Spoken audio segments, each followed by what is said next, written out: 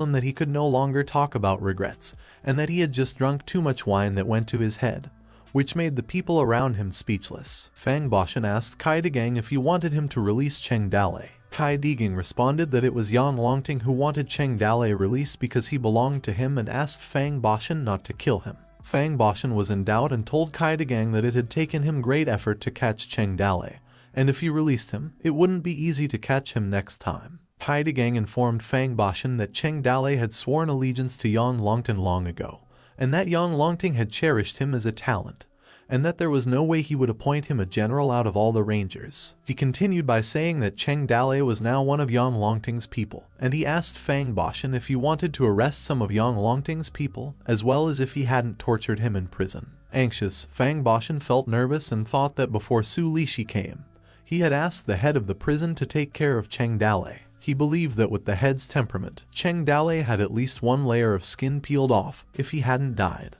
Depressed, with snot coming down Fang Bashan's nose, he couldn't finish informing Kai Degang about Cheng Dale's situation. Kai Degang was sweating heavily and yelled at Fang Bashan to take him to where Cheng Dale was being held right at that moment. After some time, they arrived at some sort of a dungeon, where Kai Degang asked Fang Bashan if he was sure that Cheng Dale was still alive. Still anxious, Fang Bashan reassured Kai Degang that he understood the people under him and believed that they had been gentle with Cheng Dale. He hoped Cheng Dale had a strong life force and must have been alive to the point where he could be saved. A man's voice mumbled about how much Du Mao was worth and how he should have been his equal, that the man from the Ring tribe had been strong enough to hold 3 out of 5 rounds against him in a horse fight. A couple of men inside the prison with Cheng Dale asked him to tell them more about the method of the 5 thunderbolts, as they had heard that the gods had taught him in his dream. Cheng Dale smiled and enthusiastically asked them if they could understand if he told them about the gods, while a bald man was all smiles serving him his meal. While Cheng Dale stated that the method of the 5 thunderbolts had been too powerful for him to use easily because it destroyed too much, and proceeded to ask the soldier who had been serving him what they would be eating that day. A few delicacies were served.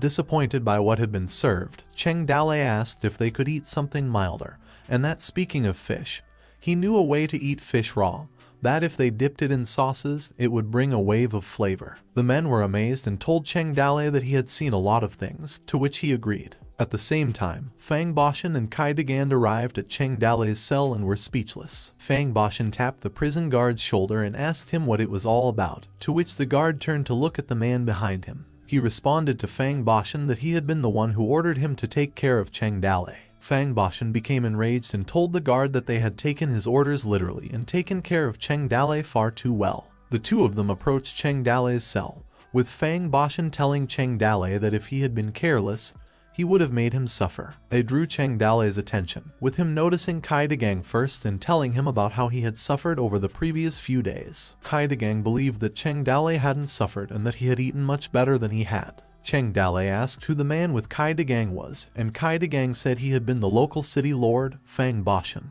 Fang Bashan cried and told Cheng Dale that he had suffered enough. Cheng Dale's face became serious as he remembered seeing Fang Bashan's name somewhere, and proceeded to ask him if they had ever met before. Fang Bashan grinned and told Cheng Dale that he had admired him for a long time, believing that their meeting was fate, before turning to scold the prison guard for remaining standing and ordering him to open the cell door. Cheng Dale got out and pleaded with Fang Bashan to let his buddies out too. Fang Bashan clasped his hand and reassured Cheng Dale that he would immediately set his buddies free as his friends were also his. He informed Cheng Dale that Yang Longting had promoted him to one of the 2 generals of the Rangers and that the official uniform and military seal were in the city master's residence, and asked him if he had to go there with him. He went on and told Cheng Dale that it was now the time for him to wash the unhappiness out of his body as he had come out of such a place. As they came outside the prison, Cheng Dale stretched his arm in relief and mumbled that he had now tasted freedom. Disappointed, Fang Bashan spoke to the prison warden and asked him how much silver he had received, as it was hard for him to trick him as he was not foolish. He ordered the prison warden to call all the people who had taken the silver, as they needed to talk, to which the prison warden obeyed. Fang Bashan was enraged by the idea that he didn't get a single coin. However, his men all ate until their bellies burst, as he was like Kong Fangxing. After a while at the city lord's residence, Fang Bashan wondered if it was all of them. He yelled after learning that many people had received silver. Fang Bashan couldn't believe that from the smallest to the chief cook of the prison, to the military general Kaioi, and even the advisors at his side, they had taken Toad Village silver. He wondered if it was all about Cheng Dale's safety or their own lives. Meanwhile, at the city lord's mansion, back house, Cheng Dale felt satisfied while taking a bath, and after that, he was dressed by the two female attendants. They also combed his hair and tied his shoes. He mumbled, stating his title as General Cheng, and that his outfit fit him perfectly and was made specifically for him. Cheng Dale told his attendants that he used to buy clothes, and the attendant used to tell him he was handsome in his clothes and that they suited him. A man arrived behind Cheng Dale and called him. Cheng Dale turned and told Kai Gang that they would be colleagues from that moment. Kai Gang was with some company, passed Cheng Dale the enrollment papers, 100 taels of silver, and the official seal, along with the other rewards that Yang Longting wanted him to have. He went on to say that the official seal was specially made for him by Yang Longting and asked him if he liked it. Dejected, Cheng Dale couldn't speak a word as he saw a huge golden toad and wondered why there was a toad sitting on the official seal. Kai Gang asked Cheng Dale if he liked what Yang Longting had specially made for him, while Cheng Dale looked depressed. Cheng Dale took a deep breath and responded that he would ride into battle for Yang Longting even if he died. Fang Boshan wondered if Cheng Dale had such deep feelings for Yang Longting. He grinned and told Cheng Dale that in the last few days he had suffered enough, as it was like the flood had dashed against the temple of the Dragon King. He clapped his hands, ordering his men to come, and a few people appeared, bringing with them boxes. They lined up the boxes which contained a huge amount of silver, and Fang Boshan informed Cheng Dale that the silver had yet to be returned to him and his subordinates had eyes but failed to see. Cheng Dale responded by telling them that the silver was his gift to his friends because they had all been working hard lately, and he wanted them to divide it among themselves. Fang Boshan's men thanked Cheng Dale for his gratitude. Kai Gang was watching what was happening and wondered what Cheng Dale was greedy for, as he had never seen a mountain bandit who was not greedy for money. He reasoned that once everything was settled, they needed to get rid of Cheng Dale because such a person should never have been alive. Kai Gang was confused after he saw Cheng Dale and Fang Boshan whispering,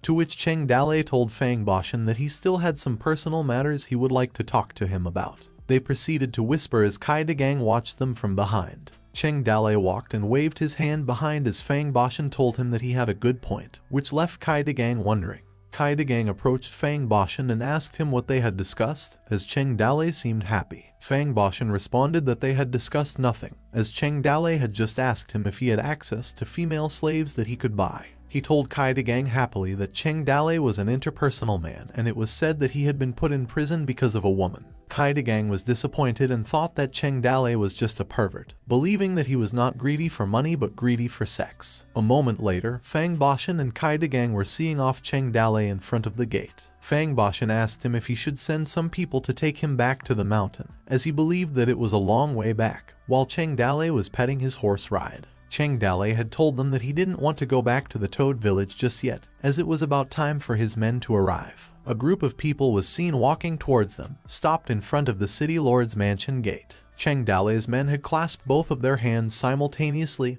and greeted him. Kai Gang and Fang Boshan, who were watching, wondered when so many people had sneaked into the Fallen Leaf City. Cheng Dale smiled and told his men that they should call him by his title, General Cheng, at that moment and ordered that they were going to get going. While trudging away, Cheng Dale sang a song in which he stated that he had also attended the Qianling banquet, ridden through the street in front of the palace gate, and that everyone had praised his beauty. Moments later, snow was seen falling, which meant the start of winter. Su Ying and Sioda were standing by the side of the road, and Sioda reassured her that she didn't need to worry because she had heard that they had released Cheng Dale, believing that he would return later. Su Ying's face was still gloomy. A second passed by and a galloping horse arrived. Cheng Dale stepped down from his horse and greeted Su Ying. Su Ying's eyes were wide open, and the umbrella that she was holding left her hands as she ran towards Cheng Dale. She hugged Cheng Dale, which he also did the same and cried on his shoulders. Cheng Dale comforted her, assuring her that everything was fine, as they could go and do business now. Puzzled, Su Ying asked him what he meant, to which Cheng Dale responded that they were going to take back what belonged to her. Meanwhile, Su Lishi was taking off the clothes of Gong Yangai, asking him if the new clothes would fit him. Gong Yangai called Su Lishi madam, but was interrupted by her, telling him not to call her madam as she was only a few years older than him and if he didn't mind, he could call her sister. Uncomfortable, Gong Yangai called Su Lishi Ru's sister. However, Su Lishi leaned close to him, noticing his scars and mumbling that he might have suffered a lot. She asked him if he could tell her the story of the scars. Gong Yong'ai recalled his time as a slave, which made his eyes bulge, and he could only remember blood. He told Su Lishi that they were just some ugly scars. Su Lishi chuckled and told Gong Yong'ai that she used to be just like him before, but they hadn't dared hurt her tender flesh. She was relieved that he was pure even if he was wounded and asked him if he wouldn't look down on her for what she had said, to which Gong Yong'ai responded that he wouldn't dare to. Su Lishi leaned closer, making Gong Yong'ai blush as she asked him if he had ever touched a woman, to which he replied that he hadn't. She whispered in his ear and told him that she would help him find one, and that his body would be loved by women. Lai Dadu arrived anxiously and reported to Su Lishi that something big had happened. Su Lishi turned to him annoyed and asked him why he was yelling. Lai Dadu's face blackened as he informed Su Lishi that Cheng Dalei had come to settle scores with them. Su Lishi inquired about the whereabouts of the guard and people, having been informed by Lai Dadu that everyone had fled due to Cheng Dalei's beating. She was told to proceed to the main hall, where they had all gathered and were waiting for her. She cursed at them, stating that they were a bunch of scum. Upon arriving at the main hall, she was met by a group of men lined up on her left and right, with Cheng Dalei sitting in front of her, and Su Ying beside him. Cheng Dalei's men gazed at Su Lishi. Su Lishi spoke, asking Cheng Dalei what he had been doing in her mansion again. Cheng Dalei responded that he had come for the purpose of dividing the family property. He claimed that it was normal for him, as the Su family's son-in-law, to share the family fortune. Su Lishi gritted her teeth, wondering how a mountain bandit could talk about dividing the family fortune. Cheng Dalei coughed, and Zhu Shenji, who was also sitting beside him with the official seal, told her to watch her language. He informed her that Cheng Dalei was one of the 2 generals of rangers and asked her what she meant by calling him a mountain bandit. He told her to open her eyes and see the official seal, the title that had been bestowed upon Cheng Dalei by Yang Longting. Cheng Dalei was one of the 2 generals of rangers who led the battalion of Qingniu Mountain. Su Lishi was sweating, wondering how Cheng Dalei, who was hated by everyone, had become a general. She told them that discussing the division of the family property was not impossible. However, she insisted that they must invite all the elders of the Su family to be present as witnesses. Cheng Dalei smiled and assured Su Lishi not to worry. He claimed to have considered the matter and clapped his hands, ordering his men to bring in the elders. A group of dejected-looking men arrived as Cheng Dalei announced that he had invited all the relatives to discuss the division of the family property. Su Lishi held the contract she had made with Su Ying and told them that she had been excluded from the Su family. Therefore, she had no right to demand a single penny from the family. However, as her mother, she couldn't bear to see her daughter suffer. She also informed them that 2 days ago, she had received a note indicating that Su Ying had taken 3,000 taels of silver from her and was prepared to relinquish all claims to the family property. She believed that they would understand this at a glance. Su Ying became agitated and yelled that Su Lishi was talking nonsense, as she hadn't received any silver from her at all. Su Lishi scoffed and asked Su Ying if she thought everyone present was as stupid as those who still had the receipt. One of the elders took the note and informed the crowd that the date and fingerprint could be confirmed, as he realized that the handwriting was indeed from Su Ying. Su Ying was being consumed by agitation while listening to the elders. They mentioned that the note also had the name of the city lord Fang Bashan as a witness on it. She wondered if Fang Bashan was truly a witness, as the elder assured them that the reference was true and not fake. Su Lishi smiled, thinking that Su Ying was still too young, and wondered if she had come that day to discuss the family fortune. Cheng Dalei grabbed Su Ying's wrist, causing her to look at him and notice the smile he held on his face. Su Lishi passed the note to Cheng Dalei, telling him to take a look. Cheng Dalei told her to address him as General Cheng. He warned that if she treated him like a mountain bandit again, he might consider it an insult to the empire. He slammed the note, creating a loud bang sound. Su Lishi's eyes narrowed as she asked Cheng Dalei if he didn't want to read the note. Cheng Dalei responded that he didn't need to read the note, as for him, it didn't matter. Anxious, Su Lishi asked him why it didn't matter, to which Cheng Dalei told her in an aggressive tone that if he said it didn't matter, then it didn't, and there was no reason why. Su Lishi's face darkened as she told Cheng Dalei that she feared Fang Bashan wouldn't agree. She ordered Lai Dadu to bring Fang Bashan as a witness, to which Lai Dadu quickly obeyed. Cheng Dalei took a sip from his cup and advised Su Lishi not to bother, stating that even if she invited Fang Bashan, he would not come. Lai Dadu quickly ran and passed through the Su residence gate. After some time, he came back, catching his breath and sweating. Su Lishi asked him what was going on and where Fang Bashan was. Lai Dadu was catching his breath and sweating as he informed Su Lishi that he didn't even see Fang Bashan's face. He just sent him a message. and the message's content was that there was no reason why Su Ying should not inherit the family property when her father died, which caused Su Lishi's eyes to widen. Again, Su Lishi's face darkened, and she thought that everything was gone in the end. She believed that it was such a moronic reason that there was no reasoning without power. She clenched her fist and thought that it had turned out that in the world there was only one truth that was unchangeable, and whoever had more power was also right. Su Lishi asked Cheng Dale if she could talk to him alone, to which Cheng Dale responded, why couldn't they talk at the same place? Su Lishi told him that there were some things she would like to share with him in private, which made Cheng Dale think, and later on, he agreed. They arrived in an empty room as Cheng Dale asked her what she wanted to say. Su Lishi bowed and knelt, telling Cheng Dale that at the moment she had felt like a little bird in his hand, that he could easily take her life by crushing her or let her live by giving her some rice to eat. She looked at Cheng Dale as she begged him to spare a few grains of rice in her life, as what she had been only looking for was just stability, and in the future she would not regret anything even if she had to be a slave. Xiaoda and Su Ying spent time on a balcony, as Xiaoda told Su Ying that because Cheng Dale had been a mountain bandit, they had been exposed to people's disputes in the past. She believed that after that day, no one in the family would dare to gossip about Su Ying, because Cheng Dale had become a general. Xiao enthusiastically said that there was nothing more glorious than having a general as a husband, and that by marrying the general who led the army, the Su family was said to have risen high. Meanwhile, in the room where Cheng Dale and Su Lishi were having their talk, Su Lishi glanced at Cheng Dale and told him that she had done everything she could, but in the end, she had come up empty-handed. She begged him to show a little mercy and give her family a way to live. Cheng Dale's face darkened as he blushed, stuttered, and asked her if she could stand up and talk. Su Lishi stood up and leaned closer to the flustered Cheng Dale, telling him that if he wanted her to do something, they could do it right there. She flirtatiously put her hand on her chest, informing Cheng Dale that she was meant to serve people and was very good at it. Su Ying, who was sitting on the edge of the railing, stared at the sky while Xiaoda ate beside her. She thought that Cheng Dale and Su Lishi's talk was taking so long and wondered what they had been talking about. Flustered, Cheng Dale couldn't muster a word as Su Lishi's aggression towards him made him feel uncomfortable. She asked him what he wanted her to do. Cheng Dale ordered her not to get so close. Su Lishi still continued her flirtatious approach and told Cheng Dale that she still had great confidence in her body. She asked him if he wanted to try.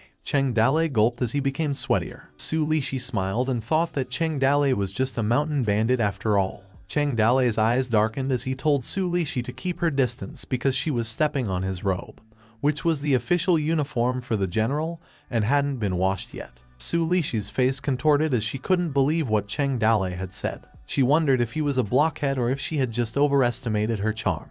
Cheng Dale's face darkened and he told Su Lishi that stepping on his official robe was like stepping on the official's authority. He also wondered where his cup of tea was, as he had been there for so long, and he mocked the Su family for having no rules. A man jumped from the ceiling of the room. It was Gong Yangai, who was a sword coming behind Cheng Dale, who had told him to die. Su Lishi's eyes went wide as she was surprised and wondered when Gong Yangai had hidden himself in the room. Cheng Dale quickly unsheathed his sword and parried Gong Yangai's sword. His face contorted as he thought that Gong Yangai's sword was fierce and wondered when the Su family had such a person. The system popped up Gong Yangai's information.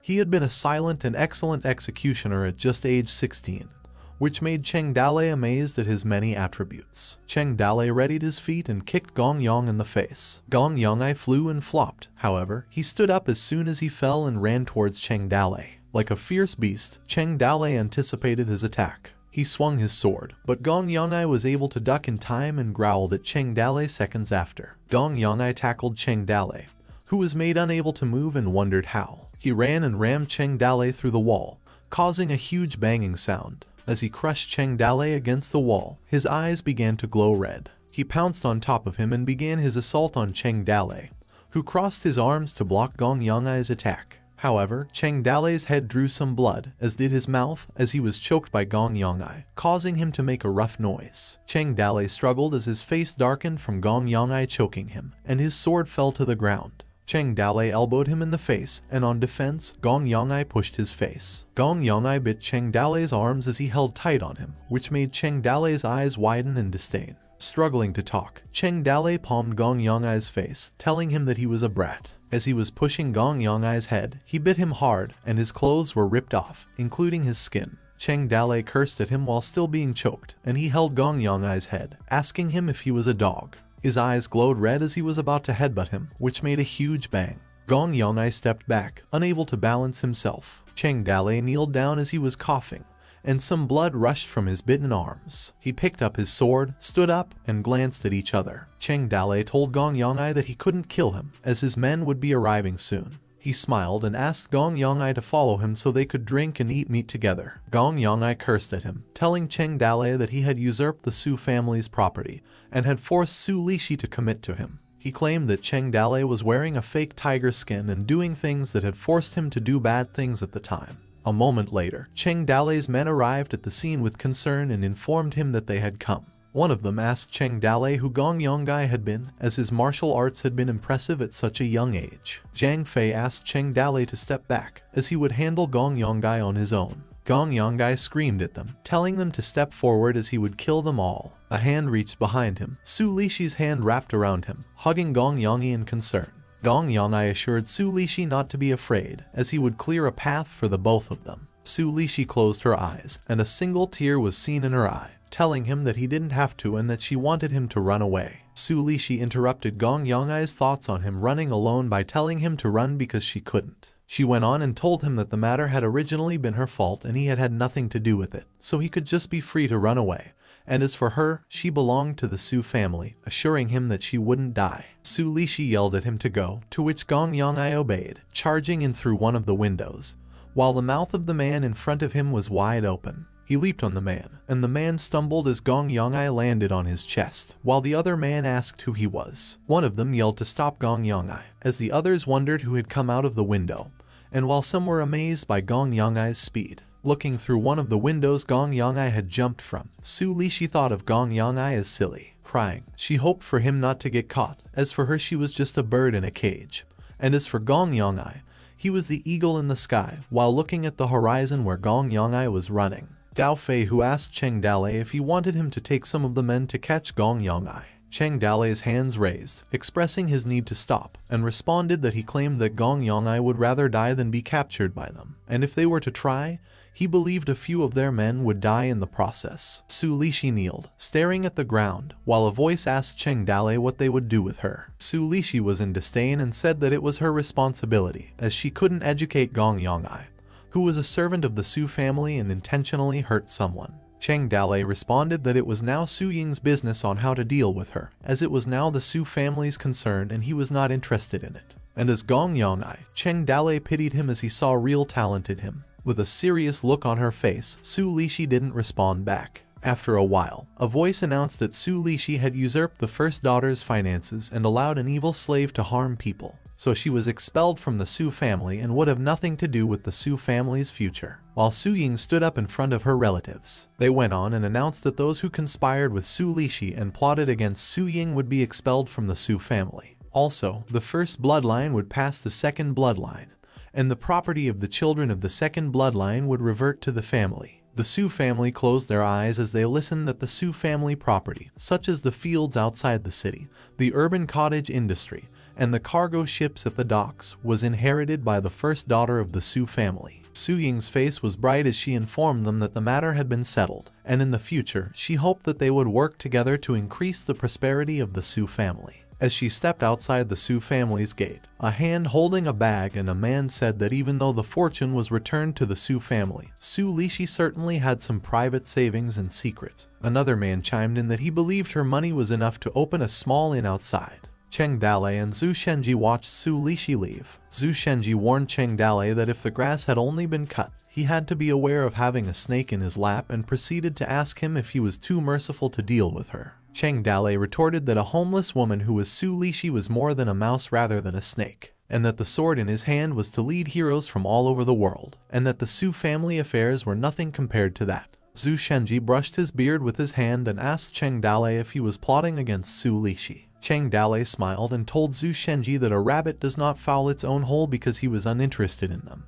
but he was interested in Gong Yongai because he was a rare talent. This prompted Zhu Shenji to question him. Zhu Shenji looked at Cheng Dalei and asked him if he wanted to invite Gong Yongai to the village, as he remembered him saying that the boy didn't like to be bothered. Cheng Dale, remembering his fight against Gong Yong'ai, told Zhu Shenji that that was why he wanted him in and that Su Lishi was the key. He ordered Zhu Shenji to put people around her to watch her. He mumbled, believing that it wouldn't be long before Gong Yong'ai showed up at her place again, and when that opportunity arrived, Cheng Dale would grab it. The system appeared, informing Cheng Dale that he had completed his task of helping her fight for the family fortune, and was given a bonus draw time of 1, asking if he wanted to draw now. Looking at the system, Cheng Dale grinned and asked the system if she was done evolving, as he hadn't seen her in a long time. The system didn't answer, which made Cheng Dale question and call her name. Cheng Dale took the opportunity and chuckled as he grabbed the system's cheeks and stretched them. The system punched Cheng Dale in the face, which made Cheng Dale fly a distance between them.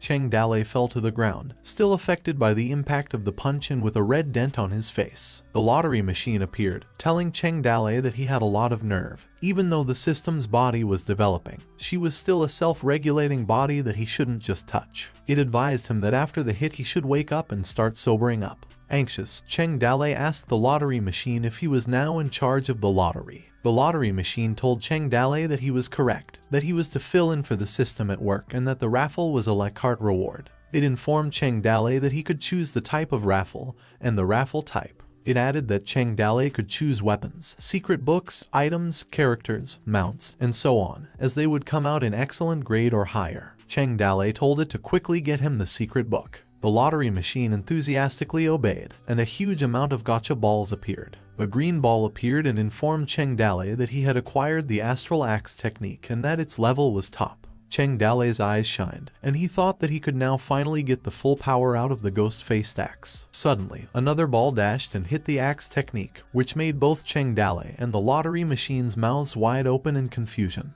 The lottery machine mumbled that the ball was a sword technique. A notification popped up, informing Cheng Dale that he acquired the sword technique off a quick sword and that the first style was straightforward, ultimate power, and crippling. Cheng Dale rode on a horse and waved his goodbye to Su Ying and Xiaoda. Kai De Gang approached him, asking if he was about to leave. Cheng Dale responded that he was, and although he didn't want to go, he had many things to do in the Toad Village. He asked Kai De Gang if he wanted to stay in his village for a few days so that they could talk more through the nights. Kai De Gang clasped both of his hands in respect and told Cheng Dale that he was also busy with some official business, so he wouldn't be able to bother him. He informed him that, however, some people did want to go to the Toad Village. He went on to say that the ones who wanted to visit were talented people sent by Yang Longting to help. Cheng Dale's face became serious as he believed that it was some form of surveillance. He asked Kai De Gang how many would come. Kai De Gang answered by guessing that there were 3 or 4 who would visit. Cheng Dale sighed and told Kai De Gang that he must have been disappointed by him.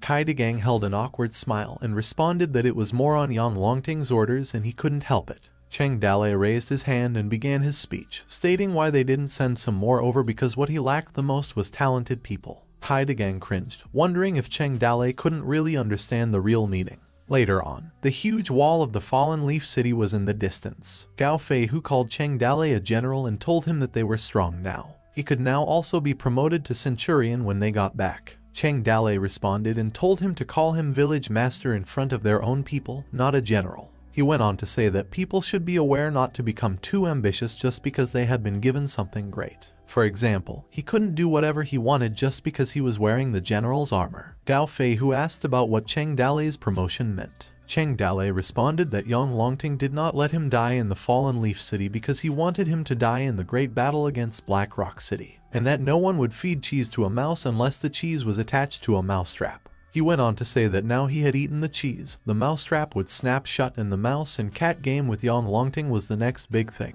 A few days later, they were on the mountain path of Qingniu Mountain. A carriage was seen passing, and the inside of it spoke that several of them were going to Qingniu Mountain, not only to find out if they were serious about accepting recruitment but also to examine the Toad Village's finances and internal relationships. One of the men inside the carriage said that the Toad Village had annexed 50 other villages, and he didn't believe that they were closely related, while the man on his right responded that he understood the mission.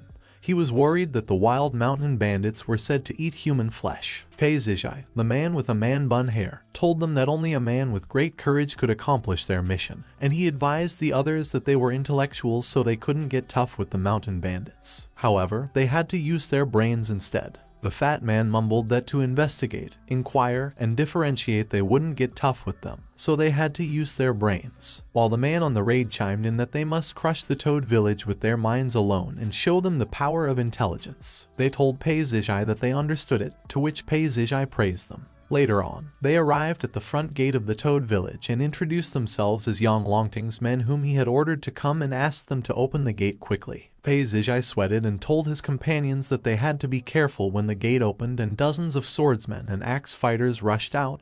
They had to immediately run away, to which the others nodded. Suddenly the gate opened, and out of their expectation, the Toad village villagers threw flower petals at them, welcoming Yang Longting's men. Zhu Shenji, who led the villagers, welcomed them as they prepared a flag for them. Pei Zijai and the others' faces turned blue as they didn't expect such a warm welcome. Zhu Shenji and the others grinned, and he told Pei Zijai that they looked forward to them like winter looks forward to spring light, and that they had long awaited the arrival in their village. The man beside Zhu Shenji flattered Pei Zijai. Pei Zijai asked Zhu Shenji who he was. Zhu Shenji held his hand and introduced himself. He was in disbelief as he thought that the Toad village's attitude was good and that their task didn't seem to be difficult. He claimed that he could even make some profit aside. Pei Zijai responded that he had come to follow Yang Longting's order and check the Toad village situation. He asked them to take the lead, and they answered that they would treat him to food as they believed that he had a long journey. The food served emitted a strong smell. Pei Zijai and the others' faces darkened as they wondered if the food served was the food they were going to eat. Zhu Shenji chuckled and told them that they were blessed as they normally couldn't eat such things but now had the opportunity today since they had some guests. The man beside Pei Zijai was depressed and told Pei Zijai that beautiful women were present and sang for them while they drank and enjoyed the dance. Pei Zijai responded that when in Rome, do as the Romans do.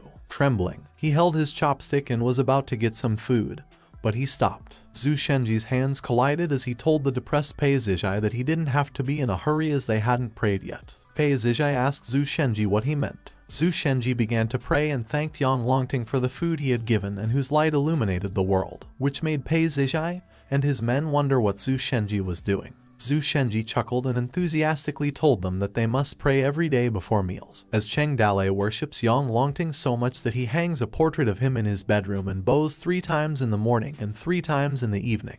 He asked if Pei Zijai didn't pray before meals, and he responded that they didn't have such a rule at their place. After barely swallowing, Zhu Shenji stood up and told them that they had new people in their family on that day. He asked the villagers to applaud and asked their new brothers to recount the glorious past of Yang Longting. Pei Zijai asked him if it was really necessary. Zhu Shenji yelled, asking him if he did not respect Yang Longting and if he did not worship him from the bottom of his heart, and not regard him as the light of his heart. He spread his arms towards the villagers and told them that Pei Zijai seemed embarrassed. He asked them which one of them would stand in for him. A man stood up and happily told them that he would start. He sang a song praising Yang Longting for his achievements. Another villager beside him sighed as he wanted to sing the same thing. Another man wrote a poem for Yang Longting. Zhu Shenji smiled and asked for the next person to perform, and beside him, Pei Zijai felt dejected by that time. The villagers each presented their praises to Yang Longting while the others cheered for him. Zhu Shenji grinned and told Pei Zijai that he would be next, which made Pei Zijai question him.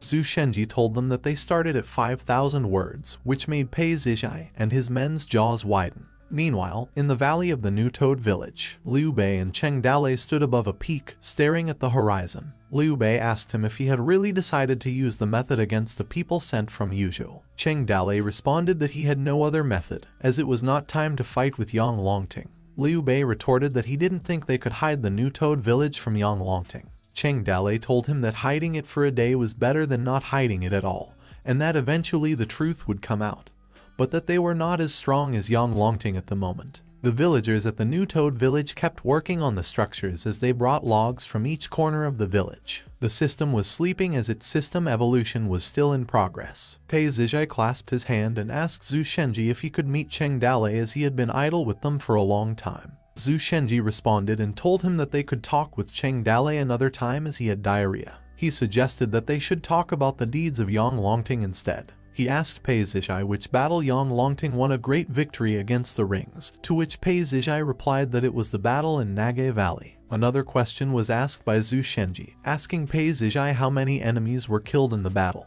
and he answered that there were 1,000 who were killed. Zhu Shenji asked another question about the names of those who were killed. Pei Zijai closed his eyes from the absurd questions. Night came, and the huge campfire was lit. The villagers still praised Yang Longting. Pei Zijai and his men were in the corner, and he told them that they had been there for a morning run, a prayer before meals, and a discussion before bed about how great Yang Longting was. The man beside Pei Zijai felt more dejected as he responded that what they ate at the village tasted like animal food. He had seen some meat and wine the other day and had been informed that it was an offering to the king of Yuzhou. He went on and said that the key was that they also ate it with them and that he didn't know how to survive anymore. Zhu Shenji appeared and asked them if they could tell him the top 10 classic quotes of Yang Longting, which shocked Pei Zijai and his companion. Pei Zijai gathered his men and murmured that the Toad village was a bunch of crazies, while the man in the center told them that they were completely unable to find the entry point. The last man told the other two that if they continued, he would go crazy. Zhu Shenji asked them where they were going. Pei Zijai responded that they were just going for a little pee, which made Zhu Shenji ask if the three of them would pee, believing that they had a good relationship, and they just laughed. After a little while, at the gate of the Toad village, one of the villagers happily told Zhu Shenji that Pei Zijai's party was gone, to which Zhu Shenji asked if he was sure. Zhu Shenji raised his arm in happiness and told the men to get the meat and wine from the kitchen as they hadn't eaten meat for days, which made his men happy. One day and one night later at Yuzhou City Military Division, a man yelled, informing the military strategist that someone had come back. Lai Shanyan wondered if Pei Zijai had witnessed an important piece of information. Pei Zijai and his men looked out of life in them, which made Lai Shanyan ask what was wrong with him and if he had managed to lose weight. They knelt and bowed in front of Lai Shanyan. Lai Shanyan asked them if the Toad village had locked them up and beaten them up. Pei Zijai and the man beside him cried as several days of sad and happy experiences came together and informed Lai Shanyan that the Toad village hadn't treated them right. Agitated, Lai Shanyan closed his eyes, poked his nose bridge, and mumbled that the Toad village was shameless, that no matter what Cheng Dalei was up to, they should test him so they would know. He pointed at them and informed Pei Zijai's party that the boss bear of Fuhu Mountain wanted to rebel against Yang Longting, as they also needed to beat the dog before the lion and stain Yuzhou Greenwood with blood. He ordered Pei Zijai that he should go to the Toad village one more time to deliver his letter and have them send 1,000 people to fight on Fuhu Mountain. Pei Zijai begged Lai Shanyan to spare him, and he asked if he was trying to take his life by going back to the Toad village. Lai Shanyan was confused. Meanwhile, a hand handed a piece of an envelope to Cheng Dalei and informed him that it came from Yuzhou. Zhu Shenji asked Cheng Dalei what the content of the letter was. Cheng Dalei responded that Yuzhou had asked them to raise 1,000 soldiers to help them fight against Fuhu Mountain. Zhu Shenji leaned closer and advised Cheng Dalei that they couldn't send soldiers to Yang Longting as he obviously wanted to be on their tail. Cheng Dalei looked serious and responded that if you eat a jujube from someone else, you have to give them back a jujube tree as it was the rule in business, and that now Yuzhou was waiting for them to give a reply. He burned the letter on the candle's flame and asked Liu Jihan to get him a pen and some paper for him to write. Cheng Dalei had told Liu Jihan what to write on the paper. Morning came, and Zhu Shenji thanked the soldier for his hard work. He had asked the soldier if he wanted to stay one night in their village because it was already late, and he would have to take a long way back. He assured him that he would be well treated, which made the soldier shudder. The soldier rode his horse quickly and then turned around and left. Zhu Shenji's eyes sunk as the soldier ran so fast. Meanwhile, at the venerable military strategist, Lai Shanyan wondered if the letter was really the handwriting of a mountain bandit, as he was amazed by how elegant it was. The content of Cheng Dalei's letter, as Lai Shanyan was reading it, was just complimenting Lai Shanyan, which made Lai Shanyan cringe. Lai Shanyan continued to read the letter and he thought that even though Cheng Dalei spoke disgustingly, he seemed to understand the situation. As Lai Shanyan was reading, Cheng Dalei stated in his letter that there were over 5,000 people in the village, but they were old, weak women and children in need of rations. He thought that what Cheng Dalei said was true, as the village was short on food and wanting some rations for the winter was normal. While Lai Shanyan had a cup of his tea, he noticed that there was another letter in the envelope stating that Cheng Dalei wanted to borrow some supplies from Yang Longting. Lai Shanyan blurted out the water in his mouth as he saw the outrageous supplies Cheng Dalei needed. He gritted his teeth as he believed that Cheng Dalei should just starve and wondered if he was going to attack Yuzhou City for asking for so many supplies. Lai Shanyan closed his eyes and thought that he had to report to Yang Longting. After a while, Yang Longting's eyes darkened after reading what was in Cheng Dalei's letter. He asked Lai Shanyan, who was in front of him, if Cheng Dalei was losing his mind. Lai Shanyan responded that he wasn't sure what Cheng Dalei was thinking, so he decided to share it with Yang Longting so he could make a decision. Yang Longting mumbled that Cheng Dalei not wanting to send troops was reasonable. However, he didn't know what his actual position was. He added and told Lai Shanyan that the warehouse had a few hundred pairs of military boots to send to Cheng Dalei, and that if they could kill the boss bear, the rest of the supplies would be sent. Lai Shanyan was against the idea and asked if they would really give Cheng Dalei supplies. Yang Longting held the letter and told Lai Shanyan that they would send him his request just to see if he would send troops, as he was not yet rich enough to feed them with his own money. He stood up and inquired from Lai Shanyan about the situation at the Fuhu Mountain. Lai Shanyan informed him that Luo Tai had already gone there, and with him were 1,000 soldiers and horses, along with the Green Forest bandits, totaling 2,000 people.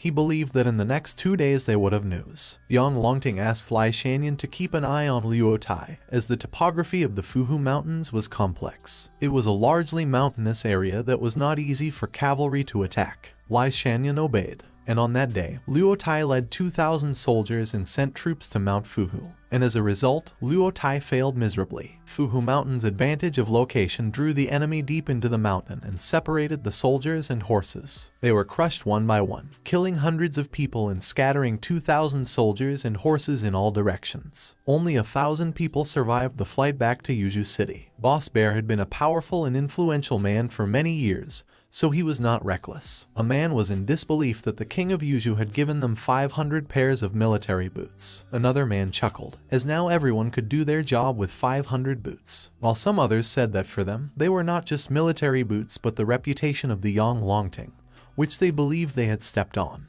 Huang Senyuan informed Cheng Dalei about the news brought by the people of Yuzhou. The Luo Tai attack on Fuhu Mountain had almost been beaten to death by Boss Bear, and Yang Longting was enraged, so he demoted Luo Tai directly from general to a horseman who transported grain. Cheng Dalei responded with a scoff, telling Huang Senyuan that Luo Tai had used people carelessly, and Yang Longting had been very tolerant of him. Now, Luo Tai had just been demoted. Huang Senyuan closed his eyes and informed Cheng Dalei that after Luo Tai's defeat, Yang Longting had personally commanded the army and assembled another 1,000 soldiers and horses, and just the other day, he had sent troops to Fuhu Mountain. However, Boss Bear was not to be trifled with, and a long-drawn battle was to be expected. Cheng Dalei grinned as he had an idea to use Yang Longting to take a few more things from him, as he believed that the Toad village didn't deserve less. He ordered Liu Jihan to get him a pen and ink. Cheng Dalei took the brush and wrote a letter for Yang Longting. Concerned, Liu Jihan asked him if it was okay to write it in that way, to which Cheng Dalei assured her that it was okay,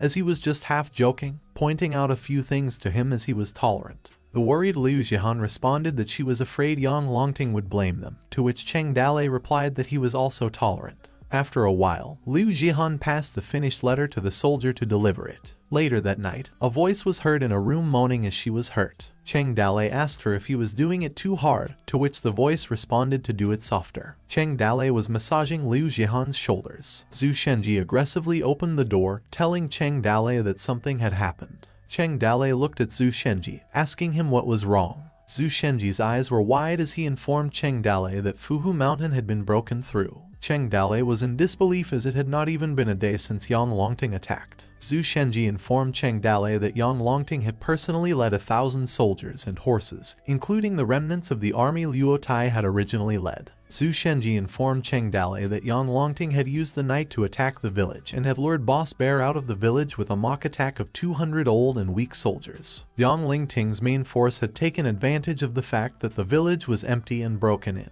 using the old and weak women and children of the hut as a shield to attack Boss Bear violently. It was reported that Boss Bear's wife and children had been killed in battle, and his men had suffered numerous casualties. He was fortunate to break out of the siege accompanied by some close friends. However, Boss Bear's whereabouts were still unknown. Cheng Dalei's eyes darkened while Liu Jihan beside him couldn't care less after Zhu Shenji reported that Yang Longting had broken through the mountain in one night, from the beginning to the end of the battle in just only 2 hours. Shocked, Cheng Dalei believed that it wouldn't take many troops to defeat the Toad village. He ordered Qin Man to ride and retrieve his letter. Qin Man didn't hesitate and quickly ran in the middle of the night. Qin Man caught up with the messenger who was resting at the post that night. He retrieved Cheng Dalei's letter and handed over a newly written letter. Qin Man clasped his hand, informing the soldier that Cheng Dalei had found a spelling mistake in the letter and had asked him to come over to replace it. The soldier gave him the letter. Meanwhile, in the middle of the forest, Cheng Dalei and his men were camping. Cheng Dalei told them that they were going to send troops to search for Boss Bear, who had escaped into the forest. The man voiced out his opinion, telling Cheng Dalei that he was 63 years old in the current year and begged not to be sent out, as he could hardly hold the sword anymore. Cheng Dalei responded that if he couldn't hold his sword, he should pass it to Little Lei. Little Lei, who flexed his arms, told Cheng Dalei that he was strong and could carry it for his grandpa. Kin Man chimed in and told Cheng Dalei that Boss Bear could be very fierce, as he had heard in the last few days that others who had been chased by him had been killed. He was worried that if only a few of them encountered Boss Bear, they wouldn't be enough to fight him. Cheng Dalei grinned and told Kin Man what he had been talking about, as they hadn't had the bad luck to bump into Boss Bear. He told them that after that day's hike, they would return because the more dry food they ate, the more difficult it was to digest. Cheng Dalei turned to Kin Man, who was grilling his food, and told him if he could hunt some animals to improve their diet, as he came from a hunting family. Kin Man smiled and responded that he couldn't hunt in the cold weather. He was alerted and noticed a bear in the nearby trees, which also made Cheng Dalei turn to look at what he was talking about. The group hid in one of the bushes, and Kin Man wondered why the bear looked familiar, while Cheng Dalei mumbled that all bears looked the same to him. Cheng Dalei told Kin Man that it was now up to him, as he had also heard that bear paws were very complimentary. Kin Man leaped and landed on a tree as he held his spear in his hand, watching the bear. He took another leap and was about to plunge his spear behind the bear. After a while, Boss Bear's men asked him if they should look for the second master, as he was still lost. Enraged, Boss Bear ordered them to look for the second master, as he was almost like a brother to him. He was assured that the beast was very fierce, and if someone died somewhere because of the beast, he would reveal his whereabouts. When one of Boss Bear's men noticed smoke and informed him that someone was in front of them, Boss Bear told him to be quiet. Meanwhile, in Cheng Dalei's camp, they grilled the meat on top of their campfire. He complimented Kin Man, telling him that he could really do well, as it just took one hit to kill the black bear. Kin Man told them that the bear seemed weak, otherwise, it would not have been so easy. Cheng Dalei scoffed and told Kin Man not to be so modest, as well as telling him to try the grilled bear, despite the fact that he couldn't hunt but was a great griller. They turned to look at their side and noticed Boss Bear standing and clenching his axe. Boss Bear cried and yelled for his dead bear, while Cheng Dalei's group stared him dead in the eyes. Anxious, Cheng Dalei told Boss Bear that he had no idea and invited him that he could have some instead.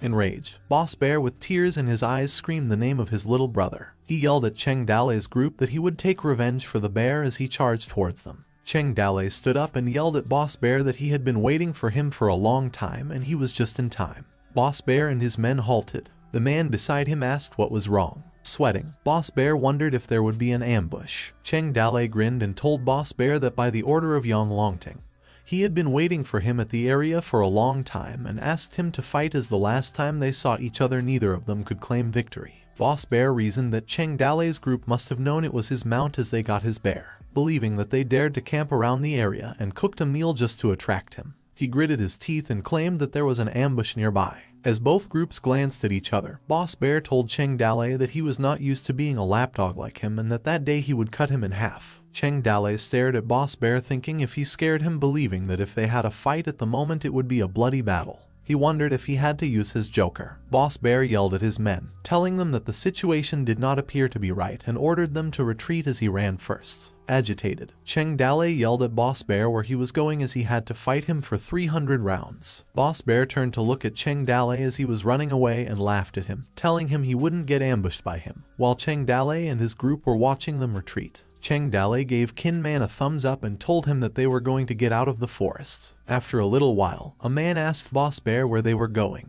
and Boss Bear responded that they were going east. He told his men that Cheng Dalei thought they were going south and that he didn't know they turned around halfway, making them impossible to find. Boss Bear raised his axe and mumbled that after some time in hiding, they would occupy a mountain and eat and drink generously as they had before, promising his men that he would still be a boss in 3 years. The man beside Boss Bear praised him. Some time later, Boss Bear and his men hiked up the mountain when he noticed something moving behind the bushes. Cheng Dalei and his men appeared. Cheng Dalei turned around wide-eyed as he encountered Boss Bear again. Boss Bear's face darkened, and he couldn't speak a single word. Cheng Dalei pointed at him and told him that he knew Boss Bear would come. Boss Bear retreated again and quickly ran, telling Cheng Dalei that he was not finished with him. Cheng Dalei sighed and vented at Kin Man, asking who had led the way. Kin Man scratched his head and suggested Cheng Dale should lead instead. Cheng Dale told them that they were going back up the mountain to find the official way back to the Toad Village, as it had been dangerous in the area. Kin Man inquired if they would meet Boss Bear again,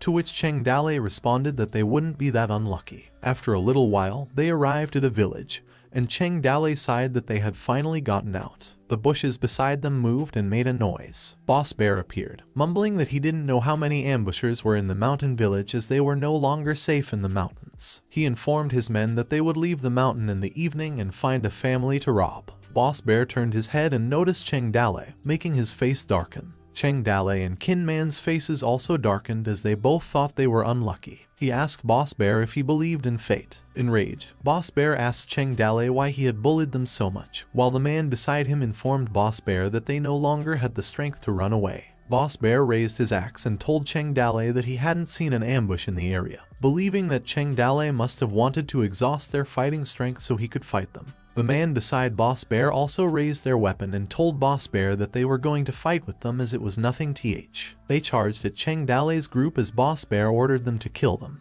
Cheng Dale readied himself, ordering Kin Man to protect the others as he would deal with Boss Bear and his men alone. He asked the system for the fusion skills, and that all martial arts in the world must be diligently learned and practiced, that the power must be exhausted to its limit. Experience in combat is indispensable. Without 10 years of martial arts, they could not get to their essence. Fusion was a rapid method, and the martial arts fusion would consume the martial art entity of the skill book. After the fusion, Cheng Dale was able to fully use the martial arts, however he could not teach others. The system appeared, warning Cheng Dale that the level of the host was not enough, and the use of martial arts after the fusion would be a great burden on his body. She asked if he would like to continue the fusion. Cheng Dale held his sword and told the system to fuse as he charged towards Boss Bear and his men. As they charged at each other, Boss Bear's men yelled to kill Cheng Dale with everything they had. Cheng Dale's sword emitted a blue aura as he unleashed his speedy sword technique. The first style was straightforward,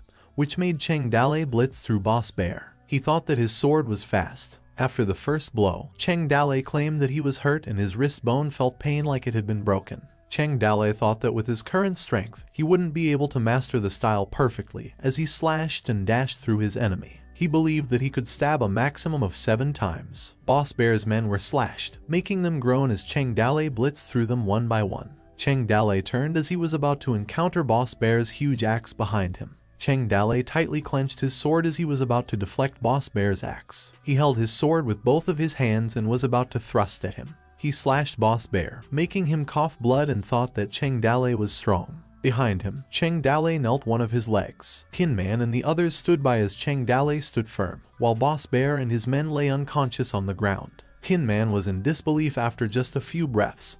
Cheng Dale took care of so many people before he had the chance to do anything.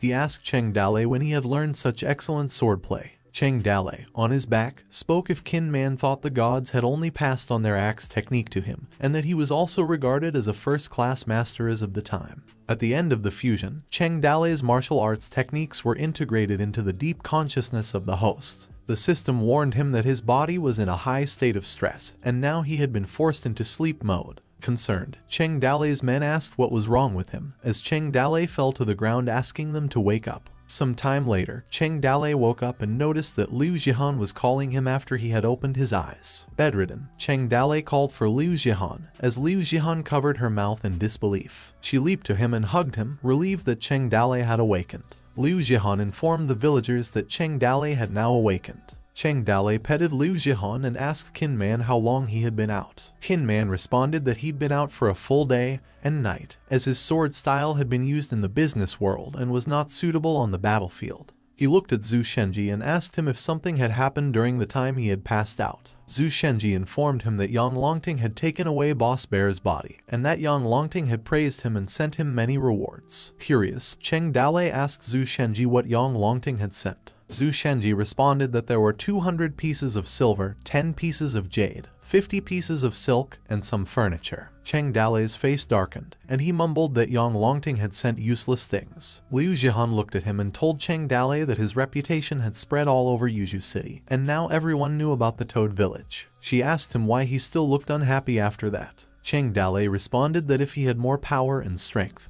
he would not have to be at others' beck and call. He brushed Liu Jihan's hair as he mumbled that he hoped Boss Bear's corpse could satisfy Yang Longting for a few days. Day after day passed. The snow melted, and everything came back to life. The construction of the village was nearing completion. At the new Toad village, the men tried to pull the wooden bridge in front of their gate. One man yelled and informed them that the drawbridge had been raised and the gates had been installed. They were ordered to open the floodgates. A red-haired girl ordered them to get the crossbows and slingshot up the wall, as she wanted to have more crossbows on the wall. She ordered more rocks too. A system notification popped up, stating that the construction of the village was complete and the system upgrade was finished. In the morning, Cheng Dalei sat alone on the balcony. He was thinking after the construction of the village had been completed.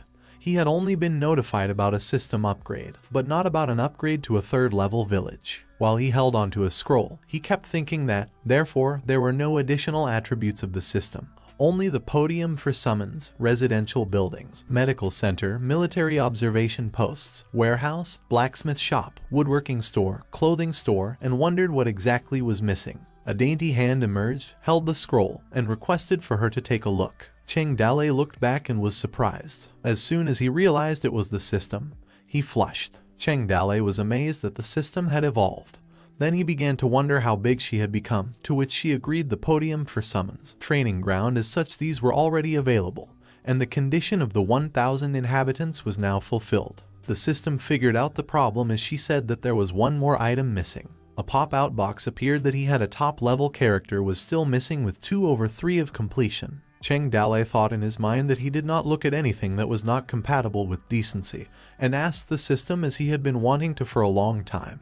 Even though it said that only he could see her. The system used to be so small, but now they were so big and that she was already a big girl, so she needed to pay attention too, which made the system further confused. Cheng Dalei continued to say that she wore a skirt every day and flew over his head and asked her if she wasn't afraid to expose herself as he might have seen it by accident, to which the system was stunned. He had a lot to say about her not being a bully to the lottery machine, her violent tendencies, and told her to be a more polite lady, suggesting to draw 10 times but couldn't guarantee him a top-level character, podium for summons, and as to why she couldn't send him a top martial artist, which could be beneficial to everyone, which made the system angry. The system punched Cheng Dalei and yelled at him to die and called him a pervert. Cheng Dalei was lying on the ground, and the system continued berating him for being shameless and a pervert and asked him where he had looked every day. She was really enraged with Cheng Dalei. She even called him a dumbass. A few moments later, Cheng Dalei asked Guan Yu if he had improved on his sword fighting training, asked Zhang about whether he felt comfortable with his snake spear,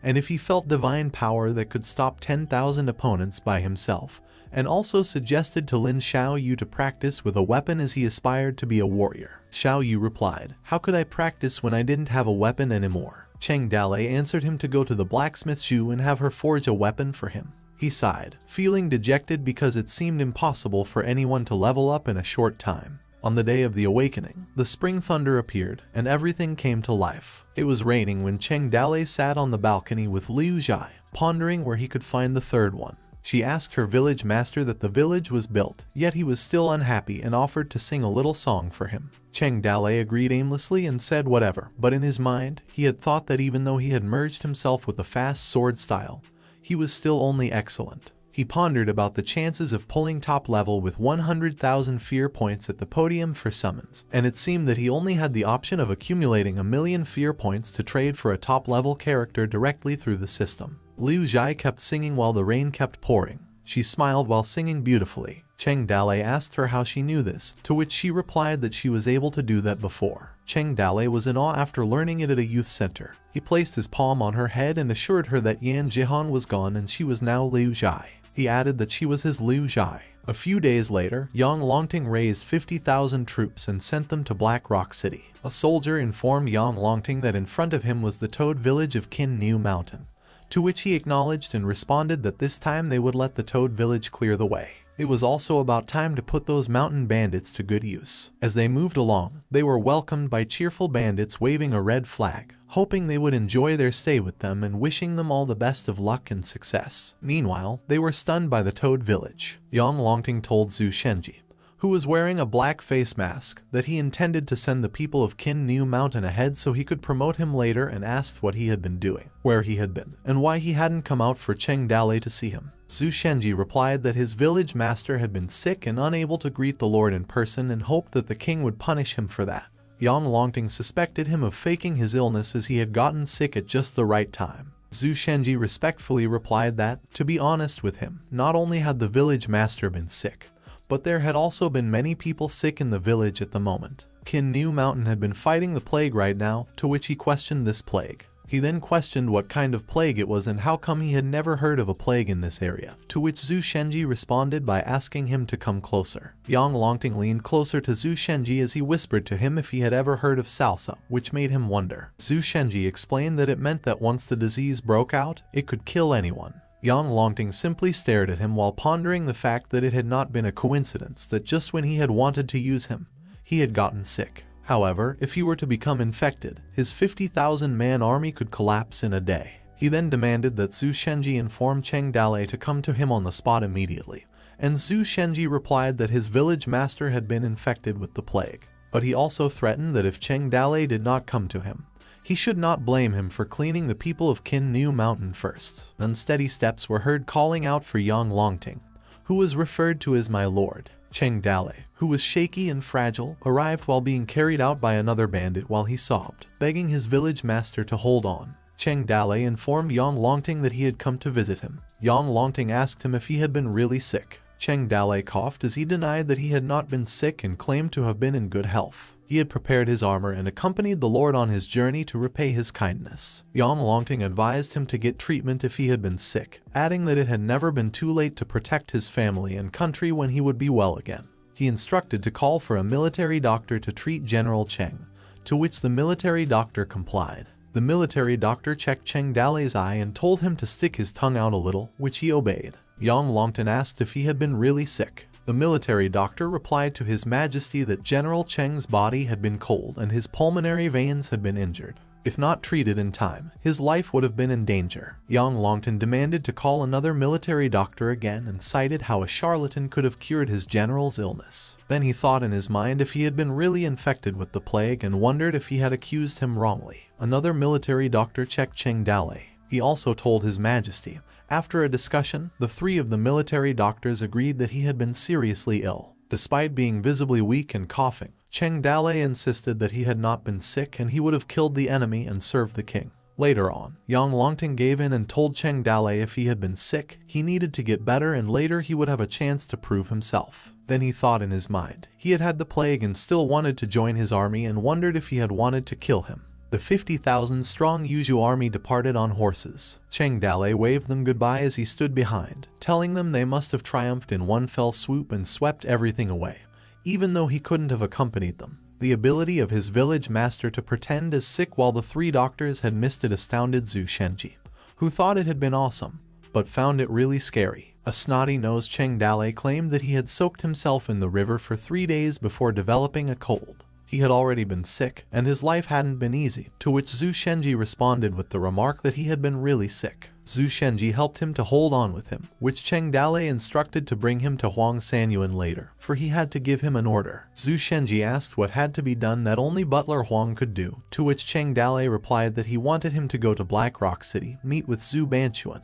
and tell him that they had wanted to work with him. Fast forward, Huang Sanyuan was escorted by Zhao Zilong to bypass the army and take a shortcut, faster than the Yuzhu army, and got to Black Rock City. After traveling a long way, they managed to sneak into Black Rock City. Butler Huang told General Liu that he had had an important request to see the city Lord Zhu and that it was a matter of life and death. They went inside, and General Liu called his adoptive father, informing him that someone from the Toad village had come. City Lord Zhu Banchuan was seated while writing. Butler Huang marveled at what an extraordinary person he was, thinking that even under the pressure of the advancing army, he had been able to read and write so calmly. He then extended his fist wrapped in greeting and told City Lord Zhu that he had risked his life to come to him on the village master's order to discuss an important matter that could have resulted in death. But he was interrupted by Zhu Banchuan and questioned about the cooperation when he was about to surrender. In fact, he had been writing the surrender letter right then, admitting that he had been a guilty minister and would kneel down 100 times. Butler Huang was floored and asked City Lord Zhu how his soul would have been able to take it. City Lord Zhu coughed as he replied that he could have managed to hang in there. He was shocked when he realized that Butler Huang had come to side with him against the Lord of Yuzhou. He added that if he captured him and offered him to the Lord of Yuzhou, perhaps he would have been spared, which left Butler Huang speechless. Butler Huang sat down with him and inquired when City Lord Zhu had become like that. He used to be aggressive, no matter what bad things happened. He handled everything with plans and strategies. He added that the way he looked that day had been a little scary. City Lord Zhu sighed when he told him that although this matter should remain secret, he couldn't live comfortably there for much longer. He would discuss this with him in detail.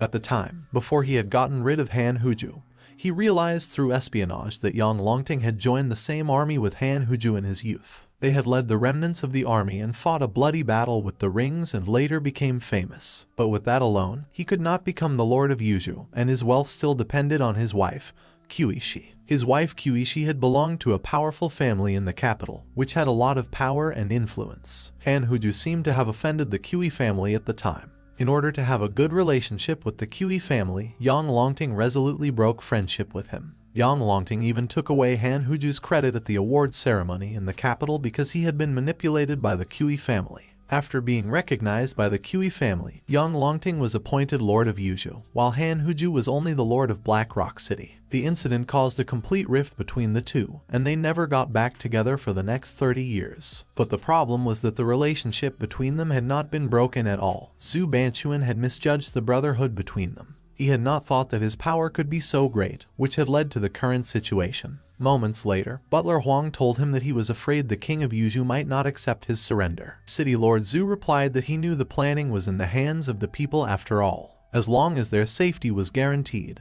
they would force him to write a surrender. Maybe the king of Yuzhou would let him go too. Butler Huang responded that he had time to write a surrender letter and why didn't he use their motivation to deter him. City Lord Zhu pondered how and with what he would deter him. He had his own people serving in the army and as officials, and he simply needed to send a message to have many powerful families report to him. He could do nothing more than wait for the army to invade so that he could open the gate to surrender. He went on to say that he had planned to take Black Rock City as his foundation, and although he might not end up being a powerful lord in the future, he had become completely exhausted from ruling Black Rock City, and his ambition was also gone. Butler Huang replied that his village master had asked him to bring a message to the city lord, which made him wonder what Cheng Dalei had said. People would have died if they had gotten their heads down, but they might have lived if they had fought back. City Lord Zhu repeated what had been said, to get their heads down and fight back, and responded to Butler Huang, asking him to talk more about it. A soldier in a carriage informed General Luo that the Toad village was ahead, which he questioned if he needed to remind him of it. Seated on top of sacks, General Luo said his adoptive father didn't want to train him. Why wouldn't he be with the grain carriers and have to deal with this group of mountain bandits? To which the soldier controlling the horse replied that the Toad village had recently been recruited and was therefore considered their allies. General Luo questioned whether they truly stuck into other people's affairs and were also expected to treat them equally,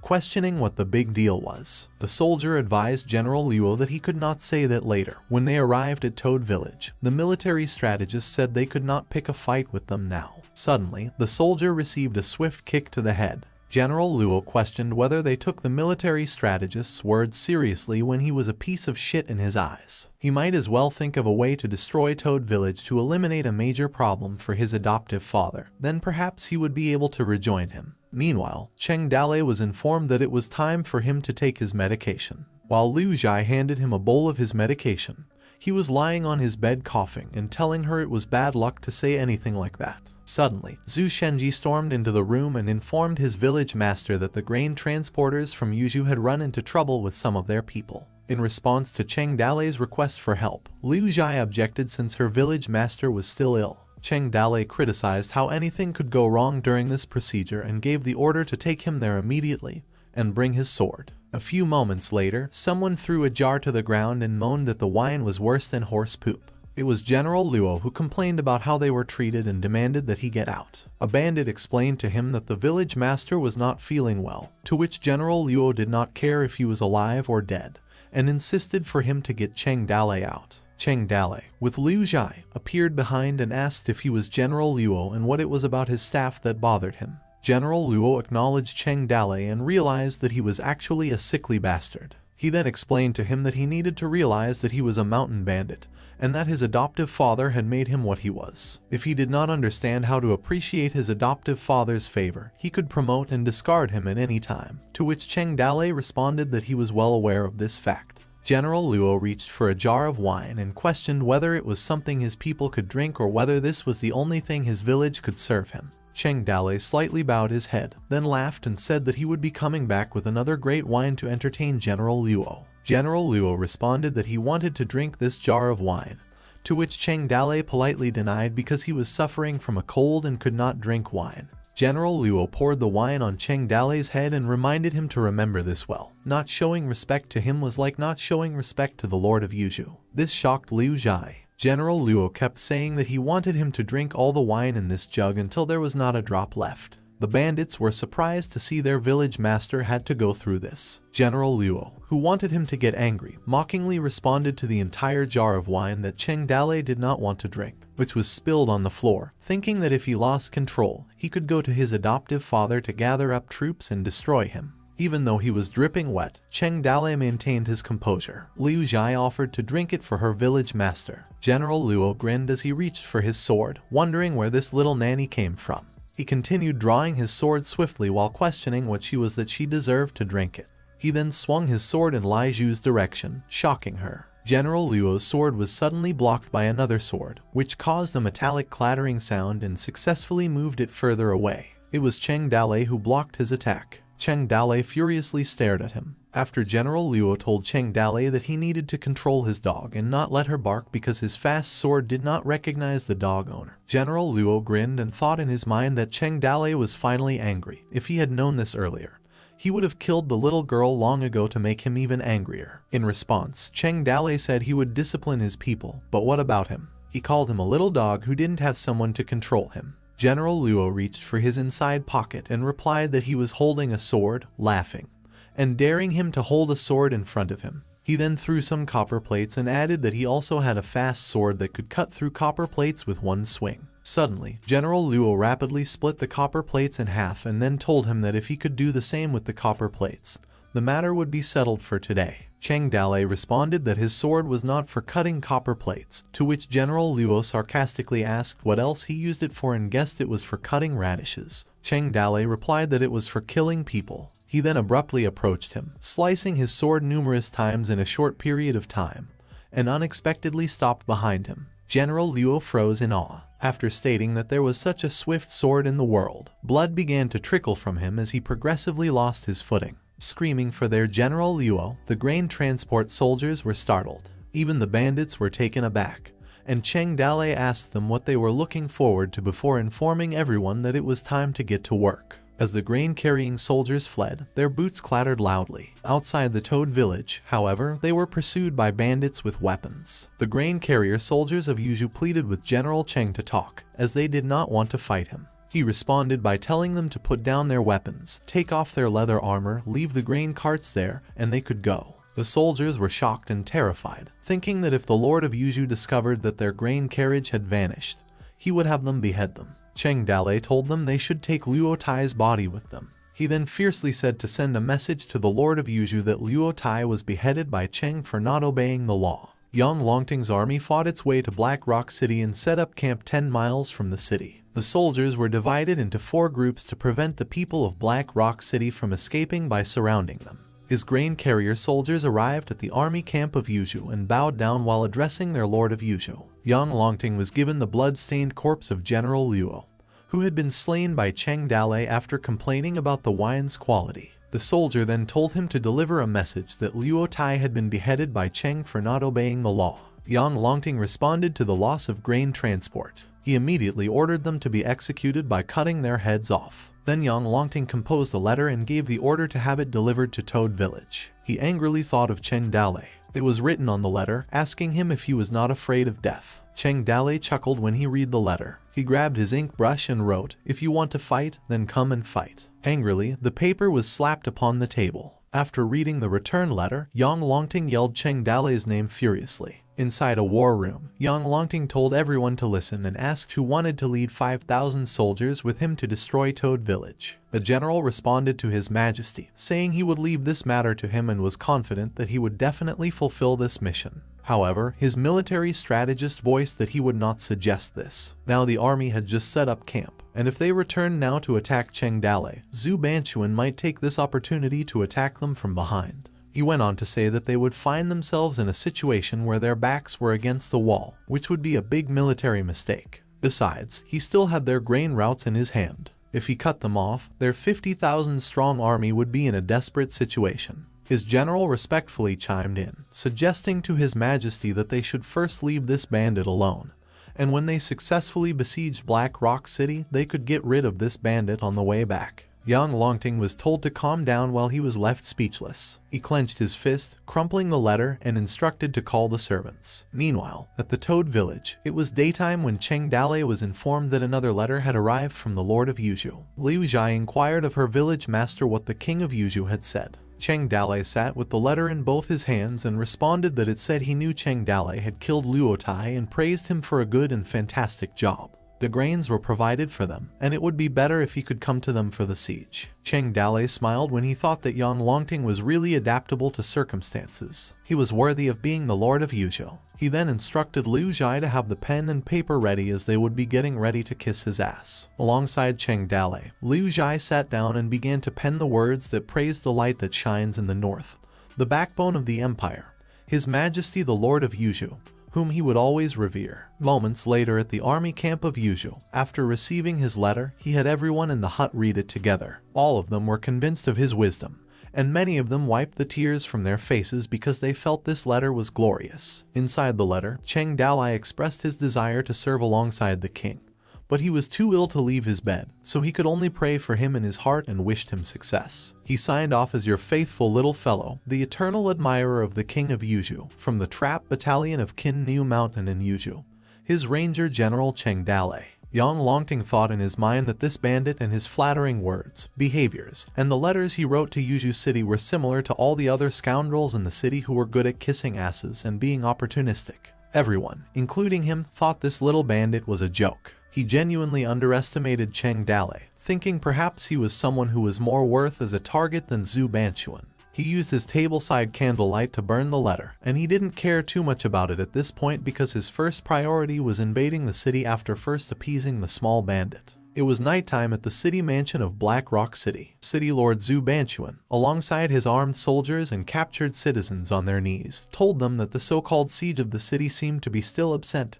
However, Young Longting's army surrounded Black Rock City. He kept talking to everyone. Young Longting was not a man of his word. He was going to kill them all, but do not be afraid, for he would protect them all. A captured citizen questioned his protection when he captured them all right now and advised the city lord Zhu to give up and surrender early. Maybe there would still be a chance for him to get out alive. The captured citizen replied that only he would not survive when the Lord of Yuzhou broke through the city. City Lord Zhu sat in front of them and questioned what else he was fantasizing about, given that everything had been sealed from the outside, and it was obvious they did not even have a chance to escape. They advised him to release them as soon as possible and could also assist him in pleading for mercy. But Zhu Banquan questioned his goodness because he was aware that the man had made a bargain for his own children and that he intended to sell him in exchange for the position of city lord. He felt safe and brave and went to the Hongmen banquet. City Lord Zhu added that he did a little work when he invited them over for dinner. He sent someone to hide an envelope there and sarcastically assured them not to worry about the letter. It was hidden quite well, so it was not easy to find.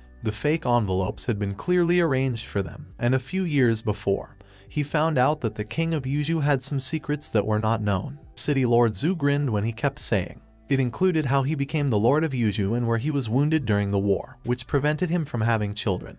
And it was all written clearly in the letter. The captured citizens were shocked and terrified when City Lord Zhu kept teasing them if they thought that he would tell them everything before he would be beheaded. In the future, they would all live in the mansion of the City Lord. When they should stay alive, they stayed alive together, and when they should die, they died together. City Lord Zhu added. Fast forward, it was daytime when someone claimed that these opportunists, willing to trade their loyalty in exchange for fame and fortune of their entire family, had been dealt with, along with the procrastinators. Butler Huang asked City Lord Zhu how long they could hold the city this time.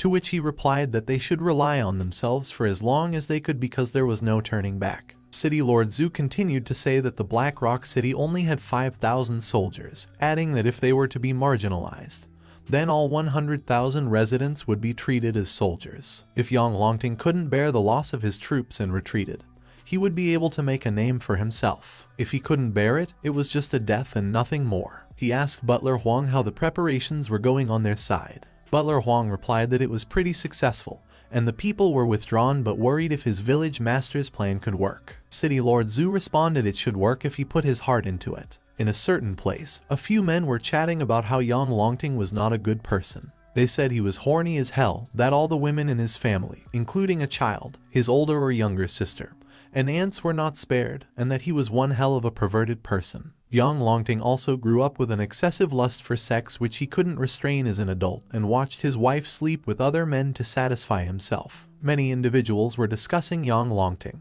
Rumors were spreading. It eventually spread throughout the Black Rock City and reached the barracks outside the city. Soldiers from Yuzhu were whispering. Yang Longting continued to sit inside his hut. He was furious when he thought of Zhu Si, which was City Lord Zhu Banchuan's nickname. A red flag was waving while chanting to attack the city. His soldiers blew their horns. At dawn, Yang Longting began to attack the city. The Yuzhu army advanced towards the Black Rock City, raising their red flags while screaming to kill them. With the intention of killing, they made their way to the wall, and then climbed up ladders. A Black Rock City soldier yelled that they needed to defend this area, and prevent others from climbing there and killing them. Soldiers occasionally fell down the ladder as they screamed. The Black Rock City remained unfazed, while at the Yuzhu camp at night, where its soldiers were currently being treated. Inside the hut, Yang Longting discussed with his military strategist that the previous day's attack was just a feint, as the defense of four walls would always have a weak side. He instructed his military strategist that he would lead the 1st Regiment with 10,000 soldiers to surround the East Gate, and Kai Delong would lead the 2nd Regiment of soldiers to surround the West Gate. Kai Deking would lead the 3rd Regiment of 10,000 soldiers to surround the North Gate, while Yang Longting went on to say that he would lead the main force with 20,000 soldiers to attack the South Gate since Zhu Si was a bit capable. The Black Rock City was built like an iron barrel, and it was hard to use the secret spies he had planted there. The Lord of Yuzhu was informed by a soldier that a letter had arrived from the Qin Niu mountain side. It caught the attention of Yang Longting, while the military strategist felt annoyed and wondered what Cheng Dalei was up to again. A day ago, on the mountain path of Qin Niu Mountain, inside the carriage, Xiao Yi asked Miss Su Ying. Despite the famine being just over, the Huli fish business was just starting up again. Yet she wondered why Cheng Dalei now wanted the entire Su family to move to Toad Village. Miss Su Ying explained that Yuzhu City and Black Rock City were fighting each other, and in a year of military chaos, staying alive was more important than anything else, and it was hard to be a wealthy family member in peace. Xiao Yi doubted that the little Toad Village could support hundreds of members of the Su family. Their carriages kept moving when Xiao Yi was in awe and asked what this place was and instructed her to look at it. Miss Su was left speechless. As they passed through the high-walled stone gate, she wondered when the Toad Village had become so big. Meanwhile, it was nighttime on the official road of Qin Niu Mountain. The grain carrier soldiers were instructed to freeze. The mountain bandits screamed that this mountain path had been made by them and that they had also planted the trees. The grain carrier soldiers were startled when the bandits demanded that they leave their money if they wanted to pass. Cheng Dalei, with his axe resting on his shoulder, warned them that otherwise they would have their teeth knocked out and be buried alive without being killed. The soldier innocently laughed at him, continued to address him as General Cheng, and inquired whether or not he was joking because he hadn't done this in a while,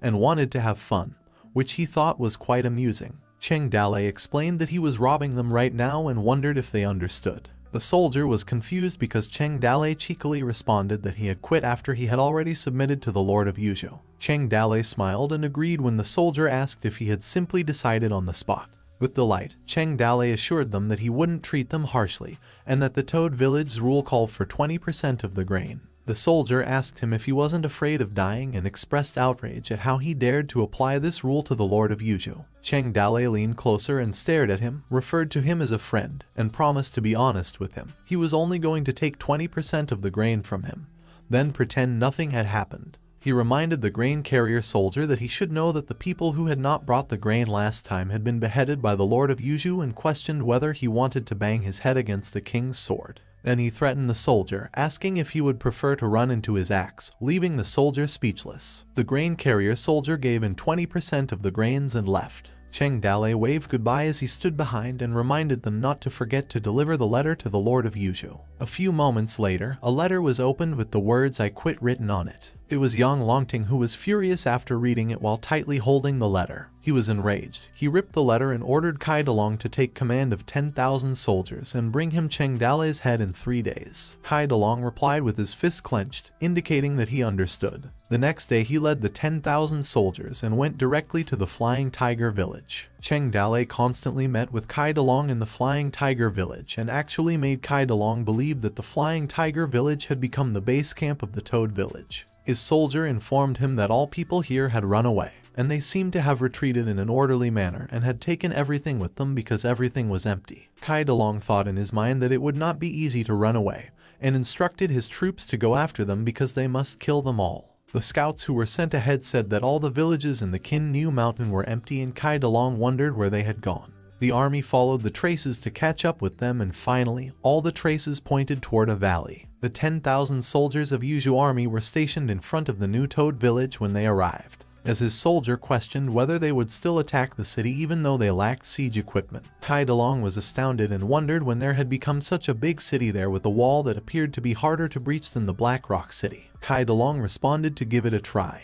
It was daytime when Kai Dalong ordered all troops to charge and kill them while they mounted the ladders on the wall. Meanwhile, Blacksmith Zhu fired the crossbows and slings. The gigantic rock was launched into the air and fell on the soldiers, breaking their ladders. Their soldier went down and fell from the ladder as the gigantic stone started crashing on them. While riding his horse, Kai Dalong observed his soldiers' screams as they were struck. He was shocked and terrified, wondering what kind of city defense mechanism that was. When he realized they had slingshots and crossbows, and that he could not take the Toad village with 10,000 ordinary soldiers, Kai Dalong ordered them to retreat. On top of the gate, Liu Bei asked his village master whether they should leave the village and pursue them since they had retreated, to which Cheng Dale replied that they would not leave. He was showing weakness to bait them. He then added that he was the one in a hurry, so they would just hold him off. Kai Dalong was stationed near the village for 10 days but could not fight a real battle with Cheng Dale, whether pretending to retreat or showing weakness to draw the enemy in.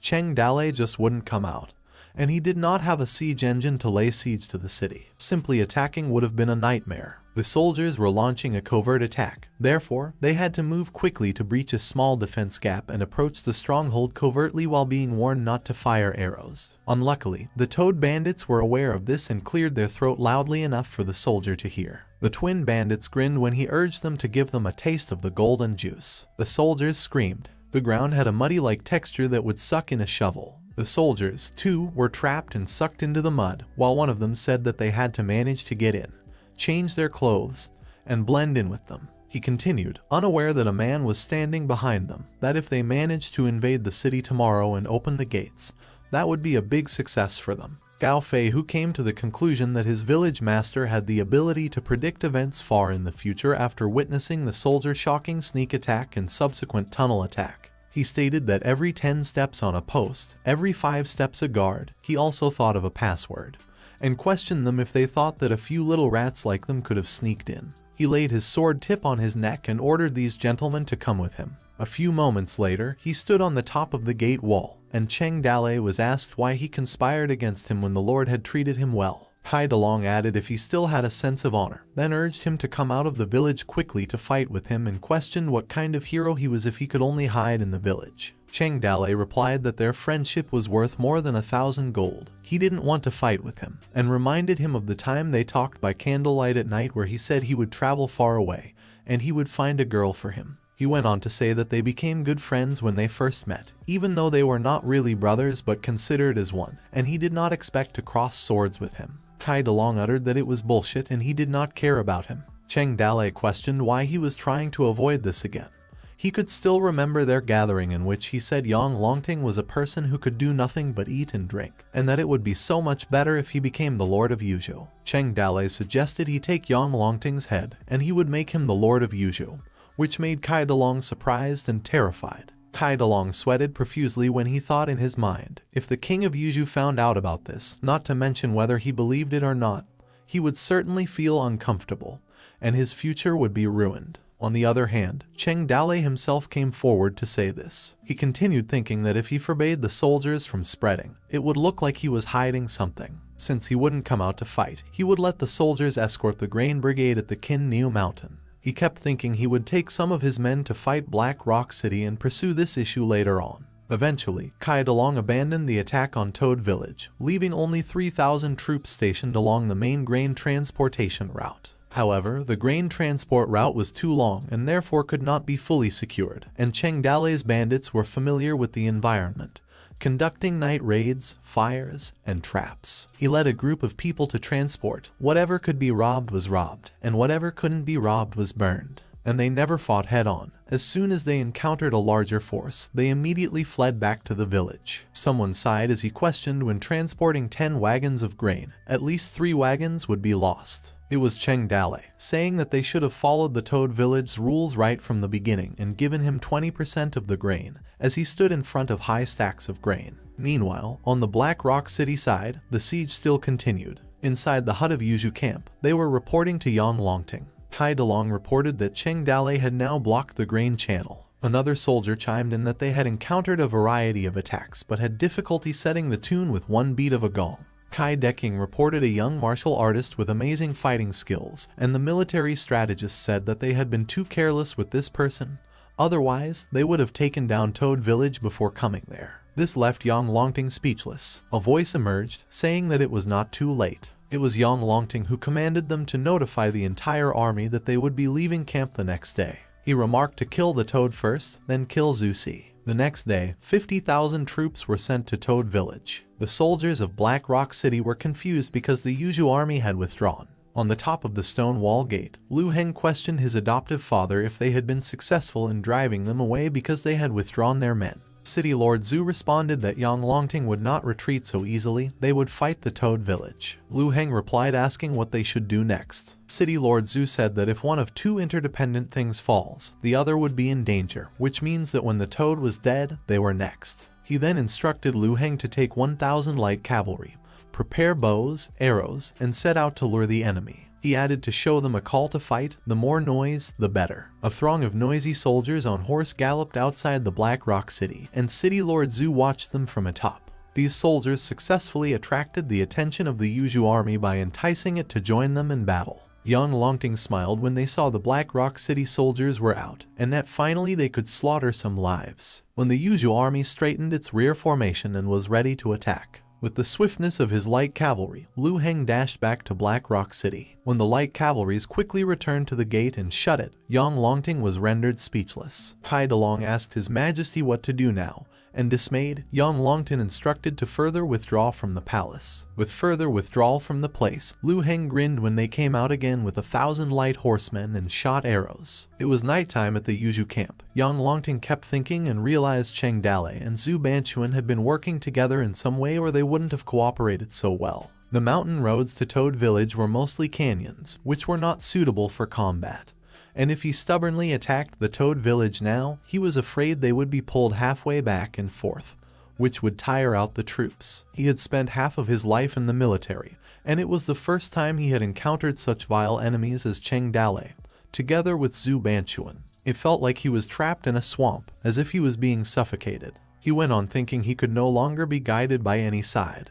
He could only bet everything on a single throw, and he must destroy the city as soon as possible. Yang Longting was stuck in a difficult situation between Black Rock City and Kin Niu Mountain. If he continued to attack Black Rock, he could only attack persistently. If he retreated from the camp to attack Toad Village, he could be easily attacked from the front and back. He finally decided to attack Black Rock City by force, and the battle lasted 2 months. 2 months later, Yang Longting was terribly fatigued, and everyone was nervous. Zhu Banchua's city was almost out of food, and no one knew if they could keep it up. Cheng Dale's side had plenty of stocks. A grain carrier bandit asked his village master if they would keep robbing grain because they wouldn't fit anymore in the granary, and he was afraid the food would go bad with the humid weather. Cheng Dale grinned when he caved in and told everyone to take a few days off and eat some good meals. The mountain bandits of Toad Village had gained weight overall. Meanwhile, it was raining on Kin Niu Mountain when Cheng Dale was informed that many soldiers from Black Rock City had arrived. Cheng Dalei perched on top of the edge, wondering what had happened. There were so many defeated soldiers, and did that mean Zhu Banquan had driven Yang Longting into defeat? Gao Fei who questioned whether they ought to continue robbing the people, to which Cheng Dalei replied that something was wrong because they weren't just soldiers from Yuzhu City but also from Black Rock City. He instructed them to head back to the village and send someone to keep an eye on them all the time, and that the defeated Yang Longting might take his anger out on them. A stream of defeated soldiers passed by like an ant colony. Soldiers on horseback and on foot moved slowly, soaking wet in the rain. On the other hand, a horse was making its way towards Toad Village and was making frantic calls for their village master. They recognized it was Butler Huang and Silong, commanded to open the gate. Butler Huang alerted his village master that something terrible had happened while Silong and he were both drenched in blood. Terrified, Butler Huang yelled that the rings were coming. The soldiers of Yuzhu fought at Black Rock City. It was a bitter struggle for 2 months. From the far north, 10,000 sons and daughters of the northern barbarians came south. The Yuzhu army was crushed in 1 day. The Black Rock City was broken through in half a day. After that, they slaughtered the city for 10 days without stopping, leaving behind a mountain of victims,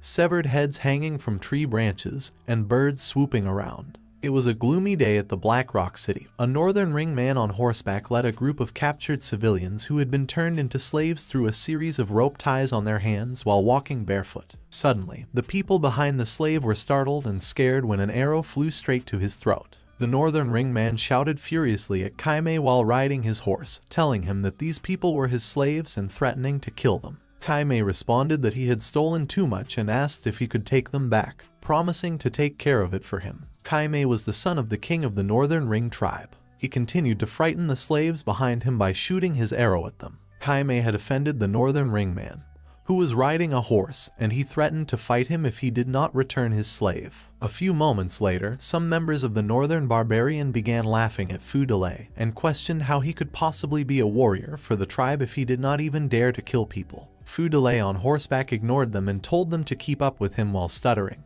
He was Kaimei's little brother, Fu Delay. Fu Delay was then told to keep up with him and labeled a coward. In response, he insisted that he was not a coward. He rode his horse, causing a loud thud, passing through where heads hung from tree branches. The Black Rock City was burning and being slaughtered. Fu Delay thought in his mind that they were all killing and robbing. Some envied them that they could not dare to do that and feel happy while he himself could not. This time the battle had just begun, and he wondered how long it would take. He wanted to go home and drink Grandma's milk tea and wondered about Wu Lihen and what she was doing right now. Butler Huang reported to Cheng Dalei that 10,000 people from the rings had infiltrated the city in half a day, and the situation had become chaotic. Amongst 10,000 soldiers, they managed to escape thanks to Zhao's skills, and Cheng Dalei inquired whether Zhu Banquan was still alive. Butler Huang firmly responded that everyone was already dead because the rings had executed him as soon as they breached into the city. Cheng Dalei inquired about Yang Longting's whereabouts, whether or not he was dead, and Butler Huang responded that he was probably not dead.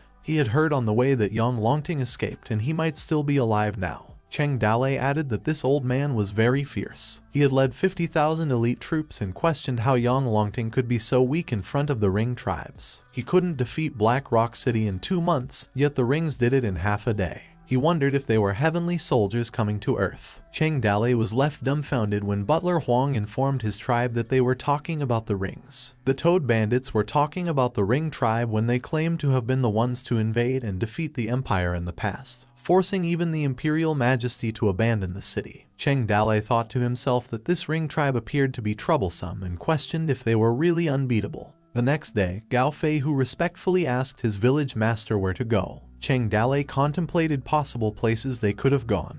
The Toad Bandits continued to chatter and expressed fear that if the Rings were dissatisfied with their occupation of Black Rock City and desired to go farther south, they might flee south to avoid the Rings. If the Rings pursued them, they might take the mountain and dominate it. In a room full of bandits with Cheng Dalei seated in front of them, one bandit said that while the young could survive, what about the children and the elderly? Another suggested that they should cross the sea since the Ring tribe could do nothing to stop them. Cheng Dalei was left speechless by their comments. Gao Fei, who inquired of his village master what he had in mind and whether he could tell them, After a brief period of silence, Cheng Dalei asked if it was possible for them to stay put rather than run away. Liu Bei questioned his village master about what he meant by wanting to fight in combat with the rings that had terrified the bandits. The Toad bandits were terrified and furious that it would fail completely. Not even 50,000 soldiers could have stopped them. They reasoned that they shouldn't have fought in the ring when they could have fled, and even asked their Toad master whether they wanted to die altogether. They were ordered to be silent by Cheng Dalei.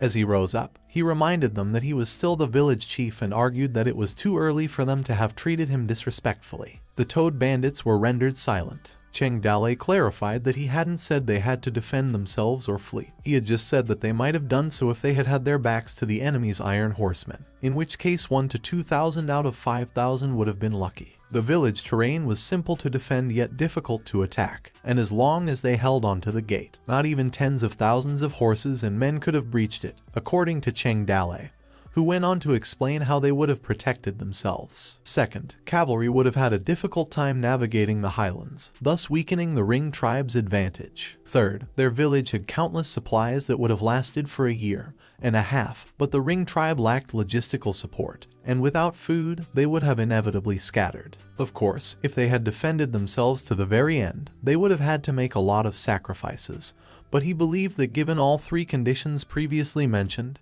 it would not have been impossible to defend. Since Cheng Dalei was not someone who issued orders by himself and this decision would have affected the lives of more than 5,000 people, it was only natural to discuss it together. Then, he raised his fist, telling them to raise their hands if they were ready to fight. The Toad bandits avoided making eye contact and kept silent. Cheng Dalei thought with his mind that no one had dared to fight the rings and questioned whether they were actually so terrifying. Suddenly, a hand was raised. It was Xiao Yu. A few moments later, someone began singing beneath the dark clouds. Kai Mei ordered someone to continue singing and playing since he enjoyed hearing someone play. At the door, it was Fu Delay who then inquired of his brother as to how long they had to stay there. Kai Mei responded that they had been waiting for the tribe to bring back the slaves and supplies, asking whether he had been getting bored, to which Fu Delay replied to his brother that he had been missing Grandma. He had held his shoulder when Kai Mei had asked if he had missed her or his Wu Lihan. Kai Mei explained that Wu Lihan had been the most beautiful horse in the meadow, and only a lion-like man had been worthy of her. He then asked Fu Delay how many people he had killed that time and how many slaves he had acquired. Fu Delay stammered in response. Kai Mei was interrupted by his brother, who referred to him as a silly brother and encouraged Fu Delay to join him in listening to music. A lady had continued to sing and play the bandurria. She had kept singing as she reflected on how she had previously believed the Ring tribe to be full of demonic beings, but up close, she had the impression that these Ring people were simply normal people, or at least that this Kai Mei had not been terrifying and had a nice smile. When Kai Mei had asked Fu Delay if he had understood the lyrics while sitting next to him, Fu Delay had said that he had not and that he had not thought it had sounded good either. The lady had kept singing, and Kai Mei had laughed and told him that when he had been a bit older, he would think it had sounded good. He had then been asked if the lady had been attractive, to which he had said that she had been. Kai Mei had said that he had gotten her for him by force and now he was gifting her to him. He had already asked for him. She had still been a virgin. Fu Delay had hesitantly replied that he had already had Wu Lihan.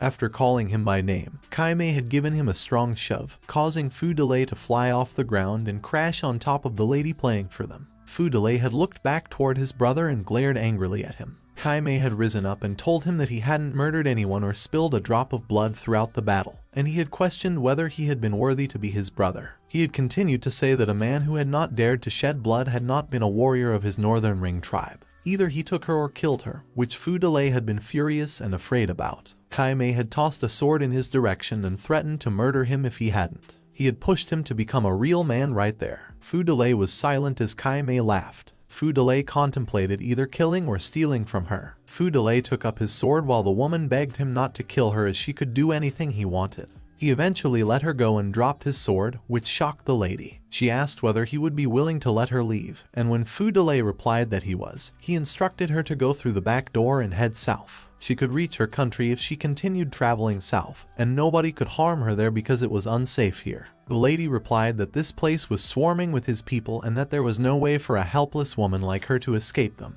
which he then inquired what they should do. She asked if she would be protected by him. He blushed and promised to try the best he could to stop anyone from hurting her. Meanwhile, at the Toad village, where Xiao Yu raised his hand, Cheng Dalei asked him why he wanted to fight and if he had something in mind. Xiao Yu replied that for the good of the country and the people, his death meant nothing if he could save lives. He continued that the Ring tribe was raging everywhere, and they could only sacrifice their lives for justice, adding that he did not fear death. Bandits near Xiao Yu were muttering and laughing sarcastically while criticizing his national justice and calling him an inexperienced boy. Cheng Dalei sighed as he observed Xiao Yu's look, wondering whether Xiao Yu was the only one who wanted to fight in war. While it was simple to declare support for the country and its people, mountain bandits like him could not afford it. He kept thinking that even if he gave the people missiles, they could not win this battle since the people's hearts were not prepared for war. The only way out at the moment seemed to be escape, but Cheng Dalei genuinely did not want to run away.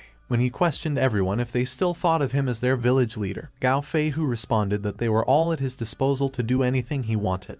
Cheng Dalei stood up, explaining that he was putting their lives in his hands by calling him the village master, but he did not have the authority to send everyone to their death. However, if he could borrow soldiers and had enough confidence to win this battle, he asked if everyone could go into battle with him. Gao Feihu asked who would be willing to help them and from whom they could borrow troops in times like that. In response, Cheng Dalei said that he had made arrangements for the matter and that an update would be available over the next 2 days. A few days later, it rained at the foot of Qin Niu Mountain, and an army of Yuzhu soldiers walked home led by Yang Longting on horseback. Yang Longting was startled when someone shouted to block their way. It turned out to be the Toad Bandits. Yang Longting questioned Cheng Dalei about what he had been doing, to which he replied that he had been waiting for him the entire time. Yang Longting asked Cheng Dalei why he had been waiting for him. Cheng Dalei replied that the Black Rock City had been occupied and Qin Niu Mountain was the last gate of the empire. If the mountain were taken over by the Ring tribe, the empire would be defenseless in the north. The Toad village of Qin Niu Mountain intended to be the front line of this battle, so Cheng Dalei added that he hoped the Lord would set aside his old grudges and work with him in keeping peace. Yang Longting inquired hesitantly and perplexedly if Cheng Dalei was still sick. Someone wondered what was wrong with the mountain bandit. The Yuzhu soldier questioned how a group of bandits stopped them, given that the Rings invaded, while Kai Dalong believed Cheng Dalei was sick and dizzy from the fever. Cheng Dalei said that they heard of their past 30 years ago, when the Rings come to invade them.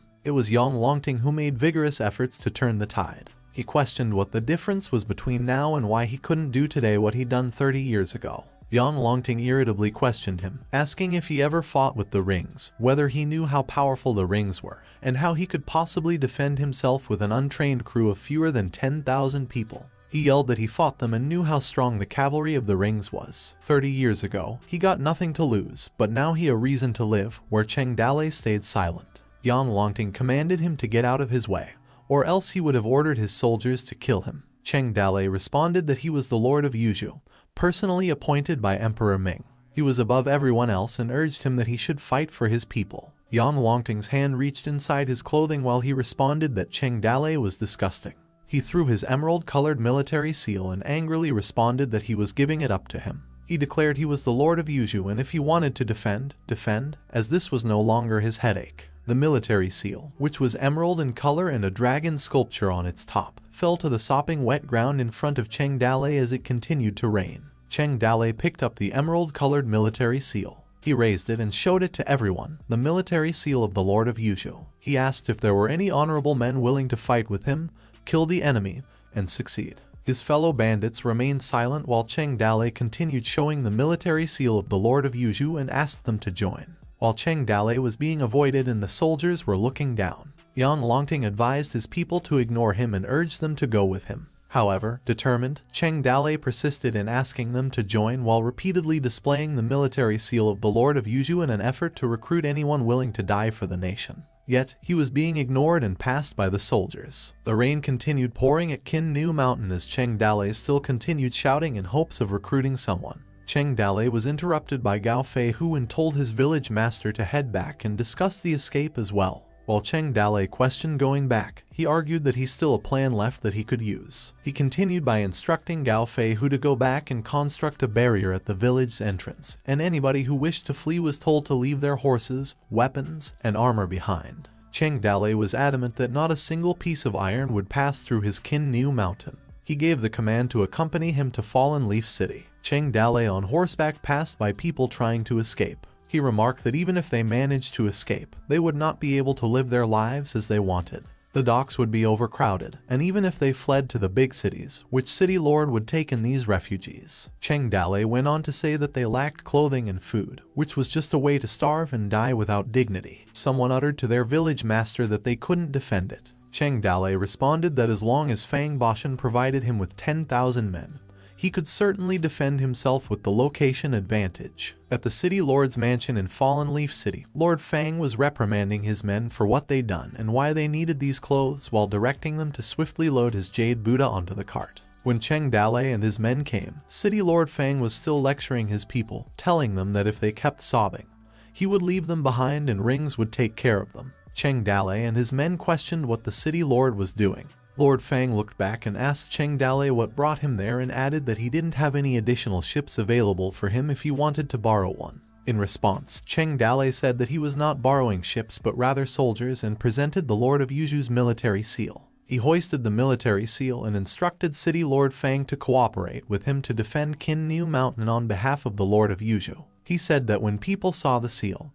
it would be like when they saw the Lord of Yuju. City Lord Fang questioned what Yang Longting was doing right now, and Cheng Dale replied that he was sitting in Qin Niu Mountain and ordered him to deliver the order, adding that if they could hold Qin Niu Mountain, it would be a great achievement for him. City Lord Fang responded that his military service not been as important as his head, and told his buddy Cheng that since they got along and pretended that he not seen him, he would take that as a thank you. However, Cheng Dale was adamant with Lord Fang that if Qin Niu Mountain could not be defended, Fallen Leaf City would be destroyed. It was inevitable that the people would also be killed, and he wouldn't be able to keep his head as the ruler of the city. Cheng Dale urged him to fight alongside them because Toad Village now a geographic advantage, food, and people. City Lord Fang began to sweat profusely when Cheng Dale wanted to go into battle with him against the Ring tribe.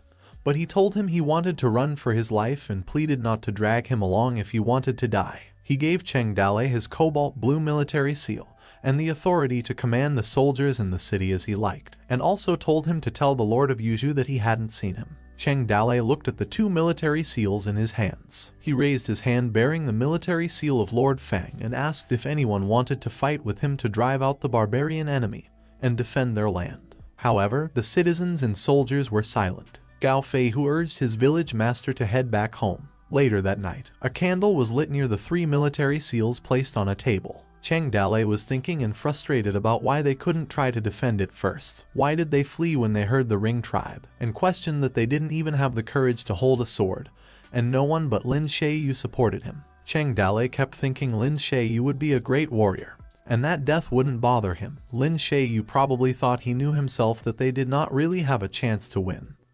But Cheng Dale strongly believed it could be won. Cheng Dale was calling the system. However, he sat alone and the system did not show up. Cheng Dale thought in his mind that if the system didn't come out and give him a quest, did that mean the system also thought that his time also run out? Cheng Dale was so lonely while the system and lottery machine floated high above, staring at the stars and moon at night. The lottery called his big sister and asked her that it was time for them to give a new quest. However, the system got irritated and ignored the lottery. The lottery went on to say that the boy was at a crossroad and she should stop fretting and guide him well. The system responded that he was no longer the little boy he used to be. It was better to let him make that kind of decision himself.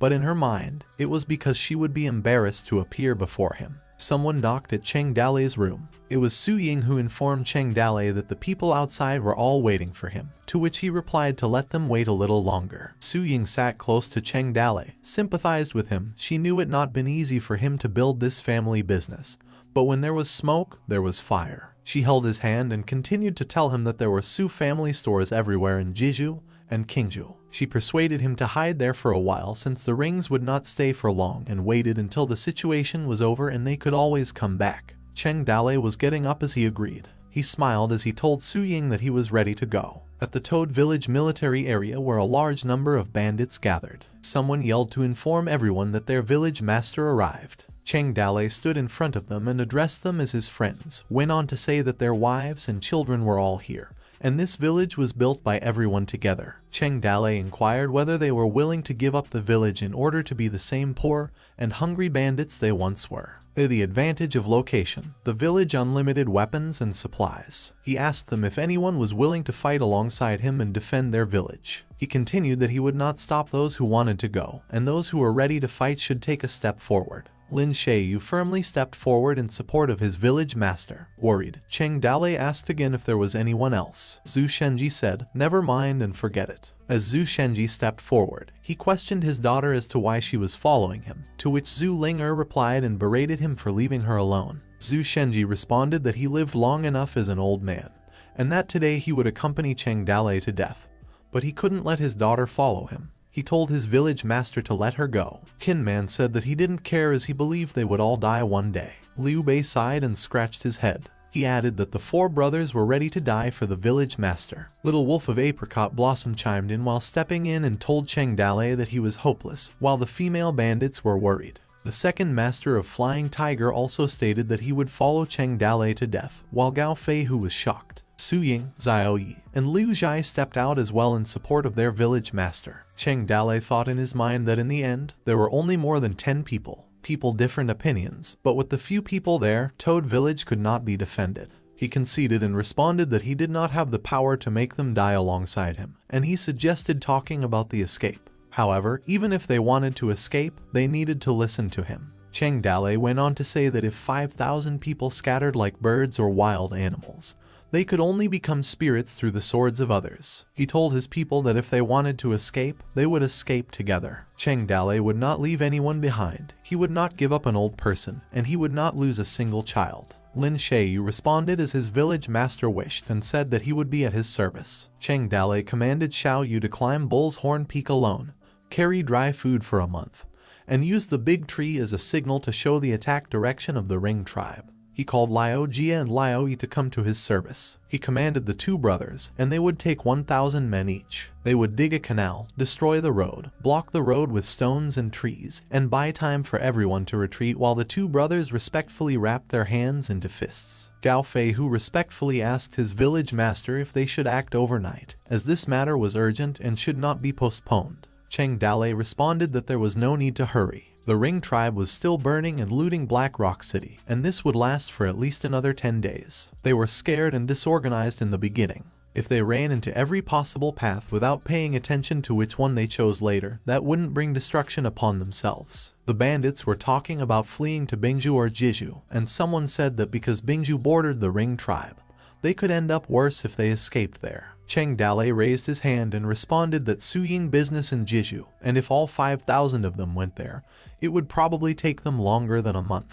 Everyone should take enough food to provide for themselves for a month. Weapons were also needed for self-defense. They should prepare everything together and cut down large trees for building horse carriages. The bandits raised their hands as well and responded to everything at their village master's command. Fast forward to the Black Rock City's City Lord's mansion. Fu Delay was walking slowly while holding a hamper. He kept going away while passing discreetly behind guards, until he arrived outside the yard of the Black Rock City.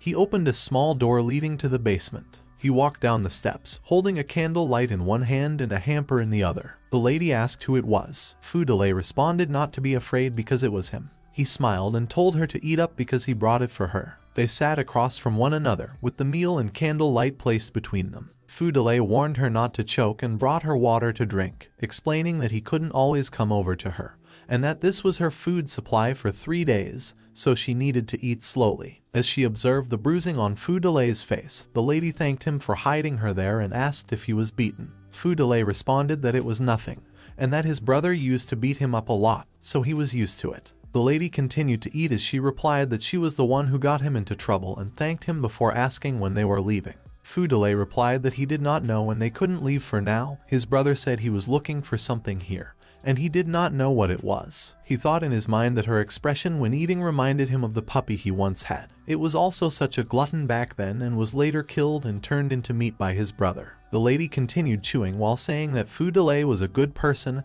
and was different from them. If only they not come to fight with them, and questioned why they were so evil and come to rob them, which made Fu Delay stunned. Silence came between them. Fu Delay remained silent while the lady noticed the awkward silence while holding her bread. The worried lady was sorry that she misspoke and told him not to pay attention to what she said. Suddenly, Fu Delay assured her that it was alright and responded that they not been able to eat for a long time. The tribe was hit by a disaster last year. A large part of the pasture land was deserted, cattle and sheep starved, and if they not robbed them, they could not have continued to exist. Fu Delay added that enough of the unhappy stuff, told her his name was Fu Delay, and asked what her name was, to which she replied that she didn't have a name, she only a stage name which was Green Cherry. Fu Delay called her Little Cherry, which left her speechless. They both laughed and smiled. The good things of the world are not bound, but like colorful clouds, they dissolve easily, like brittle glaze, and one is full of thoughts that are in the heart and not in words. The contented person would not tire of love, and people who care about each other would talk to each other. Not everything was calculated by man.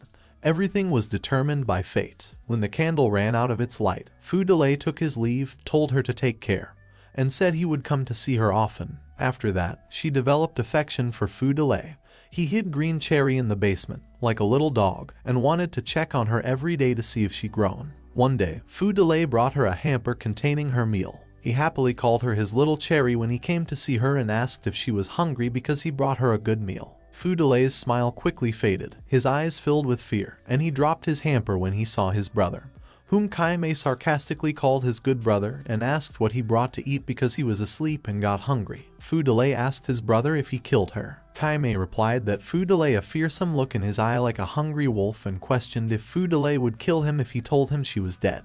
A fight broke out between the two brothers, where Fu Delay called his brother a bastard. However, Fu Delay was on his knees after being beaten by his brother and asked if he still wanted to be a good person. He was on the ground while his brother Kai Mei stood tall in front of him with a bottle in his hand. With visible bruises on Fu Delay's body, he was splashed with alcohol, which made him scream in pain. Kai Mei furiously asked him if he wanted to be a good person and would let him be one. While Fu Delay was face down on the dripping wet ground, he ordered two men to bring the people in. Two men brought out Green Cherry so aggressively that she stumbled on the ground. Green Cherry could only scream as she landed near Fu Delay, who managed to get up from the ground. Meanwhile, Fu Delay smiled when he saw his Little Cherry and realized that she was not dead. Green Cherry called Fu Delay's name when she saw him. Kai Mei said again that he would give a chance to be a good person and ordered two men to bring out the 7 women. Two men brought out a string of women with their hands tied. Holding a sword, Kai Mei asked Fu Delay whether he wanted to save her. He questioned if he would kill these 7 ladies, or if he could only save one.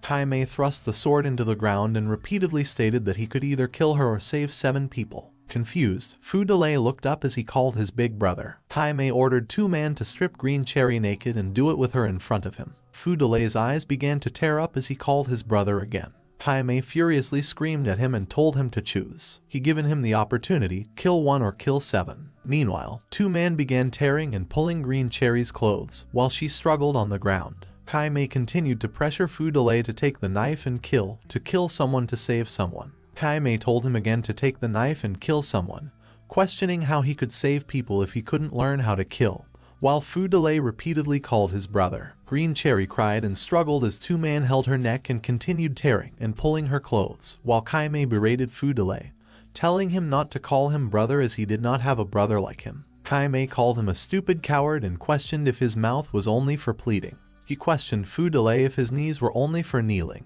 and his hand couldn't even hold a sword while Green Cherry continued crying. Kai Mei went on to say he could save 1 or save 7, or everyone would die, and Fu Delay was sobbing. Green Cherry cried as she pleaded to be saved repeatedly. Suddenly, Fu Delay screamed stop while his eyes welled up in rage. He snatched the blade, slashed towards two men, and swiped at his hand. Two men's hands splattered blood all over, and he abruptly threw Green Cherry to Fu Delay while cursing him. They crushed onto the ground as dust and smoke billowed up around them, and they coughed it up. Kai Mei was pleased that his brother was now back on his feet. He persisted in putting pressure on him by asking if he intended to kill 1 or 7 people, sinisterly imploring Fu Delay to tell him which one. Finally, Fu Delay stated that he didn't have to choose, which perplexed Kai Mei. Fu Delay gripped his blade tightly and went on to add that all he needed to do was kill him as he pointed his sword at him, his eyes filled with fury. Kai Mei sinisterly laughed as he watched his brother's rage boiling inside him and told him to come and kill him now. Enraged, Fu Delay advanced towards his brother who a whip in his hand and yelled at his brother to die. Kai Mei smiled as he awaited the assaults of his furious brother. After Fu Delay missed with his sword attempt, Kai Mei quickly whipped a left cut. Fu Delay looked stunned as he continued to thrash him out and told him he was moving too slowly. Fu Delay aimed for a right cut but failed to slash his brother with his sword and still continued to miss. However, Kai Mei continued whipping him out, told him to move up, and teased him to move faster and faster while he was still hitting Fu Delay. Blood began to drip, and Kai Mei told him that his steps were disorganized and he needed to calm down. Persistent, Fu Delay aimed for a middle stab but missed, and Kai Mei told him to hold on to his knife, questioning how he could kill him if he couldn't hold on to a knife, while Green Cherry watched them from a distance. Green Cherry was worried as she held on to the remaining fabric of her clothing. Kai Mei whipped Fu Delay on his face and told him that he was too slow. Kai Mei aggressively fought with Fu Delay, and his little brother could only step back as he did so, berating him for being rubbish and wanting to kill him with such weak power. The whip suddenly got a hold of Fu Delay's sword. Kai Mei drew Fu Delay near to him and told him he liked the way he looked at him while teasing to kill him. Fu Delay screamed in rage. Suddenly, Fu Delay was able to cut Kai Mei's body and blood splashed, which stunned him. Kai Mei took a moment to realize what happened as he stepped back, and blood still splashed with the whip in his hand. His fingers touched the blood that dripped on his chest and tasted it. Kai Mei praised his brother, saying that finally he was willing to grow up. He pronounced that she was his and that he managed to save her. Fu Delay was breathing heavily, visible eye bruises and blood all over him. Kai Mei added that since he chosen to save her, he called for Chuo Man and ordered him to get rid of them. After licking his blade, Chuo Man started killing women. Fu Delay witnessed them being killed and was terrified. Kai Mei told his brother that it was not easy to survive in this world. He was too weak, and if only he were stronger, he could have saved everyone because it is not easy to be evil in this world. It was even more difficult to be a good person, so he grew up quickly as the weak could not protect anyone. Life was never gentle or pleasant, and it was full of blood and pain. The weak were the ones who were trampled on by the strong. Human life was just so worthless. Now that she was his, he hoped he would become a real man with her body. Kai Mei walked away as he told him to remember that it was now his possession and not to let anyone take her away from him. Neither his brother nor his father. Do not hesitate to draw his sword if someone reached for her. Meanwhile, Green Cherry sobbed while he held on to the little clothing she left. Fu Delay looked at her and called her Little Cherry. Fu Delay told her not to cry anymore, however, she was still sobbing inconsolably. He screamed at her to stop crying. Green Cherry stopped crying and gazed at him confusedly. He placed his hand on her shoulders and told her that she was his woman, and he was Fu Delay. He was her master and hugged her. He told her to remember his name. He would protect her from that day onwards. With Fu Delay, no one could steal her, and no one could hurt her. Life was like a divergent path between north and south. The world was long and windy, and no destiny existed with certainty. Chuo Man, eliminate the slaves who could not be transported. Kill those who to be killed and bury those who to be buried. Kai Mei ordered Chuo Man to call off the wolf cubs as they probably enough fun. It was time to get down to business. In the morning, the village master was questioned when they left because they was preparing for a long time already. Cheng Dalei replied that it was almost time to go and he had a plan in mind. It was Gao Fei who asked again how much more they needed to wait. If the Ring tribe came and attacked them, none of them could leave, while Cheng Dalei was wondering how they could be so fast and asked him if the Ring tribe was light on their feet. Gao Fei asked what his village master was thinking. Cheng Dalei replied that he actually been thinking about one thing the whole time. He added that the Rings already raided Black Rock City and wondered why they would want to come here and attack further. Wouldn't it be embarrassing if they didn't attack and we abandoned such a great family business and ran away? Which made Gao Fei confused and questioned what his village master meant. Cheng Dalei answered that he wanted to check out Black Rock City, which surprised Gao Fei and led him to tell his village master that he was out of his mind. Cheng Dalei brushed it off and questioned what was crazy about it. He thought everything out carefully. He would pick a dozen of his people who could fight, go at night, and come back at night. He clarified that they wouldn't fight them, which appalled Gao Fei and led him to tell his village master he was going to die. Cheng Dalei told him to be silent and reminded him that he was still the head of the village and his words still counted. Gao Fei tried to reason out, but he was interrupted by Cheng Dalei, and told again that he was the village master and he to listen to what he said. Cheng Dalei added that that night he decided he would execute this plan, which left Gao Fei speechless. At dusk, Cheng Dalei assembled a force of 36 people with a minimum strength of excellent rank. Lin Xiaoyu approached his village master and asked if he called him back to come along with him. Cheng Dalei replied that he not, however, he another task and he needed to take 100. All the men sharpened their weapons, brought their bows and arrows, and set out at night. Cheng Dalei led them on horseback. Cheng Dalei and his team arrived near the Ring's camp, which was right in front of them. He was told they couldn't go any further because they could be easily spotted by the guards outside. Cheng Dalei questioned what information they could find from this distance. He suggested tying up the horses and taking a closer look. However, Gao Feihu responded to his village master that it was not a very smart idea. Cheng Dalei reminded him that he was the village master and he needed to listen to him, which Gao Feihu conceded and that he was fine with it.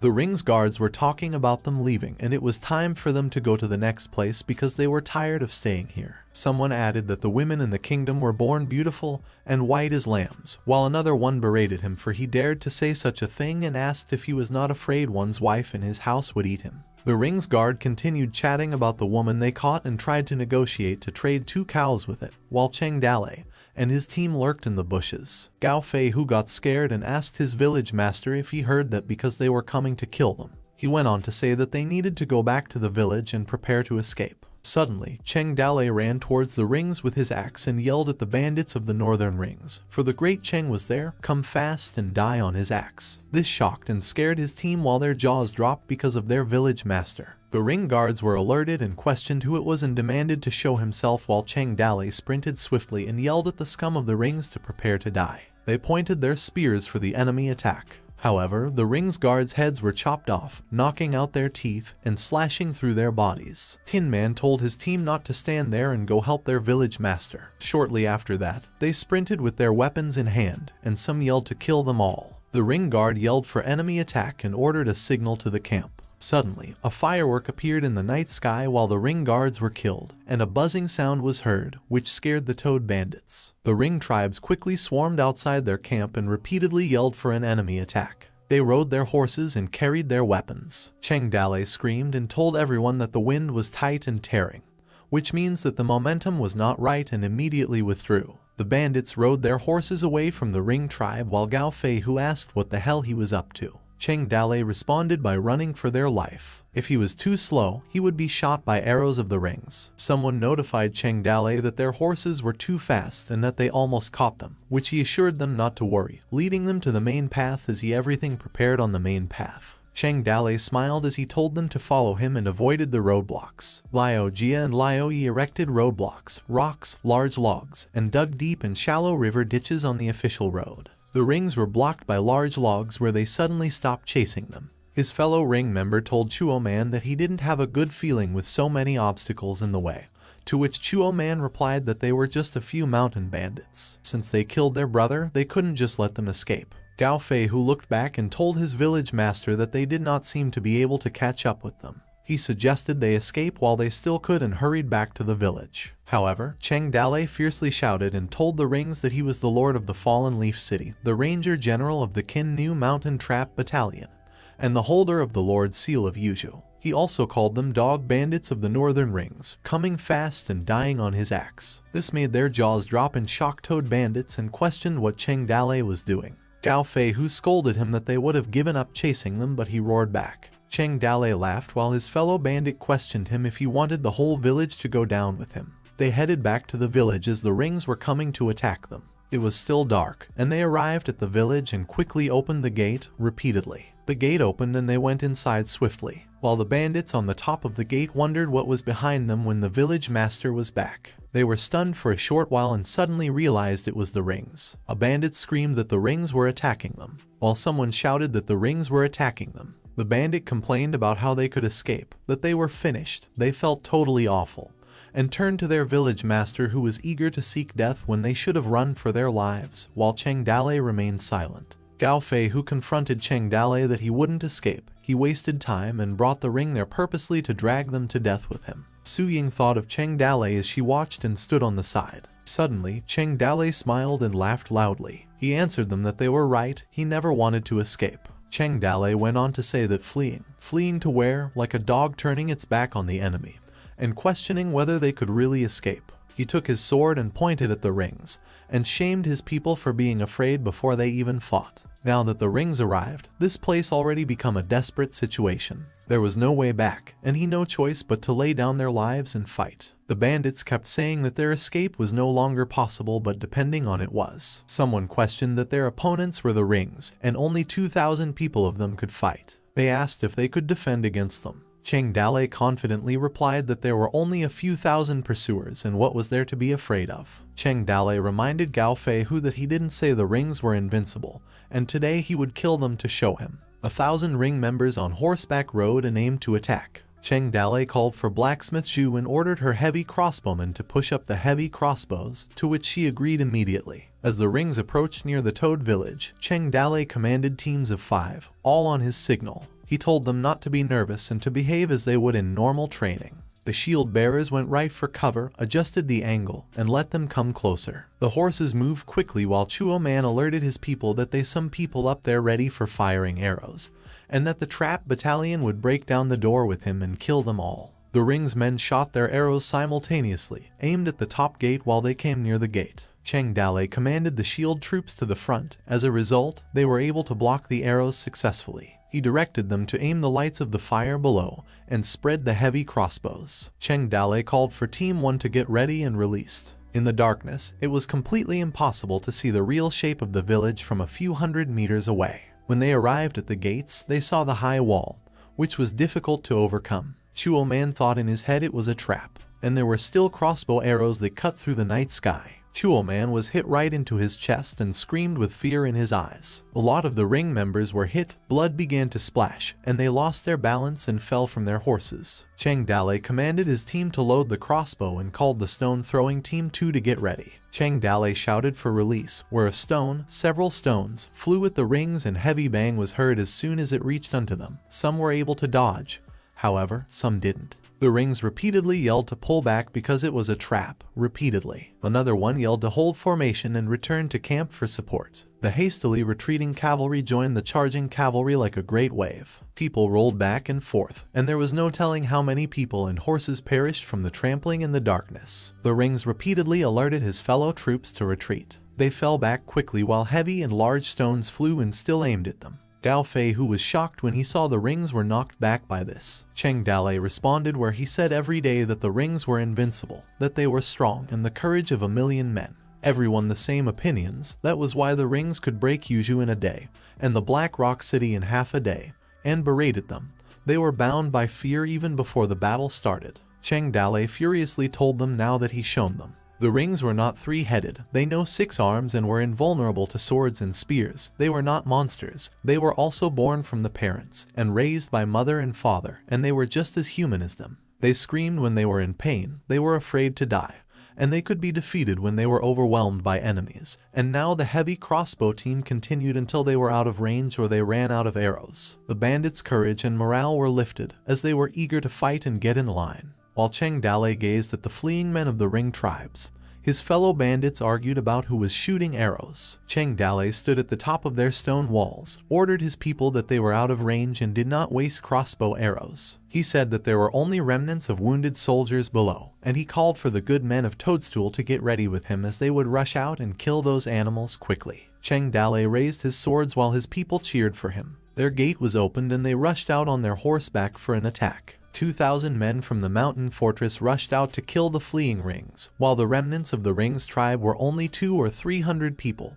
and the men and horses were exhausted. Besides, they simply could not offer effective resistance. Cheng Dale was not in a hurry to kill them but only wanted to slowly exhaust the physical strength of the survivors. Eventually, the survivors were driven into a ravine by Cheng Dale's deliberate pursuit. This was like a bag. The 100 Liu family elites that Lin Sheiyu led were the last rope to close this bag, and he alerted his troops that they were coming. Lin Sheiyu said that the leopard wolf was in the bag and struck. Overnight, 720 ring members died at the city gates, and the 300 survivors were annihilated at the Qin New Mountain Pass. From the Toad village, several people were killed, dozens were seriously wounded, and more than 100 were lightly wounded. Warning came at the Qin New Mountain. Somewhere at the white tents of the Ring tribe camp, someone thought in his head that there were only a dozen people who should have been killed by now, but kept wondering why there was no news even after sunrise. These people from the kingdom were easy to kill. Could it be that they come across a village in the mountains and started looting again, or did Chuo Man get ambushed and they were dead?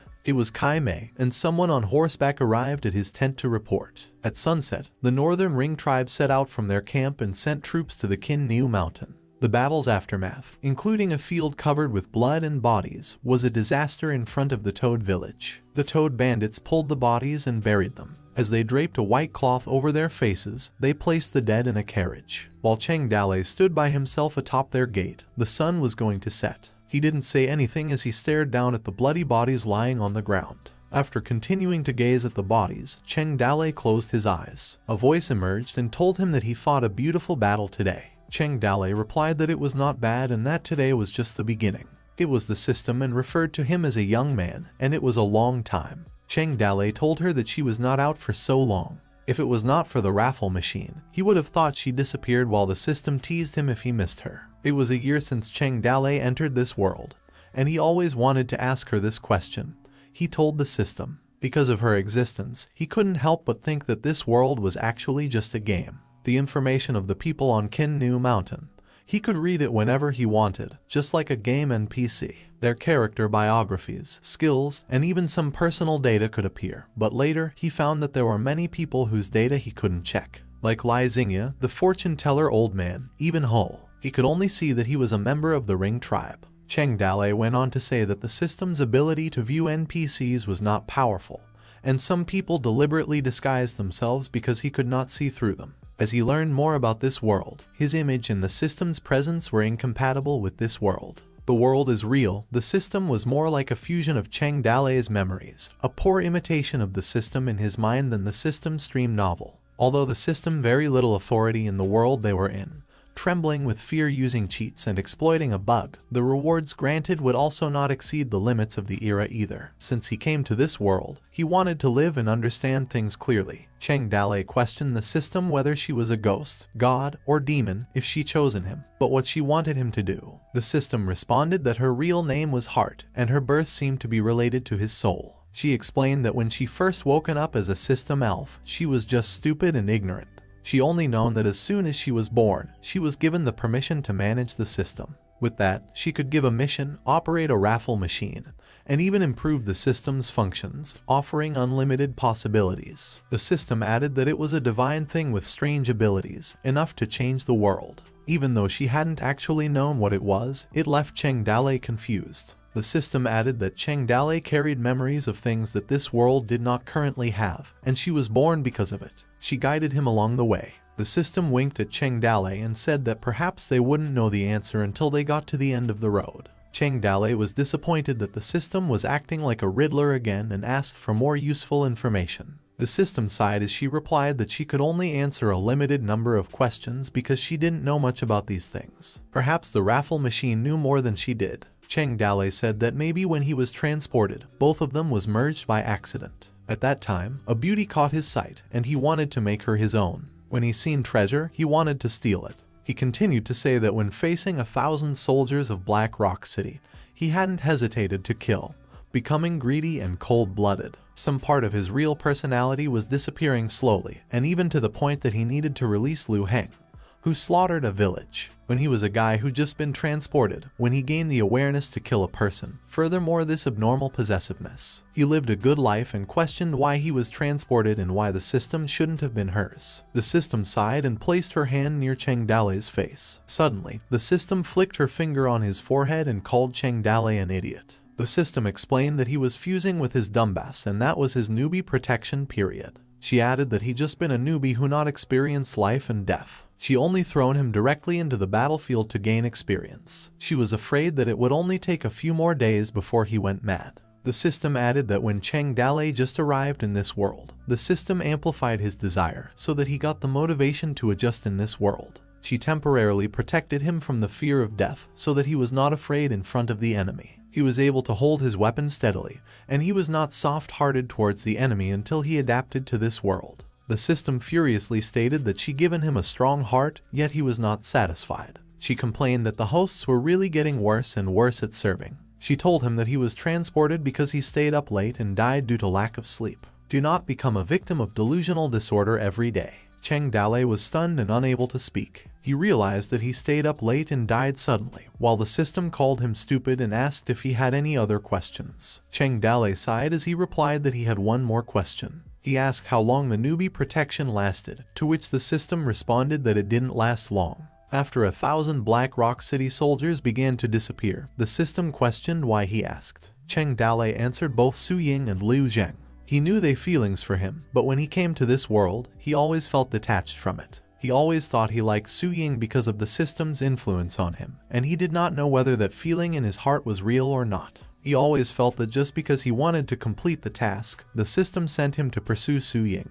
and he felt like he lost some value. The system replied that the newbie protection was long gone and asked himself whether it was true that he feelings for her, while Cheng Dalei said that he should take into consideration that they were both sociable. The system suggested he go chase her. This time there was no pressure from the mistress of the fort mission. He should go and propose to her. However, Cheng Dalei hesitated because the Ring tribe could invade anytime. The system replied to hurry up. If he was late, he wouldn't have a chance, while Cheng Dalei could only agree. Meanwhile, the system labeled him as a retarded guy. Later that night at the Toad Village, someone knocked on a door. It was Cheng Dalei, and Xiao Yi opened the door when he asked if Miss Ying was asleep. Xiao Yi replied that she was about to rest. Xiao Yi invited him to come in. Su Ying was sitting on her bed and asked Cheng Dalei why he was still there at such a late hour, worried that something happened. Cheng Dalei was biting his lip and responded that he would like to talk to her about something. He told Xiao Yi to go out for a moment and referred to her as a little butterfly.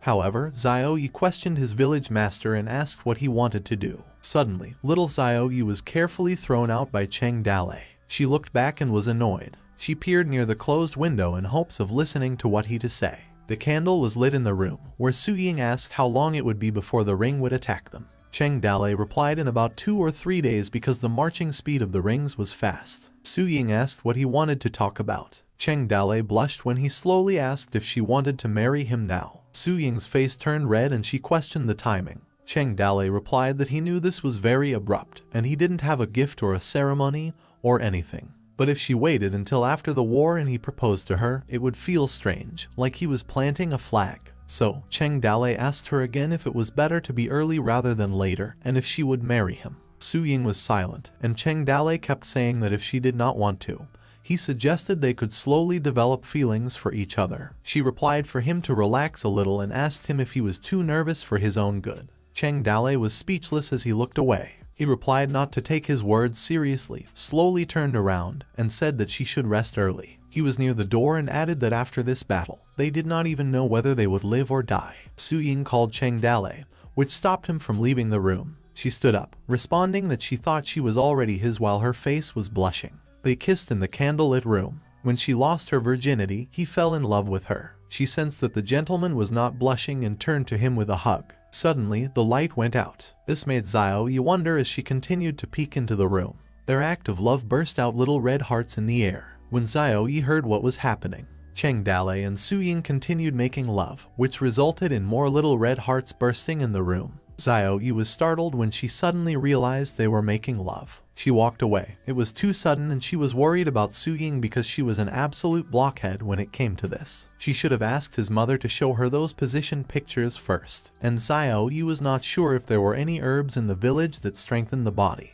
The system was sitting on the roof, gazing at the stars and moon, and uttered that it was hard for her to say anything while she was enjoying a few moments of wind and rain. She was surprised and smiled when she received a notification ding that they were rewarded with half a day of rain and wind. Meanwhile, at the Black Rock City, someone was announcing that anyone who did not arrive within 10 drum beats would be executed. They were in formation while their division was being called group by group, signifying their presence. Someone called the attention of all northern ringers. It was Kai Mei leading them and commanding them to go as he led the way. They started their journey in the Qin Niu Mountain. While they marched on the roads of the mountain, Lin Sheiyu, covered in a makeshift grass suit, was observing them from the top of a mountain edge. He continued to observe them and estimated about 10,000 men, heavy cavalry, light cavalry, foot soldiers, prisoners, provisions, and their path. Shortly after that, he hurriedly headed out because he needed to notify his village master. Lin Sheiyu stood alongside a tree on Bullhorn Mountain, still wearing his grass suit. The tree began to make a harsh rasping sound. Lin Sheiyu was shaking the tree, sending a signal to the Toad Village. The second master noticed that the tree on top of Bullhorn Peak was moving, which meant Lin Sheiyu was giving the signal. The second master, reading the signals, told his fellow bandits to notify the village master because the rings were coming from the north. The morning came at Qin Niu Mountain. A few thousand northern rings marched. Meanwhile, Cheng Dalei and his troops lurked in the distant bushes. He said that their speed slowed down a lot.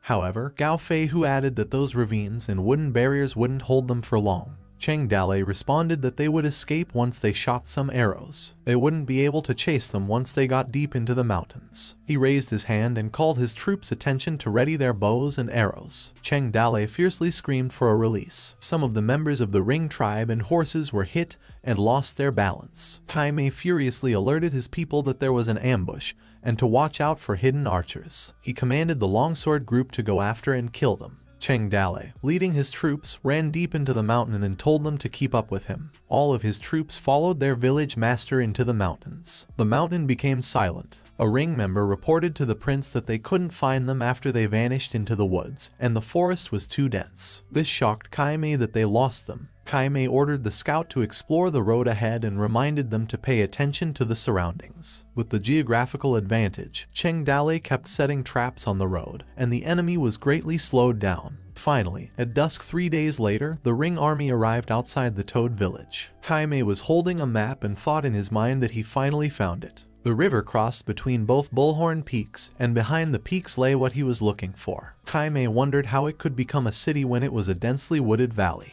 He kept wondering whose army was stationed here, and if it was possible that they were the ones who attacked them a few days ago. He brushed it off, just broke down the gate, slaughtered the whole city, and they would have what was buried there. Kai Mei called for all his troops and they obeyed his order. He shouted to kill and attack the city. The Rings ran towards the city with their weapons, barriers, and ladders. Cheng Dalei was informed that they were coming so fast, they did not even have to rest and set up a camp.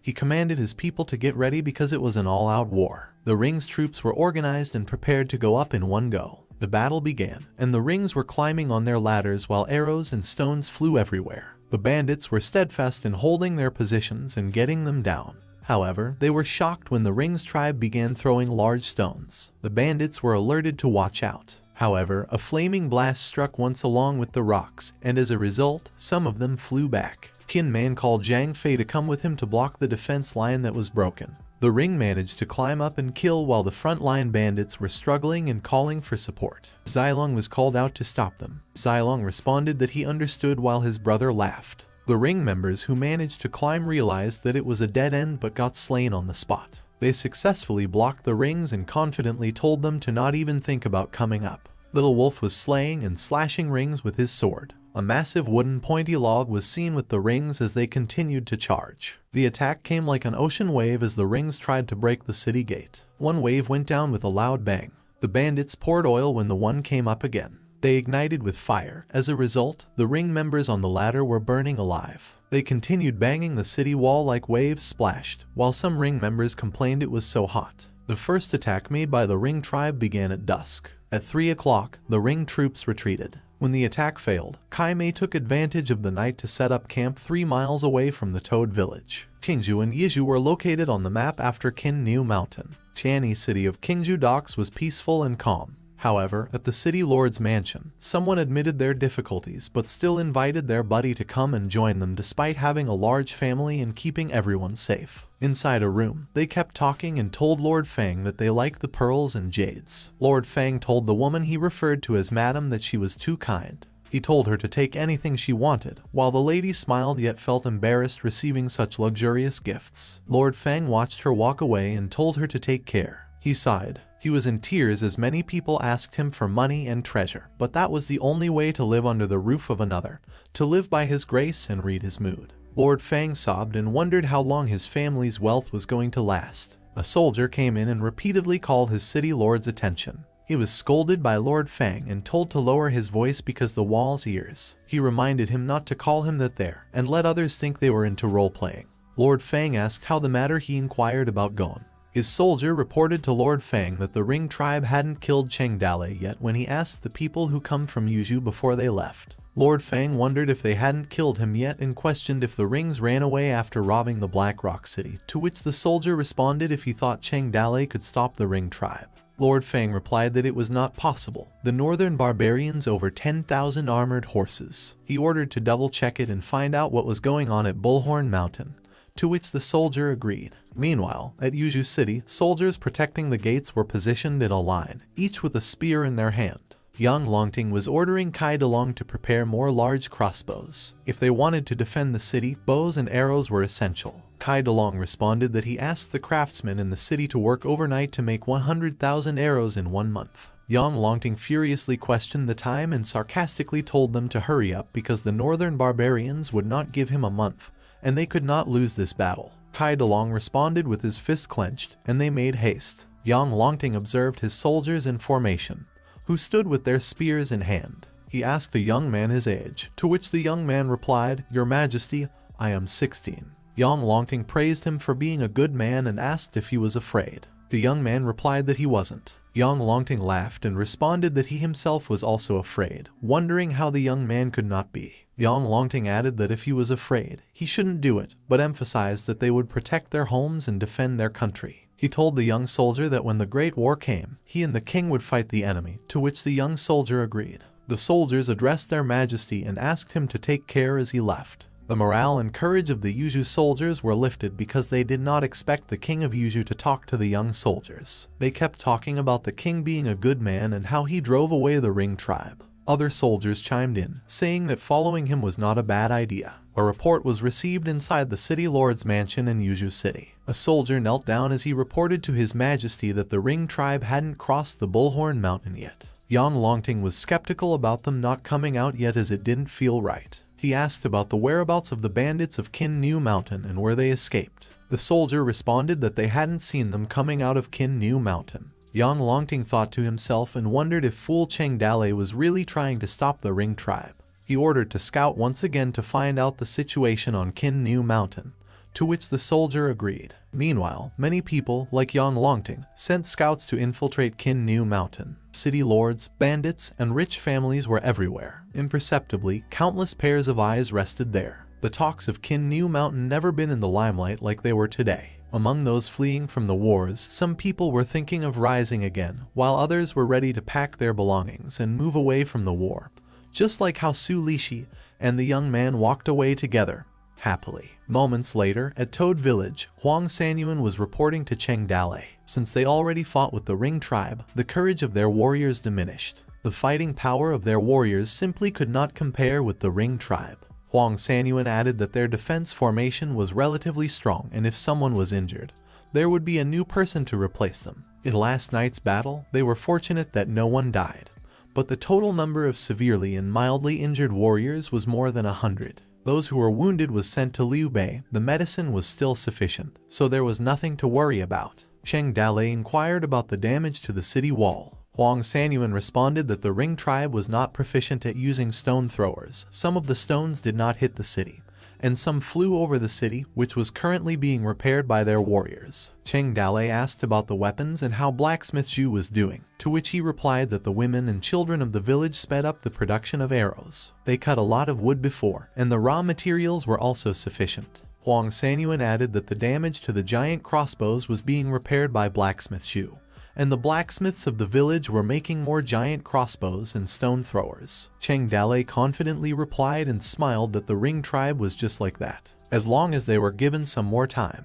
they might be able to train them into elite soldiers who were disciplined. When the time came, they could wipe out the scum of the Ring tribe. Huang Sanyuan replied that this was just the first wave at best. It was only an appetizer before the main event, and advised his village master that this shouldn't be taken lightly. However, he thought in his mind, because of his village master's confidence, could they really win this battle? A simultaneous rustling sound was heard outside their village. Cheng Dale was alerted of an enemy attack, and the Ring tribe was attacking their city again. He ordered Huan Sanyuan to light the wolf smoke and sound the war drums. He commanded archers, giant crossbows, stone throwers, and everyone to position because a new wave of enemies was coming. A bandit pointed to his village master to look out. The Ring tribe came out in much larger numbers. Cheng Dale couldn't believe what he saw. Refugees were marching in their direction, pleading with them to help them. The terrified refugees were pleading with them to let them in so they could rescue themselves and their kids. Cheng Dale thought in his mind that they were planning to get inside the city using a wave of refugees. Huang Sanyuan stated that those savages used the refugees to charge at the city. They inquired of their village master about what they should do. The Ring tribe advanced behind the refugees. Kai Mei, who was on his horse and far behind, watched the battle. Kai Mei thought in his mind that they didn't have a powerful crossbow, and observed their faces and eyes as they cried out for the gates to be opened to save them. He questioned whether they would have the courage to kill both them and their own people. These refugees pleaded for help in a desperate attempt to avoid dying. Meanwhile, Cheng Dale softly taken in all of their cries at the same time. Dao Fei, who asked Cheng Dale if they were already in range and if the Ring tribe was behind them. Cheng Dale responded to prepare the heavy crossbow archers. Tighten the spring, he raised his hand, all of them under his command.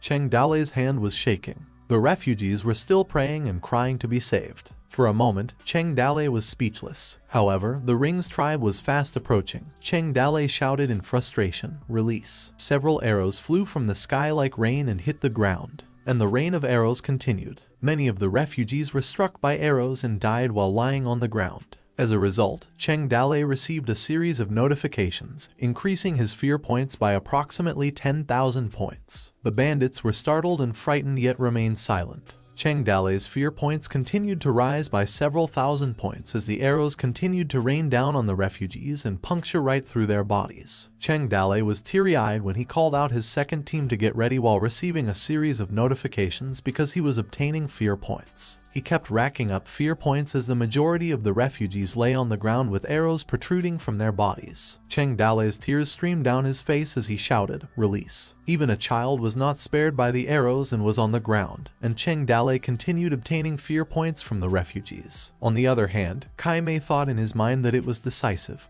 but as long as they could block the first rain of arrows and disrupt their army, their goal would be achieved. Their next step would be to attack the city. The Rings raced fiercely towards the city with their weapons, barriers, and ladders. As other refugees searched for their parents, Cheng Dale kept hearing the refugees begging for help, pleading with him to save them and spare them death. He thought in his mind while crying that those dead and wounded refugees, their cries and laments were all transmitted directly to his mind. Countless emotions of fear hit his mind like a tidal wave. Despair, resentment, agony, sorrow, and he wondered about the heavy stench like a mixture of blood and innards smell. Tears continued streaming down his face. He called out to the system that something was wrong and questioned why she was doing this and if this was what she wanted to make him feel. Dao Fei, who notified Cheng Dale that they were coming. Teary-eyed, Cheng Dale commanded all troops to hold the city wall, not letting those animals set foot on their fortress. Otherwise, they would end up like those refugees, and behind them was where their families were. All the bandits fiercely screamed as they agreed with their village master. Stone and arrows went inside the Toad village while the second team was told to maintain their position and go, while others screamed to kill and attack the city. Kinman and a few other bandits slashed through the Ring members climbing through the ladder. Other bandits even drew arrows at short range and swung swords in defending their city. The Ring members were close to climbing to the top, yet they would be slain and screamed as they fell back down. Guan Yu led the archers and told them to stand back and maintain formation, to which they agreed, while his brothers were fiercely fighting off using their flaming spears and stabbing the sky to kick those Ring dogs off the wall and kill. The Ring members struggled, but they held the ladder and still charged up there, while others screamed as they fell from the sky. Kai Mei was notified that the situation was not good and it was difficult to open a gap to attack. They lost too many of their men in the attack and suggested the soldiers retreat. Kai Mei gestured with his hand to withdraw and retreat. Moments later, a person who didn't have parents would hold and carry a burden, fearing that he would not live a long life. Who know brothers like feet and hands, who know husband and wife like a guest or a friend.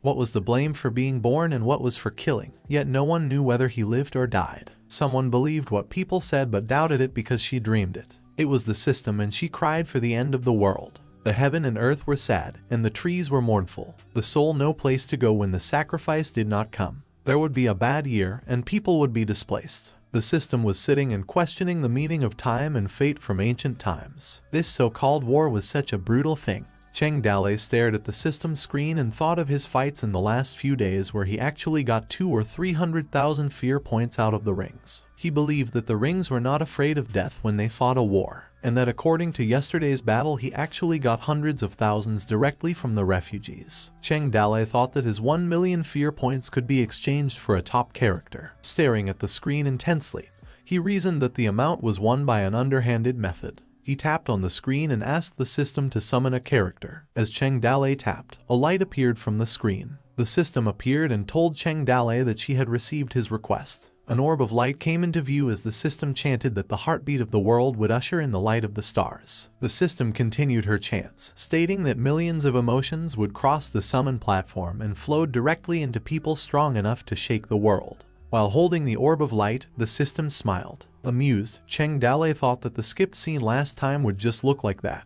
He requested the system to pity him and let him go over his difficulties as he wished for a strong character. While closing her eyes, the system continued mumbling that the hero of the story was reborn and was about to cross time and space to come. The orb of light glowed brighter as it pulsed around the place. A man appeared. A notification stated that the legendary military general was obtained, the leopard head Lin Chong. Info of Lin Chong appeared, stating that he was a martial artist unknown to the public as his age was 33 years old. And as for his skills, he had the wave-breaking sevenfold spear while his hidden attribute was a 1,000-mile-long search for his beloved. Unamused, Cheng Dale asked the system if Lin Chong was coming. He looked at the screen seriously as he thought that he only had a level 3 village building without the additional attributes of a level 3 village. Cheng Dale believed that he should be able to upgrade the village to level 3 since there were already 3 top martial artists. He tapped on the screen and told the system to upgrade the village. The system notified Cheng Dale that the upgrade had failed because it had insufficient conditions, which made Cheng Dale confused. He repetitively tapped the screen, however the result was still the same.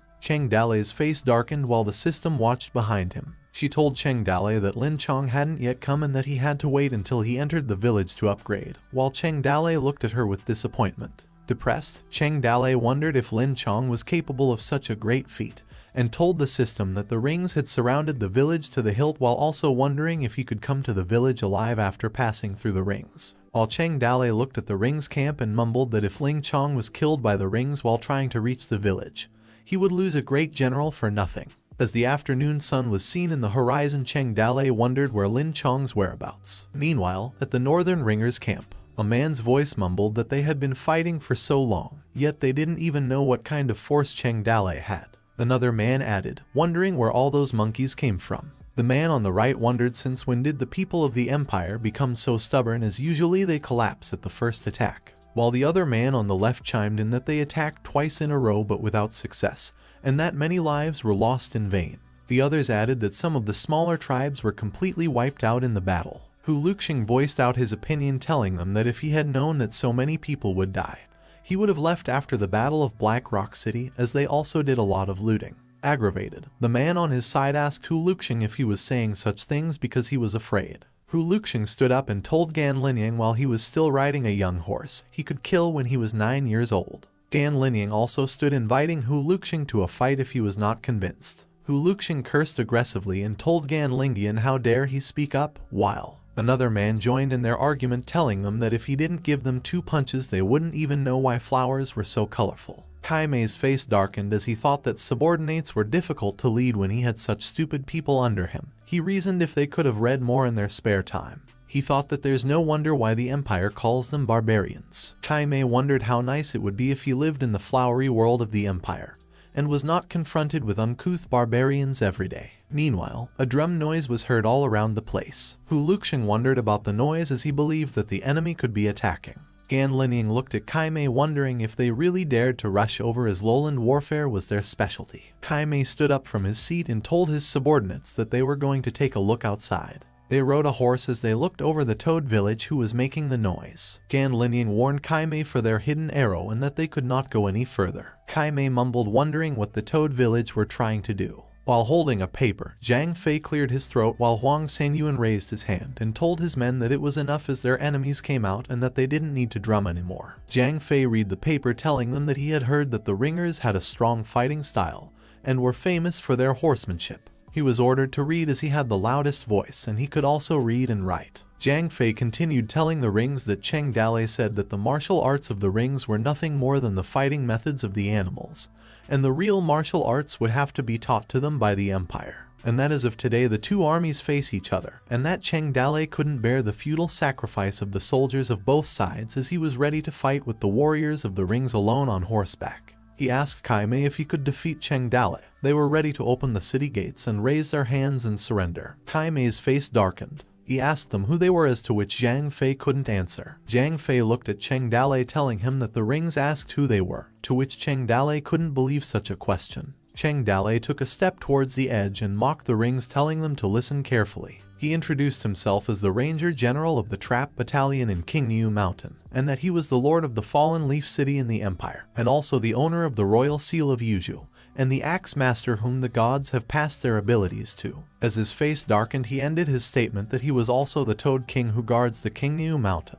Cringing, the rings wondered who the hell Cheng Dalei was. Zhang Fei shouted that many famous characters had died under Cheng Dalei's axe, as he proceeded to ask the rings what they were. Kai Mei coughed, signaling Gan Linying to give him a good shout as they were unable to lose their own reputation, to which Gan Linying also agreed. Gan Linying yelled and introduced Kai Mei. Kai Mei was embarrassed and thought that it was scary to be uneducated, while Gan Linying happily told him that it was done. Another drum noise was made as the wooden bridge slowly fell down. The Toad Village gate was opened, as Kin Man rode out with his horse. He introduced himself and asked the rings who would come to die under his spear. Kai Mei looked back and asked his men which one of them wanted to kill Kin Man. All the men behind were simultaneously agreed to be the one who would kill Kin Man. A horse's hooves and a man came rushing towards Kin Man. Kai Mei wondered who the man was, to which one of his subordinates informed him that the man seemed to be a martial artist who had defected to the northern barbarians and that he also possessed some skills. The man told Cheng Dalei to come out of the city, wishing him to let him smash his head with his stick. Cheng Dalei leaned towards the edge as he saw Du Mao and wondered. Du Mao yelled, mocking Cheng Dalei to come down and have a fight with him. Cheng Dalei thought how Du Mao was not dead and how he had joined the Ring tribe. He replied to Du Mao, telling him that he respected him as a man, asking him how he could become a tiger after joining the Ring tribe and if he wasn't afraid of his ancestors cursing him from their graves. He asked Du Mao to put down his weapons and fight the barbarians together with him. Du Mao responded by calling Cheng Dalei retarded and told him to stop talking nonsense, asking for him to come down so he could let his stick knock his head. While looking at the battlefield, Cheng Dalei replied that he would make Du Mao regret his decision. Cheng Dalei ordered Kin Man to kill Du Mao. Kin Man charged and raised his spear and told Du Mao to accept his death as he was a traitor. Du Mao readied himself and mumbled, "Very good." Both of their weapons clashed. As both men fiercely wanted to kill each other, Zhu Shenji asked Cheng Dalei if he thought that Kin Man could win. Cheng Dalei told him that it was hard for him to say, as Kin Man and Du Mao's skills should have been equally matched. He added that if he wanted to win, they would have to use an unusual move. Both Du Mao and Kin Man fought ferociously. The spear of Kin Man almost hit the face of Du Mao. Kin Man's eyes grew wide as he saw Du Mao smiling and was about to counter. Du Mao swung his club, to which Kin Man barely managed to parry and struggle. Hu Luxing mumbled that the two were equally matched and if they were a little clumsy, their heads would fall on the battlefield. Kai Mei responded that it seemed that the Empire also had such heroes, masters who were not inferior to their tribe experts. Gan Linying chimed in that he pitied such a great martial artist. Zhu Shenji's jaw dropped as he thought that the fight did not look good. Cheng Dalei told him not to worry and just watched carefully. As both men fought, Kin Man glared at his opponent intently. The horse hooves continued to clatter. Kin Man's spear hit Du Mao's horse, which led to Du Mao falling to the ground. Cheng Dalei mumbled that the winner had been decided. Kai Mei ordered one of his men to send someone to fetch Du Mao back as he was still useful. Kin Man was about to swing his spear, going for Du Mao's head. He yelled at Du Mao to die.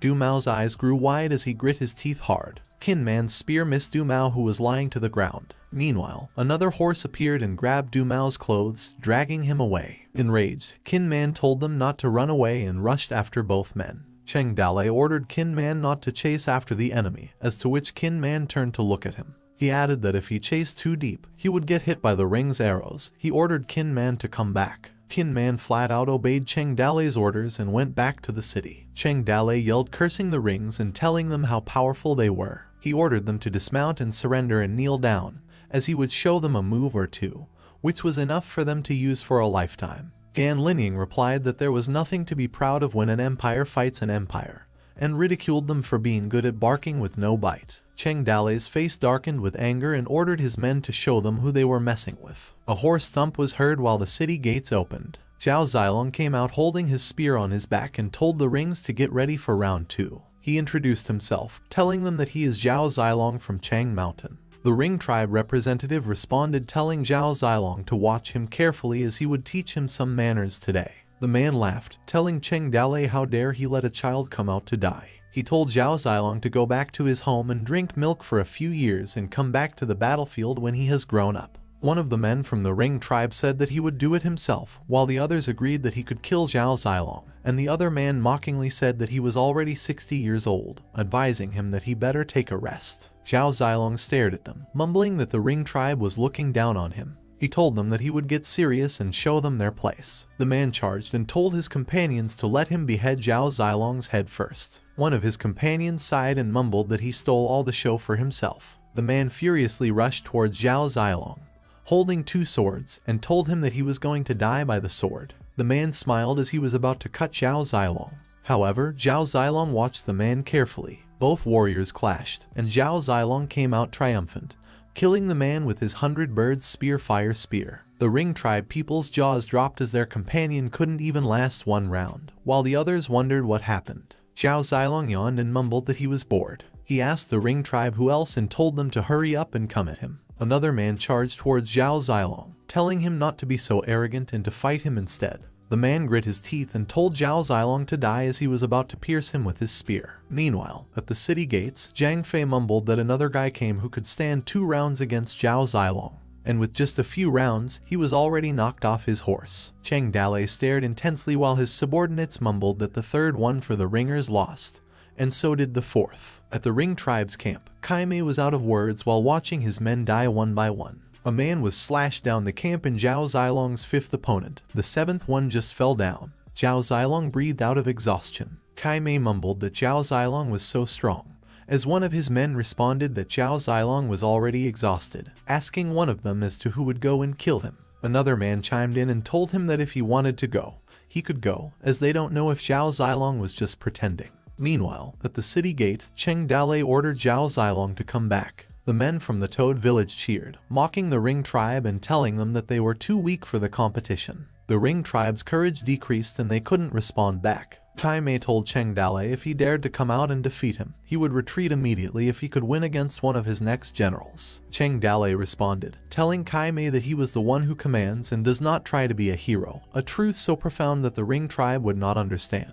Kai Mei smiled and claimed that Cheng Dalei was afraid and that he should just open the gate and give up, as he would spare his life and give him the opportunity to lead horses and carry saddles. Humiliated, Cheng Dalei told Kai Mei to get lost. Zhu Shenji asked Cheng Dalei why he wouldn't go down and fight Kai Mei. Cheng Dalei's face darkened, and he cursed Zhu Shenji, asking him how much he hated him and that he wanted him dead. Zhu Shenji changed the topic and told Cheng Dalei that now the enemy was down there in a chaotic formation, and their courage wasn't conducive. If he went into battle personally, he could certainly strengthen the courage of their army. Cheng Dalei was contemplating and thought that he had set everyone up, and although they hadn't yet openly resisted, everyone had a reason to complain. He thought that if he went out and fought a little, maybe he could calm them down. However, resentment could also increase his standing. After a while, the city gates opened, and Cheng Dalei told Qin Man and Zhao Zilong that they had to be ready to rescue him at any time as soon as he couldn't fight, to which Qin Man agreed. Cheng Dalei yelled at the Rings and asked them which one of them would die by his axe. Kai Mei mumbled that Cheng Dalei came out and ordered his men to release the monster that had made a big mess earlier in their camp. The men approached a small cage. Kai Mei told the man that he would give him one chance. The men who were tightly cuffed stared intently. Kai Mei promised the man his freedom if he would kill Cheng Dalei. The man didn't answer, and after a while, they loosened his ropes, and the man began to walk towards the battlefield. Cheng Dalei wondered where they got a tall martial artist as he stared at the man ferociously. He claimed that the man could be Lin Chong. The man spoke and apologized to Cheng Dalei, telling him that he had to suffer as he had a mission to complete. The system appeared with a notification that the man was indeed Lin Chong, which surprised Cheng Dalei. However, Lin Chong's spear began to attack Cheng Dalei. Cheng Dalei barely dodged Lin Chong's spear and thought that it was quick. His eyes grew wide as he asked Lin Chong not to rush and hear him out. Lin Chong responded, telling him that he wasn't Master Lin and he didn't know him. He gripped his spear tightly and apologized as he leaped, swinging his spear at Cheng Dalei. Kai Mei's subordinates mumbled that if nothing came up, Lin Chong should be able to take Cheng Dalei down after a few more moves. Concerned, Qin Man told Zhao Zilong that Cheng Dalei was at a disadvantage. Zhao Zilong responded that they must not rush into anything, that if they rush now, they would be forced to fight with the Rings, and they wouldn't be able to save him. They could easily break through the gates after that. Cheng Dalei was struggling and asked Lin Chong if he was willing to be a dog of the Rings and kill his own people. Lin Chong didn't answer for a second. However, he responded that his master's son was stranded, and his whereabouts were unknown. He had to bring him back alive. He continued to attack Cheng Dalei and apologized. Cheng Dalei, who had just blocked Lin Chong's attack, asked him who his master's son was. Lin Chong asked Cheng Dalei if he had seen a person with a majestic bearing and a chivalrous spirit called Lin Xiaoyu. As Cheng Dalei blocked Lin Chong's attack, he told him that he knew his master's son, which left Lin Chong questioning. He informed him that Lin Xiaoyu was inside the city, and at the time, he was his sworn brother, and if Lin Chong was Lin Xiaoyu's eldest brother, he was also his eldest brother. Lin Chong was confused that if Lin Xiaoyu was not captured by the Ring tribe, how could his weapon fall into the hands of the Ring tribe? As they continued fighting, Cheng Dalei told Lin Chong if he didn't believe him, he would share something private that only Lin Xiaoyu knew. Lin Chong responded that he would like to hear what Cheng Dalei could reveal. Cheng Dalei proceeded to share everything about Lin Xiaoyu as he knew many things about him and asked Lin Chong if they could talk as they fought. Qin Man noticed that Lin Chong's attack slowed down, and Cheng Dalei and Lin Chong were attacking back and forth. The fight continued as Cheng Dalei informed Lin Chong that Lin Xiaoyu had a red birthmark on his chest and asked if he was willing to believe him now that he had shared everything. Lin Chong's eyes grew wide and asked Cheng Dalei how he knew so many secrets about Lin Xiaoyu. He claimed that Lin Xiaoyu was homosexual. Lin Chong's face darkened as he mumbled that Lin Xiaoyu had such bad eyesight. Cheng Dalei was annoyed by the sudden comment. He told Lin Chong that he would bash his head in. Cheng Dalei coughed while retreating and told Lin Chong that he couldn't save him that day, so he would go back first and save him in a day or two. He rushed back and told him to withdraw as they couldn't distinguish who was winning, so he had to wait for him to go back to heal his stomach, as they would fight some other day. The faces of the people on both sides darkened in embarrassment, and they thought that it was obvious that Lin Chong could beat him to pulp, and he couldn't lift his head. Cheng Dalei rushed to the gate and asked for his men to close the gate. The gate closed, the wooden bridge began to lift up. Cheng Dalei hopped off his horse and told Qin Man and Zhao Zilong to summon all the chiefs and explained that there were important things to discuss. After a while at the gathering hall, Cheng Dalei informed his subordinates that Lin Chong had been a long-lost friend of his who was trapped in the Ring camp. He asked them to use their heads and tell him if they could get him out, asking for any of their ideas. Liu Bei began by telling Cheng Dalei that it was difficult to rescue Lin Chong in the Ring camp, and asked him if his friend was important. Looking at Liu Bei, Cheng Dalei told him that Lin Chong was very important. Liu Bei suggested that they have to launch a large-scale attack and start a hand-to-hand battle with the rings and take the opportunity to snatch Lin Chong back. Another man suggested that they make a surprise attack on the enemy's camp at night and secretly get Lin Chong back from the enemy camp with a few experts. Some people added that the Ring tribe knew that their side would not leave the city,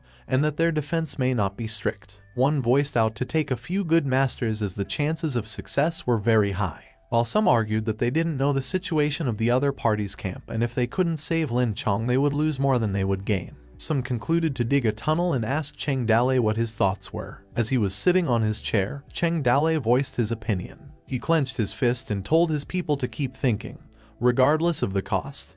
Their next task was how to save Lin Chong. He informed them that he named the mission code name as Saving Soldier Lin Chong. Meanwhile, at the Ring tribe camp, Meng Zian scolded Du Mao, telling him not to act rashly as he intended to let him show his skills at the critical moment. Their status could also be improved, however, Du Mao was too impulsive. Du Mao retorted that he could go and seek refuge with bandits, as Meng Zian couldn't imagine that when he became a traitor, their future generations would not be able to lift their heads up in society. Meng Zian smiled and responded that Du Mao was just a villain and asked him who would look up to him in the empire. He went on to question Du Mao that when the emperor founded the empire, he was not regarded as a king by everyone, and that 20 years had passed. He wondered who would still dare not call him an emperor. Du Mao responded that he was not as eloquent as he was just looking for Cheng Dalei to take revenge. And after he killed Cheng Dalei, he would never stay in the Ring tribe for one more day. Meng Zian reminded Du Mao that he was the one who saved him in the first place, which aggravated Du Mao. Meng Zian chuckled, telling Du Mao that Yu State was not loyal and his son was unfilial to his parents and that he didn't think he should act righteous now. Then, all of a sudden, a drum was heard in the entire place. Kai Mei came out of his tent, wondering who it was, and asked his men that they were going out to sea. Cheng Dalei, who rode his horse, raised his hand and told the scum of the Ring tribe that their grandfather Cheng Dalei had arrived. He asked them which one of them was tired of living, as they needed to come quickly so that he could kill them. Striding forward towards the enemy, Cheng Dalei told the men of Ring that he had learned the art at the age of 3, mastered it at the age of 9, and was invincible at the age of 13, kicking the North Sea back garden as no 180 or under could beat him. The men of the Ring tribe wondered what Cheng Dale was doing, while the others guessed that he wanted to fight them alone. Annoyed, Kaimei ordered his men to kill Cheng Dale as he was bothering him. Hu Luxing held his weapon and told them that he was going to kill Cheng Dale. He charged towards Cheng Dale with an intent to kill. Cheng Dale asked the man to go back as he was not qualified to fight with him, and that he wanted Lin Chong to come out and fight him again for a few thousand rounds. The system appeared bearing information about Hu Luxing, a famous excellent warrior, and a leader of the Small Hill Division. Cheng Dale looked at Hu Luxing intensely and thought that the head of the Small Mountain Division might be enough to catch him. Hu Luxing swung his mace and told Cheng Dale to take his move. Cheng Dale also swung his axe, which Hu Luxing barely managed to block. His eyes widened as he thought that Cheng Dale had good blade skills and a heavy axe. He concluded that his opponent could not be underestimated. They turned at each other as Cheng Dale taunted Hu Luxing to come again and take his move as he swung his axe. Both of their weapons collided. Hu Luxing was sweating out of struggle as he thought that Cheng Dale moved so ferociously that he was going to lose. Kaimei, who was watching from afar, mumbled that Cheng Dale fooled him the day before as he had a couple of tricks up his sleeve. Meanwhile, at the battlefield, the two were fighting with each other for 10 rounds. Struggling, Hu Luxing claimed that Cheng Dale's attacks were not as sharp as they were at the beginning. He believed that he was exhausted and that his opportunity had arrived. Cheng Dale retreated and told Hu Luxing that he was going back to fill his stomach and he would take his head another day. Enraged, Hu Luxing shouted at Cheng Dale, telling him not to go. He chased him. As he chased behind Cheng Dale, Hu Luxing angrily told him to stop running away. He claimed that he was so close to killing him and wondered why. Enraged, Hu Luxing's face darkened as he cursed in his thoughts that he was so close to catching up and wondered why there was always a gap between both of them. Cheng Dale leaped, which made Hu Luxing wonder why his horse could suddenly pick up speed and create a gap immediately. A system information popped up, stating that the horse Cheng Dale was riding was an excellent slender horse and had a skill for running away, getting a speed bonus when running away. Kaimei shouted at Hu Luxing, ordering him to stop chasing and come back. Cheng Dale screamed Qin Man and Zhao Zilong's names as he rushed towards the city gates. He asked them why they weren't doing anything yet and wondered what they were waiting for. Qin Man came out first, and behind him were Zhao Zilong and Gao Fei Hu. Hu Luxing's eyes widened as he was intercepted by Qin Man's spear. He barely blocked the spear, however, Qin Man forced him off of his horse. Zhao Zilong, who was holding a rope, tied down Hu Luxing, who believed that his life was over. Gao Fei Hu helped Zhao Zilong in tying Hu Luxing. They hastily entered the city gate, ordering their men to close it. Enraged, Kaimei knew that it was a trap and ordered his men to attack the city. The rings charged towards the city, bringing with them their ladders. Kaimei ordered his archer units and catapult units to get ready. Gan Linying shouted at Kaimei, asking him not to shoot arrows as Hu Luxing was hanging at the top of the city gates. Cheng Dale claimed that they should shoot their own people, as the Ring tribe liked to use catapults, bows, and arrows and serve them the same sauce. The siege lasted another day and night. After leaving hundreds of bodies behind, Kaimei finally returned unsuccessfully. A voice was heard at the top of the city gates, addressing Kaimei that if he wanted to save Hu Luxing, he should cut the crap. Cheng Dale asked him to release Lin Chong, and they were going to exchange one for the other. Kaimei gritted his teeth and thought that Cheng Dale had challenged Lin Chong to a fight today, claiming that it turned out he didn't want to kill him. Instead,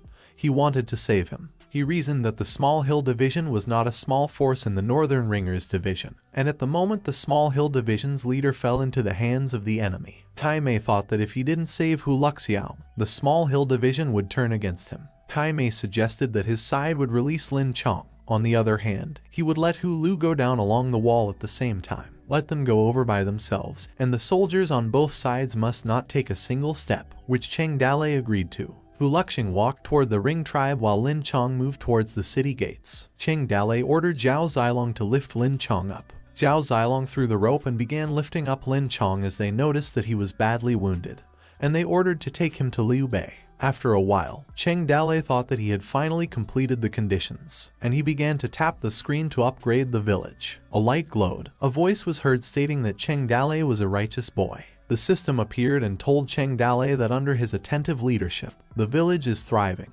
The conditions have been met, and she congratulated him for bringing the village to level 3. She went on to say that she saw that he was righteous and had extraordinary resources, and he had proven to her that he had a heart strong enough to use great power. A light glowed from the tip of the finger of the system as he told Cheng Dale that she would give him the power that can destroy thousands of armies. She asked him to take it while pointing the light on his head. Cheng Dale gained power up, physical improvement, combat movements, and combat abilities were merged with the host, and the village owner leveled up to the top level. A notification popped stating that level 3 village was reached and all skills increased by 1, and the village rewarded with 1 ability. Archery improvement for archers, and the probability of producing excellent weapons in the forge is increased. A system information popped, and the character summon platform upgraded, in every summon consuming 100,000 fear points, 1 guaranteed top character after 10 summons, and he would have a chance to get 1 supreme warrior with 10 million in exchange. Both the system and the gacha machine informed Cheng Dale that the new system store is officially open today. Each time he entered the system store, 10,000 fear points would be deducted from his account.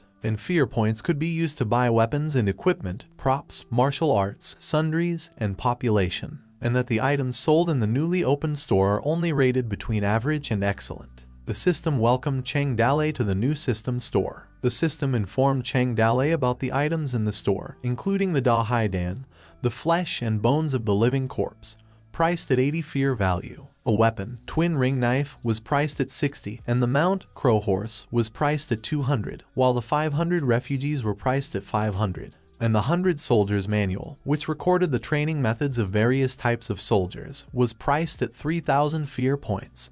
And the system continued. Cheng Dale's face was distorted after he heard the expensive prices. He asked the system if there was anything that cost less than 100,000 fear points, to which the system answered that she was going to take a look. The system searched as Cheng Dale watched behind her. She told Cheng Dale that she found something, an ordinary cut wounds medicine, priced at 5 fear points, and a box of gunpowder powder, priced at 10 fear value. As she told him the cheapest thing, she told him that after purchase, he could choose the place where the item appeared and enjoy the quality service of home delivery. Cheng Dale claimed that 100,000 fears for 1 box of gunpowder were cheap, as he believed that it would be the most useful for now. He glared at the cut wound medicine as its role was to speed up the recovery of injuries. Cheng Dale remembered that before Lin Chong was saved, he had been tortured by the Ring tribe and got serious injuries, and the medicine was just what he needed. Pointing his fingers at the medicine and telling the system that he wanted the item, to which the system agreed and asked him if he needed anything else. A beep noise deducted Cheng Dale's fear points to 500,000. The system smiled in gratitude and told Cheng Dale that they would see each other next time. Meanwhile, Cheng Dale held the medicine in his hand and informed Liu Bei to use it on his brothers. Liu Bei recognized that it was Mr. Zhang Jing's incised wound medicine and asked Cheng Dale where he got it from. Cheng Dale said that he bought it from an immortal and hurried Liu Bei to save the people. After some time at the top of the city gates, one of Cheng Dale's men reported that the city wall was repaired and that it seemed to be stronger than the previous one. Cheng Dale rubbed his hands on the wall as he thought that the repair speed was much faster than before. He realized that it was the skill of the mountain fortress. As he inspected the wall, Lin Chong appeared, asking for Lin Xiaoyu. Cheng Dale said not to worry, as Lin Xiaoyu was on a very important mission, and was not in any kind of danger. Lin Chong's face stiffened as he asked him again where Lin Xiaoyu was. Cheng Dale sweated a little, however. He pointed out that Lin Xiaoyu was over there. Lin Chong, still confused, asked him what. Cheng Dale informed him that Lin Xiaoyu was on the top of the Bullhorn Peak, using the tree as a signal to show the direction of the Ring tribe's advancement. He pointed to the tree and said that in that way, if the Ring tribe made any move, they could know in advance. Lin Chong's face darkened in anger and shouted to Cheng Dale, asking if he wanted Lin Xiaoyu to die. Cheng Dale assured him that his mission was not that dangerous and that no one could find him there, as there were big trees at the top of the peak, making it difficult to see him. Besides, no one would look to the sky all day. Enraged, Lin Chong clenched his fist and told Cheng Dale that it was good not to be found when you were alone, but if you were found, you would be dead. He told Cheng Dale that since it was not dangerous, he should go there instead. Cheng Dale informed him that the mountains and rivers were shattered, and all the people became destitute and homeless. The land was dying every day. He went on that many people had already died in his fortress, and their people still opened the gates to collect the corpses, and they already knew that they would not be able to return alive. And if the Ring tribe attacked them while they were collecting bodies, he doubted that those who were collecting the bodies would be able to get in.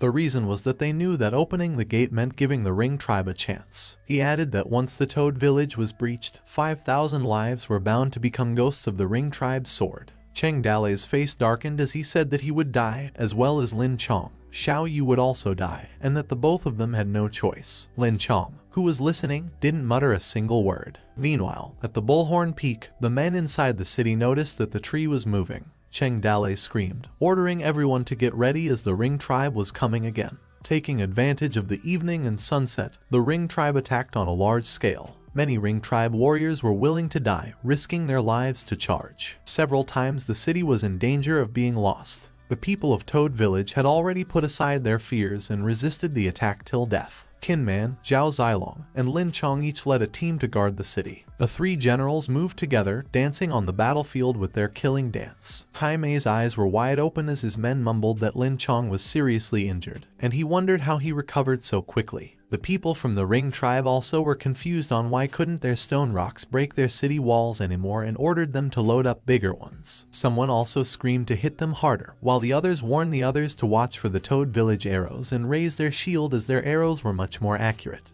The battle lasted for a day and night, but the Ring tribe returned without success. In the following days, Kai Mei launched a dozen more attacks on the city, sacrificing countless lives.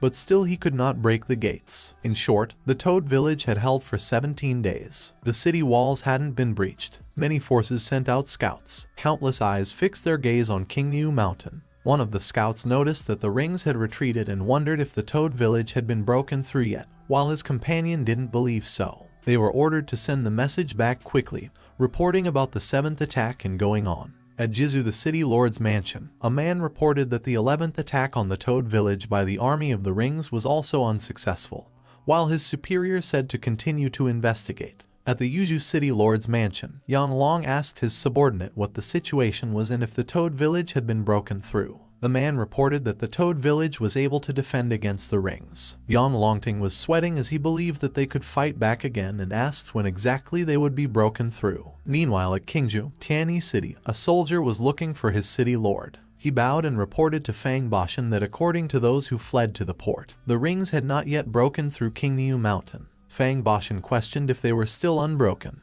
and wondered if Cheng Dalei's band of mountain bandits were really holding the fort. Doubtful, Fang Bashan asked the soldier if the Toad Village could stop 10,000 elite soldiers with their small army of rabble. The soldier asked Fang Bashan if they should go back, which made Fang Bashan question him. He explained that they could lead the remnants of the army and attack the rings from the outside with the Toad Village from inside. The Ring tribe would be attacked from front and back and they would definitely be defeated by their army. And Fang Bashan, the city lord, would have a great success. Fang Bashan asked his men if he was not crazy, as he was talking about the Ring tribe. Kai-Yi didn't answer, however, he wondered what was so awesome about the rings. Fang Bashan ordered Kai-Yi to keep scouting, and said as soon as the ring went south they could pull out immediately, to which Kai-Yi agreed to. Meanwhile, a young boy asked his master why they had to go to Qingniu Mountain as it was a war zone. The master said that recently fewer and fewer people had fled to Qingzhou. He believed that there were only two possibilities for the situation. He went on to say that it was either the rings had already killed their way through and were currently taking over the city, or Cheng Dalei was still defending the Toad Village. The young boy believed that the second one was probably too implausible. The master replied that the mountain bandits became outlaws and more professionals, but the overall quality of their soldiers was by no means comparable to the regular army. The boy claimed that the armed soldiers of the capital and the soldiers of the other provinces could not stop the rings, and the weakest mountain bandits stopped the strongest riders of the rings. He asked his master what happened to the rings. The famous generals in the region trembled with fear when they heard about the rings, but only a group of mountain bandits dared to fight back. The master answered that countless youthful leaders of the empire also thought so. Some people didn't believe the rumors and wanted to try to fight the rings and wondered what was the big deal with the rings. He went on to say that the result was often more losses than victories, and it was not even an exaggeration to say that out of 100 battles, 100 were lost. And after countless failures, it was considered that the Ring tribe was unbeatable. Time passed, and if the young leaders of that time had not died on the battlefield, they should also have had gray hairs on their heads now. The master said that at that point, when a young man wanted to fight the ring, he angrily retorted with the phrase, "That's the Ring tribe," and no one had even given an answer to the question, "What's the matter with the rings?" The master continued and told the boy that actually, everyone knew the answer to the question, but no one was qualified to answer it for 30 years. As they saw the vast horizon, he told the boy that on that day, they would go to the Kingnui mountain to see if he could write down the answer to that question. The master rubbed his beard and mumbled that the question was not complicated, and the answer was also simple and required only a few words. But no one could put it on paper, because the answer must come from the pen of an elite soldier, with the great rivers and mountains as paper, with blood as ink, and with a clean victory as the final word. The rings were nothing. Meanwhile, at the Toad Village city gates, Zhu Shenji told Cheng Dale to look. He mumbled that the rings were retreating as they were taking down their tents. Zhu Shenji suggested storming and then taking advantage of their lack of preparation to really crush them. Cheng Dale's eyes narrowed, and he said no need to rush. The Ring tribe retreated. Zhu Shenji said to give them the order to pursue them. If they would not pursue them, they would fly far away. Cheng Dale asked him not to worry as they were trying to draw them out. He noticed that the treetops shifted southwest, and the opposite. He believed that the enemy's retreat was actually a strategy to lure the troops, and once they left the line of sight, they would surround the Kingnyu Mountains. Cheng Dale smiled and ordered Zhu Shenji to go down and leave the city gate wide open. Zhu Shenji asked if he was going to send troops. Cheng Dale snapped his finger and wondered what Zhu Shenji meant, as when the rings returned, they should prepare more crossbows and heavy stones and be prepared to give them a good treatment. The rings marched towards the vast forest. Kaimei asked his subordinates if they came after them, to which the man replied not yet. He ordered the man to continue to observe. Under the crescent moon, Lin Xiaoyu thought that the Ring tribe was still camped within the vicinity of Kingnyu Mountain. He wished for Cheng Dale not to chase them out. Meanwhile, at the Ring tribe's camp, Hu Luxing said to Kaimei that with the Empire's thirst for greatness and success, when the enemy retreated, they should have gone out of the city and pursued the routed soldiers. He wondered if the Empire was aware of their plans as they were still calm at the time. Kaimei questioned how it was possible. How could they know that their retreat was real or fake as they didn't have a far-sighted person? Doubtful, Hu Luxing asked Kaimei why they weren't coming out. Kaimei responded that even if they didn't come out, they would just kill them when they were careless. Suddenly, a man came running reporting to Kaimei that the Toad Village was crowded inside and seemed to be celebrating. Kaimei smirked, mumbling that it seemed that they had been scared out of their wits, and even if they retreated, they dared not to come out. The rings waited out, as another report came in that the number of soldiers at Toad Village gates had dropped to 100. The man was ordered to scout again. Another report that the guards were down to 50, and another to scout again.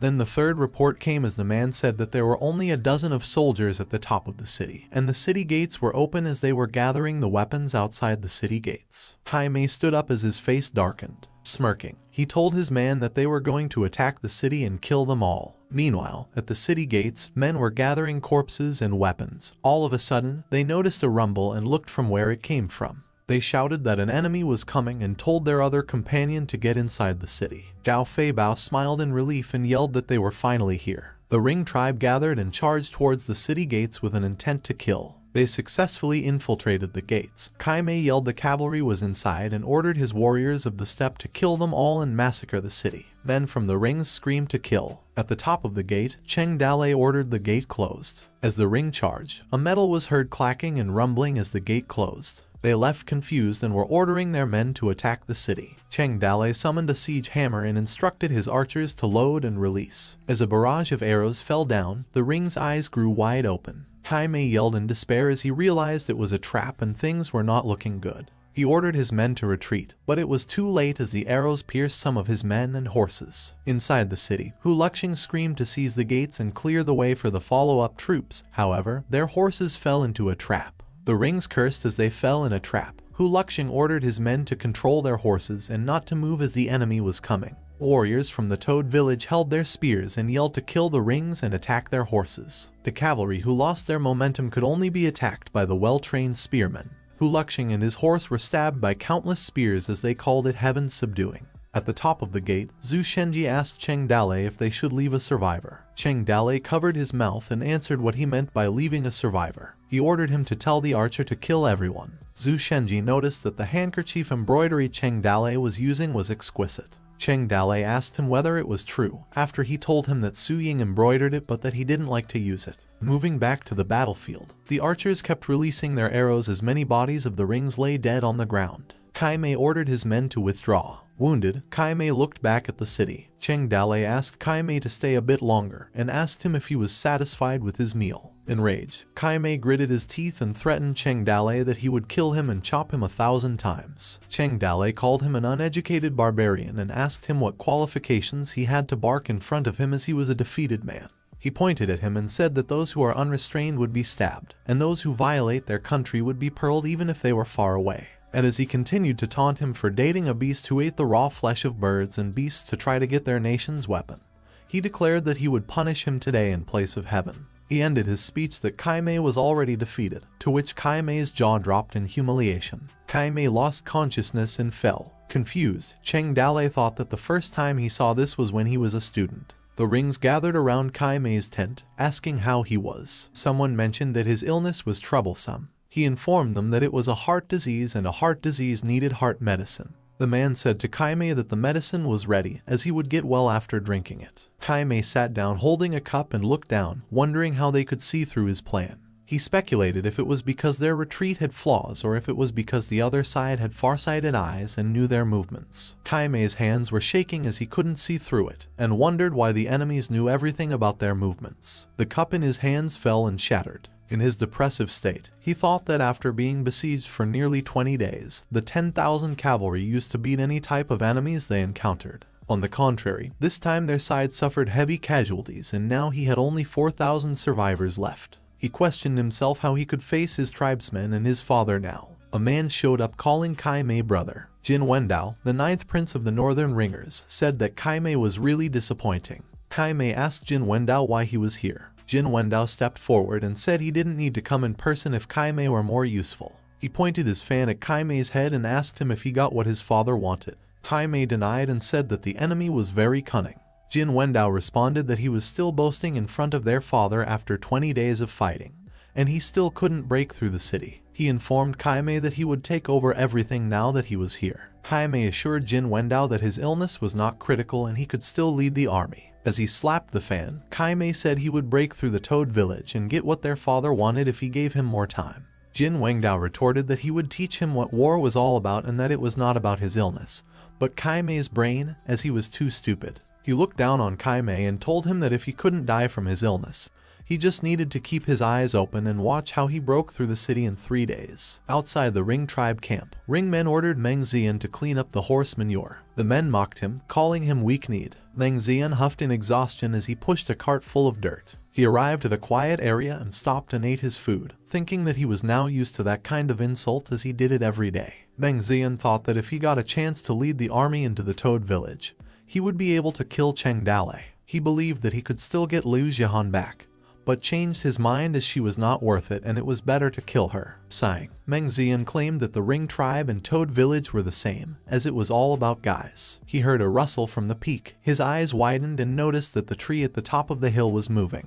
He claimed that there was someone up there. Sweating, Meng Zian realized what it meant. After a while, he climbed at the Bullhorn Peak and saw Lin Xiaoyu sitting. Realizing that he knew Lin Xiaoyu was, Meng Zian smirked as he thought that it seemed that the opportunity that he had been waiting for had appeared. He slowly approached Lin Xiaoyu. However, the wind made a rustling noise. Lin Xiaoyu turned to look and questioned if what he saw was an illusion. Back at the Ring tribe camp, Jin Wendao asked Meng Zian if he was sure. Kneeling, Meng Zian said he would be stabbed by 10,000 swords if there was a single lie in his words. Jin Wendao asked him if he was from the south, to which Meng Zian didn't respond. He asked him why he wanted to join them. Meng Zian answered that he had hatred for the bandit for taking his wife and he couldn't forget it. Jin Wendao smiled and told Meng Zian that from now on he could be his groom. Meng Zian was perplexed and questioned what he meant by groom, thinking that his report was so important but he only got a groom position. Jin Wendao tapped Meng Zian's head and assured him there would be a better position for him when he really kills Cheng Dale, to which Meng Zian agreed. Jin Wendao strode off and chuckled and muttered the word interesting twice. Meanwhile, at the Bullhorn Peak, Lin Xiaoyu was still sitting. Then suddenly a group of Ring men appeared. Lin Xiaoyu's face distorted as he noticed that someone was coming and that the earlier movement wasn't an illusion. He held his weapon and remembered what Cheng Dale said, that if he took the job, he had to take a risk of being discovered, and if the situation was not good he had to retreat as soon as possible. the iron-breaking spear with attributes the broken arm refined by blacksmith Zhu of Toad Village. Lin Xiaoyu claimed that it was not a good idea to run away at the slightest hint of trouble, and since there's a chance he could drive the Ring's tribe away and save the people from a worse situation. And even if thousands of warriors surrounded the mountain, as a warrior he would die fighting. Under the crescent moon, Lin Xiaoyu was surrounded by the rings. The ring had climbed the Bullhorn Peak. Lin Xiaoyu realized that the way down the mountain was blocked. He leaped towards a group of rings and thought he would break his way out. A group of rings flew from Lin Xiaoyu's attack. The rings yelled that they had found Lin Xiaoyu, while the others told everyone to hurry up. As Lin Xiaoyu charged towards the ring, he thought that a man with average talent who wasn't trying hard but still wanted to be a warrior might have been a delusion. The rings readied their rope and mumbled that Jin Wendao had ordered them to capture Lin Xiaoyu alive. Lin Xiaoyu thrust his spear, calling it the threefold spear wave breaker. As he fought, he thought that holding his spear today felt different from before. He wondered if it was because he was doing the right thing. Lin Xiaoyu claimed the newly forged iron weapon seemed to have an inexplicable power passing into one's body, in addition to the wet cold. He pierced 2 ring men in one thrust. His heart was more stable, and he had sharper eyes and bursting strength. The rings gritted their teeth as they saw what had happened. Lin Xiaoyu smirked as he continued stabbing and unleashed his skill, Spear Wave Breaker Threefolds, killing quietly, just the occasional scream before death. The futile struggle to kill, and ultimately just a fight of animals, was endless. Many of the ring men fell dead, however, they still charged at Lin Xiaoyu. Exhausted, Lin Xiaoyu believed that it was probably almost over. He wondered if anyone would know what he had done if he took a leap. Maybe he could be like those who worshipped before him. In the mouth of the storyteller, the edge of the cliff broke where Lin Xiaoyu was standing. The rings watched him as he fell from the peak. While falling, on a certain day, in a certain month, in a certain year, the young warrior Lin Xiaoyu had fought against the Ring tribe, but was defeated and fell off the cliff. It turned out that every warrior belonged to the cliff. Lin Xiaoyu's eyes looked dead as he believed perhaps Lin Chong could find his bones under the cliff, as he was still looking for him. The rings watched him as he fell. Lin Xiaoyu released his spear. He thought that it may also have been able to exchange a few tears of the lady in the boudoir. Then perhaps no one would remember, as it didn't matter. Seconds passed. A lasso appeared, tying around Lin Xiaoyu's body. The rope tightened, making Lin Xiaoyu's eyes widen. Jin Wengdao, who held the rope, asked him if he wanted to die. He said that it would not be that easy. Jin Wendao, 9th prince of the Northern Ring tribe and who was good at using a lasso. At the top of the city gate, Cheng Dale watched over the Ring camp. He claimed that the Ring tribe's troops were increasing and that at least a few thousand more people had come. After such a big defeat, their army strength increased instead of decreasing, and no matter how he thought, it was not normal. The rings marched approaching the gate. In front, Jin Wendao asked if Cheng Dale was the general of King Niu Mountain, the lord of the imperial city, and the holder of the king's seal of the Yuzhu state, the divine axe general of the immortal art, and the Toad King who guarded the King Niu Mountain. Cheng Dale told him that he was correct and asked Jin Wendao if he was another traitor of the empire as he saw him dressed like that. Jin Wendao introduced himself as the 9th prince and said that he had heard that Cheng Dale was a great scholar, martial artist, and righteous person, and he knew that he was not that famous as him, but still, meeting him was better than being famous. Cheng Dale smiled, responding that when wandering around the world, the most important thing was the word righteous, and claimed that Jin Wendao was a good man that made him very happy. He asked him to hurry up and retreat, as he would spare his life today. Jin Wendao grinned and said that he prepared a small gift, and maybe after he saw his gift, perhaps Cheng Dale would change his mind as it was the first time they met. Cheng Dale scoffed and told Jin Wendao that he was still very polite. Jin Wendao ordered to bring his gift. Cheng Dale's face darkened. Lin Xiaoyu, who was tied down in a cart. Cheng Dale's face wrinkled in anger as he muttered Lin Xiaoyu's name, who he saw wounded. In the Toad Village wall, Lin Chong shouted Xiaoyu's name as he was surprised that Xiaoyu had been captured by the Ring tribe. Cheng Dale quickly ordered Qin Man and Sai Long to hold Lin Chong down, emphasizing the urgency of the situation. Now lying helpless and restrained beneath the combined strength of Qin Man and Sai Long, Lin Chong couldn't contain his frustration, cursing at Cheng Dale. With a furrowed brow, Lin Chong asks Cheng Dale, questioning the assurances about the no danger for Xiaoyu. Cheng Dale's response was a tense silence. His annoyance was evident as his jaw clenched and his eyes narrowed in frustration. With a steely gaze directed at Jin Wendao, Cheng Dale asks Jin Wendao about his intention. Jin Wendao, displaying a playful smile, invoked the concept of the word justice serves as Cheng Dale's guide, which is why Cheng Dale cannot bear to witness his friend's suffering. He requests Cheng Dale to open the gate, promising to return to his friends once inside. While maintaining a stern demeanor, Cheng Dale contemplates the concept of negotiation, emphasizing the importance of proposing acceptable terms. Cheng Dale raises concerns that letting them in might lead to slaughtering the people in the cities. Jin Wendao was seen wearing a silly smile, clarifying to Cheng Dale that he might have misunderstood him and that it was not a negotiation. His facade shifted suddenly menacing turn as he cleared that it was a threat. Raising his handheld fan with authority, he called out Meng Ziyun and ordered him to give Cheng Dale a taste of their intentions. Meng Ziyun, in response to Jin Wendao's command, displayed a sinister smile on his face. Out of nowhere, Xiao Yu's legs were ruthlessly stabbed by Meng Ziyun, putting him in agonizing screams that pierced the air. Cheng Dale has his face contorted in a grimace of annoyance as he called out to Xiao Yu, his concern mingled with frustration. With anger simmering, Cheng Dale directed a menacing threat at Meng Ziyun. He gritted his teeth in anger and vowed to catch, chop, and feed him to the pigs. Amidst the tension, Jin Wendao cuts in as he slowly unfurls his handheld fan. He mentions his status as a prince and expresses that he has a good heart and can no longer endure watching the situation. Wearing a sardonic smirk, Jin Wendao continues his statement, demanding to Cheng Dale that the city be opened and surrendered within 3 days, or he would have Xiao Yu hacked to death before his eyes. Shortly after that moment, a gathering took place inside the Toad Village to discuss the unfolding situation of Xiao Yu. A person then spoke about how Xiao Yu shared life and death with them, and they could not let him fall into the hands of the enemy. Rescue was imperative. Some expressed doubts about the practicality of saving someone from the rings, and some questioned whether they could save their own people. Others voiced out that they must not surrender to the rings or everyone in the village would die, while others suggested the possibility of digging a tunnel to reach Xiao Yu as he was tied up near the city wall. Some observed that it appeared as if the only viable option remaining was the daring approach of a raw raid, but they raised a valid concern, questioning the likelihood that the opposing side would win. Sharing an insightful perspective, Liu Bei acknowledged the difficulty of this mission, comparing it to their previous rescue of Liu Chong.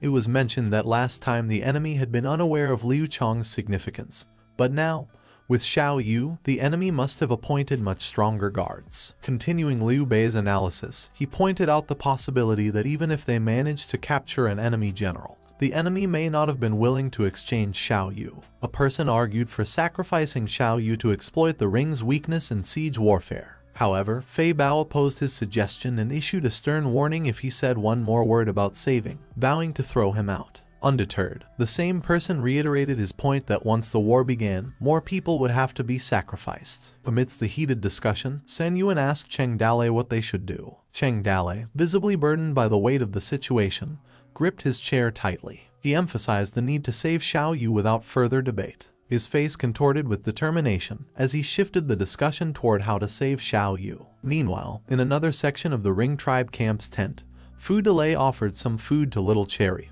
explaining how hard it had been for him to get it. Fu Delay shared his plans for Cherry's safety, reassuring her that he would soon send her away to safety under the protection of Big Brother Kaimei, which Cherry confirmed. Curiously, Cherry inquired about the increased number of people in the camp while nibbling on her food. Fu Delay explained that Jin Wendao with his troops came over and took the position of commander-in-chief, and all the troops gathered by Kaimei became Jin Wendao's people. He cautioned Cherry not to go out lately, emphasizing that it was not safe outside. Cherry asked if Jin Wendao was scary. In response to her query about the 9th brother, Fu Delay explained that all the princes who wanted the throne were terrible, mentioning his father, the king of the Northern Ringers, had many children. Continuing his explanation, Fu Delay stated that Hull was the most popular. However, he was killed by who knows who, and only then the other 10 brothers had a chance to fight for the throne. Everyone was trying to find a way to draw the tribes of the grasslands to themselves, and that's why there was a big chaos. In an effort to reassure Cherry, Fu Delay shared his plan, stating that he would send her to the only princess of the rings, loved by their father and with whom he had a good relationship, ensuring Cherry's safety. Cherry expressed concern about Fu Delay's asking what about him, to which he responded, asserting that he was just an illegitimate son and not a threat to their claims to the throne, thus he would not be in danger. Fu Delay made a heartfelt promise to Cherry, assuring her that after her departure, he would come to find her after the war, to which Cherry responded simply, acknowledging his words. In the meantime, outside the camp tent, a man asked others if there weren't military prostitutes in the camp, expressing his discontent. One of them reported that all had been driven to the siege before, and other slave girls were the property of the chiefs. Frustrated, the man expressed his discontent, feeling mistreated despite following the 9th prince this far. Others shared their intentions, stating that after finishing the battle in the city, they would be going to do it really hard. The conversation took a turn when one of the men mentioned rumors of hidden beauty in the tent of the useless Prince Fudale, and asked the man who was introduced as Muki if he was interested. Muki was a bit surprised but expressed his interest, asking his subordinate to take him there. After a couple of minutes, Muki quickly made his way to Fudale's tent and urgently called out for Fudale, inquiring if Prince Fudale was there. Fudale, upon hearing the call, decided to go outside to check. He instructed Cherry to remain hidden and not to be seen by outsiders, to which Cherry acknowledged it. He put his hands to his swords as he prepared himself to approach Muki. Muki, with a sly grin, proposed a trade to Fudale. He offered a good knife in exchange for what he referred to as Fudale's woman. Fudale denied any knowledge of a woman, feigning ignorance about the presence of slaves. Undeterred, Muki persisted, insisting that there was a beauty hidden within Fudale's tent. He suggested lending her for a night since his men in the infantry camp were excited to let off some steam. Muki sweetened the deal, promising Fudale a cow, and placed his hands on Fudale's shoulder. However, Fudale vehemently denied that there were nothing there, and told Muki to find someone else, even if he appeared scared with a snarling expression. Growing frustrated, Muki accused Fudale of being shameless and began to choke him. Fudale, despite being choked, reminded Muki of his royal status as the Prince of the Northern Ringer's king. He suggested that Muki should feel guilty for insulting his superiors. Muki, unimpressed by Fudale's status as a prince, justified his actions, stating that the grassland people only respected true warriors and not nobility. Cherry, hidden nearby, anxiously watched the confrontation. Fudale's thoughts raced, wondering why Cherry was looking outside and urging her to go back while resisting Muki's choke. Muki noticed a sudden movement that caused the curtain to shrink and remarked with curiosity. He released his grip on Fudale, a smile forming on his face. Muki commented that it appeared as though a little finch was hidden inside. Muki then slowly approached the tent, expressing curiosity about what the hidden person might taste like. Meanwhile, Fudale, who had a hard time standing up after Muki released him from choking, kept coughing. Fudale firmly warned that if Muki took a single step inside, it would cost him his life, gripping his swords with determination. Somewhere at the ring's camp tent, Muki confronted Fudale after the latter's threat and repeatedly asked about what was just said. Despite struggling to stand, Fudale managed to convey a threat, expressing his intent to kill Muki, even though he stuttered to say it. Muki's eyebrow wrinkled with anger as he commented on Fudale growing a pair. Suddenly, he kicked Fudale in the stomach, telling him that he was a piece of crap. Fudale couldn't suppress a wince. Blood escaped his lips in response to the powerful kick. With disdain in his voice, Muki lectured Fudale for drawing a sword against him when he couldn't even hold it properly. Continuing his taunts, Muki stated that his actions were merely a form of respect while toying with one of Fudale's slave girls. Despite his aggression, Muki mentioned that if it was not for Kaime's sake, he could have killed him otherwise. He placed his foot on Fudale's head as a display of dominance. Fudale, despite his injuries, defiantly forbade Muki from entering the tent while shakily gripping one of Muki's legs as he did so. Muki grew annoyed and demanded that Fudale get out of the way, kicking him once more. Fudale threw away, as Fudale spat out some blood after the kick and Muki walked back to the tent, while Fudale was lying on the ground. Witnessing the fight, one man noted to Fudale that he dared to challenge the right-hand man of the 9th prince, which was Muki. Another man remarked on the recklessness, commenting about some madmen who did not care about life in the infantry battalion. A person suggested whether they should inform boss Kaime and asked others if Fudale had not been killed. However, someone dismissed the idea, stating that Kaime wouldn't care about the situation, and they should mind their own business as they decided to leave. Another person downplayed the seriousness of the situation, noting that Fudale had only lost a woman. Inside the tent, Cherry's scream pierced outside the tent, filled with fear. Muki, wearing a perverted laugh, taunted Cherry, urging her not to run away. He shouted in triumph as he captured her. Cherry, terrified while resisting, pleaded for him to release her, her voice filled with desperation. Muki yelped in pain, seemingly bitten by Cherry. He retaliated by kicking her, causing her to fall to the ground. Frustrated, Muki kicked Cherry again and berated her. Cherry, in agony, called out for Fudale to save her while her voice trembled. Fudale, upon hearing Cherry's desperate plea, recalled every statement of his brother, Kaime, and slowly began to stand up.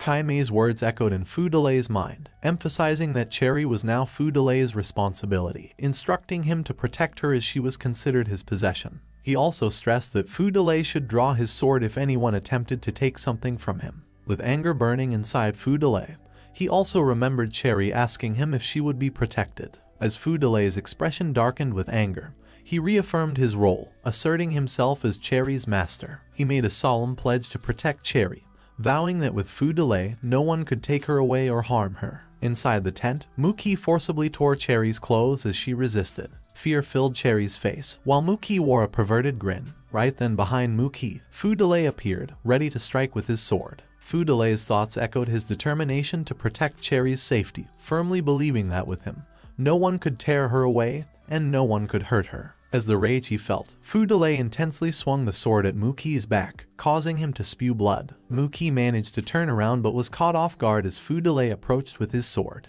In the final act, Fu Delay cursed him and screamed "Die," slashing out Muki's neck. Muki's cries of pain were drowned in the tent, and Cherry witnessed the horrifying scene as blood splashed in front of her and stained the tent. Cherry called out to Fu Delay in distress while looking at him with full blood. Fu Delay responded by calling her Little Cherry, to which Cherry responded in agony. Fu Delay advised Cherry to hide for now, believing that the outside might have heard the noise. He told Cherry to take his headband and find Kai Mei, who had promised to send her away. As the tears fell from her eyes, Cherry expressed her concern for Fu Delay. As he wiped the tears from Cherry's face, he explained to her that the man he had killed belonged to the 9th Prince's Infantry Battalion and they wouldn't just let him go. He consoled Cherry by gently resting his forehead against hers. Cherry, still crying, asked if they couldn't leave together. In response, Fu Delay regretfully declined, emphasizing that she must go to his brother for safety. Despite Cherry's pleas, asking him to not leave her, Fu Delay assured her that as a prince,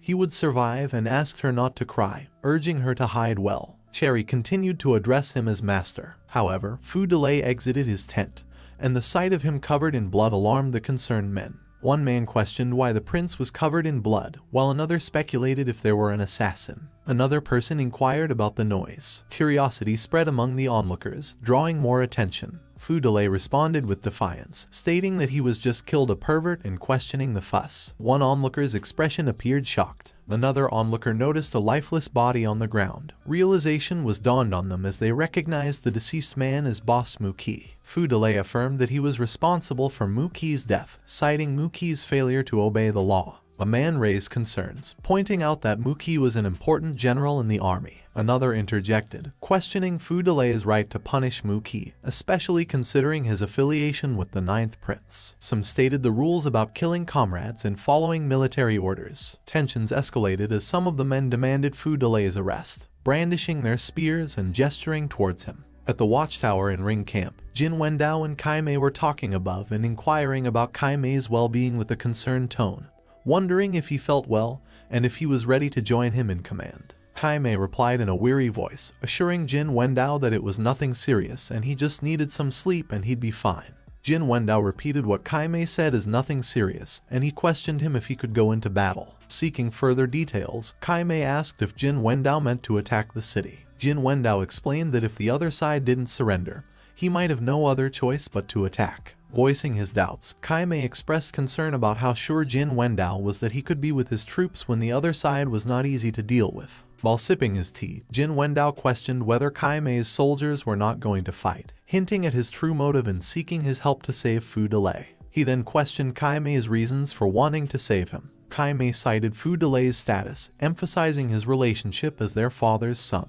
Jin Wendao seemed dismissive, mentioning that their father had many sons and daughters and that he couldn't remember this bastard son. With urgency, Jin Wendao highlighted the significance of the infantry battalion, its elite unit in their army, with numerous battle achievements, and Muki was highly reputable among them. He explained that once Muki died, it would be a group without a leader. No killing would be enough to calm the soldiers' anger. Offering imperial tea, Jin Wendao encouraged Kai Mei to try it. However, Kai Mei seriously looked at him, but Jin Wendao noted that Kai Mei needn't drink it if he wasn't used to it. Jin Wendao's expression was serious as he explained the futility of seeking his help. He emphasized the need to appease the infantry battalion in the camp and find a scapegoat to push the blame. He also noted the absence of an available general for tomorrow's attack. Kaimei remained resolute, expressing his desire to be the vanguard of the battle for the lead of the infantry battalion, causing Jin Wendao to surprisingly react. Jin Wendao raised doubts about Kaimei's decision,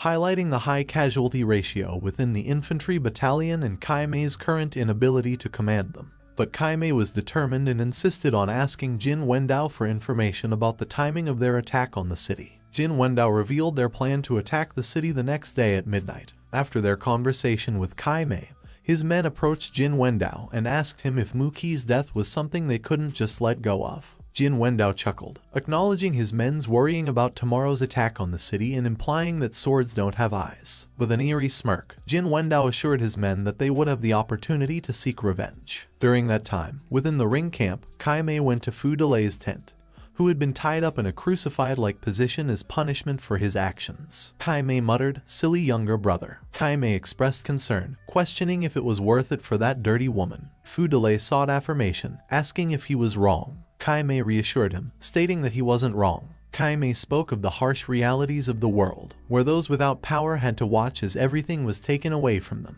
He described how loved ones could be killed, relatives harmed, and the humiliation of wives and children, all within the human world. Fu Delay inquired about little Cherry, expressing concern for her well-being. Kaimei paused for a moment before delivering the devastating news. He then informed Fu Delay that she was dead. At that moment, Fu Delay's soul felt like it had been stabbed by a spear. His desperation led him to attempt to break free from his restraints, the sound of handcuffs clicking. Fu Delay cried out in frustration, demanding to know why, emphasizing the promises that had been made to him. Kaimei explained the grim situation, emphasizing that someone had to take the blame for the situation, and it had to be either Fu Delay or Cherry. He disclosed that Cherry had willingly accepted all the blame, falsely confessing to killing the general to save Fu Delay. Kaimei revealed that Cherry had taken the entire blame upon herself, even though it was just some poorly made lies, but he had no intention of saving her. He confessed to lacking a scapegoat and didn't bother to find one. As a result, she had been executed by court-martial. With resolve, Kaimei offered advice, telling Fu Delay that as a military leader with great merit, no one would be able to bother him. As Kaimei slowly walked away, he encouraged Fu Delay to stay safe and promised him once they were done capturing the city, they would go back to the tribe to gather an elite warrior. Kaimei glanced back at Fu Delay and declared that they would then compete with others to rule the world. Meanwhile, Fu Delay was hunched over, tears streaming down his face, as he could only cry in pain while remembering Cherry's face. Fu Delay lamented over the words he spoke, those loud, bold, and childish words, realizing that he could not protect anything, that he only was locked there like a dead dog. As the tears streamed down his face, he acknowledged his weakness. The next day morning, the Ring launched an all-out attack. The Ring armies were currently positioned, and Xiao Yu was in front while he was bound on the cart. Exhausted, Xiao Yu uttered his plea to kill him repeatedly. On the high wall in Toad Village, Fei Hu clenched his jaw, and Fei Bao was beside him while looking at Ring armies. A warrior reported to Jin Wendao that they were already within range of the Toad Village archers, but Jin Wendao ordered them to keep advancing. The distance between the Ring tribe and Toad Village steadily decreased from 700 paces to 500, then to 300. As the gate of Toad Village slowly creaked open and revealed Cheng Dalei riding on a horse while wearing a straw cape and his axe on his back. The warrior standing next to Jin Wendao wondered why there was only one person and questioned what Cheng Dalei would do, and suspected that opening the gate meant they were surrendering or preparing to fight to the bitter end. Cheng Dalei continued to advance, facing everyone in the Ring tribe. In a weakened state, Xiao Yu called out to Cheng Dalei, his face and body bearing the marks of numerous scars. Stuttering, Xiao Yu expressed mixed emotions, suggesting that Cheng Dalei shouldn't have come but also thanked him with a faint smile crossing his lips. Those who hold fire for the world must not freeze to death in the snowstorm. In front of Toad Village, Jin Wendao noticed Cheng Dalei acting a bit strangely, and asked his armies who wanted to kill him. Meng Zian volunteered to fight Cheng Dalei, confident that he knew the abilities of Cheng Dalei were almost trash. With a grim smile forming on Meng Zian's face, he rushed towards Cheng Dalei, insulting him. Cheng Dalei swiftly drew his swords and struck Meng Zian down with a single powerful slash, while he cursed him to die. Meng Zian thought to himself that there were such fast swords in the world, and he also noticed that Cheng Dalei was giving off a strong killing intent. In a one-on-one battle, Meng Zian was defeated. His body lay on the ground, covered in his own blood. Cheng Dalei's swords dripped with blood, leaving the Ring tribe in fear. Jin Wendao questioned Cheng Dalei's unusual attire, to which Cheng Dalei responded that he wore it because it was going to rain, causing Jin Wendao to question him. Cheng Dalei claimed that his master was the South Pole Immortal, Marshal Tianpeng was his senior, and Teibai Golden Star was his sword brother. He then threatened to use Immortal Kai to consume their souls. But the Ring armies responded with disbelief and mockery. Some of them shouted mockingly, while others taunted Cheng Dalei, questioning his claim to immortality. Laughter erupted among the armies, with some suggesting that Cheng Dalei was senselessly scared, as Cheng Dalei remained resolute and warned them that he would subject them to half a day of trial and hardship. Jin Wendao joined in the laughter, finding the situation highly amusing. He commented on Cheng Dalei's fantasy of mastering an immortal technique, leading to more laughter and agreement from the Ring armies. As Cheng Dalei stood still, he opened his arms. He said that the wind was coming. The system slightly opened her eyes when suddenly the leaves in the trees began to rustle, and the flags from the armies were fluttering in the wind. The system and Cheng Dalei performed synchronized actions. They both said the ritual, gathered the clouds, and then thunder. Suddenly, a thunderous rumble filled the air as lightning struck down, startling not only Jin Wendao, but also his people behind him. They were all in shock. Continuing with their coordinated movements, Cheng Dalei looked up and sighed with relief that it finally came. Suddenly, rain began to pour, and Jin Wendao, caught off guard, was drenched as rainwater streamed down his face, causing him to nearly lose his balance on his horse. While the Ring tribe armies were in a state of hysteria, they repeatedly shouted that it was raining. Jin Wendao expressed his astonishment at Cheng Dalei's extraordinary abilities, pondering if he might be immortal, and questioned whether Cheng Dalei, as a disciple of an immortal, could truly summon wind and rain. The Ring armies were in awe, confirming that Marshal Tianpeng was indeed Cheng Dalei's brother and that his brother had sent down heavy rain to save him. Then the armies began chanting that Cheng Dalei was immortal. Cheng Dalei continued to intimidate them, addressing them as mere mortals, and warning them not to offend the power of heaven. He then advanced aggressively toward the Ring tribe while threatening them, saying that they should fear heaven's punishment, and declared to kill them. The Ring tribe warriors were so confused that they didn't react. Cheng Dalei took the opportunity to save Xiao Yu, slicing through the ropes that had bound him. Jin Wendao dismissed Cheng Dalei's abilities as tricks and urged his men not to be afraid, ordering them to kill Cheng Dalei. Cheng Dalei, holding Xiao Yu, hastily retreated to their village, with Ring tribe members in pursuit, accusing him of being a swindler. Cheng Dalei called for Zai Long's whereabouts, and Zai Long responded, indicating his arrival with Kinman.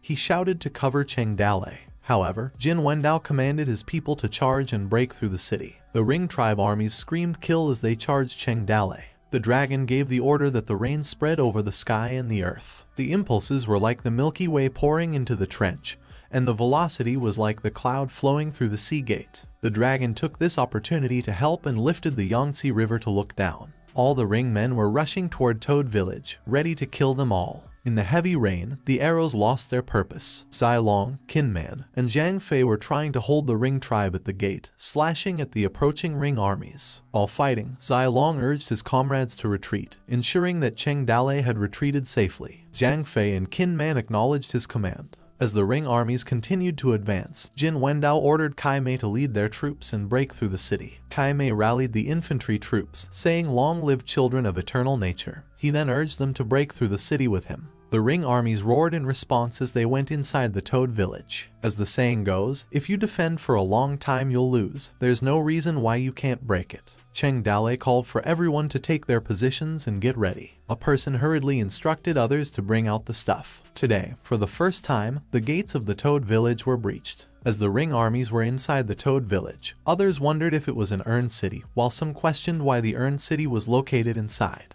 Jin Wendao, who was still outside of the Toad Village, commanded his armies, indicating 2 ways for them to proceed. Teams 2 and 3 were given specific orders to open passages on the left and right sides of the city. In response, the Ring armies charged forward, roaring as they advanced and infiltrated the Toad Village. At the high wall in Toad Village, the warriors warned the others by telling everybody to be careful that Rings were coming while some were defending the intersection. However, on the opposite side, the Ring armies with shields were ordered to break the lines of defense. In the subsequent set, other Ring armies were commanded to break through, with a siege team attempting to break down the gates of the Urn City. Jin Wendao motivated his troops by promising rewards to the first ones to break through the city, causing Ring armies to charge forward. and their roars echoed inside Urn City as they breached it. People poured into the gates, and their numbers continued to grow, with more and more people gathering. Amidst the chaos among the ring armies, calls were made to make way for the siege hammer. Some urged their comrades to charge forward, while others questioned why the walls couldn't be breached. As the rain poured heavily, Cheng Dalei stood atop the wall while watching the ring armies trying to get inside the village.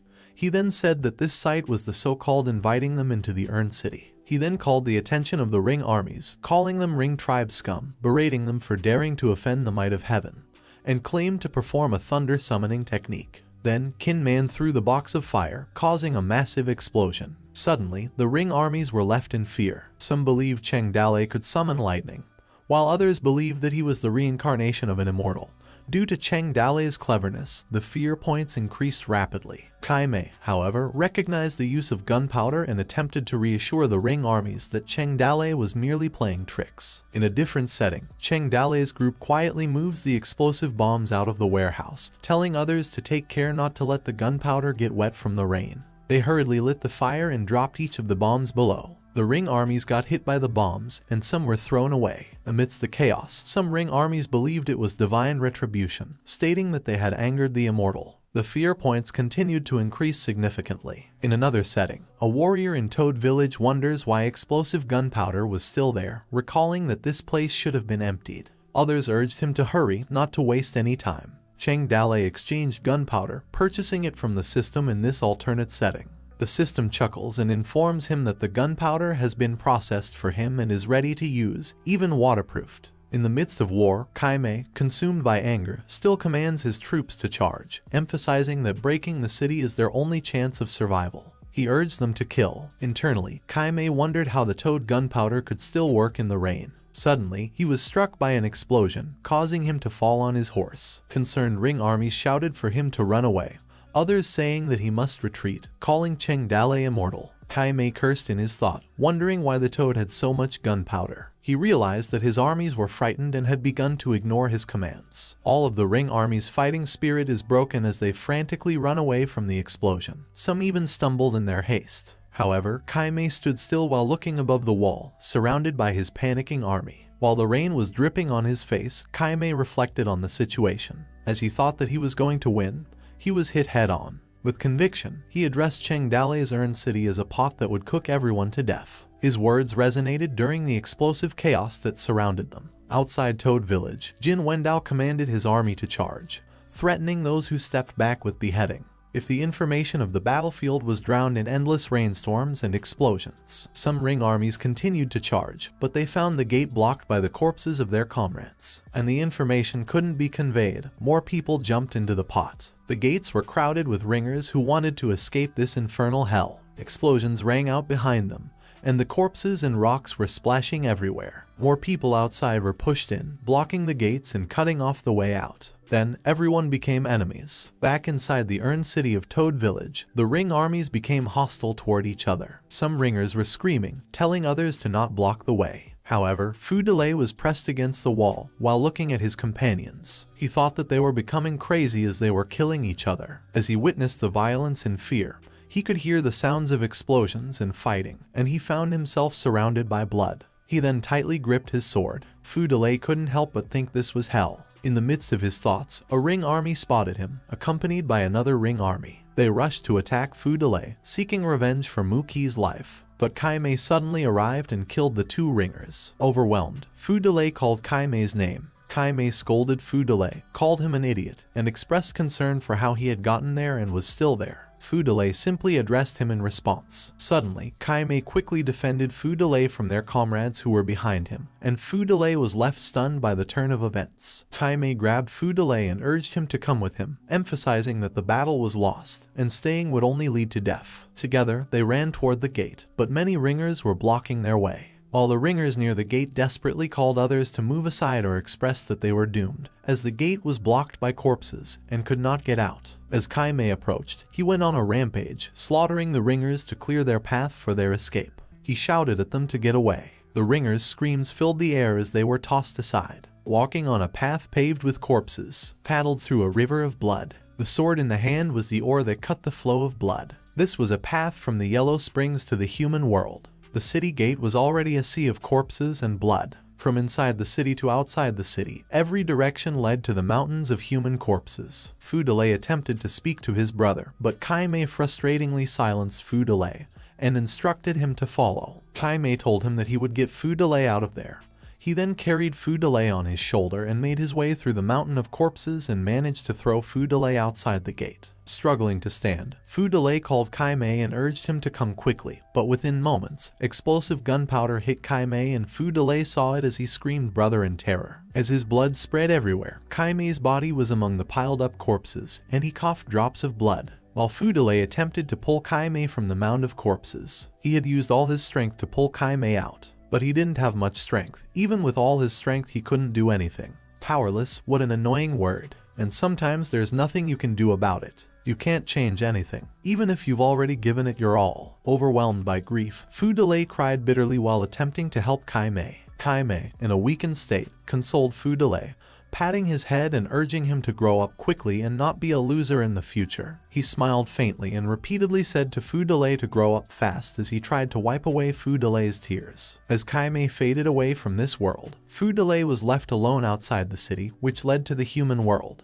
There was no one left to stand beside him, to take his hand and clear the way for him. He had to walk the following path alone. Meanwhile, Jin Wendao angrily commanded his troops to kill those who were attempting to retreat. As the saying went, the defeat of an army was like a mountain whose fall could in no way be stopped by the strength of a single person. The battlefield was constantly changing, and the winner or loser could change at any time. The barbarians became a cauldron, and that cauldron shook and crumpled. Half of Jin Wendao's troops melted away. After that, the cleaning of corpses alone took Cheng Dalei 10 days. The siege of King New Mountain was only a small battlefield for the invasion of the rings. And on the border with the empire, hundreds of tribes of the ring joined together in a mega alliance and declared war on the empire on all fronts. All the princes of the ring tribe led their own armies and invaded by force. In Pingju City, the defenders encountered the rings and collapsed at the first encounter, fleeing for their lives, while the city lord disappeared without a trace. The city lord of Pingju refused to defend the city, stating that only stupid people would try to defend it.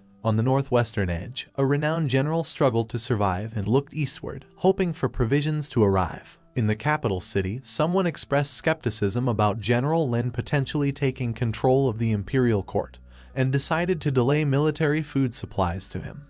In another location, there were also scholars who had given up writing to join the army. There were also leaders who had taken refuge on the south side of the river. In a water village in the south of the river, a team of merchants rushed to the capital with great haste. On the same street, another merchant sold his family's possessions in exchange for 100,000 quintals of rice to supply the army in the north. In the northwest lands, Xingzai, the sixth prince of the kingdom, stood by a city, urging its inhabitants to resist the rings with him as he raised his seal above. There was never a shortage of profit-driven villains in this country, and there was no shortage of heroes who swam against the tide. Even more so, the ordinary people were tired of running away and trying to survive. That year, the rings came like a flood, and the borders of the empire were on fire. While in King Niu Mountain, on the other hand, it was like a puddle basin. When the water-like stream of soldiers flowed through it, it could not go any further, and the more they accumulated, the greater the accumulation was. At the high wall in Taoed village, Shenji alerted Cheng Dalei to check the ring's camp, pointing out that there were more people in the ring camp. Shenji expressed astonishment, noting that this time there were many people, at least 5,000, as he gestured toward the ring's camp direction. Cheng Dalei responded with a hint of worry,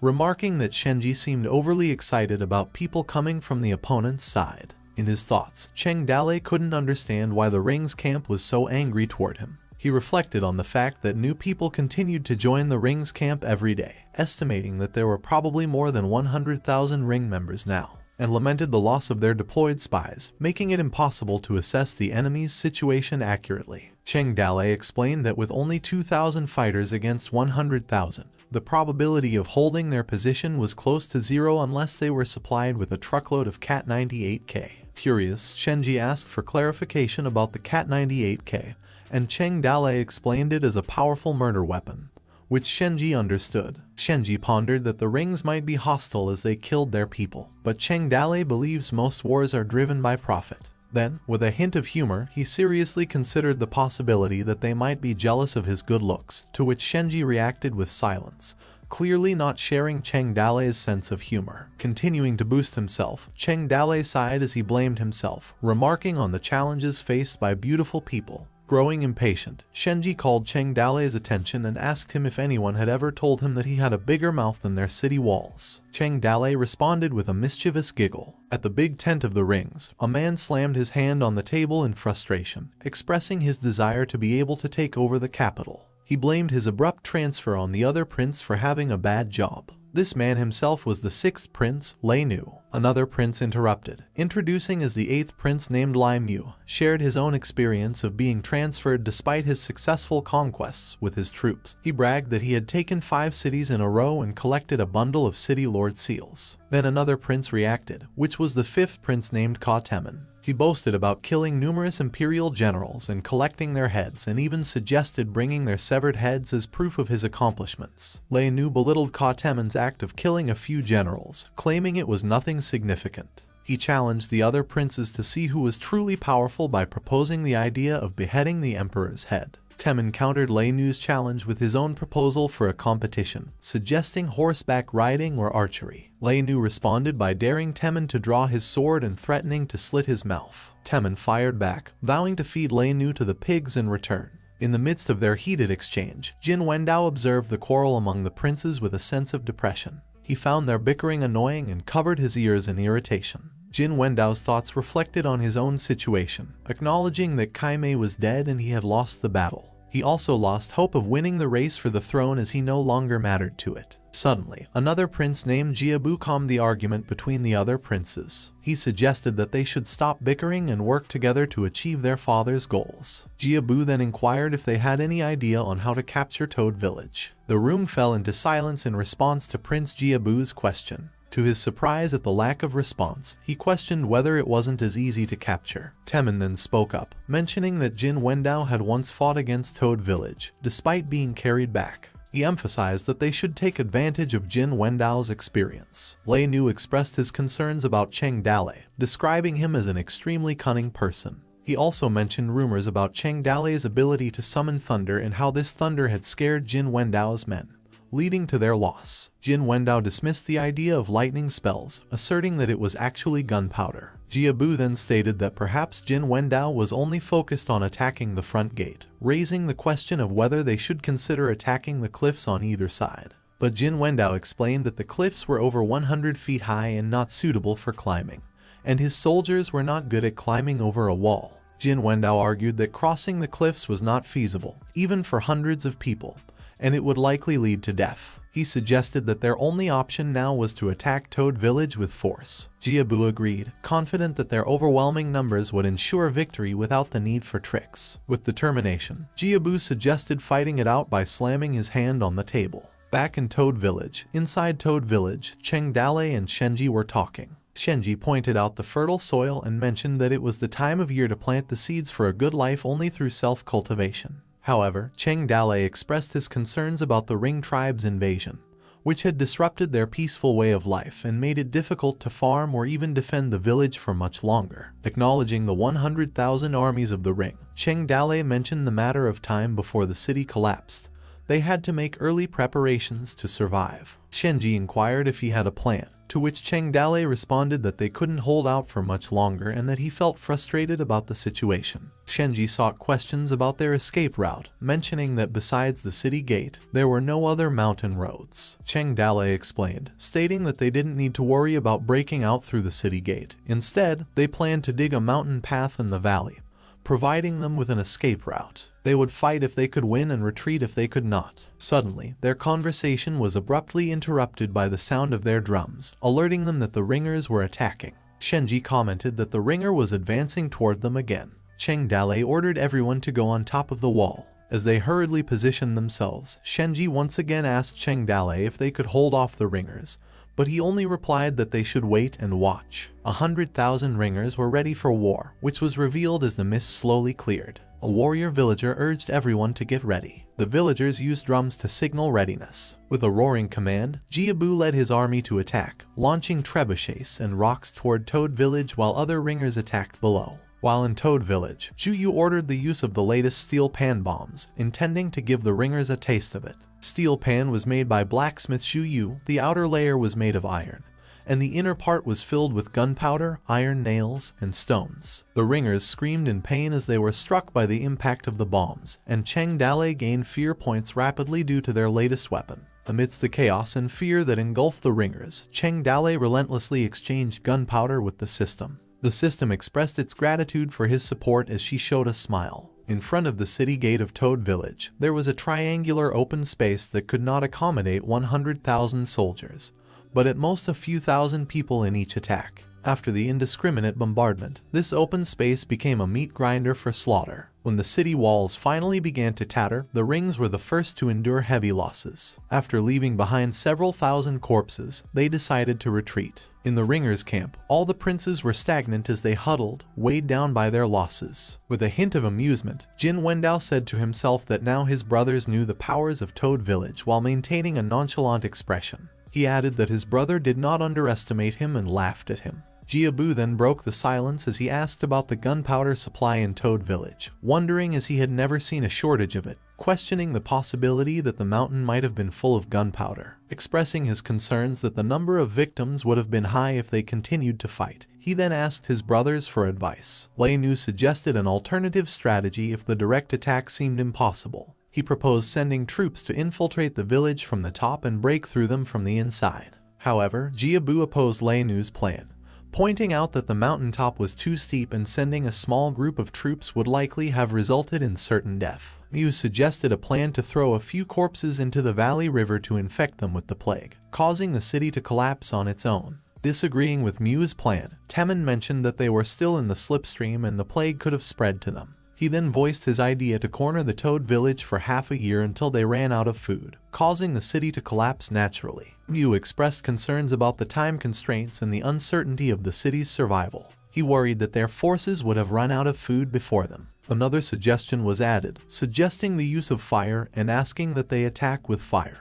Jiabu expressed concerns about using fire attacks due to the uncertainty surrounding Toad Village's gunpowder supplies. Frustrated with their indecision, Jin Wendao questioned the necessity of fighting Toad Village. Mu explained that Mount King Nu was a strategic place, as troops from the Empire could have used it to launch attacks and defend against them easily. He also highlighted the need to guard against potential sneak attacks from King Nu Mountain as they advanced south. However, Jin Wendao argued that Toad Village had a small fighting strength of 1,000 or 2,000 people, emphasizing that they couldn't have played a big role. Whether they defended themselves or faced sneak attacks from behind, they would have eventually had to leave the city and fight directly, reassuring his brother that there was nothing to worry about. Jiabu reminded Jin Wendao about their father's instructions to retrieve something from King Nu Mountain, emphasizing the importance of the task. In a rude response, Jin Wendao stated that the thing from King Nu Mountain couldn't have grown legs and run away. Highlighting the current issue at hand, Jin Wendao expressed his concern about the decreasing morale of their troops due to Cheng Dalei's gunpowder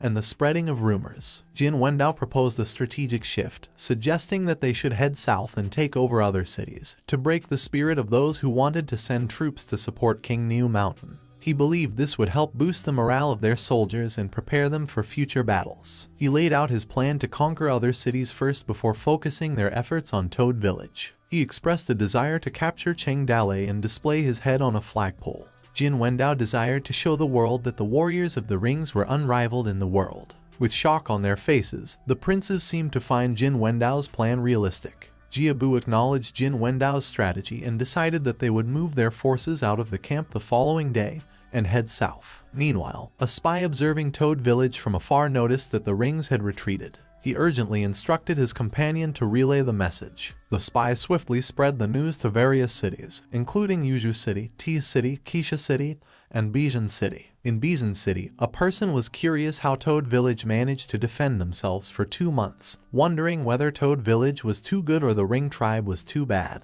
In Qingzhou, a chief named Wang Gufeng pondered the idea that the rings might not be as powerful today as they were 30 years ago. While in Yuzhou City, Lai Shanyan discussed the situation with Longting. Lai Shanyan reported to Longting that Toad Village had successfully defended itself for 2 months against the Ring's army, causing the attackers to suffer heavy losses. Longting expressed his surprise, admitting that he had underestimated them. Lai Shanyan suggested that the rings might be weakened due to the drought and that it could be an opportunity to launch a major attack and potentially destroy the ring. However, Longting advised caution, suggesting they observe, as they were dealing with the formidable Ring tribe. He believed that the mountain bandits of Toad Village could continue to exhaust them, to which Lai Shanyan agreed. Before they could continue, a soldier rushed in with an urgent report, stating that something bad had happened. Meanwhile, in Tianyi City, Bo Shan planned to return to Fallen Leaf City, and he was in a hurry, loading everything onto a cart. The man suggested that he should stay longer, but Bo Shan declined the offer, explaining that he couldn't stay anymore. A sense of frustration, Bo Shan cursed the man in his thoughts, wearing a fake smile outside as he realized that staying longer there would suck all of his assets. He decided to return to Fallen Leaf City and send supplies and soldiers to King New Mountain, allowing him to relax in peace. In this exchange, the man expressed a willingness to accompany Bo Shan to the door and playfully mentioned their liking for a sword.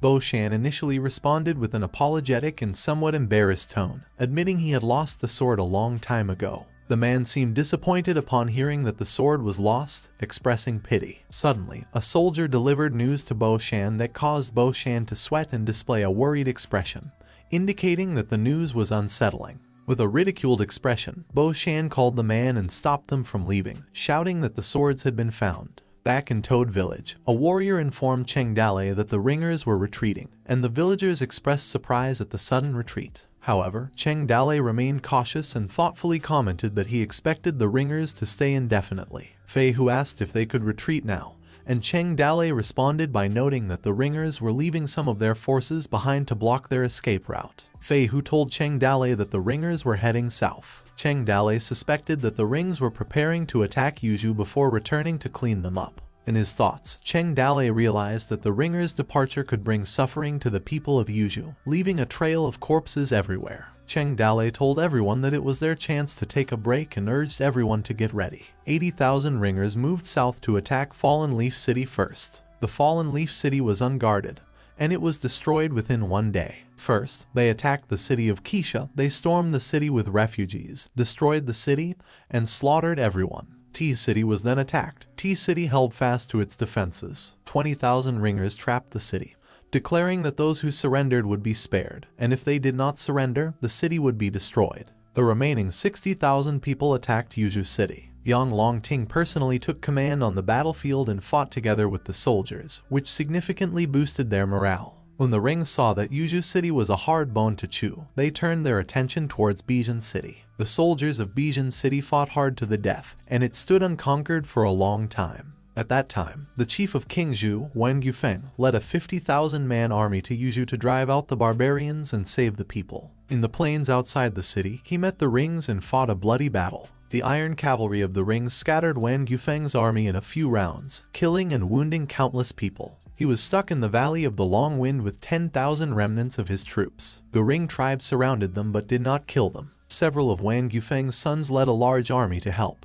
but against the Iron Horsemen of the Ring tribe, they could do nothing. The classic tactic of surrounding the place and slowing down the enemies ended up killing at least 100,000 King Zhu soldiers. He risked his life to break out of the encirclement and fled back to King Zhu with remnants of his army. At this point, the trapped T-City knew it was no match for them. The city lord went out to surrender and only begged the Ring tribe not to treat the people in the city too badly. The Ring stormed the city and slaughtered everyone. The 80,000-strong army of the Ring ranged for a month in the Yuzhu area, and the population of Yuzhu, which was 3 of 5 million, were reduced by half. People lived in great misery and there were corpses everywhere. At the back of Toad Village, Cheng Dale discussed the possibility of digging a tunnel in Toad Village with Shenji. But Shenji found that the rocks were too solid, suggesting the use of gunpowder. Cheng Dale opposed the idea of using gunpowder as the Ring tribe still had their eyes on them and could not take risks. Then he suggested that if they couldn't dig a path on the mountain, he thought about the possibility of going through the mountain, asking them if anyone on his people could climb. In response, Shenji stated that people in the mountains gathered medicine and sometimes climbed more dangerous places than that. Cheng Dale instructed them to send a few expert climbers to attempt the ascent and throw ropes down to create a passage through the mountain. He approached it with the idea that whoever they were, they would take care of it. Later on, some of the men of Cheng Dale immediately started to climb, Some men successfully climbed up to the mountain. After several days, several rope ladders were successfully built, allowing all the men to ascend and see their village below. Fei Hu assisted Cheng Dale after they climbed to the top of the mountain and casually addressed Cheng Dale, while Cheng Dale told him that they would head over there. As the group was on top of the mountain, they looked towards their village,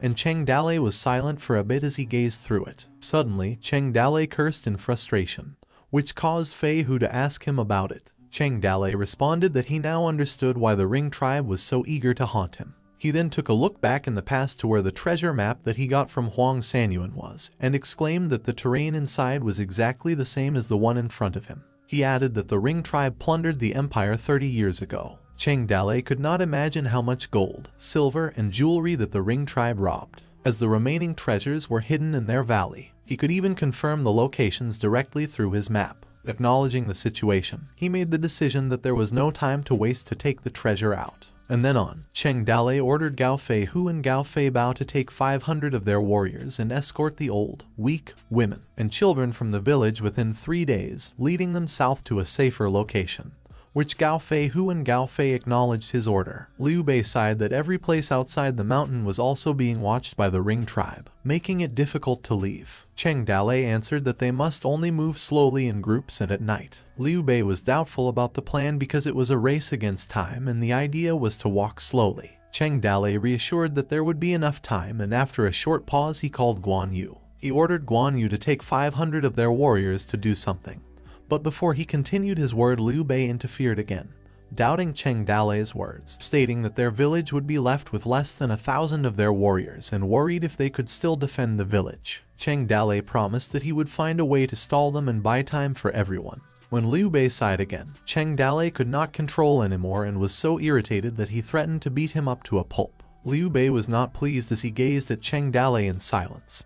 He then looked in another direction as he thought about the 100,000 Ring warriors and worried about how Cheng Dale held them alone. Soon after, a messenger reported that 100,000 Ring warriors had assembled outside their village, ready to attack. Worried, Fei Hu raised out his concern and approached Cheng Dale, telling him that the situation was irreversible.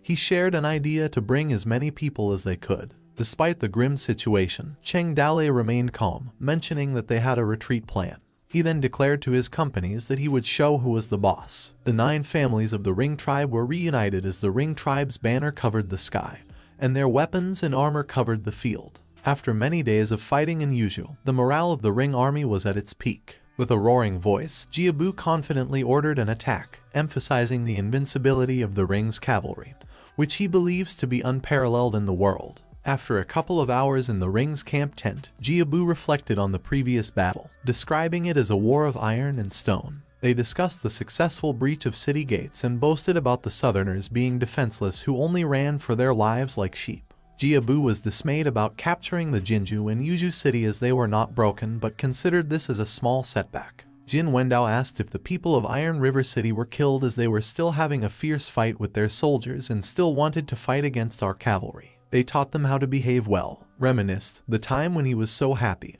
and he had no time to wipe the blood on his sword as he kept cutting them up. Temin added that no one could compete with their warriors on horseback. They then turned their attention to planning their attack on Toad Village the following day. Expressing his eagerness, Temin wanted to confront Cheng Dale, to charge them with their 100,000 soldiers, even putting aside the method they were planning about. Liu boasted that when their army rushed them, Cheng Dale became scared and wet his pants. Lei Nu promised to use the 9 methods to torture Cheng Dale once he caught him. With a smirk, Jin Wendao thought that tomorrow would be a bloody battle when they attacked the village. As he was about to continue, someone burst into the meeting, notifying that at the front of the Toad Village, a bonfire and drums were present. He was confused about what they were trying to do. At the Toad Village gate, a large bonfire was set high on the wall, and Cheng Dale stood there wearing his leafy outfit. He chanted a ritual, looking like he knew what he was doing, but in reality, he was just chanting some gibberish words that sounded like nonsensical words like Jilly-Gulu and Ababa. The ringers were puzzled about what Cheng Dale was up to. Some were predicting that it was because he could not protect the village anymore and decided to burn himself to death. Jiabu ordered to send some men over there to eavesdrop on the incantation Cheng Dale was chanting. Later, the man came back to report. He stated that they hid at the bottom of the gate and faintly heard him saying words about the boundless end of the world being his love, and flowers bloomed at the foot of the Kinshin. Lei Nu was moved when he heard the magical melody, immediately concluding that it was indeed an incantation. Jiabu was left speechless as he heard the report. As he listened to the report, Jin Wendao realized that Cheng Dale was praying for the rain. Jiabu seconded the statement from Jin Wendao and acknowledged that Chen Dale had that kind of ability. Jin Wendao was sure and witnessed him doing that incantation before. He was unsure if he could summon it again this time. Jiabu tried to remain vigilant about it and thought that Cheng Dale was only playing tricks on them. He asked the men not to be fooled and to leave a few people to keep an eye on Cheng Dale. Tomorrow morning, the plan to attack the village will remain unchanged, and this time they must break through Toad Village. The next day, right before dawn, Jiabu stated that they were about to face an imminent death, meaning death was near at hand. He added that no matter how many tricks Cheng Dale would play, it would not change anything. Jiabu gathered everyone's attention and alerted them to start moving. As they were about to start the attack, a heavy rain suddenly poured, forcing the attack to withdraw. The rainy season at King Nu Mountain had started. Back in Toad Village, Liu Zhai sobbed about her relationship with Cheng Dale. She thought about him being unable to come back to sleep recently and only ran to Su Ying's place every day. All that while she was packing her stuff up. She thought if she was not good enough, that would make Cheng Dale unhappy. Or was it about her age? She added that she recently asked those sisters who were older than her. Liu Zhai learned a lot from them, stating that she was still in the developing phase. She thought that every step was very important and she was still young compared to Sister Yin. She whispered to herself to be brave as she still had room for growing up. She thought that if she had known earlier, she would let Ma teach her the thing first, and she would have been able to take the initiative. But now she didn't have the chance. Liu Zhai snapped back to reality and asked herself what she was thinking about. She was still thinking about fighting for favor at this crucial moment of the war. She concluded that it would be much better to wait until the war was over and better think in a hurry, and followed the retreating army. Meanwhile, Su Ying and Cheng Dale enjoyed each other's company amidst the rain. Su Ying asked Cheng Dale if he could really summon thunder and rain. She also asked if there were really immortals in the world. Cheng Dale answered that there might be one, and he knew her pretty well. Su Ying was curious what immortals looked like as she wanted to see one. Cheng Dale replied that there would be a chance in the future, and now they should enjoy themselves first. Su Ying told him to stop as the rain was going to stop and Xiaoda would hear it. Suddenly, the system beeped as Cheng Dale received many days of wind and rain. As the rainstorm continued, Cheng Dale received rewards from the system, while Cheng Dale responded to Su Ying that the rain wouldn't stop so soon. The system itself hovered above, as she controlled the weather, surrounded by lightning and smoke above. She looked below him. In the ring camp, chaos ensued as soldiers tried to manage the flooding caused by the heavy rain. One of them asked if they had finished digging, while the other's ringer shouted for help as the tent collapsed. Inside the prince's tent, Jiabu expressed concern about the continuous rain and its impact on the soldiers who would get bedsores. Lei Nu suggested ordering the troops to attack in the rain, but Mu opposed the idea, recounting a past experience where fighting in the rain proved ineffective. Mu described the difficulties they faced, including arrows falling short, horses struggling, and siege weapons failing due to the heavy rain. He also mentioned that the walls became slippery, making it easy for the enemy to ambush them. Some in the camp believed the rain was the result of the enemy's magic. Jin Wendao remained silent during the discussion, while Temin talked about his childhood as he heard an old man in their tribe say that only magic could defeat magic. They just had to match and break Cheng Dale's sorcery. Jiabu agreed with the idea and decided to summon the army's witch doctor. It was raining heavily at the campsite of the Ring tribe. Inside the tent, the Grand Prince Jiabu was sitting across the table with a cup in his hand and was saying that the boundless end of the world was his love. It got him thinking that sure enough it might have been a magic spell he unknowingly was affected by. Suddenly a voice emerged telling him the elder was there and who was invited to come in. The witch doctor Sate Man arrived with an animal skull on his head with a large bead around his neck while holding its staff. Sate Man was told to pay respect to the princes who were taken aback when they saw him. The sixth prince Lei Nu asked if he was the most famous witch doctor of the tribe and said that he was really something else, while the eighth prince Lai Mu was amazed by his aura and that he was a professional. Jiabu asked to confirm that it was said he could invoke the gods. Sate Man replied that he believed in the everlasting heaven, and all the gods of the grassland accepted his service.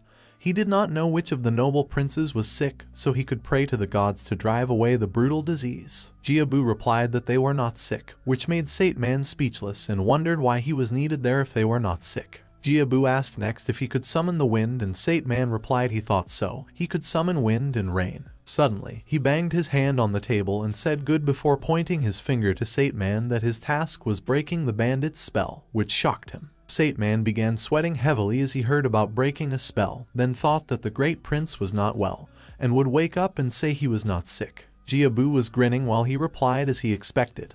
He thought that even if the southerners had some magic skills, how could they be compared to the believers of the everlasting heaven? He then stood up, placed his hand on Sate Man's shoulder, and told him that tomorrow the elder would set up an altar to cast a spell to break his sorcery, and laughed while Sate Man was silent. Sate Man continued to sweat heavily, thinking that there was a misunderstanding because Jiabu said he agreed but wondered when he agreed. A few moments later, it was still raining, and a wooden cart was being pushed. It was the wooden altar made for Sate Man being pushed towards the Toad Village. Sate Man stood on top of the wooden altar and thought it was so high. Meanwhile, a man was walking on the top of their stone gates with a blazing flame behind him. It was Cheng Dale with a grass raincoat covering him from the rain while dancing to the song of Billie Jean. Despite the heavy rain, Cheng Dale kept grooving aimlessly and moonwalking.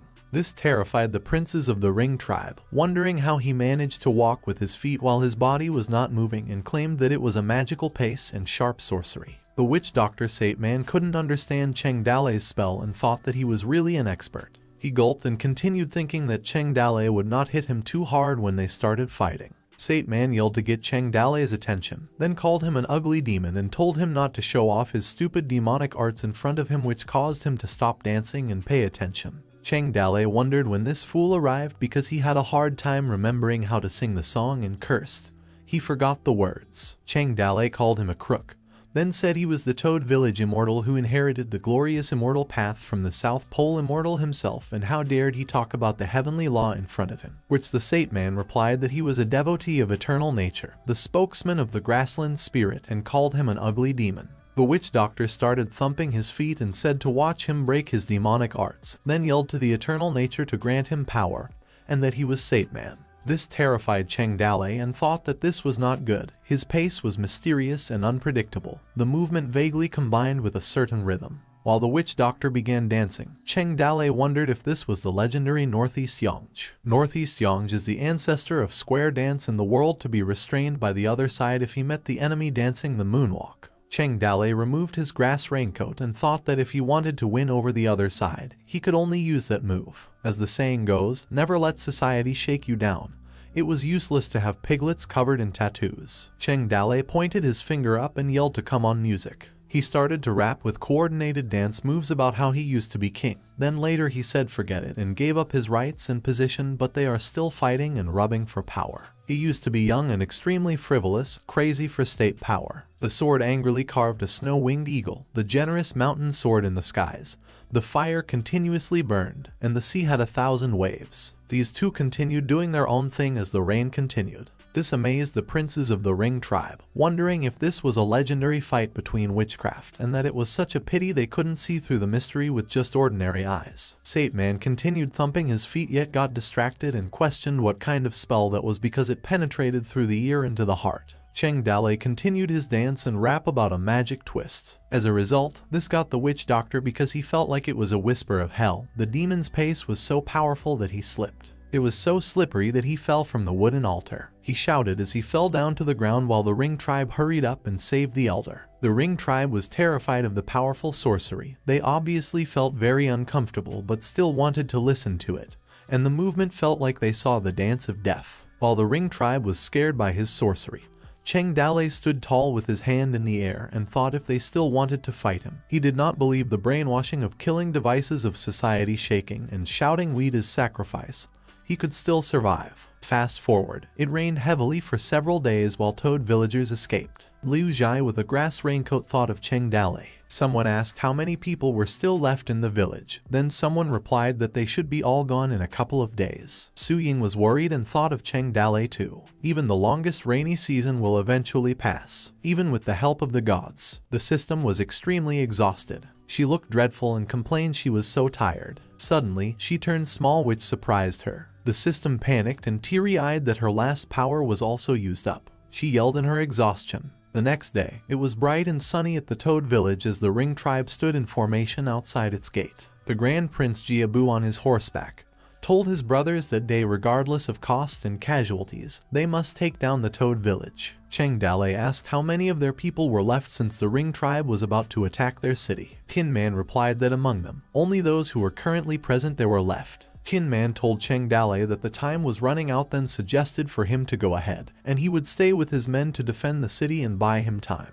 Cheng Dale replied not to talk nonsense, hurried up, and left, as he would guard the city. This shocked his men and they questioned how he could guard it alone. Cheng Dale answered that it seemed he could only fool them with an empty city. One of the Ring tribe princes asked his brother when they attacked the city since the army was gathered. Jiabu told him to wait, and he sensed that the situation seemed unusual. He then questioned why there was only one person on the walls where Cheng Dale stood tall with a string instrument. The princes of the Ring tribe wondered if it was Cheng Dale, where were the defenders, and what was he up to again. Cheng Dale sat and repeatedly calmed himself while he was about to play a string instrument. His hands gently reached for the strings. Cheng Dale sweated heavily as he panicked inside because he did not know how to play this instrument at all, and he wanted to cosplay the prime music when it mattered, but he did not have his talent. This was the bitter fruit of worshipping foreigners and not engaging in national studies. Cheng Dale kept thinking what he should do. Anyway, after all, it's just CDEFGAH probably. He thought that it was not much different from the guitar. Cheng Dale started playing two tigers with the chords of C, D, E, C, and EFG repetitively. However, Lei Nu told his brother that the bandit was pretending and thought it was better to attack immediately, to which his brother Lai Mu agreed to attack. Jiabu said that it must be magic when things were different than normal, and they should not make a move without careful consideration. Jiabu kept thinking while Cheng Dale continued playing his music. The clanging sound was like the waves breaking on the shore, like the wind blowing away the clouds. They thought Cheng Dale must have secretly had millions of troops, and it was like a mountain stream clear to the bottom.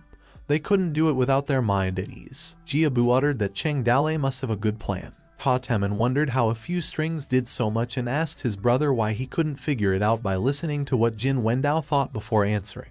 He then proceeded to remember that Kai Mei was defeated in that battle because he fell for Cheng Dale's treacherous plan. So it was showing weakness to the enemy to lure him into the depths. Jiabu uttered that the heart was chaotic when the sound was too loud. The heart was calm when the sound was pure. The heart was panicked when the sound was wrong. The heart was beautiful when the sound was pure. Listening to him play was like watching his lungs. He was so relaxed. Jiabu believed that he must have set a trap for them, suggested they should not rush, and passed on his military order to withdraw. His brothers objected to Jiabu's decision, since they were having a hard time catching a good day, and he wanted to retreat. Lei Nu suddenly squeezed his horse's side with his leg and shouted an attack as they went on. Jiabu called out his sixth brother, told him to come back, and beware of getting trapped, while Jin Wendao sighed in disappointment and said that it's scary to be uneducated. Lei Nu advanced with his troops and commanded them to follow him. Meanwhile, Cheng Dale felt shivers all over his body, wondered why they were rushing over to attack, and his cosplay was not realistic enough. He ran and left his post immediately. This made the Ring tribe confused. Then, Jiabu commanded all troops to attack, and the Ring tribe advanced towards the gate and its high walls. They chanted charge as they went through the gate and wondered why they had not closed the gates at all. The Ring tribe wondered where the people were, how come there was no one in sight, and when did they leave, or could it be that Cheng Dale could use the 5 elements escape techniques? Cheng Dale frantically ran away. He was sweating heavily and ran for his life while the Ring tribe was behind, chasing him. Jiabu on his horse commanded to catch him alive. Lei Nu added not to let this bandit escape, as he had 1,000 ways to torture him. Cheng Dale kept running and arrived at the corner end of its walls while being chased by the rings. He took a step up the wall. Cheng Dale yelled as he took his last step. Then he took a huge leap while holding onto a rope. On the other side, his fellow bandits pulled the rope and told Cheng Dale to come up there. Jiabu then commanded to shoot the arrows and kill him, withdrawing his earlier command to not take him alive. The rings began shooting arrows, targeting his head, but kept missing Cheng Dale as he climbed the mountain. Eventually, Cheng Dale reached the top, and the rings could only curse at it. His fellow toad bandits asked Cheng Dale if he was alright, while the rings left behind were enraged. They let this bandit escape, called them a trash bandit, and threatened to send a squad up the mountain to catch them. Cheng Dale cheekily replied to the scum of the rings that he was able to come out, and they did not expect that, which pissed the princes of the rings off for being annoying.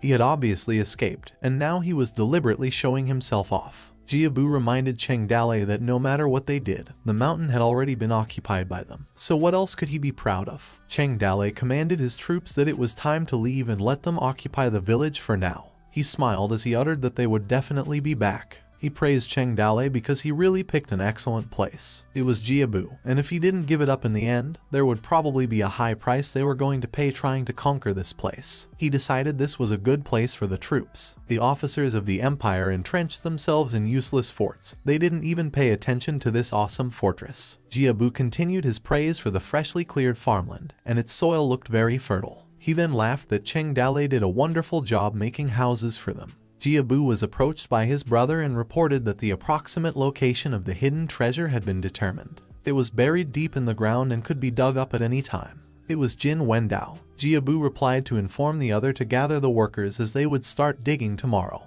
and asked if the soldiers found any powder depot with gunpowder excavation would be much faster. Jin Wendao replied they were still searching. It was strange that the hiding place for such a large amount of gunpowder couldn't be found. He wondered where Cheng Dale had hidden it, and it was reasonable to escape with food, but questioned if they also took gunpowder with them. Jiabu answered that it seemed to have run out, otherwise they would not have run away so quickly. He then asked if there was any other loot. The soldiers found their arsenal, herbal stores, clothing stores, granaries, horse farms, and much more. The number of weapons and herbs in the warehouse was extremely high, and the quality was not bad. Jin Wendao remarked that no wonder they were able to fend off their iron cavalry for so long. The food that they captured weighed at least hundreds of thousands of pounds, not counting the food they took away. Such a small village actually stored so much food. There were still hundreds of war horses of all kinds in the paddock, and those were ones they couldn't take. The loot was quite good. Jiabu ordered Jin Wendao to inform the entire army that a feast for the entire army would be held that night in the mountain village. At night, the rings celebrated and drank wine over the bonfire, where the sky over the prairie was so blue, the endless grass, eternal heaven of eternity protected them. The rings raised their hands and swords in a celebratory feast of the bravest warriors on the grasslands, and that they were unbeatable all the way to the top. The princes of the ring tribe sat together, laughed, and drank wine as well. They went on celebrating while a wooden crate flew in the air. Suddenly, this turned into a fiery blast, catching them off guard. All troops were alerted for an enemy attack originating up at the mountain. The rings noticed something up there and warned their fellow troops to search and watched out for their gunpowder. They realized that the trash bandit was back, urged them to come down there, and fought them fair and square while Cheng Dale laughed in surprise at their return. Jiabu was enraged and sarcastically replied that he still dared to come back. He was worried about not being able to kill him. Cheng Dale called them foreign barbarians, beasts with long hair and horns inside their brains. When they saw the prosperity of his kingdom, they did not know how to make their own lands prosper. Instead, they set their unjust troops in motion to kill their people and took over their land. But they didn't know that he was the heir of the god of the South Pole, a friend of Tai Jingxing and Marshal Tianpeng. Cheng Dale was the toad god, which confused the rings about what he was babbling about. He continued to say that the heaven ways were cruel, and its retribution would do them no good. Today, Cheng Dale would execute the justice of God. If God did not punish them, Cheng Dale would punish them. He raised his fiery torches and called for his brothers, lending him a hanging river of heaven. The toad bandits recognized the signal to break the dam, and they began tossing the wooden crates of gunpowder. With a loud bang, a flaming blast of explosion after explosion was apparent. As a result, large amounts of water and rock fragments broke through the dam. This caused panic in the Ring tribe because they thought Cheng Dale really borrowed a river of heaven. Others began to drown. Other Ring members tried to run and flee to higher ground. They ran frantically while being warned to watch out for the rocks. Some got hit with rocks, while others panicked and yelled to get out of the way. Another explosion could be seen, which poured more water down with rock and wooden debris. A Ring member hung himself on a tree as the water level rose dramatically and rapidly. It turns out that this place was not only suitable for soldiers but for burying people. Cheng Dale sat on the edge of a mountain cliff near flooding water and said they had a lot of rain this year. During the day, they desperately tried to get in, and at night, they desperately tried to get out. Liu Bei stood near Cheng Dale and sighed as he remarked that humans are really strange animals sometimes and praised him for a good job.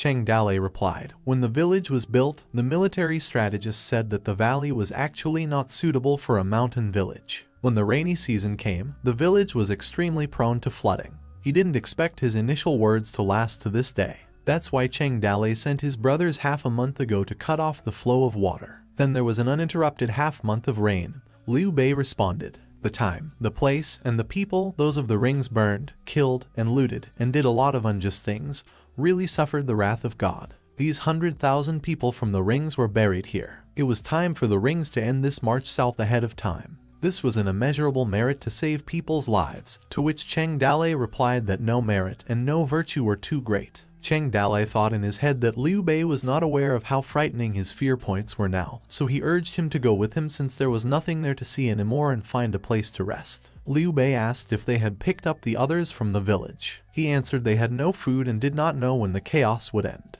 When everything returned to normal, they would bring them back. A series of notification pop-ups informed Cheng Dalei that the brothers had completed missions, which were rewarded with upgraded skills, increased loyalty, and a greater sense of belonging. An excellent completion grade was given for annihilating the Northern Ringer, followed by rewards for Cheng Dalei's choosing. Another task was assigned to regroup the people for the construction of a new mountain village. Another notification was received, notifying Cheng Dalei that the system spirit had run out of power and was about to fall into a deep sleep. Since the village was destroyed, warning after warning began popping up. A few days later, crows soared overhead, and some stayed at the submerged Toad village. Dead bodies of ring members piled up, soaked in water, with crows around. A man was still hanging himself from a tree. It was Jin Wendao who appeared sorrowful and awake but was still dripping in water on his face and hands. Someone coughed and fell into the water while crows continued to soar overhead and produced a cawing sound. Jin Wendao continued to cough as he fell over the dead bodies. This water was being walked through by someone. Jin Wendao had been lying down when he noticed someone walking through. This man witnessed the flood's aftermath and was still wandering through below knee-deep water beside the dead bodies. It was Fu Delay. If someone said this was hell on earth, then no one would object, and from ancient times to the present, there were only two kinds of existence that could get out of hell. One was the ghost, and the other was the devil. What were you? Were you a ghost or a devil? During this period of time, many other things happened within the empire's borders. In the northwest border gate, the defending general Lin Wenchen was defeated due to lack of food. When he raised his sword to kill himself, he was saved by his own soldiers and escorted all the way back to the capital. The imperial magistrate accused him of leading his troops poorly. Lin Wenchen was decreed to be beheaded by Emperor Ming. A lonely city in the northwest, a shepherd posed as the sixth prince of the empire, and raised an army to resist the defenders of the city, and was arrested by the officials. When he was about to be executed, he bribed the guards to escape, and his whereabouts were unknown. At the northern tribe, its king cried for a day and a night because all his 10 sons died in Yuzhou.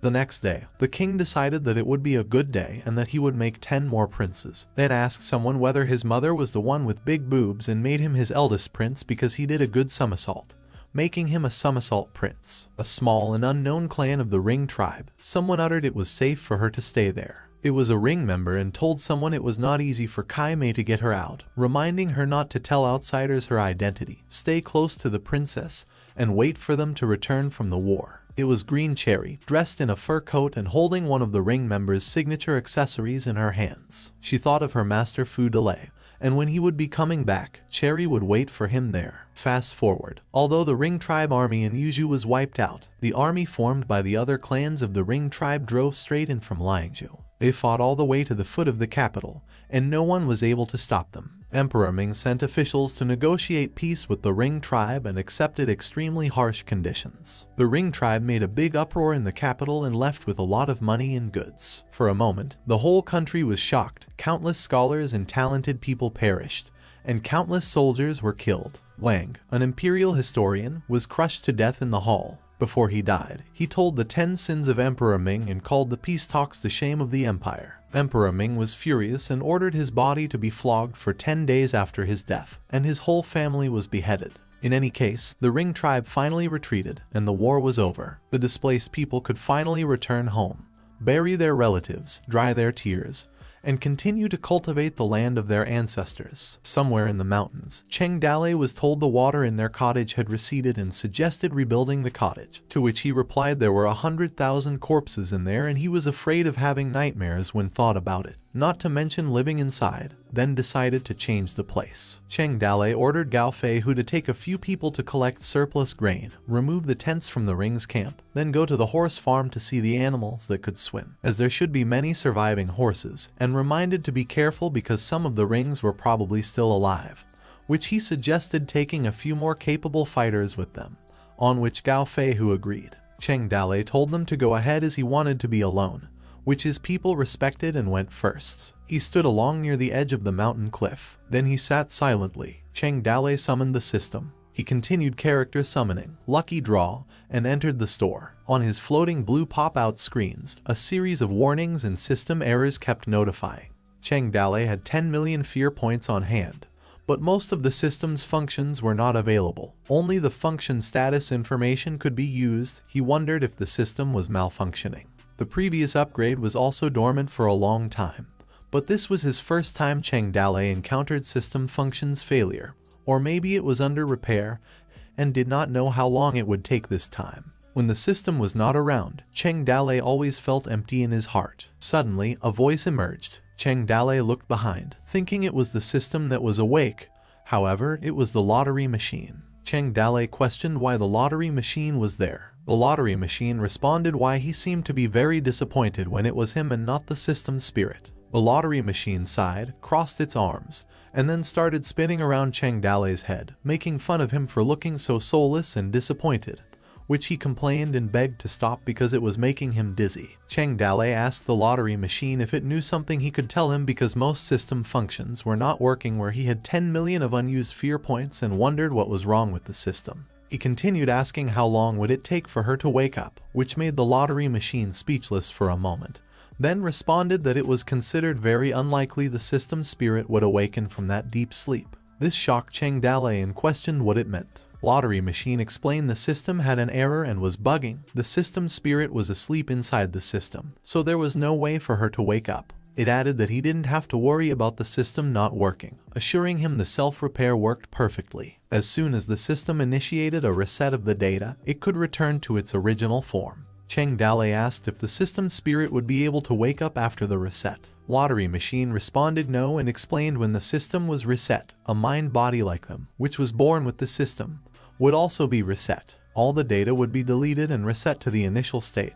But the spirit system was a very special spiritual entity who was above the lottery machine, and after the reset she may never be born like her previous state. Cheng Dalei asked if it meant that resetting the system would make the system spirit disappear, and questioned how could things end like this. Lottery machine scratched its head and responded that it was complicated to say the least. First of all, the system itself was always managed and maintained by the system spirit. In the lower level of the permissions were the lottery machine, the summoning platform, and the store. The prosperous development of the village was the source of her power. The stronger the village was, the stronger the power the system spirit could wield. The fear point, on the other hand, was an external force that emanated from the masses, which was chaotic and could not be easily controlled. Normally, the system spirit always managed to control it.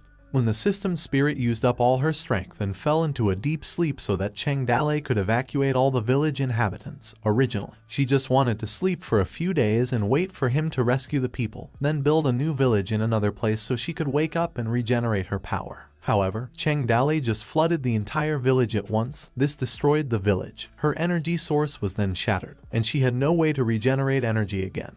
And the sea of fear points of hundreds of thousands ringers also hit the system at the same time. The destruction of the village rendered her powerless, and it also took the buffer out of those chaotic fear points. This effect of 10 million points was so intense that the defenseless system itself reported it as an error. At that point, the system spirit was in the weakest state of deep sleep and had no way to protect and repair the system herself. The lottery machine ended its explanation. In short, it was Cheng Dalei who played too hard and drove the system to death while pointing its finger at him, which shocked Cheng Dalei. The lottery machine kept pointing its finger, then asked if he got that, and Cheng Dalei remained silent at the moment. Cheng Dalei asked if he wanted to restore the system.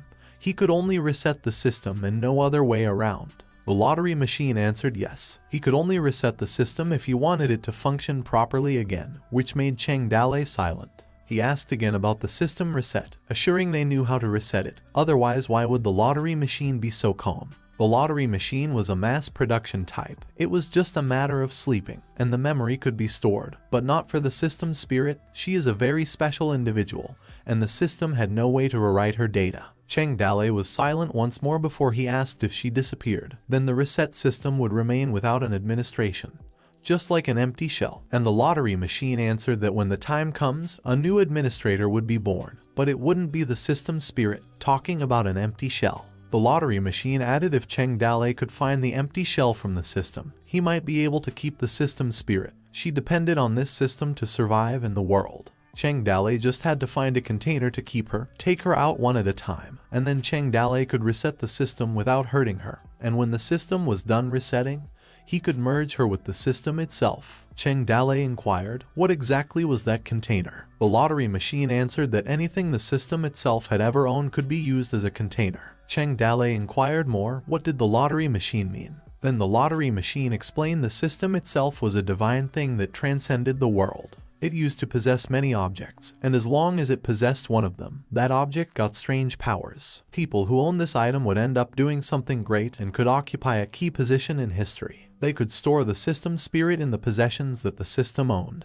and that's the kind Cheng Dalei should be looking for. Cheng Dalei questioned how it could become a system in his case, since it could possess objects. The lottery machine hesitantly explained this, sighed, and begged him not to bring this up. But since Cheng Dalei crossed over because of his sudden death while playing games, because when it owned something, it always had to pick the most valuable thing on the host to own. But Cheng Dalei was just a single soul when he crossed over, so when it fused, it directly chose what was most precious to him personally, the memories and knowledge from the other world. It always had a concrete picture, so he chose the system that his brain imagined. The lottery machine laughed and continued explaining. A game system was born, something that only a traveler like Cheng Dalei could imagine. System spirit was born when his memories were fused with the system. The lottery machine asked Cheng Dalei if he knew the name she gave herself, to which he answered Yizin.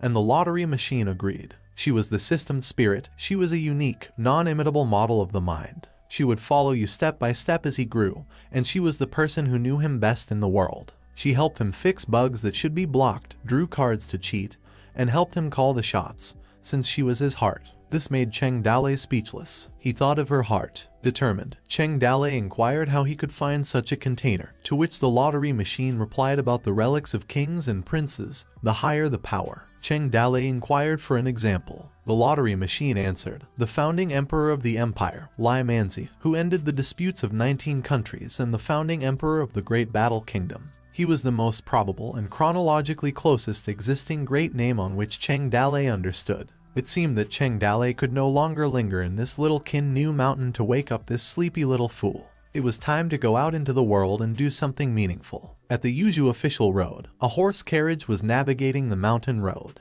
They were having a conversation inside the carriage. Someone said that it was trouble for Eunuch Liu to take this bumpy journey, which he hoped Eunuch Liu was not suffering. Eunuch Liu answered they were all doing this work for His Majesty. There was no such thing as suffering, it was their good fortune. Court Eunuch Liu Aji added that the people of Yuzhou have suffered because of the warring Ring tribes. Now he had a great victory. The Kui family had chosen a good son-in-law. Kui Yun Giant of the Kui family sighed as he replied that they should have done this for the country and the people. The carriage was almost upon the city of Yuzhou. A few moments later, Yang Longting on horseback inquired if the men had arrived yet, to which a soldier replied telling him not to worry. The scouts reported that they were still 10 miles away from them. Yang Longting thought of getting off his horse and meeting them since they were 10 miles away. An old man beside him reminded his lord that he did not have to do that because he was a noble. Yang Longting explained that the eunuch who delivered the order this time was the close friend of Emperor Ming. A single word from him in the emperor's ear could determine the fate of a person. The old man inquired if it was Liu Aji of the inner court, which Yang Longting confirmed. The old man added that with his status, he was willing to suffer on his journey to travel this far. A horse carriage arrived, and Yang Longting of Yuzhou welcomed Eunuch Liu and Lord Kui. Eunuch Liu humbly responded that there was no need to greet them. He was a meritorious hero of the empire. He did not have to salute them like this. It was offending them. Yang Longting respectfully replied to Lord Liu and invited him to talk in the city. They went inside the city with utmost respect and formalities. Later, Liu Aji still insisted that he did not need to be so serious. They were only here to convey His Majesty's wishes, and they were all admirable officials, so all other formalities were exempted. This time, the Ring tribe rebelled against their empire. Although they were finally driven away, the people were in a miserable state. Liu Aji added that especially in Yuzhou, they were directly facing the most powerful northern clan of the Ring tribe. And finally, they survived, which was a great honor for them. Yang Longting responded that it was for the country and the people. It was only a matter of duty. Liu Aji continued, stating that His Majesty said those who should be punished would be, and those who should be rewarded would be, so that the people of the world could see there were heroes in the empire,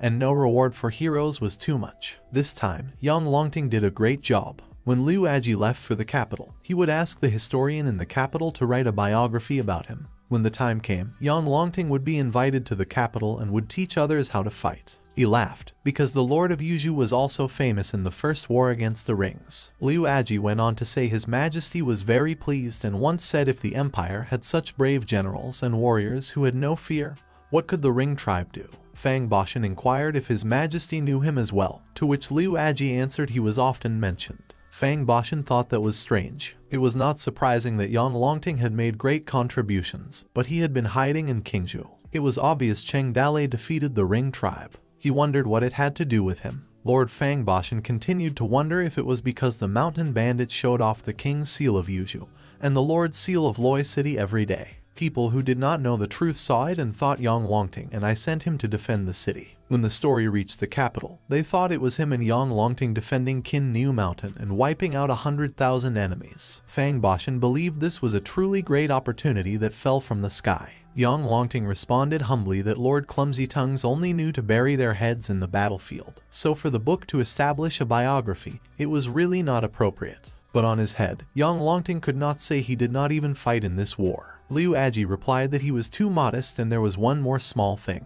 Liu Aji inquired who Cheng Dalei was, as he would like to meet him. All the city lords were left speechless. Yang Longting, unable to respond, was questioned by Liu Aji and inquired what was wrong. The lord had such a brave general, why hide it? Yang Longting eventually retorted that Cheng Dalei was a mountain bandit. Liu Aji heard that he was originally entrenched in Qin Niu Mountain, but Yang Longting recruited him at his command. So what if he was a bandit? He defeated the Ring tribe and now he's the empire's hero. Yang Longting found a great talent for the empire and did not let Liang Yu be buried in the mountains. Yang Longting responded that he was doing what he was supposed to do. His Majesty the Ming's Emperor said, City Lord Fang and Cheng Dalei contributed 3 parts in repelling the Ring tribe, and they were both to be given credit for the 3 points each. They laughed because they believed His Majesty was too kind, which made this humble servant terrified. Liu Aji inquired where Cheng Dalei was and could they let him meet him first. It was best to take him to the capital so that His Majesty could also meet him. Yang Longting responded that those vulgar mountain people did not know etiquette. He originally was a mountain bandit, and he was afraid he would offend Eunuch Liu. Yang Longting added that in the future, he would listen to the teachings of Eunuch Liu, to which he agreed and commended. Liu Aji replied that in fact, he had another purpose for coming there because this time the Ring tribe rebellion disrupted the country and led to numerous deaths for the empire. The imperial court decided to launch the martial arts competition, and the date was set in a year. His brave generals should not have been too proud to send them to the capital, participate in the martial arts competition, and compete with the other heroes around the world. Someone asked that the court seemed to attach great importance to this martial arts competition, and he responded that His Majesty personally decided that. It was almost night time. Yang Longting sat across the table and asked his second brother about the situation in the capital where his second brother, Kui Yun Jian, responded that the empire lost miserably in the war when the army of the Ring tribe came to the city and forced His Majesty to sign the treaty which concluded the enemy that had reached the city wall. However, the Yuzhu side actually wiped out more than 100,000 enemy troops. As a result, the empire dared to negotiate peace with the Ring tribe entirely because of this war. Their victory was so precious in their case of total defeat. His Majesty would now need to greatly reward the Yuzhu brave general, so the whole country knew they did not lose miserably. Therefore, his brother-in-law would be treated as a hero, and the Kui family will also have the power to voice out in the court because a certain imperial official actually filed a complaint against their Kui family. Kui Yun Jian went on to say that a certain person had a birthday and didn't come to celebrate. Could it be that 2 families had a grudge, and the 2 kept talking to each other for a long time? Kui Yun Jian inquired about the exact situation about Cheng Dalei. Yang Longting answered that he was not easy to deal with, and Kui Yun Jian asked if he didn't listen to him. In his mind, Yang Longting thought not only he didn't listen to him but if he met him, his axe would kill and chop his heart into pieces. Yang Longting responded it was not that he didn't completely listen to him, but the mountain bandits didn't like being controlled. Kui Yun Jian insisted that this person must be controlled by him, which was very important, and Yang Longting understood. Additionally, he asked to prepare 2 teenage girls and send them to serve in Eunuch Liu's rooms tonight, which Yang Longting assured was already ready, and inquired whether Eunuch liked women, to which Kui Yun Jian chuckled and said that it was a hobby of the officials. The moon and stars filled the sky as night fell. 3 o'clock came, and a shadow was observed entering a room. Fang Boshan was visited and talked about this year's thin horses, reminded not to forget to send them to the capital, and the number couldn't be less. However, Fang Boshan responded to his lord that when the Ring tribe came, the thin horses that survived were not easy to raise nor catch. The road over Skull Island was cut off, had no idea how long it would take to make a new one. In other words, he must first raise enough numbers. If it was really not working well, they would go to the small villages to catch some, which his lord agreed. The morning came at the temporary Toad village at the foot of Queen Yu Mountain, where Cheng Dalei was asked whether they should pick their brothers who fled to the south or rather they go directly to the south to develop. Huang Sangyun reported that Yuzhu was too poor for them mountain bandits, and if they continued to rob there, they would become even poorer. The south was good, Jiangnan had so many beauties, and the government soldiers were also more powerful. Cheng Dalei replied there was no need to hurry. They could first dig out the buried treasure inside the valley, so that their brothers who went to the south could have enough capital to develop. The bandits were busy and running errands. Cheng Dalei laid down his back against piles of sacks, thinking about the valley being still flooded.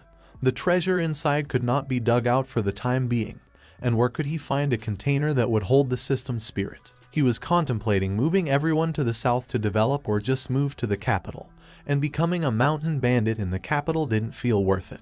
Cheng Dalei couldn't decide where to go next. A bandit informed Cheng Dalei that he caught a hare, which he replied to kill and made it into a jerky. Another bandit came and told Cheng Dalei they found hundreds of horses that amazingly didn't drown, which he mistakenly replied to kill but to put them to work. Another bandit found a wild boar, which he ordered to kill and make it into jerky. This became a repetitive order of Cheng Dalei every time his people caught something. While they were out butchering pigs, Zhang Fei informed Cheng Dalei that a man came and claimed to have orders from the Lord of Yuzhu and wanted to recruit them. But Cheng Dalei was sound asleep while Xiao Qiang was calling his name. Suddenly, Cheng Dalei blurted out to kill him and make him into jerky, and Zhang Fei agreed, which scared Xiao Qiang. He pleaded with Cheng Dalei to recognize that Xiao Qiang was his brother as he frantically called Cheng Dalei to confirm it was him. Cheng Dalei woke up and confirmed that he was him. Then they couldn't kill him, so he ordered the third elder to put away the sword first. Xiao Qiang explained that he and Cheng Dalei felt like old friends at the first meeting. It was better to be sworn brothers than blood brothers. However, Cheng Dalei ordered the third elder to cut off his hands and feet, then feed them to the pigs and throw him in the cesspit, which made him more horrified. As the third elder moved him away from Cheng Dalei, he ordered to take care of him and not to bother him if it wasn't anything important.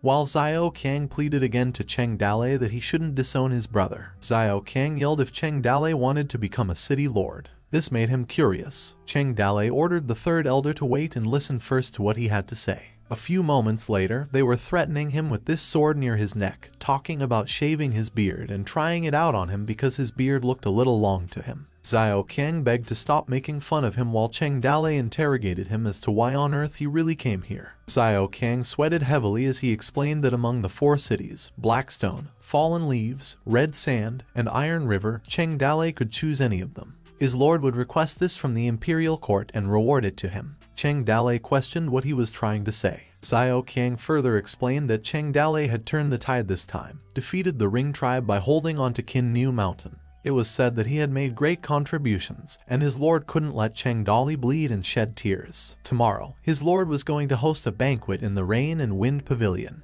The villagers, nobles, soldiers, and generals of Yuzhu would all be there, and all brothers of Toad Village could join them. The people of Yuzhu were waiting to see all the heroes, but Gao Fei who questioned the Rain and Wind Pavilion again. Xiao Qiang chuckled that before tomorrow, Cheng Dalei better decide which city to choose, so his lord could also make early arrangements. Everyone had to attend. He would be waiting for them in the Rain and Wind Pavilion tomorrow. The Toad Bandits talked about which city would be most suitable for them and were surprised that Yang Longting gave them a city which they didn't expect in the battle, and at least they didn't fight for nothing. They went on talking since Blackstone had been destroyed, definitely not in consideration, so they had 3 cities left to decide: Fallen Leaves, Red Sand, and Iron River. They were cheerfully excited and kept talking about their promising future of becoming young generals, as it would bring honor to their ancestors rather than being mountain bandits, and people would not think of them as bandits anymore. They giggled as if it were a blessing in disguise, despite losing their toad village. But they got a city, and having a city they could do business in confidence, and the land would be more prosperous than before while Cheng Dale sat still. Cheng Dale thought that perhaps after becoming a city lord, there would be more ways to find containers for the system. Also find a good way for his brothers, while as for the treasure buried in the valley, they could dig it up later. Anyway, their legs would not grow if they continued running, and they would be able to get it when he became a city lord. Cheng Dale stood up and called the attention of his brothers. They would pack up that night and go to the Rain and Wind Pavilion the next morning. The Toad Bandits enthusiastically raised their hands to show that they would follow Cheng Dale's plan. The next morning, in a mass burial with an offering and gravestone, they visited their brothers and told them their blood had not been shed in vain. Cheng Dale retorted that they all survived and their mountain fortress was destroyed. The Ring tribe had been driven away so their parents and children could live in peace. They were going to live a good life and no longer be spurned by others. Cheng Dale went on to say they were all leaving, and it was time to say goodbye to this place forever. Even if they came back to visit them, they wouldn't be mountain bandits anymore. Cheng Dale rode his horse and ordered his brothers to go at Yuju official road, where the Toad Bandits were on horseback traveling the mountain road. They were talking and laughing on their journey. The law-abiding people were depressed every day. The ruffians sang merrily every night, riding a mule and harming others for its own benefits, starving with integrity and fairness, building or repairing bridges and mending roads for the blind, murdering and arsoning many children. Cheng Dale and his people saw an old man and child on their way. While the old man kept talking, he went to the western heavens and asked his Buddha, and Buddha said he could not do anything. Cheng Dale approached the old man and a child on his horse with a loud thud, carrying a banner that read, "See through the human world." Cheng Dale was about to be passed by the old man when the old man abruptly stopped. He looked back and asked where they were going. Cheng Dale said that they were going forward, then the horse stopped moving. The old man replied, "Don't go, go back," and there was no way forward there. Cheng Dale inquired why he couldn't go further. Was the road being repaired? The old man turned and explained that he was an old Taoist, knew roughly about righteousness. He understood a bit about yin and yang. He traveled around the world and told people the future to make a living. The old man approached near Cheng Dale and inquired if he would like the ancient Taoist to predict the future for him. He responded to what he was able to do, like palm reading with bones, 8 years of hand signs, yin and yang, or astrology. The old man chuckled as he stroked his beard. Cheng Dale inquired if he could do it all, to which the old man replied he couldn't do any of it. Cheng Dale kept inquiring about tarot horoscopes, purple power, or spirit summoning, to which the old man replied no. If he really couldn't do anything, he could just tell him a joke, to which the old man was silent. Cheng Dale, who seemed irritable, inquired more about what he knew. The old man replied that he would never be able to do astrology. He knew nothing about palm reading with bones. There was only one thing that he could do. It was to see through the human world and let God show him the way. Cheng Dale inquired if he could show him the way too, to which the old man replied he only knew a little bit about it. The old man went on to say that there was no way to move forward. If he continued, there was only death, which Cheng Dale asked what if he went back. The old man responded that going back, there was no hope waiting for them. 9 times out of 10 of them would die. Cheng Dale then had to ask the old man where was his way of being alive. The 4 divine states and the 8 heavenly realms were his paths to existence. The old man replied. Cheng Dale was silent and looked pissed. The old man continued with his phrase, "See through the human world." Cheng Dale got off his horse, which made the old man confused. While approaching the old man, he remained silent and prepared his arm. Suddenly, his fist landed on the old man's face and fiercely yelled to eat his fist. Cheng Dale continued to punch at the old man, chastising him for what happened when certain people didn't speak clearly, while the child man was scared for his master. Cheng Dale went on beating the old man and complained that what he hated the most in life was the mystery man, while the old man begged for him to stop and show some mercy as his face was visibly bruised. The old man yelled at Cheng Dale that he would die soon, and yet he was still so ignorant. For a moment, he was confused, but still he wanted to eat his fist. The child treated the bruised old man as Cheng Dale asked whether he could speak more clearly now, to which the old man responded that he wanted to find a shady place to talk. Later, the old man inquired if Cheng Dale wanted to go to the Rain and Wind Pavilion, which surprised him that he already knew. They both sat across from each other. Cheng Dale chuckled that it seemed news traveled fast, while the old man asked what he was going to do in the Rain and Wind Pavilion. He laughed as he explained that Yang Longting was willing to give him a city with him as the ruler. The people of Yuju would also come, probably a recognition meeting or something.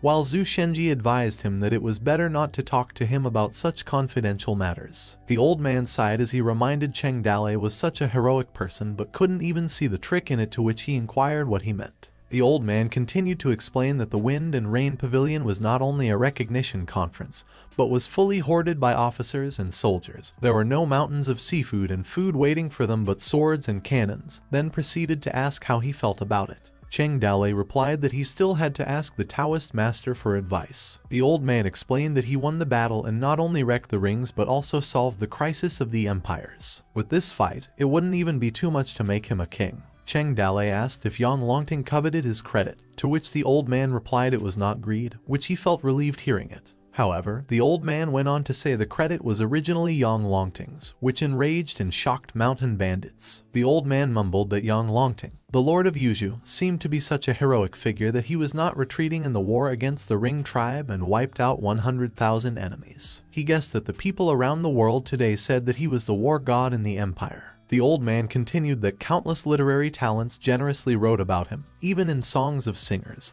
and in the mouths of the tea-house narrator you could hear his heroic wonder. As he brushed his beard, the old man mumbled that he heard that the palace was willing to erect a monument to Yang Longting on Qingyu Mountain so that future generations could remember the deeds of the king of Yuzhou. Gao Feihu and his men were enraged, saying that Yang Longting was such a coward, as he only knew how to flee when he saw the rings, and never fought a battle. While the others cursed at Yang Longting, as they had done those things. Cheng Dale chimed in that Yang Longting was greedy enough to take credit for their work, and since it was not clear to the palace, he would find a way to tell them and not let the coward be hailed as a hero. The old man believed that there was no point if he wanted to explain it to the palace. Cheng Dale questioned why it was pointless. The old man sighed and said that Cheng Dale was giving him the impression that he really knew nothing about the policy of the government. He asked him if he thought that he would receive the government's reward if he won a battle, as he claimed that it was not like that. The old man informed him that the policy of the government was far more complex than he could imagine,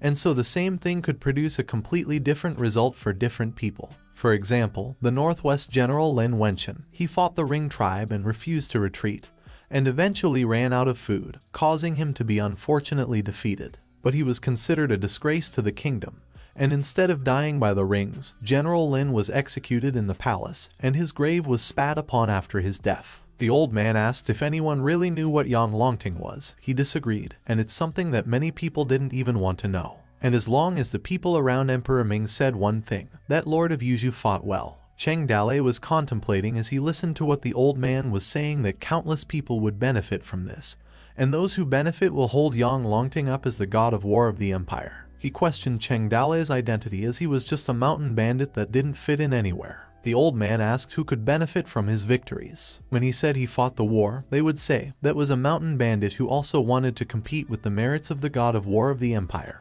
and they asked how low he was. He concluded that a lost battle could become a won battle, and a coward could become a war hero, and that now Yang Longting has become the idol of the imperial soldiers and has been given a higher rank. But many people in Yuzhou knew that he actually was nothing to do with the contribution made by a mountain bandit named Cheng Dale.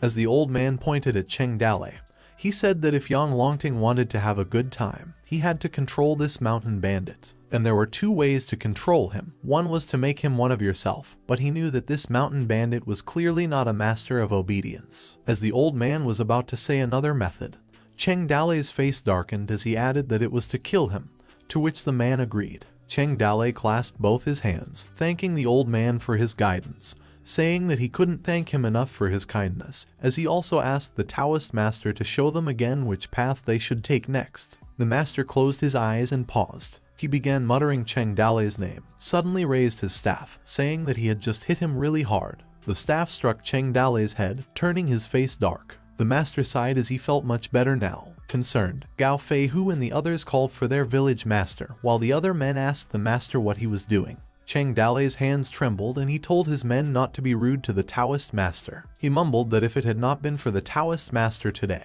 he would still be living in a dream, and had made his men jump into the fire with him without anything. Cheng Dale called the Taoist master again, clasping both of his hands, asking him for guidance for the subordinate to unravel a secret. The master said that he would tell him more. He informed him that the front of Yuzhu had done splendidly, and all the city lords were trying to collect the benefits. So the lord of Yuzhu was by no means the only one who wanted to kill him. The master started drawing on the ground and said the first thing was that Yuzhu's army was waiting in ambush near the rain and wind pavilion for him to fall into their trap. While the Fallen Leaf City, Keisha City, Beizhen City, Tea City, and other forces with a large army surrounded and blocked the surrounding terrain. As most of the official roads were blocked, the master continued that the entire Yuzhu would be the hunting ground for rounding up all of them. He suggested that they should all split up and go into the woods to hide from pursuers, or by water to the south side of the river or by mountain trails to other states. And someone had to break the encirclement and keep the larger group at bay. The master said that Qingyu Mountain was a complex terrain that had not yet been blocked by the big army, and there was still a chance to go today. He added that it was better for them to set out early before the army arrived. Gao Fei, who told Cheng Dalea that they shouldn't go and should be afraid of them and should kill them in a fight as they had chased the Ring tribe away. Cheng Dalea responded that they couldn't fight now that the whole Yuzhu army was ready to kill them, and that those people didn't have the guts to fight the Ring tribe, but they had a lot of guts to fight their own people. He told his men to listen up and said that they couldn't escape with their large numbers together, so they had to evacuate separately. He ordered them not to leave anyone behind if they could, and that those who could fight would take the weak ones with them. Cheng Dalea called Gao Fei Hu and Gao Fei Bao and ordered them to take 100 people disguised as refugees and retreated to the mountain forest. Next, he called Huang Sanyuan and said to take 300 people back to the mountain fortress and distribute the dry food in the mountain fortress, and spread out to leave from Qingyu Mountain, to which Huang Sanyuan agreed. Cheng Dalea warned them that it was now the territory of the Ring tribe, asking them to beware of the Ring troops. He proceeded to order Xiao Bailan to use the water route and go to Jiangnan, taking with her the Su family and Liu family, which she also agreed to. Concerned, Su Ying called for Cheng Dalea. Liu Zhihan added, mumbling as she knew what Cheng Dalea was doing but was interrupted, as Cheng Dalea ordered his men to bring him his weapon while he commanded them to take what way. Liu Zhihan clenched her fist and closed her eyes. She took the courage to speak and called for him as she charged at him with teary eyes. Sobbing, Liu Zhihan hugged him and told him that they had just finished the war. While watching the events, Xiao Bailan and Su Ying blushed as they listened to what Liu Zhihan said, asking Cheng Dalea if he wanted to leave them again and take risks himself. Cheng Dalea told her to be obedient, as it was not the time to throw tantrums. Crying, Liu Zhihan pleaded not to leave them alone. Cheng Dalea said that it would get too hard if they went together, and besides, their target was him, and when it was safe, he would find her. As Liu Zhihan's tantrums were about to end, she told him that it was settled and he should make sure not to forget about her. She reached for Cheng Dalea and kissed him. Xiaoda's excitement showed as she said to Su Ying to look and to control herself. She yelled at Liu Zhihan, saying that was enough, as there was no time for being lovey-dovey. She pushed Liu Zhihan away, telling her to move. However, Liu Zhihan was still sobbing. Cheng Dalea coughed to gather all their attention. He announced that the rest of his men were all set. Cheng Dalea continued, saying that there were only a few of them left, and all of them had the highest fighting power among the mountain bandits. Liu Bei, Jiang Fei, Guan Yu, and Zhao Zilong, as well as Lin Xiaoyu, Lin Chong, Qin Man, and Zhu Shenji, listened to Cheng Dalea. Cheng Dalea ordered them to give their men time to retreat. His face distorted as he asked Zhu Shenji what he was doing there. Zhu Shenji answered that he would go with him. Cheng Dale's hands crossed his face, and he thought that it was late for Zhu Shenji to follow the others. He agreed to Zhu Shenji and said that he and Qin Man would ride on the same horse, otherwise, he would easily fall behind. Cheng Dale turned his attention to the Taoist master and his disciple, thanking him for his help today and asking him that he should also leave as it was not safe to stay with them. The master bowed and said, if the Green Mountain remains unchanged and the stream of water is crystal clear, the Taoist priest could see the future empire, and will still be able to hear the name of Cheng family. Cheng Dale gave him a good laugh as he clasped both of his hands and said that he thought of it as a farewell blessing. The disciple watched and wondered how Cheng Dale could still laugh in that kind of situation. Cheng Dale noticed the disciple and asked who he was. The master responded while patting the head of the disciple that it was his apprentice, Hong Chen, as he continued that they would meet again in the future in Jianghu someday and wished him to take care. The lottery machine information popped up as Hong Chen's age was just 14. However, his skills and experience were still unknown. Cheng Dale claimed that the two master and apprentice were really mysterious. As he saw them leave, Cheng Dale was asked by one of his men where they would go. Cheng Dale said that the rest of their mountain fortress brothers were fleeing in the north, and he thought of where they were going. He said that they were heading west. Somewhere in the Qingniu mountain, a group of people gathered. A soldier reported to Kai Gang that the road was closed, but their target hadn't yet appeared, and wondered if they could be aware of them. Kai Gang ordered his men to scout again. Suddenly, Cheng Dalei and his men came running with a horse. He greeted Kai Gang and told him that he was coming. Kai Gang, anxious, said that he was finally here. Cheng Dalei asked him what was wrong, why he was so serious, to which Kai Gang stutteringly answered nothing. He giggled and asked Cheng Dalei and said why was he so slow as Yang Longting sent him to pick him up. He also asked where the other brothers of his mountain fortress were and how come only a few of his brothers came. Cheng Dalei answered that they're dressing up on the mountain fortress, as they're all rude people who haven't seen the world, and that they're so excited that they didn't sleep all night thinking about what to wear today.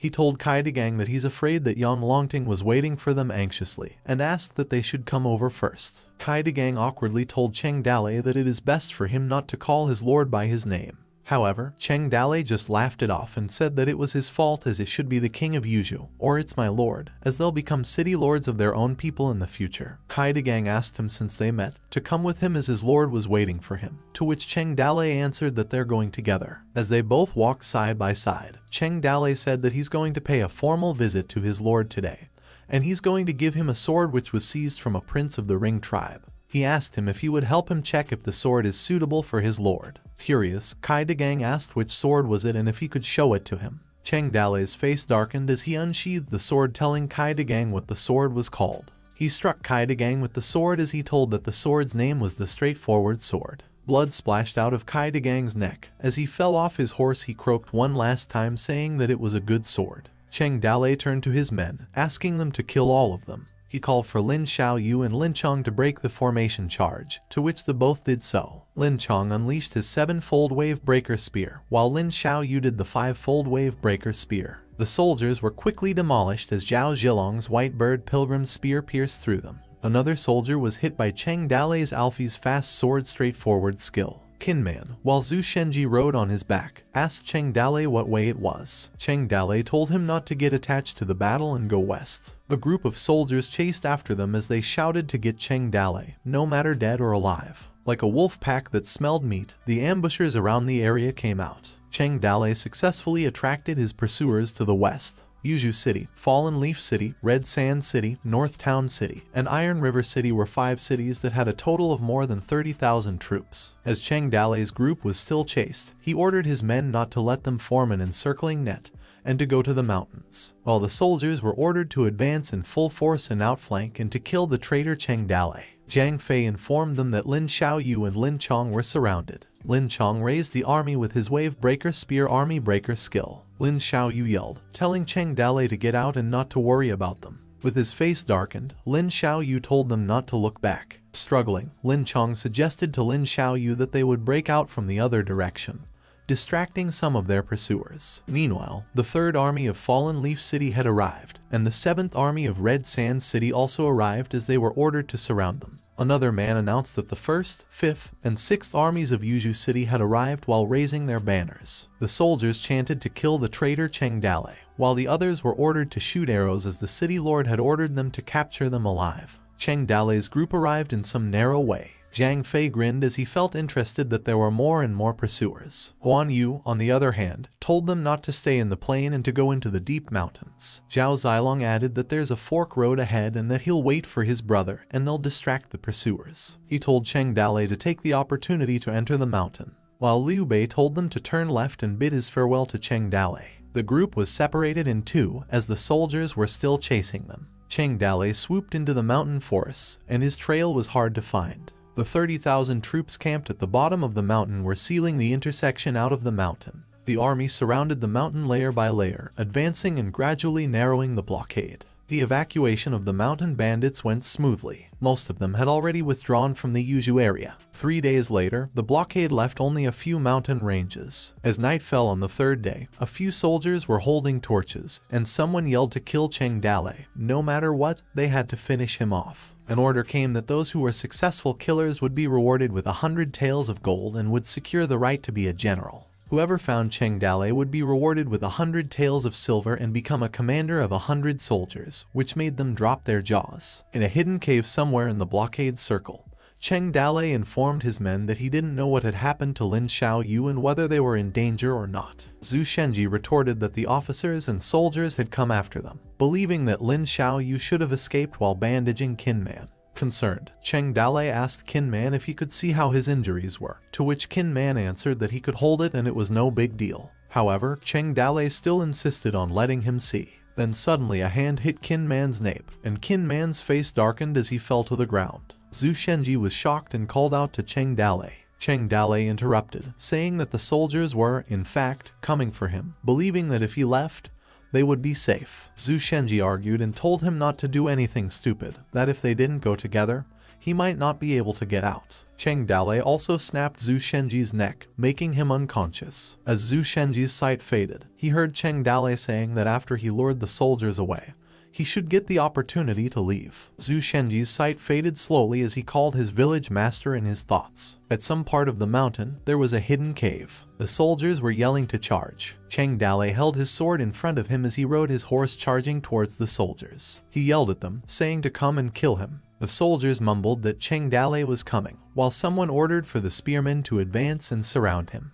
Another command arrived to shoot the arrows as the city lord gave orders that if they killed Cheng Dalei, they would get a high position with high pay and bring honor to their ancestors. However, Cheng Dalei charged at them without stopping, and the soldiers muttered that it was not good as their leader had been beheaded. Cheng Dalei leaped towards a group of soldiers, making his way into a narrow road, while the soldiers yelled to go after him as he was breaking out, while the others were ordered to send the signals and chase him and shoot the arrows. A fireworks exploded in the sky, making the soldiers across the mountain notice as they believed that they had found the target over that area. Another soldier said to the others to leave some men to block the road. A voice added telling the Third Army to hurry and head over there. While escaping, a soldier told his men to listen to the order. The Fifth Army troops should go around the forest valley ahead to intercept Cheng Dalei. Cheng Dalei held onto his horse tightly as he was getting away from the soldiers. Cheng Dalei ran wildly, breaking out of the siege and led the pursuers to the west and fled to a mountain forest. His horse huffed in exhaustion,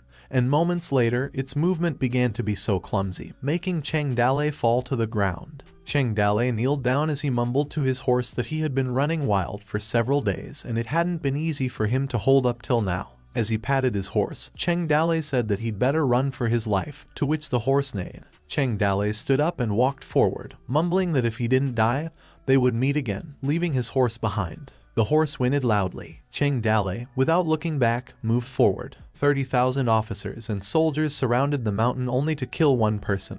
Perhaps this would become a one and only unique history of the empire. Meanwhile, an officer ordered his men to search carefully and thoroughly and not miss a single tree or rock, while one notified the soldiers to narrow the area and set up roadblocks not to let him break out. A report came, bearing that General Hua's body had been found, and the entire squad he was leading was killed. Yang Longting's eyes widened as he was in disbelief about General Hua's death and also wondered how they were all killed when he had dozens of men under him. The report continued that all of them were slaughtered and cut in the throat with a sword, and everyone was killed by a single sword. One officer added that Lei Zhen of Yuzhou, Zhang Lemon of Fallen Leaves City, Han Bao of Red Sand, Dong Fengmeng of Bizan, and Sun Lianshan of Iron River were all dead, claiming that Cheng Dalei was actually good. While another one of the officers also said that those were the strongest people of all cities. The Ring tribe failed to kill them, but they died under Cheng Dalei's sword. Another man also believed that Cheng Dalei's strength was not weak if he could wipe out 100,000 cavalry of the Ring tribe in one fell swoop, while the other suggested that they stop sending more people, as it's just asking their men to die. While the other said that they should continue to surround the mountain until Cheng Dalei forces out to show himself, and they'll shoot 1,000,000 arrows at him as he would certainly die. Enraged, Yang Longting slammed his hands on the table as he cursed. With a look of irritation, he told all of the men under him that Cheng Dalei is all alone now and told them that they're a bunch of losers. He ordered all the soldiers to go into the mountains and surround him, as he didn't believe he could grow wings and fly, to which the soldiers obliged. Meanwhile at the mountain, an officer commanded his men to go up the hills and search well, not leaving their groups. After searching the mountain for 7 days, Cheng Dalei was finally forced out. A sword clashed. As Cheng Dalei fought a soldier while his hand was pierced with an arrow, he managed to cut 2 soldiers. Quite a few blood splattered from one soldier. The men were in shock as they couldn't believe that he also killed General Liu too, while the other said that another one was also killed. Wounded and exhausted, Cheng Dale knelt down holding his axe to balance himself while on his other hand was his sword. On the edge of death, one soldier told him that he already had no way out, as the soldier continued saying that resistance is futile, promising that they would keep his whole body intact if he finished himself. Cheng Dale spoke, questioning them if he had no way out. He rose and told the soldiers who were pointing arrows at him if they had heard of a kind of superb martial art called the phoenix, colorful body flying without wings. As he spread his arms like one surrendering, he said that hearts were linked as one. And he mentioned the fusion skill system. A system notification popped up and warned him that fusion function was available, but forced use would consume the system sprite's original power. After using it, the system genie would dissipate after a few days. After learning about the fusion, Cheng Dale asked to cancel the fusion. However, the system called Cheng Dale while a warning kept intensifying. She told him not to cancel the fusion and said that if he had used his fuses earlier, he would have been able to escape long ago. He wouldn't have to wait until this desperate situation to use it, and she wondered what he was hesitating for. All was falling, Cheng Dale answered, believing that she would disappear if he had used it. An officer ordered the killing of Cheng Dale. Hart continued, saying that if it weren't for him, she wouldn't have been born, and if he died, she would also disappear from the world. She told him to take it, as it was her last source of strength, making Cheng Dale glow in bright light. Cheng Dale apologized to her in his thoughts. Hart said that when she's gone, he doesn't have to worry and should reset the system quickly, and at that time, a new system sprite will be born. She continued that maybe the new sprite would understand him better than she did. The soldiers above the cliff were ordered to release their arrows. As a barrage of arrows fell down, hitting Cheng Dale, Hart bid her farewell to him. The fusion skill system spirit was capable of trampling the world of martial arts. Using Phoenix flying without wings was just like dancing in the sky. As Cheng Dale was dodging the arrows, he stepped lightly on a passing bird. Confused, the bird as some of its feathers fell. Rumor had it that mountain bandit Cheng Dale had jumped into the 10,000 feet cliff while walking on the wind in the rain of arrows. 30,000 soldiers searched for his body for 10 consecutive days, but no trace of him was found. Hart was in hibernation, and the system kept beeping. The lottery machine greeted his good sister. He asked her what was so good about Cheng Dale, and she got herself in a situation because of him. The lottery machine mumbled a. Meanwhile, the rain fell as Cheng Dale took shelter under some tree. However, as the rain still hit him, he kept reminiscing about his time with Hart. He looked up with a serious look on his face. Suddenly, the lottery machine appeared, calling for him. He asked Cheng Dale if he thought about it, if he wanted a system reset. The lottery machine informed him that Hart would disappear soon, and after he reset the system, there might be a better-looking little sister born, though it would not be Hart. And because of her disappearance after the reset, the tens of millions of fear points could also be retained. He repeated that it's tens of millions. The lottery machine continued asking him if he knew how many things he could smoke with just a single click of the button. Irritated, Cheng Dale spoke and told the lottery machine not to mention that matter, and if he gave up on Hart like this, he wondered if his conscience would allow him not to feel sorry about her. He asked the lottery machine if there was a way to save Hart. The lottery machine hummed and told Cheng Dale that he had a way. He informed him that if he first reset the power used to maintain the system sprite, he could let her survive for a while, and before the power was used up, he needed to find the container as soon as possible. And that it's a container that has residual power. The container cannot only store Hart, he could also use the residual power above to reset the system. Most systems function, and Hart could be restored just like before. He continued that if he still hadn't found the right container until the power ran out, the system would backfire and absorb his life force, informing him that he would die. Cheng Dale said that he can now start as he understood. The lottery machine informed him that before the system resets, Hart is still so weak that he couldn't use any functions. A notification popped up stating that due to system insufficient energy, the main system reset function is off, and all functions are off, and energy consumption is adjusted to the minimum. Cheng Dale asked how much time he had. Another system message appears stating that the remaining energy has been regulated to maintain the system sprites, and the dissipation time is extended to 1 year. The lottery machine answered that he has about a year, to which Cheng Dale replied good. The lottery machine said his goodbye to Cheng Dale.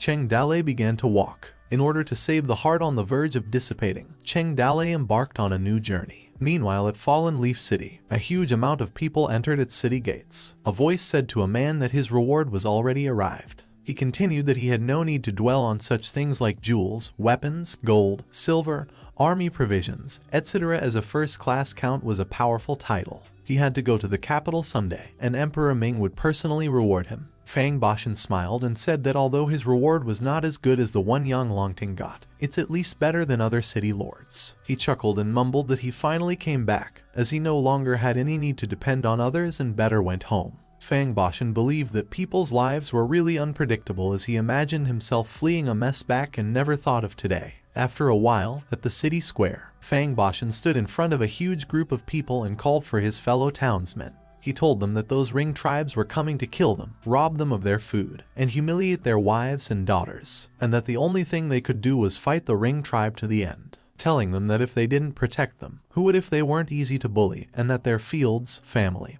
and the individuals they wished to protect were all unprotected. As he held his sword high, Fang Bashan said that now that the capital was calling for troops, good men should join the military and defend their country, and if they had the guts to come under his command. Fang Bashan smiled as he said that the capital also needed new palace maids, and asked the people if they wanted to soar and fly up to the tip of a branch. It was a rare opportunity. He also said that the younger the better as they wanted those energetic young people. Suddenly, a rock was thrown and hit Fang Bashan in the face, leading one of his teeth to fall. As his cheeks swelled, he asked angrily who threw that. Then a lot of objects were thrown as the people threw them and cursed at Fang Bashan. Wounded, Fang Bashan mumbled, "They're all rebellious people." He ordered his soldiers to kill all those unruly people. The crowd was like boiling water, and their anger was boiling underneath. When the ring tribe came, they hid in the cellars, in the barren mountains, in the gutters. They watched their loved ones being killed and their wives and daughters being humiliated. They couldn't find any of the noble people they worshipped. They remembered who protected them and those who abandoned them.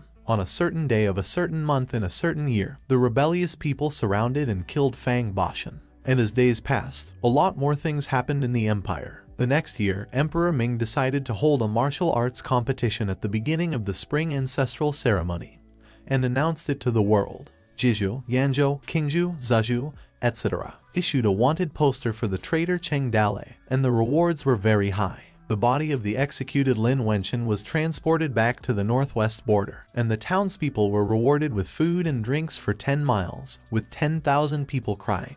His son, Lin Xiaoyu, knelt down for 10 days in front of the tomb, and left home with his uncle without knowing where he was. In Jiangnan of the Yangtze River, a certain merchant group suddenly rose up. Its founders were a pair of beautiful sisters. It is also rumored that Cheng Dale was in Jiangnan. There are rumors that there were suddenly more bandits around the capital. And what is more puzzling is that there were so many mountain bandits, but they didn't fight for the territory. Rumor has it that Princess Mingyu returned to the capital, and the emperor was pleased and issued an imperial edict to find the trace of the sixth prince. Rumor has it that a strange bulgar appeared in Jingzhou, and rumor has it that the Queen of Flowers was threatened by a big official and was rescued by a man. Rumor has it that a certain thing of the previous emperor in the royal tomb was stolen, and a lot of rumors still spread. Time flew by in the blink of an eye, and it was already half a year. 10 miles away from Jing City, a group of people traversed the mountain, as a man asked if they were almost at Jin City yet. Another man answered that he was correct, and asked him if he was going there to take the test. The bald man agreed and said that since the imperial court had announced that they were holding a martial arts tournament, every martial artist had been rushing to Jing City, as the way there had been very lively. At the roadside, a tea stall, the owner told his guests that the tea and meat dish they had ordered was here. He asked Zhu Shenji and his group if they were also rushing to Jing City to take the test. Zhu Shenji chuckled and responded that it was obvious that he was heading there with his eldest son. The owner was in disbelief and said that looking at Qin Man's build, he was sure he could become a centurion at least. Qin Man listened, as the owner said that if he were a few years younger, he would have joined the test himself even if he had to sacrifice his old bones. He would still take down a few ring tribe generals with him. The other customer chimed in telling the old man to stop bragging, and if the ring tribe were so easy to kill, why would the great generals back lose all their battles, getting beaten all the way to the imperial capital? While the man beside him said that it's just a shame that there's no one in the empire who's able to stop the ring tribe. As the owner poured water, he asked them who said that there's no one as they have young Longting. In a single battle he killed over 10,000 enemies, helping all of the empire vent its anger. The customers agreed and said that if they could meet the war god this time and learn a few moves from him, they would be set for life. while the others questioned who doesn't want to learn from the war god and wondered if it's easy to meet that kind of figure. They might be able to get a look at the war god when the imperial court awards him. Zulinger, who was holding her cup, listened to a customer who said that if only their empire was filled with great generals like Yang Longting, the Ring tribe wouldn't dare to bully them anymore. Zulinger pouted and scoffed. The customers who noticed her expression pointed at her, telling her what she meant by that, and how dare she disrespect the war god, asking her if she does not know gratitude. While the other scolded the man and said that he shouldn't argue with her as the girl is still young, so she hasn't seen the world yet. Zulinger, with her hands crossed, cursed at the customers, asking them why she would respect him as their war god was just a stray dog, which made the people mad. Zhu Shenji calmed them down, asking them to please calm down and that his daughter was not good with words and had offended everybody. He asked Zulinger what she meant by dog shit, as it was not something a lady like her should be saying. However, Zulinger just scoffed at him. Zhu Shenji placed his payment for the food on the table and asked everyone if they could forgive his child, as she didn't know what she was talking about. He told them that they would be taking their leave first, as the customers responded for them to get lost. On Chang'an, the official road, Zulinger believed that Cheng Dale was already dead, as they had been looking everywhere and still hadn't found him yet. However, Zhu Shenji said that 1 year ago, while Cheng Dale was forced to jump off a cliff, the officials never found his body. He had a gut feeling that Cheng Dale was still alive, but he just didn't know how to find him. Qin Man chimed in and said that for this time's Imperial Martial Exam, all the Empire's martial artists would be attending it. He believed that Cheng Dale would definitely be there. Plus, the one surnamed Yang was there too. Zhu Shenji responded that after the Toad village fell, he claimed that many of their brothers had turned homeless, forced to wander the lands, and it was all caused by Yang Longting. Not only that, Yang Longting even stole the fruits of their effort and is now hailed as the war god. He continued that the Toad village did not need the glory, nor did it need the rewards, but they would not be easily taken advantage of. Otherwise, the brothers who died in battle would not have a peaceful death, as all of the survivors from the Toad village bore a grudge against Yang Longting. It's just that it's hard to kill him while he is hiding in the city, but this time, they would have an opportunity. Qin Man believed that Cheng Dale would come to Jing City if he was alive, and if Lin Xiaoyu and Ling Chong were alive, they would also be in Jing City. He also believed that the four brothers Liu Bei, Guan Yu, Zhao Zilong, and Zhang Fei would also be there, and as of today, as long as the brothers were alive, they would meet them there, at Chang'an Imperial Capital, Jing City. Meanwhile, at an inn, a voice asked if they had found anything. Zhu Shenji said that there were two major events in Chang'an recently. The first was the martial arts examination, and the second was Yang Longting coming over, as he was sure that there was no need to elaborate. He continued saying that he also heard another thing, that the Ring tribe's Hedon battalion was coming over to take away the Imperial Princess. And another thing was that the 6th Imperial Prince had been missing since a year ago, as his current whereabouts were currently unknown. Qin Man added that he also heard something while looking around the market, that there were 1,000 plus bandits residing on the Hulu Mountain near the east side of the city. The army tried to take them down a few times but failed every time. Qin Man believed that they might have been their missing brothers. Zulinger also pointed out that she found out that the biggest brothel in Chang'an was the Full Fragrant House, and that the most popular courtesan was called Yi Jidao, as Yi Jidao did not entertain guests, and there were numerous people who would spend thousands of gold and still failed to see her. She continued that for the martial examination this time, Yi Jidao had already announced that whoever won the tournament could have her. Zhu Shenji blushed as he rubbed his beard as he mumbled Yi Jidao's name. Qin Man told him that he did not think his body was capable of that anymore. Zhu Shenji retorted and said that he was still completely healthy. He told them that he was just wondering whether it had something to do with Cheng Dale.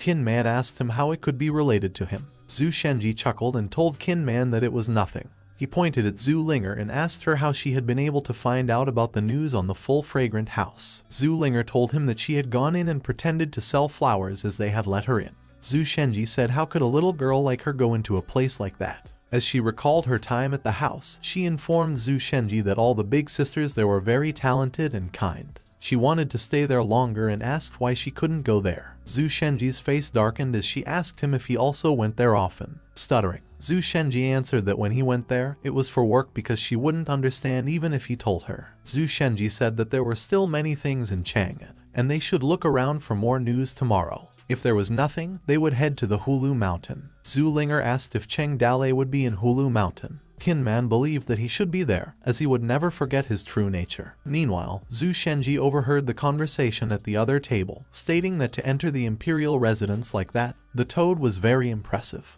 The three of them quickly realized the word toad. The man couldn't believe that the imperial residence was full of experts, as they didn't detect even a single intruder, while the other man beside him said, what was the use of such an expert? At that time, even the imperial army was sent out to search the entire place, yet they couldn't find a single trace of the intruder. Then suddenly, someone interrupted them, asking what they were talking about. The man turned and said that he was talking about the great master that broke into the imperial residence, the flying toad. Smiling, Zhu Shenji asked the man if he could tell more about the matter. While the other man poured a drink into Zhu Shenji's cup, he asked him if he was new in Chang.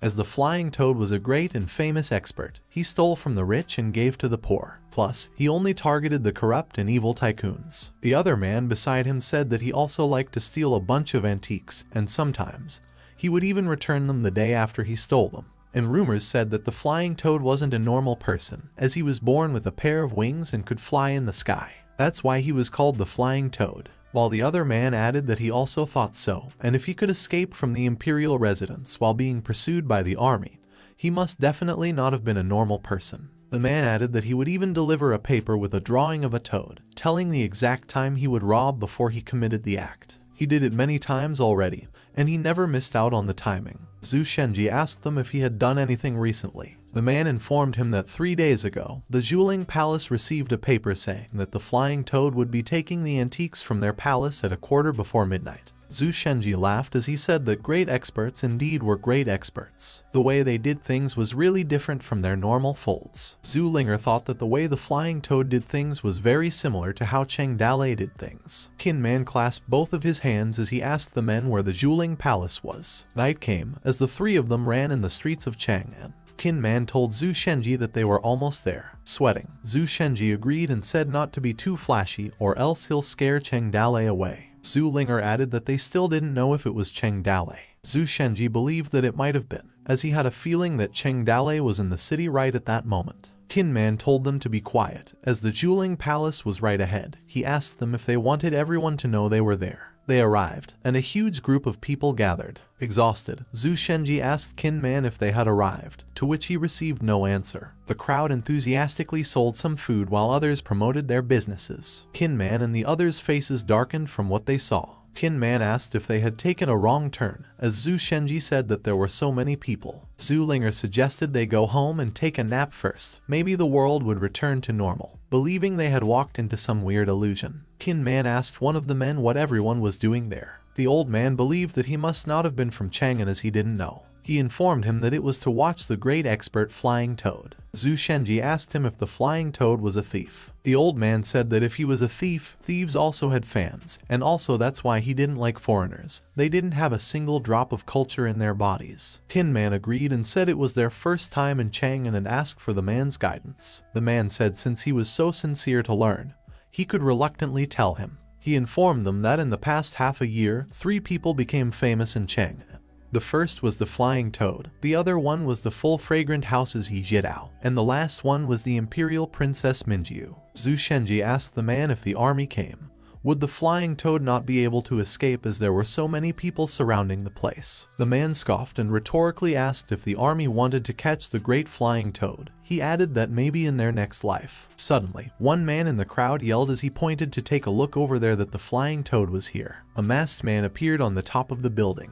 As he mumbled, why bother hiding in the night, when dark clothes shine brighter than a pearl's glow? But when you step through the sky to find a path, you can escape from God's wrath, the flying toad said. Dozens of people cheered at the flying toad as Qin Man just stared at him. The flying toad stood up and said that he'd already obtained what he came here for today, as it was like hunting fish in a barrel. He came and went like the wind, robbed the rich, and helped the poor. He was the great hero of justice, as he posed in a weird way. He told them his name. Qin Man's face darkened and claimed that at his build he was nearly identical to Cheng Dalei. Zhu Shenji added that his shamelessness was also identical to him. Qin Man believed that the change of Cheng Dalei was a little extreme. Zhu Linger suggested that they just went back and took a nap, believing that everything would return to normal after they woke up. The crowd yelled that the soldiers were here, which made the flying toad on alert. He told them that he would be going first and told them that he loved them all. He laughed as he leaped from building to building. Zhu Shenji ordered Qin Man to go after the flying toad and said not to let him out of his sight, to which Qin Man agreed.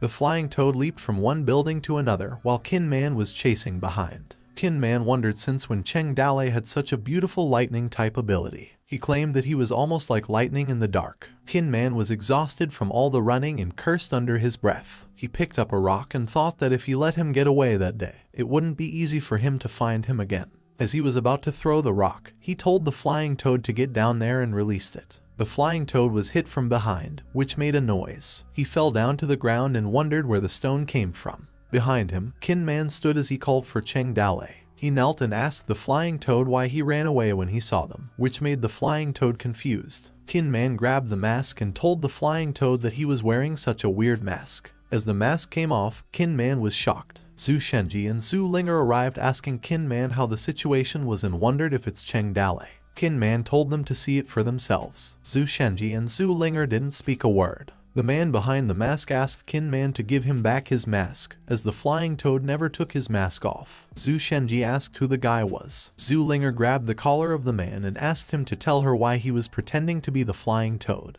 The man asked Zhu Linger to calm down and asked her what she meant by pretending to be, as he really was the flying toad. Zhu Shenji tapped Zhu Linger's head and told her that it's alright. He said that they've been looking for Cheng Dalei for most of the year, as it's like this every time. He sighed and told her that Cheng Dalei might no longer be alive. Zhu Linger cried and said that it had been so hard for them to have hope, but every time it disappeared, and wondered where Cheng Dalei was. Qin Man clenched his fist, making the mask crumble, and cursed. The man's face darkened as he saw his mask split. He asked the three of them what was going on, and since they didn't want to take him for a reward, they didn't have to work so hard to catch him. He suggested that they're just going to pretend they didn't know each other without accusing each other of anything, and asked them if he could go now. He also asked if he could have his mask back. The three of them gathered as Zhu Shenji asked what they should do with the kid. Qin Man said that since the man was injured by his throw, a lot of the work was already done by that, as he couldn't run anymore. Zhu Linger suggested that they should just hand him over to the government, as there would also be a lot of silver as a reward, and that they didn't have money or an onward journey. Qin Man believed that the man's contact did not seem small and warned them of his revenge. As the man was listening, Qin Man said that he had noticed that they were looking for Cheng Dalei, as there was no guarantee that he would keep the information to himself. Maybe the government would find out about it. Zhu Shenji asked if they should just kill him. He suggested that they should cut off the man's tongue first so he couldn't scream around, and they would kill him and collect the bounty. Qin Man agreed and said that it was settled, which made the man sweat. The three of them smirked, and Zhu Shenji said to the man to come as they were going to talk. Zhu Linger held a knife, while both Qin Man and Zhu Shenji held the men, telling him not to be afraid as it would be fine in a minute, while Qin Man told him to relax. Scared, the man told them to hold on. As he struggled, the man said to wait a minute, and asked them if they were looking for a person and that he could be of help. After a while, at an alley, the man complained about his back. Qin Man asked him if he could help them and if he knew who they were looking for. The man asked him if they were outsiders and if they didn't know the rules of Chang'an City. As Zhu Linger held her knife, she asked him what's wrong with being an outsider, and also if an outsider had done anything bad to him. She threatened him that she would castrate him if he kept talking nonsense, to which the man didn't mutter a single word. Zhu Shenji hit Zhu Linger in the head and told her to watch her tone and that he should never have let her get that close to Xiao Bailang. The man chuckled awkwardly and thought that Zhu Linger looked pretty cute, but he didn't expect her to be so fierce. He asked them if they were bandits. Zhu Shenji asked him how he knew about that. The man asked another question about the area they were working in, whether it was the waterway, the dry way, or the Hulu Mountain. He thought it was obvious enough that a young girl dared to pick up a knife. Zhu Shenji asked the man if that was something he should be asking and told him to tell them about himself. The man agreed and informed them that they had just arrived in Chang'an City and might not know the current situation in Chang'an yet. He mentioned that the city of Chang'an was so big that finding one person was like looking for a needle in a haystack, but there was one person who could help them. Zhu Shenji asked the man, to which the man answered, "Big brother." Annoyed, Zhu Shenji told him that he didn't need to be so friendly and just said his thing. The man said that he was talking about the person who could help them was called Big Brother. He said that there were many people pretending to be Big Brother Chang'an, but there was only one real brother Chang'an. The man informed them that if they wanted to find someone, he might be able to help them. Qin Man asked the man if Big Brother was the big boss. The man continued that Chang'an had an underground city, killers, thieves, bandits, fugitives, hidden prostitutes, and so on. These people were nestled in the underground city, and that Big Brother was the master of the underground city. He told them that if the underground city toll was 10 copper, the 3 copper coins would fall in the hands of Big Brother, and if the people inside got into trouble, Big Brother would not bother them, as Big Brother was still a very righteous man. The man said that the underground city had all kinds of people. Everyone had the most information, and if they were looking for someone they could go to Big Brother. If he couldn't help you, no one in Chang'an City could help you. Sweating, Kin Man asked the man how they could meet him. The man giggled and told them that meeting Big Brother was not that easy. Ordinary people simply couldn't get into the underground city, and seeing Big Brother was even more difficult, as he was not just someone they could see as they pleased.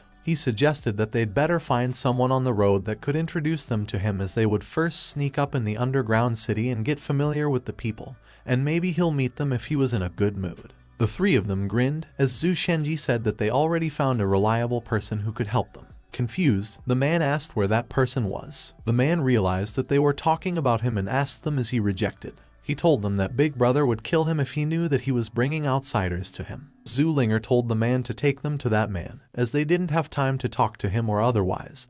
The man should prepare to be a eunuch in his next life. Kin Man also said that if the man refused, there was no use in keeping his 3rd foot, suggesting to break his hamstring.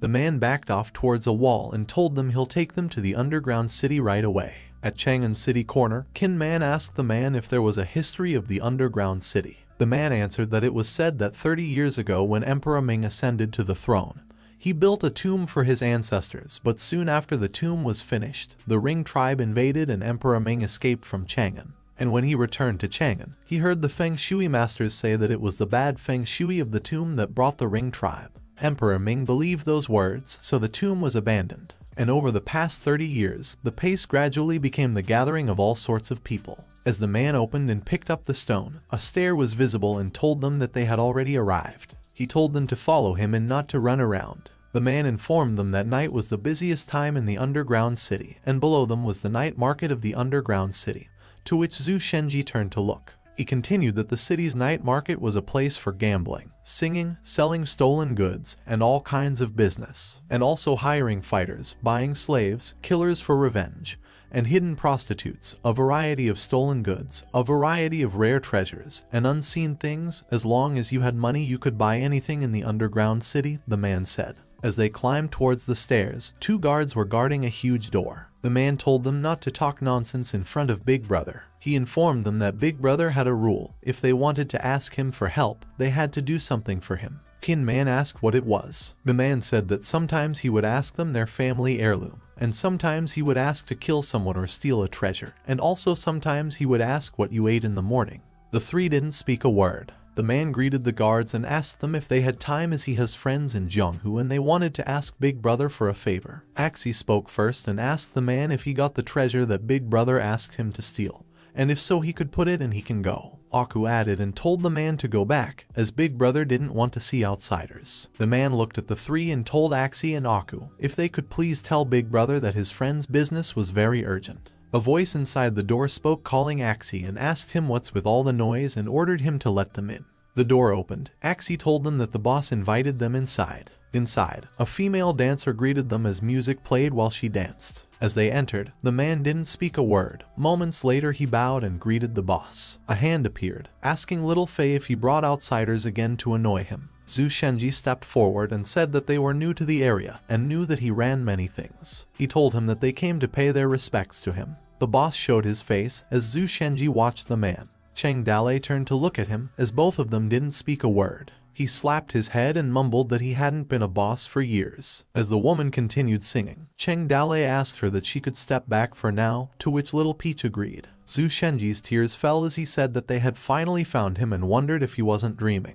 Cheng Dalei answered that he was real and not fake at all, asking him not to pinch him as it hurts. As Zhu Shenji pinched Cheng Dalei's face, he said that he's really alive. Cheng Dalei told Zhu Shenji to stop touching him as he already pinched him enough. Annoyed, Little Fei told them to stop and asked how they could be so rude towards Cheng Dalei. Kin Man asked Cheng Dalei where he had been for most of the year. Zhu Linger added that they searched hard for him. Cheng Dalei smiled and said that he understood that they were looking for him and asked why he wasn't looking for them. He ordered little Fei to go down to get some good wine, as today his friends arrived and no one would return sober, to which little Fei agreed. Little Fei thought that it was the first time he saw Cheng Dale happy, believing that it seemed like they'd known each other for a long time. Moments later, they sat in front of the dining table. Zhu Shenji asked Cheng Dale how he became like that. Cheng Dale sighed and said that it's a long story. He said that the day he fell off the cliff, if it hadn't been for a friend who helped him with his life, his soul would have already been in heaven. Although he just barely escaped, it took him a whole month to heal the injury, and since he was looking for something, he wandered on.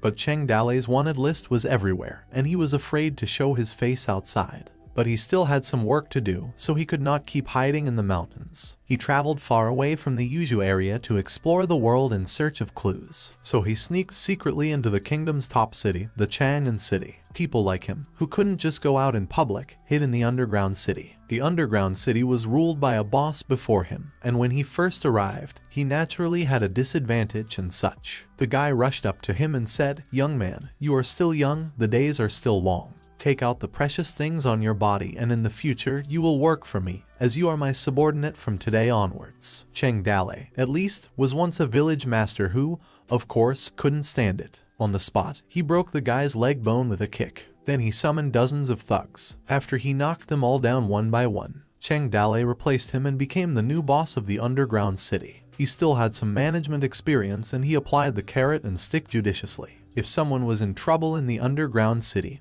he would help. If someone made a mistake, he would also punish them. And later, he started bribing the high-ups in the government. Thus, the underground city acquired a protective shield. So in just 6 months the place flourished. Everyone called him boss, as they felt a deep admiration because of that. In the underground hideout, Cheng Dale asked about the situation of the others. Shenji replied that Gao Fei Hu and Gao Fei Bao brothers were still in the south of the Yangtze River, occupying the mountain as bandits. He sadly added that, for the others, who were departed a year ago, they never met them again. Cheng Dale sighed, expressing frustration at the chaotic state of the army and their lack of knowledge about their lost people. Kinman remained optimistic and mentioned that this time, many of their people would join the martial arts examination. Cheng Dale also thought of the idea. He explained that he left a mark in the city to help their lost people find them. Curious, Kinman inquired about the nature of this mark, admitting that he hadn't noticed it. Cheng Dale clarified that he set up tea stalls with toads painted on their banners outside every city gate. He questioned if they were not noticed when they passed by.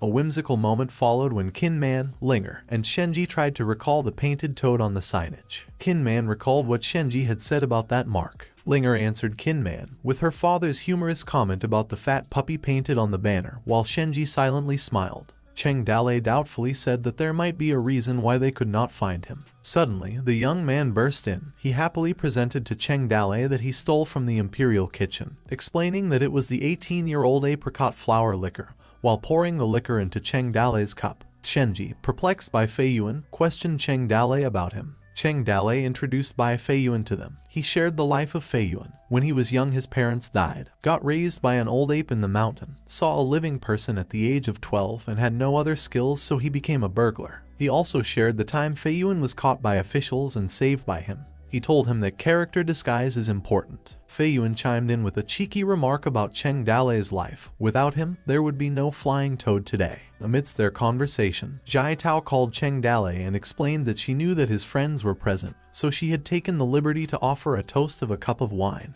She poured wine into her cup and drank it elegantly. While she drank, Shenji flusteredly smiled at her while Linger and Kinman looked at her without much reaction. After she drank the wine, Jai Tao then assured Cheng Dale that she wouldn't disturb him today while placing the cup on the table. She mentioned that whenever Cheng Dale wasn't feeling well, he could call on her. She was there for him, displaying graceful respect. Ji Tao included that she would wait for him. She said it with a hint of flirtation in her eyes. Cheng Dale acknowledged her offer and suggested she go back and practice the new song he had taught her. He asked her to sing it for him the next time they met. Shenji was curious and asked Cheng Dale about Jai Tao while he pervasively stared at her. With a proud expression, Cheng Dale remembered her name and asked Shenji if he knew about her. Linger, however, expressed her disinterest, remarking that Cheng Dale had fallen quite low. Cheng Dale defended himself, claiming his innocence. He then shared the story of how he helped Jai Tao. He explained that when a big shot person wanted Jai Tao's body, she was in a vulnerable situation,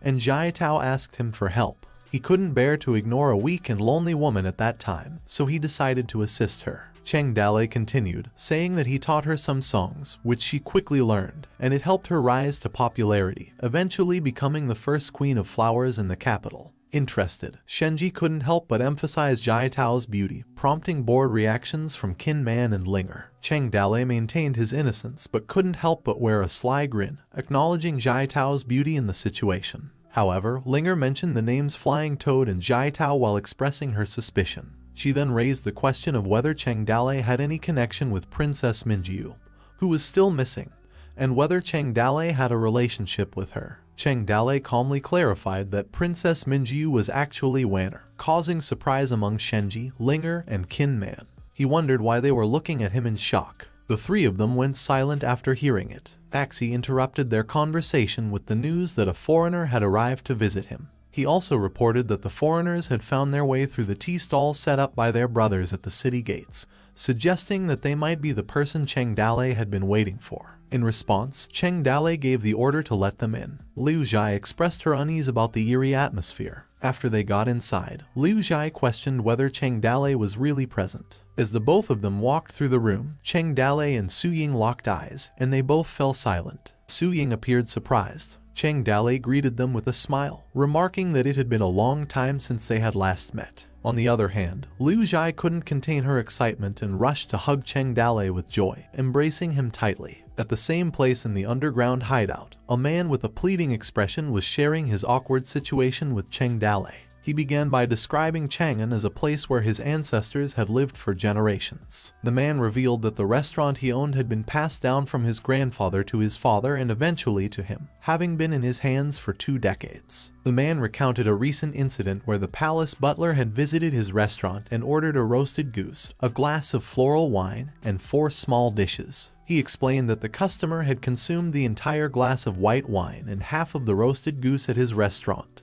After consuming the wine and half of the roasted goose, the butler fell ill at home and blamed the restaurant's food, demanding 1,000 silver coins as compensation. He also explained that the recipe for roasted goose had been passed down through generations in his family, and their restaurant was well known in Chang'an. He mentioned that there had never been any complaints about their roasted goose in the past. However, when he complained to the government about the customer's demand for compensation, they confiscated his store. He felt humiliated as he stood helplessly in front of his restaurant, with people from the palace laughing at him. Desperate for help, he explained that he had asked around, and everyone suggested that Cheng Dalei was the only person who could help him. Cheng Dalei questioned why the man had initially approached the government instead of seeking his help. The man, with desperation in his eyes, entreated Cheng Dalei for assistance, seeking his help to teach a lesson to the corrupt officials. Cheng Dalei, maintaining a stern expression, initially declined the man's requests. The desperate man offered money, willing to pay any amount to secure Cheng Dalei's assistance, emphasizing that Cheng Dalei was his last hope in the entire city of Chang'an.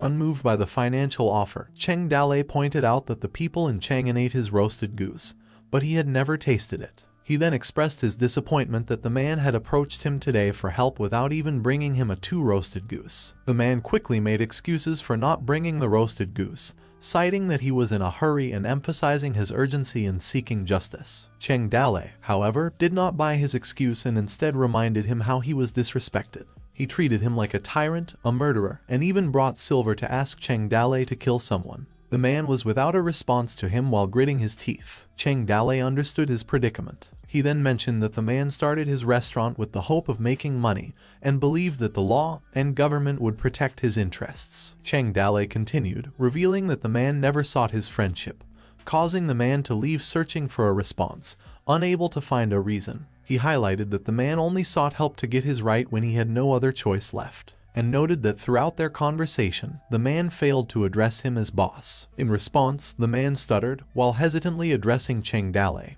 He bowed to him as a sign of respect. Cheng Dalei accepted this token of respect, remarking positively. As he approached the kneeling man, Cheng Dalei agreed to help the man seek justice, expressing a desire for mutual assistance in the future should he ever find himself in trouble. But he expressed hope that the man would be there to help him if he got into trouble someday. The man was visibly nervous, acknowledging Cheng Dalei's request for reciprocal support. On the other side of the room, Kin Man, Shenji, and Linger observed the situation. They were all stunned and speechless. Fei Yuan then chimed in, conveying Cheng Dale's belief that a person's image held significant importance, and he said it with a proud expression. After that moment, in the Chamber of Commerce of Su, the inn where they were staying, Su Ying confronted Cheng Dale. She began by noting that a few months ago, Cheng Dale had come to the south side of the river but had not shown himself, leaving only a message. Su Ying mentioned that Cheng Dale had tasked her with collecting the relics of kings and generals, which she had now brought. She asked if there was anything specific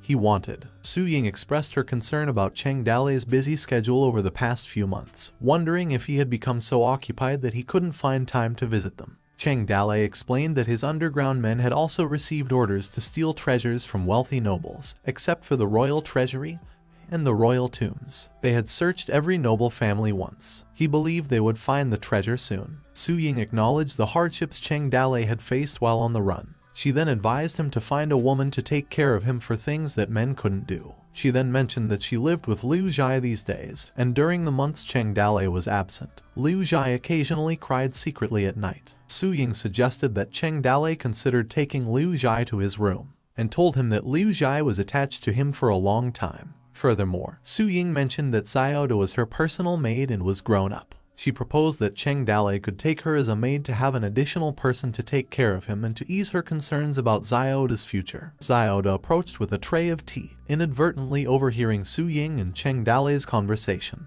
Her reaction suddenly became awkward while approaching them. While Cheng Dale was busy looking at the relics, he expressed that he had more pressing matters to do in Chang'an City and didn't have the time for something like this, to which Su Ying responded with a momentary silence before agreeing. She fell silent again and displayed a demure expression before eventually speaking up. Su Ying then asked about the matter concerning Jai Tao, which seemed to stir a noticeable reaction in Cheng Dale.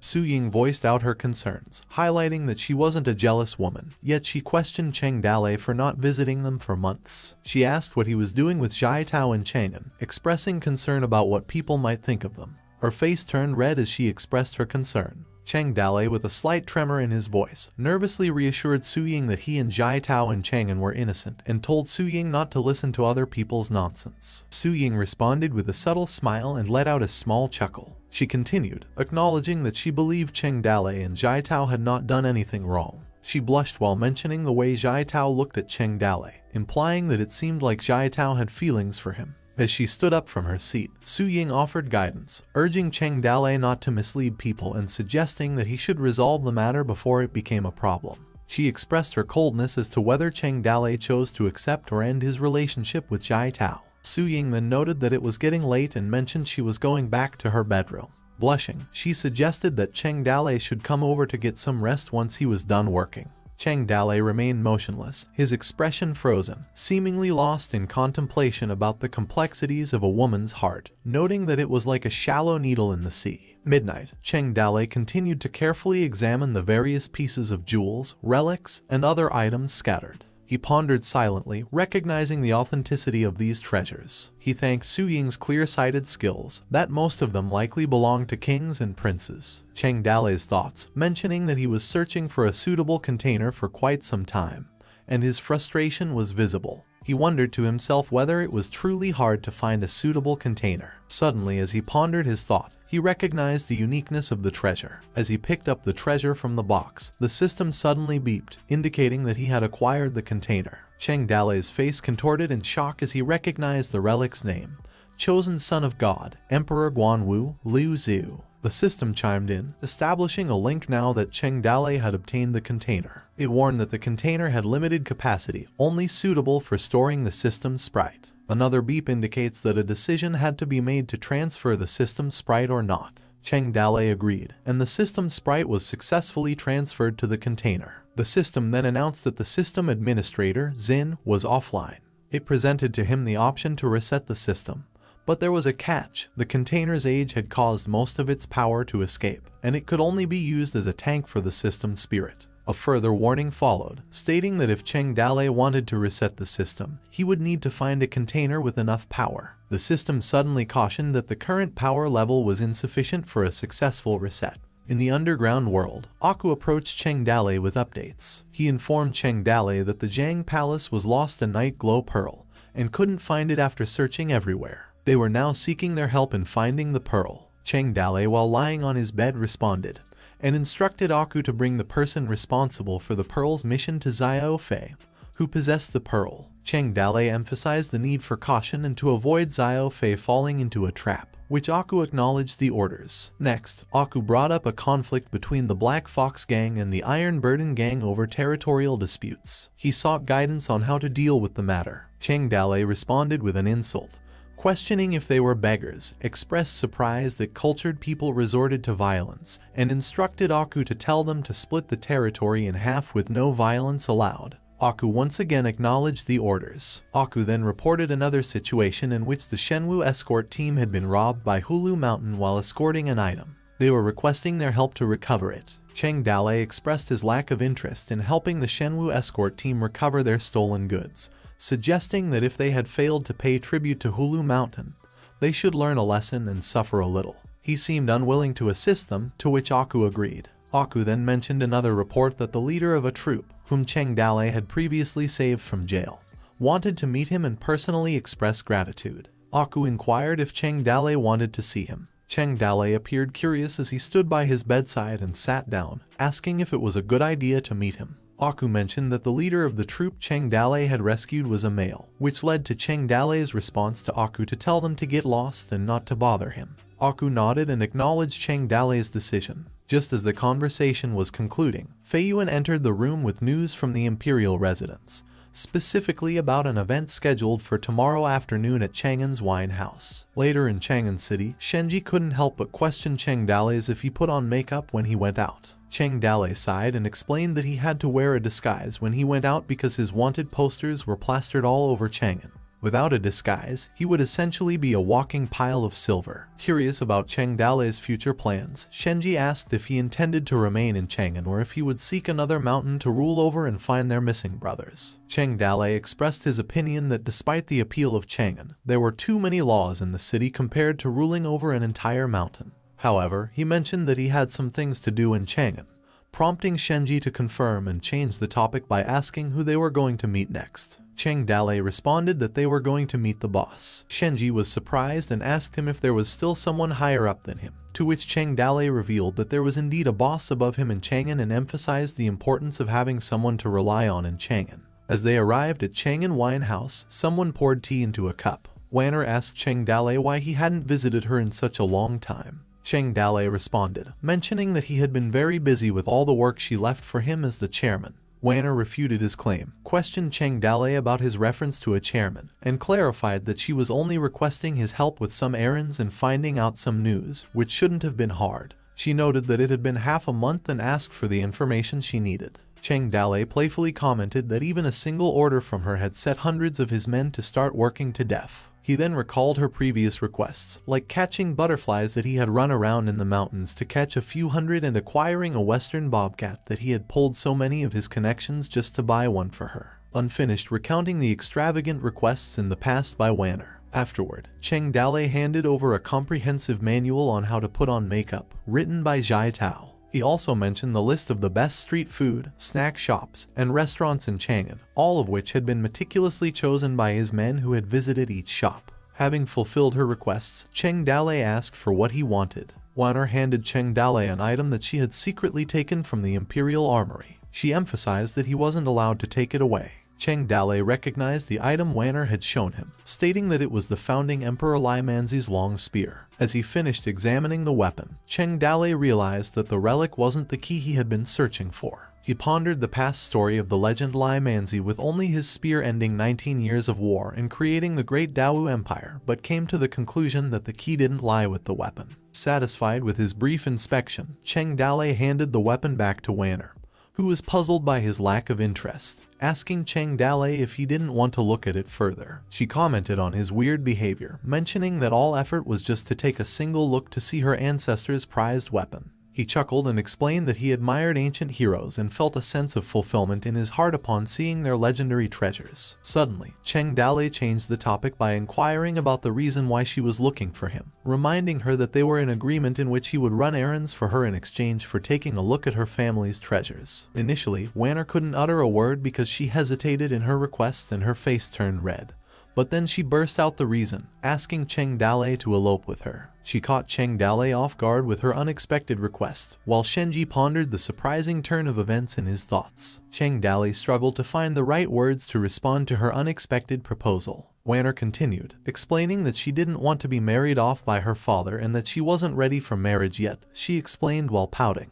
Cheng Dale responded to Wanner's concerns, suggesting that it was common for someone of her age to be married. He asked about the prospective groom her father had in mind for her. Wanner revealed that her father planned to marry her to the top placer of the martial arts examination. Cheng Dale thought this was a good thing, noting that in ancient times, beauty was often found alongside great heroes, while he gave a thumbs up and smiled widely. He expressed confidence that as the top placer among thousands, the person in question would become a great hero. But Wanner was upset, shouting at Cheng Dale as she hit the table, causing the cup to tip over and spill the water. She irritably emphasized the complexity of the martial examination this time and asked him if he understood so-called inner court politics, to which Cheng Dale asked Wanner to teach him about it. In response, Wanner pouted, as if she found it hard to believe him. However, Wanner still explained that the upcoming examination would not only assess martial arts but also troop formations, war strategy, and commanding ability. She mentioned that there were 3,600 spots allocated for representatives from cities across the empire, and each city would select talents to represent them in the examination this time. Cheng Dale expressed his amazement at the size of the empire, noting that among the 3,600 chosen people, there were definitely plenty of experts. Wanner straightened up in her seat as she responded that there wouldn't be many experts, but rather a lot of nobles. She then asked Cheng Dale if he knew how the representatives for the examination were chosen. Cheng Dale speculated that the representatives would likely excel in both pen and sword, with local competitions choosing those who excelled the most, who were then sent to the examination. However, Wanner made it sound as if she wasn't satisfied with his explanation. Cheng Dale questioned Wanner, asking if she was implying that it was not like what he had described. Wanner explained that the imperial court was paying a lot of attention to the examination this time. She mentioned that even if the participants didn't win in the end, a good performance could still be viewed highly by the court. She continued to describe how the chances to participate in the examination were distributed. Some spots were quietly given to influential families, while others were auctioned off to the highest bidder. Shenji interjected, questioning whether this would turn the martial examination into a feast for the nobles. Cheng Dale considered the implications of this new information. He realized that this examination could be more complicated than Wanner had initially thought. As he thought about the past, the imperial court only held academic exams and never martial ones, and it was an opportunity for people from Jianghu to showcase their skills and potentially rise in ranks. He considered the possibility that people from Jianghu might try to rob an official token from those coming to take the exam and use it to enter the test. Cheng Dale contemplated that in this era without pictures, he could claim the name on the token as his own, and no one would be able to confirm if his name was truly Zhang Mazai or not. He mused on the idea that among the individuals who had already entered the exam, there might be a considerable number of bandits and murderers. Cheng Dale found the situation increasingly interesting. He let out a smirk. Cheng Dale chuckled despite the seriousness of the matter, which didn't sit well with Wanner. She questioned his laughter, clearly annoyed by his reaction. Cheng Dale brushed off his laughter by coughing and urged Wanner to continue with her explanation. Wanner emphasized that with the current level of conflict among the people, the competition for the top position was intense. Whoever secured it would command the border defense forces and receive land and authority from the court. She pointed out that the nobles, whether from scholarly or martial families, were fiercely competitive and all wanted the winner to be someone from their families. Wanner mentioned that the host of the examination was also from a noble family. Cheng Dale noted the conflict of interest where the organizers of the examination were acting both as referees and competitors in the competition. Wanner expressed her concern about how the examination would assess military strategies, as they couldn't engage in actual war with each other, but merely write it down on paper. She continued, stating that whoever they claimed to be unqualified was unqualified. Cheng Dale expressed his understanding that the judges were already corrupt. He questioned whether her father was aware of the corruption surrounding the examination, and whether he was willing to let this mess continue. Wanner revealed that her father was aware of the situation and intended to marry her off to the top placer in order to establish a connection between the royal family. With a shallow expression, Cheng Dalei commented on the emperor's ruthlessness. Wanner expressed her reluctance to become a political tool and her desire not to be married to anyone, emphasizing that even if she were to marry someone, she passionately aspired to marry a great hero who led millions of elite soldiers under his command, much like the legendary war god Yang Longting, who repelled 100,000 ring tribesmen, her admiration evident in her expression. Wanner, with admiration and delighted eyes, mentioned the empire's god of war, Yang Longting, who was renowned for annihilating 100,000 enemies. However, Cheng Dalei and Shenji couldn't help but hold back their laughter upon hearing her statement. Puzzled by their reactions, Wanner inquired about their amusement. Cheng Dalei couldn't help but burst into laughter, playfully suggesting that Wanner read more books to enhance her aesthetics. Shenji cleared his throat as he stopped laughing. Wanner then continued her statement, expressing her expectation for Cheng Dalei to help her now that he was considered one of her people. However, Cheng Dalei hesitated, explaining that he couldn't leave Chang'an just yet as he had something to do. Wanner, somewhat disappointed, responded by saying she already suspected Cheng Dalei was waiting for the imperial examination results. She decided to make arrangements on her own and asked him to help her with something. Cheng Dalei, displaying his determination, offered to ruin the martial arts examination if that was what Wanner needed. He was ready to gather his people and create chaos in Chang'an in 10 days to prevent the examination from succeeding. Unimpressed, Wanner told him to stop being so violent, that he was really a mountain bandit. Cheng Dalei sought clarification from Wanner and requested that she specify what she needed him to do as he expressed his confusion. Wanner proposed a plan to Cheng Dalei, explaining that it would allow him to participate in the martial arts examination and eliminate the things she found ugly and repulsive. However, Cheng Dalei, expressed doubt, stating that he was just a mountain bandit and had no desire to win the martial arts examination to become a border guard for the empire. Wanner clarified her intentions, noting that she didn't want him to take the imperial examinations. Instead, she wanted him to be an examiner. Cheng Dalei appeared hesitant and questioned how she was able to put him in the examination room. Wanner reassured him, revealing that she had already checked it. She explained that there were 100 examiners this time, representing various factions, but one individual didn't belong to any faction. Wanner continued, mentioning that no one in Chang'an had ever seen the person. She then revealed her plan, wanting Cheng Dalei to disguise himself as that person and blend in, prompting Cheng Dalei to inquire about the identity of the person. Wanner disclosed that it was Northwest Yun Xiaoguan Guard General Niu Sanjin. After their conversation 10 miles away from the official road to Chang'an, a couple was on their journey toward Chang'an, but the wife was growing impatient, asking her husband about their proximity to Chang'an and the urgency of their child's hunger. She implored him, urging him to pick up the pace. Anxiously, the wife raised the issue of their lengthy journey and questioned her husband whether they were heading the wrong way once more. The husband defended himself, explaining that he never was to Chang'an before and blamed Kan Chai for providing incorrect directions. Exasperated, the wife sighed and lamented her misfortune, expressing regret for following him. The husband attempted to reassure her, mentioning that their situation would improve once they arrived in Chang'an,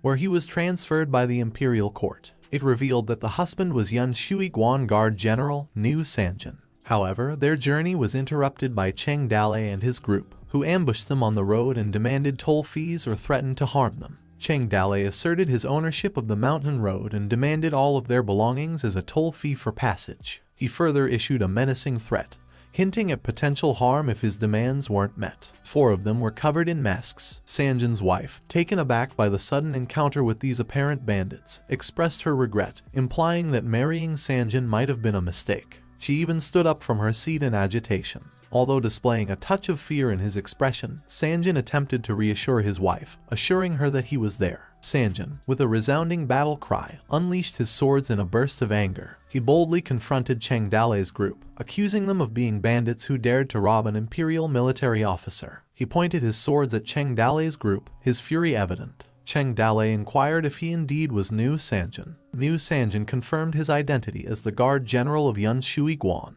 Shenji chimed in with historical context, mentioning that hundreds of years ago, the ancestor Sanjin had gifted a horse to their great ancestors, which led to him being assigned to Yun Xiaoguan. The duty had passed down through generations, and now it was in the hands of the 5th generation Niu Sanjin. Shenji continued, explaining that in the previous year, during a large-scale invasion by the Ring tribe, Yun Xiaoguan hadn't lost a single soldier in the conflict, which had earned them recognition from the imperial court. Cheng Dalei made a humorous remark about Yun Shui Guan's poverty and limited number of soldiers. Shenji then mentioned that Emperor Ming appreciated the new family's dedication to guarding Yun Shui Guan for generations without asking for resources for many years, which was recognized as the backbone of the empire. Sanjin, after revealing his identity, displayed a confident demeanor and expressed his satisfaction after Cheng Dalei learned his name, suggesting that he should back off. Shenji added more context, explaining that the imperial court designated Sanjin as an examiner for the martial arts examination,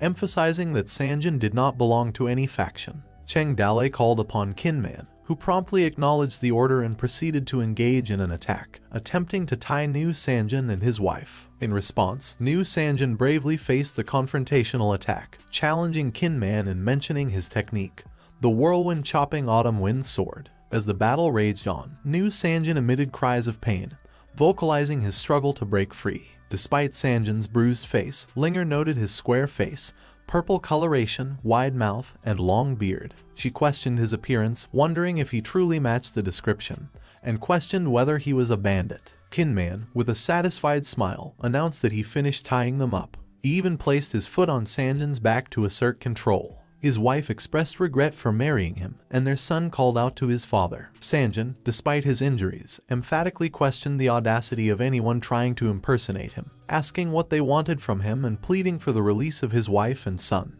Cheng Dalei instructed Kinman to take New Sanjin and his family to Hulu Mountain and hide them there as he was done wearing Sanjin's armories. He also instructed Kinman to return to the underground city and let Su Ying manage its affairs. Shenji and Linger pretended to be his old slave maids. With their plan in motion, they continued their journey, now approaching the city of Chang'an. At Chang'an Palace, Cheng Dalei was stopped by the eunuch. He held a portrait, inquiring if the representative Cheng Dalei was the real Sanjin. Cheng Dalei, who was disguised as Sanjin, affirmed that the portrait represented him. However, the eunuch remained skeptical, suggesting he looked nothing like the portrait, and questioned if Cheng Dalei was pretending to be someone else. Cheng Dalei calmly explained that he had been fat at the time. The eunuch continued to assert that the portrait did not resemble Cheng Dalei. Cheng Dalei, instead of insisting further, surprisingly agreed with the eunuch's assessment, acknowledging that the person in the portrait was indeed not him. The eunuch, somewhat puzzled, asked if Cheng Dalei was admitting to being an impostor. Cheng Dalei defended himself, proposing that the eunuch check the age of the portrait, revealing that it was his grandfather's likeness. He expressed disbelief that anyone would impersonate his grandfather, known as New. Shenji then intervened, clarifying that Sanjin had long since passed away,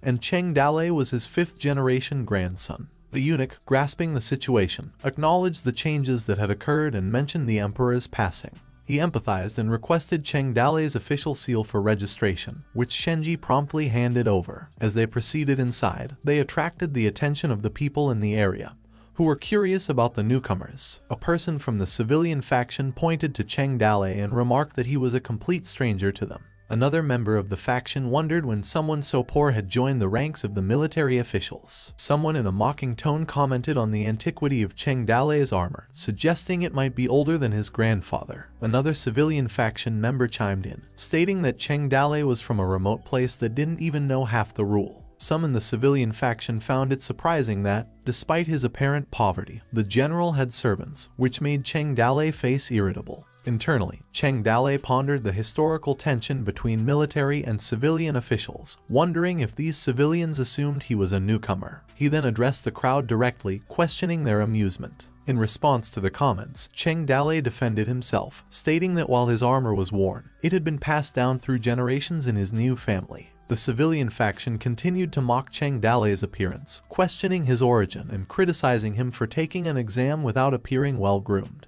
Another member of the civilian faction made a reference to the importance of the temple and the reverence shown to the Son of God. Amidst the mockery from civilian factions, a member of the military faction also expressed their disapproval of the general's unkempt clothing, seeing it as a sign of disrespect to His Majesty. Cheng Dalei acknowledged the state of his old and worn armor, admitting that it no longer shone like the official uniforms. He explained that he couldn't afford new armor but would wear it in battle if the rings attacked, following the tradition of his new family's ancestors. Members of the civilian faction commented on the importance of the examiners as representatives of the martial arts examination. They raised concerns about the general's appearance, suggesting that if everyone looked as unkempt as he did, It would invite ridicule from the world. Cheng Dalei defended his choice to wear his worn armor, asking if there was any shame in it. He questioned whether the battles fought against the rings, the loyalty he displayed, or the glory of serving the emperor's soldiers were ridiculous. A member of the civilian faction was left speechless by his response, while another person in the group acknowledged Cheng Dalei's eloquence talents. Cheng Dalei, somewhat surprised by the comment, asked about this mention of eloquence. Cheng Dalei passionately emphasized that imperial soldiers didn't defend the borders with arguments but rather relied on their worn armor, sturdy bodies, and unwavering determination. He criticized those in the group who merely engaged in empty talk, accusing them of deluding themselves when discussing generals in worn armor fighting against the rings. He continued passionately, questioning their intentions, wondering if they aimed to demoralize the dedicated soldiers who served their country. He warned against allowing the Ring tribe to seize their beautiful land. In the wake of Cheng Dalei's impassioned statements, the entire civilian faction fell into absolute silence, stunned by his words. Meanwhile, one member of the military faction engaged in whispered discussions, suggesting that Cheng Dalei had a talent and recommending him to headquarters, while the other, extending a friendly gesture to Cheng Dalei, offered him a pair of armor, hoping he could accept it as a token of friendship. Cheng Dalei clenched his fist as he acknowledged in his thoughts the utility of his eloquent skills. As the gathering continued, the host addressed the participants who had come from afar. The host went on to explain that before they took charge of the examinations, Emperor Ming would first conduct a written test on them. This would determine their level and position in the group of examiners. Continuing, the host clarified that the 3 with the best scores would serve as principal investigators. Together with His Majesty Emperor Ming, the last military leaders were selected, and that made both the civilian and military factions form shock on their faces. Inwardly, Cheng Dalei admitted that written exams weren't his strong suit. Cheng Dalei considered that he was running out of time to practice his brush writing skills, recognizing the importance of paper notes in the current era. He thought that the topic of military management struck him as quite broad. He observed the civilian officials who had recently faced a defeat and noted their eagerness for a fight, as they seemed determined to teach the military a lesson in this test. As he looked at the old military men, many of whom struggled with writing, he sensed their discomfort and embarrassment. Acknowledging his own role as a military officer, he couldn't help but feel that he was already putting on a show, and it might not have been right for him to make a spectacle of himself again. He pondered whether he should have simply submitted a blank answer sheet and gotten by with it. As he contemplated the situation, he began to doze off. However, his nap was interrupted when Wanner approached Cheng Dalei's table and kicked him to wake him up. She disguised herself as eunuch. Cheng Dalei, displaying irritation, looked up at her with tired eyes, while Wanner stared at him in anger. In a hushed voice, Cheng Dalei asked her if there was a standard answer for the test. Wanner, on the other hand, stared intently at him. In response, Wanner snubbed him, and Cheng Dalei stared at her in response. Cheng Dalei thought to himself, realizing that Wanner wasn't there to help him cheat but to monitor whether he had the strength to work. Reflecting on the topic of military management, he considered it both simple and complex, understanding why these words were written by His Majesty Emperor Ming. He thought about the various aspects, from training a small team to controlling an army of 100,000. He also considered the spiritual construction of imperial soldiers. Drawing from his own experience in leading thousands of men and handling troop deployment, logistical support, and medical care for the sick and wounded,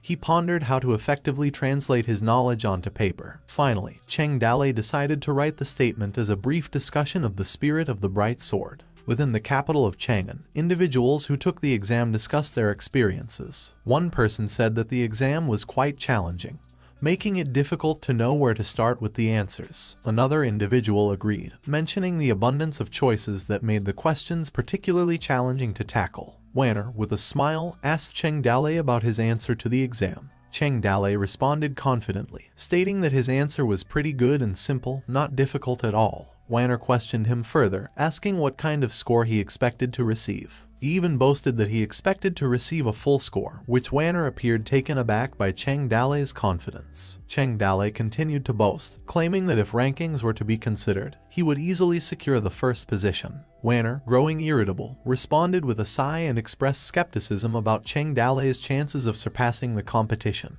emphasizing the complexity of the situation. In her thoughts, Wanner acknowledged that she might need to assist Cheng Dalei herself. As night fell at the general's heavenly policy mansion, The general was filled with laughter and praised Liu Sanjin for speaking on behalf of the military officers. One of the military personnel recounted the situation to the general, describing the pale faces of the group of civilian officers when Cheng Dalei confidently declared that he would secure first place in the test. The general appeared concerned about the possibility of Cheng Dalei actually achieving the top position, as it might make the palace's academic people of the palace become laughingstock for them. The military person suggested that since Cheng Dalei had no name or affiliation, they should try to bring him to their side. The general recognized Cheng Dalei's talent and believed that inviting him to join the military faction would improve their chances of winning the martial arts examination. He also noted that he became rivals with an old man from the palace in this competition.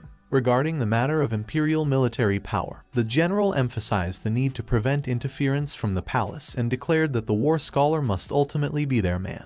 One of the military personnel inquired if the general already had a candidate in mind, to which the general mentioned the name Liu Qingming. At the residence of Magistrate Kui the following day, discussions were taking place. Magistrate Kui expressed his skepticism about Cheng Dalei's ambition to claim the first position. He considered Cheng Dalei nothing more than a clown and instructed his people to examine Cheng Dalei's writing closely. Magistrate Kui emphasized the need for caution in the upcoming martial arts exam, as the old martial artist was not weak. He then presented their candidate's work and instructed that it be read and the list burned. The magistrate made it clear that their people were top positions on the list, and he specifically mentioned that Jiu Zhang was the top scholar this time, which the officer acknowledged his instructions and bowed. As evening fell at the residence of the martial arts examiners, there was a loud knock at the door. Cheng Dalei responded to the noise, called out that he was coming. As he opened the door gate, he addressed Wanner, expressing concern that they might get caught. However, Wanner responded with a mischievous smile, seemingly untroubled by the potential risks. As Linner served them tea, she observed Wanner blankly. Wanner started talking to Cheng Dalei, stated that she was there for an important matter and asked him if he remembered the mission she had given. Cheng Dalei affirmed that he always kept it in mind. He understood that the mission involved eliminating those Wanner disliked and supporting those she favored to rise to the top. He inquired if she had specific individuals in mind. Wanner confirmed this, stating that even though she didn't know who she liked yet, she was sure about who she didn't like. She explained that there were two people she wanted Cheng Dalei's help in getting rid of, prompting Cheng Dalei asked to which two. Without hesitation, Wanner mentioned the names of Liu Qingming and Jiu Zhang. Cheng Dalei assured Wanner that he would complete the task and showed a big smile while giving a thumbs up. Curious about her choice of targets, Cheng Dalei inquired why she had specifically chosen those two people. Wanner dismissed their abilities, describing one as a wimp and the other as a muscle freak, both lacking intelligence. She speculated that they might get disqualified on their own, which Cheng Dalei found to be the best outcome. Wanner then reminded Cheng Dalei about her request to help her find her sixth brother and asked if he had any news. Cheng Dalei explained his inability to gather information since he couldn't even leave Chang'an. He pessimistically suggested that her brother was already dead. Wanner dismissed his statement, chiding him for making ominous remarks. The next day, the martial arts competition was coming up, and the two major groups, represented by the general and the ministers, were in the ring. They were ready to wrestle and tear each other apart, and they did not know that it wasn't a face-to-face duel, as they thought. Somehow, an insignificant person had also entered the ring. He raised his eyes and looked around with confidence. Meanwhile, in the royal study room at the Huayang Palace, an officer informed Emperor Ming that the examination papers for the written tests had been reviewed and were ready for his inspection. Emperor Ming hastily inquired about Liu Sanjin's writing, prompting the officer to explain that they had already excluded his paper due to its poor quality. The officer questioned why the emperor would want to read it. Emperor Ming revealed that he had heard about Wanner's claim that Cheng Dalei would secure first place, and wanted to see what he might have been hiding in his heart, as Cheng Dalei had boasted that much. He then instructed the officer to bring Cheng Dalei's writing,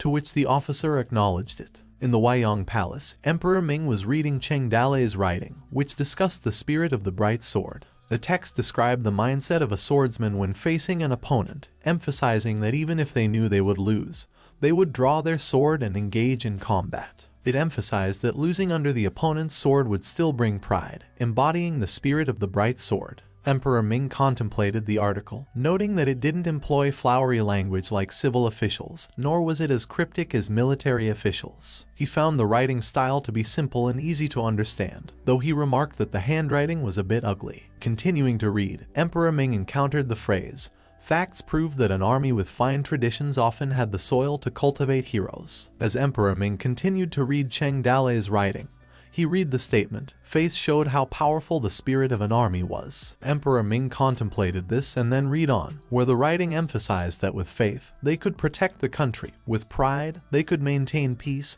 and with duty, they could uphold righteousness, embodying the spirit of the army. Emperor Ming expressed his approval, praising Cheng Dalei for his strong allegiance to the country. His officers were surprised and somewhat disbelieving by the emperor's enthusiastic response. Emperor Ming decided to reward talented individuals and ordered that Cheng Dalei be awarded first place in the examination. The officers were uncertain about how to respond, knowing that they accepted money from the civil factions, and they exchanged looks while bowing to the emperor. The officers expressed their concerns to Emperor Ming, pointing out that although Cheng Dalei's article was good, it might attract unwanted attention, especially from the Ring Tribe peace envoy who was due to arrive soon. They worried that the Ring Tribe negotiators might doubt the sincerity of their peace talks if they knew that Cheng Dalei's article had been placed first. One of the officers emphasized the need to focus on regaining their strength after the war rather than showcasing the article on the bright sword. Emperor Ming considered their advice and decided not to alter Cheng Dalei's ranking. Instead, he suggested that the article be copied and distributed among the army for study. However, he wanted the writing to be improved to make it less vulgar. The officers agreed to this plan. One of them mentioned the conflict between Cheng Dalei and a civil official before the examination and speculated whether Cheng Dalei could be a member of the general's family. Emperor Ming dismissed the officers, instructing them to leave. After the officers departed, another person within the palace approached Emperor Ming and expressed concern about Cheng Dalei's origins, suggesting that the snake team investigate further. Emperor Ming decided against such an investigation, stating that as long as the balance of factions was maintained, he would allow them to do as they wanted. This person introduced as a monk acknowledged the emperor's decision. Emperor Ming inquired about any news regarding Xing Zai, and the monk reported that the crane team and the deer team had been dispatched. Some reports indicated that Xing Zai had been seen in Yangzhou, so there should be news soon. Emperor Ming expressed his thoughts about Xing Zai, showing a sense of sad expression. Meanwhile, in the northwest region of Yangzhou, Xing Zai, who appeared worn out and poorly dressed, walked in the middle of nowhere, using a cane due to exhaustion and hunger. Xing Zai expressed his desperation for a meal, listing various extravagant dishes like roast goose, roast sheep, and shark fin. He was so hungry that he couldn't be choosy. Suddenly, he spotted a snake in front of him, and his hunger-driven excitement led him to see it as a potential source of meat. As Xing Zai eyed the snake, another person also noticed it and expressed his desire for the meat, which surprisingly this person is Fu Delay. A tense situation unfolded as both men wanted to claim ownership of the snake they had spotted. Their aggressive expressions and thoughts revealed their determination to secure the meal. As the battle for survival between Xing Zai and Fu Delay escalated, they resorted to physical combat. Fu Delay pinched Xing Zai's face, and Xing Zai defended himself by striking back with his cane. They exchanged punches, but Xing Zai eventually surrendered, shouting to Fu Delay to stop. Xing Zai pointed out that the snake they had been fighting over had already run away. However, it was too late as both watched in silence to observe the rapidly retreating snake. Fu Delay began to shake, appearing drained of energy, and it appeared that he had exhausted himself to the point of fainting. With evening arrived, Xing Zai set up a campfire and started cooking over the flames. The scent of the cooked food eventually woke Fu Delay from his unconscious state. Xing Zai greeted him, mentioning that he hadn't eaten for days, despite the intense battle they had. Upon waking, Fu Delay suddenly became alert and Xing Zai questioned his origin, suspecting him of being associated with the Ring Tribe. Xing Zai explained to Fu Delay that they were in a remote location and couldn't search for their families to ask for food. He mentioned that he found some potatoes nearby, which saved them from starvation. As he blew on his food to cool it down, Xing Zai commented on how good it smelled. Fu Delay, still doubtful, stared at Xing Zai. Xing Zai continued, stating that they couldn't survive alone in such a poor place and proposed that they stick together. He offered a share of the cooked food to Fu Delay and introduced himself as Lai Xing Zai. With a warm smile, he asked for Fu Delay's name. Fu Delay, initially surprised, hesitated briefly before revealing his name as Fu Delay. In the evening, in the city of Chang'an, Cheng Dalei and his group hurriedly walked in town. Shenji asked Cheng Dalei where they were going, with Linger. Cheng Dalei explained that they were heading to a place he referred to as the wily hare with 3 burrows, which he considered a special place. Curious, Cheng Dalei inquired if anyone was following them. Shenji mentioned having noticed a beggar who seemed to be watching them, prompting him to wonder if they were being tracked. He glanced nervously behind him. Linger interjected, informing Shenji that the beggar was blind. Shenji, somewhat embarrassed, laughed it off, acknowledging the importance of caution. Cheng Dalei indicated that they had now arrived. Shenji inquired whether the house they had reached belonged to Cheng Dalei. Cheng Dalei explained that to ensure privacy and prevent eavesdropping, all the houses in that area were under his control. Shenji jokingly pointed out the extravagance of owning so many houses without living in them.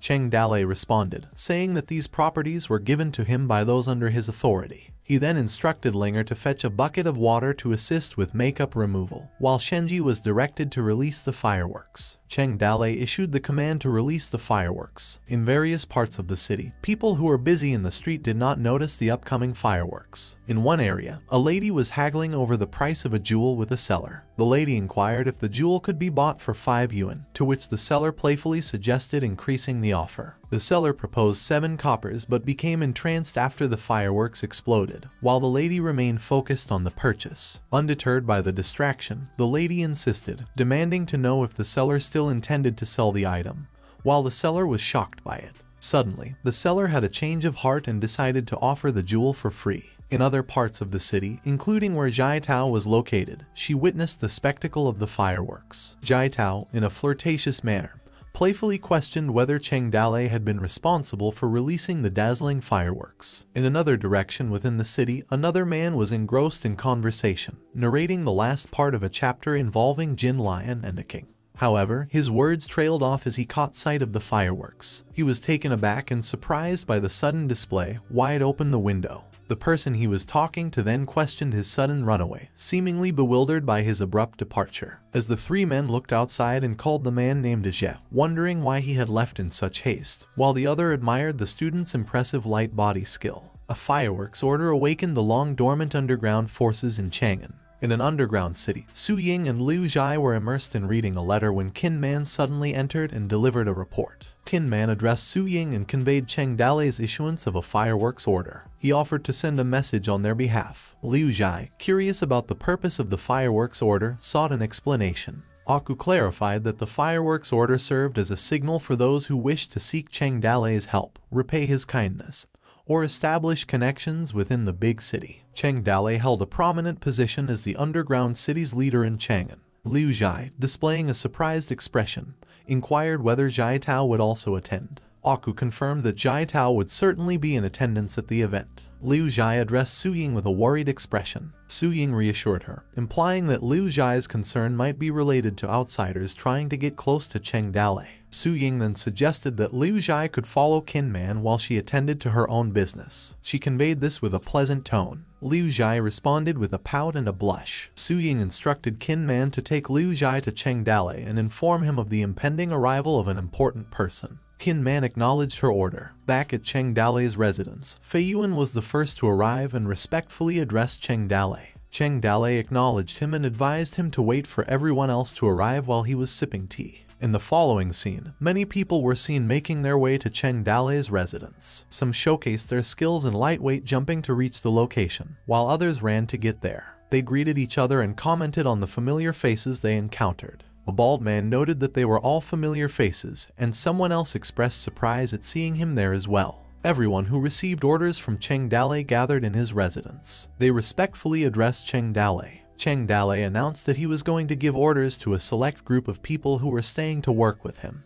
He called upon Fei Yuan, Axi, and Aku, instructing them to stay. Cheng Dalei then turned his attention to Jai Tao. Cheng Dalei appeared to hesitate, thinking about Su Ying's potential misunderstanding if he left her behind. However, he recognized the opportunity to make use of her skills this time, so he decided to include Jai Tao as well. Jai Tao was visibly pleased with this decision. Cheng Dalei continued, calling out the names of various individuals, including the blind swordsman Shitu Zhu, Mu Zhengsan, Peddler Liu Neng, Mr. Storyteller with 6 ears Q Heath, Tomb Raider expert Wang, Gambler Crow, Playboy Kyan Ruishui, Mangy Dog, Duhun, and beggars. Cheng Dalei ordered dozens of them, all of whom were capable in various fields. He then addressed the rest, informing them that he had no need for their services this time. One person expressed disappointment and questioned Cheng Dalei's decision, believing they were the most qualified among those present. As some people continued to address Cheng Dalei, others expressed their desire to participate as well. Cheng Dalei remained composed, simply sipping his tea, which had an intimidating effect on his people, and eventually silenced the commotion by sternly telling them to scram. One person expressed frustration, wondering why he hadn't been chosen. Another person expressed their desire to work with Cheng Dalei. A more understanding individual cautioned against speaking nonsense, acknowledging that Cheng Dalei must have his reasons for his choices. Cheng Dalei instructed He to ask about two individuals in the city as he wanted to know about them. He asked for clarification of who he wanted to ask about, to which Cheng Dalei responded that it was Jiuzhong and Liu Qingming, prompting He to acknowledge the task with a simple understanding. He then instructed Jai Tao to spread gossip in the brothel and reminded her not to expose herself. He also called Liu Ning to do the same task in the tea house. He then turned to Fei Yuan and began assigning a task. But before Cheng Dalei could finish his words, Qin Man suddenly appeared and addressed Cheng Dalei. Qin Man informed him that they had received news that the person they had been waiting for would be arriving in Chang'an in 3 days. He continued, stating that it was Yuzhou City Lord Yang Longting. Upon hearing this news, Shenji, Linger, and Cheng Dalei were visibly shocked. Cheng Dalei clenched in his chair, expressing determination. He gritted his teeth as he thought about the impending arrival of Yang Longting, recognizing that it was time to settle a score. Cheng Dalei then assigned tasks and instructed Fei Yuan to infiltrate the military headquarters at night and steal their action books. To he tasked him with gathering information about Yang Longting, including details about his food and drink. Wanted to know about everything. Cheng Dalei assigned Jai Tao the responsibility of spreading rumors about the two individuals and creating a rumor about Yang Longting's anticipated entry into the city to stir up the situation in Chang'an. Jai Tao acknowledged her task. Cheng Dalei concluded by telling them all to go and do their things. Liu Jai expressed her desire to contribute and assist Cheng Dalei with his work. Cheng Dalei, concerned for her safety, initially urged her to return to Su Ying, citing the dangerous task he was about to do. Liu Jai persisted, acknowledging her inability to fight and her lack of management skills compared to Su Ying and others. She thinks about Jai Tao at the same time. However, she emphasized her willingness to help in any way she could, such as reading and writing or assisting with his chores. She expressed a sense of frustration, feeling that Cheng Dalei often forgot about her and her desire to help with something that she was capable of. In tears, Liu Jai pleaded with Cheng Dalei not to leave her behind, expressing her desire not to hide behind him and to actively follow him.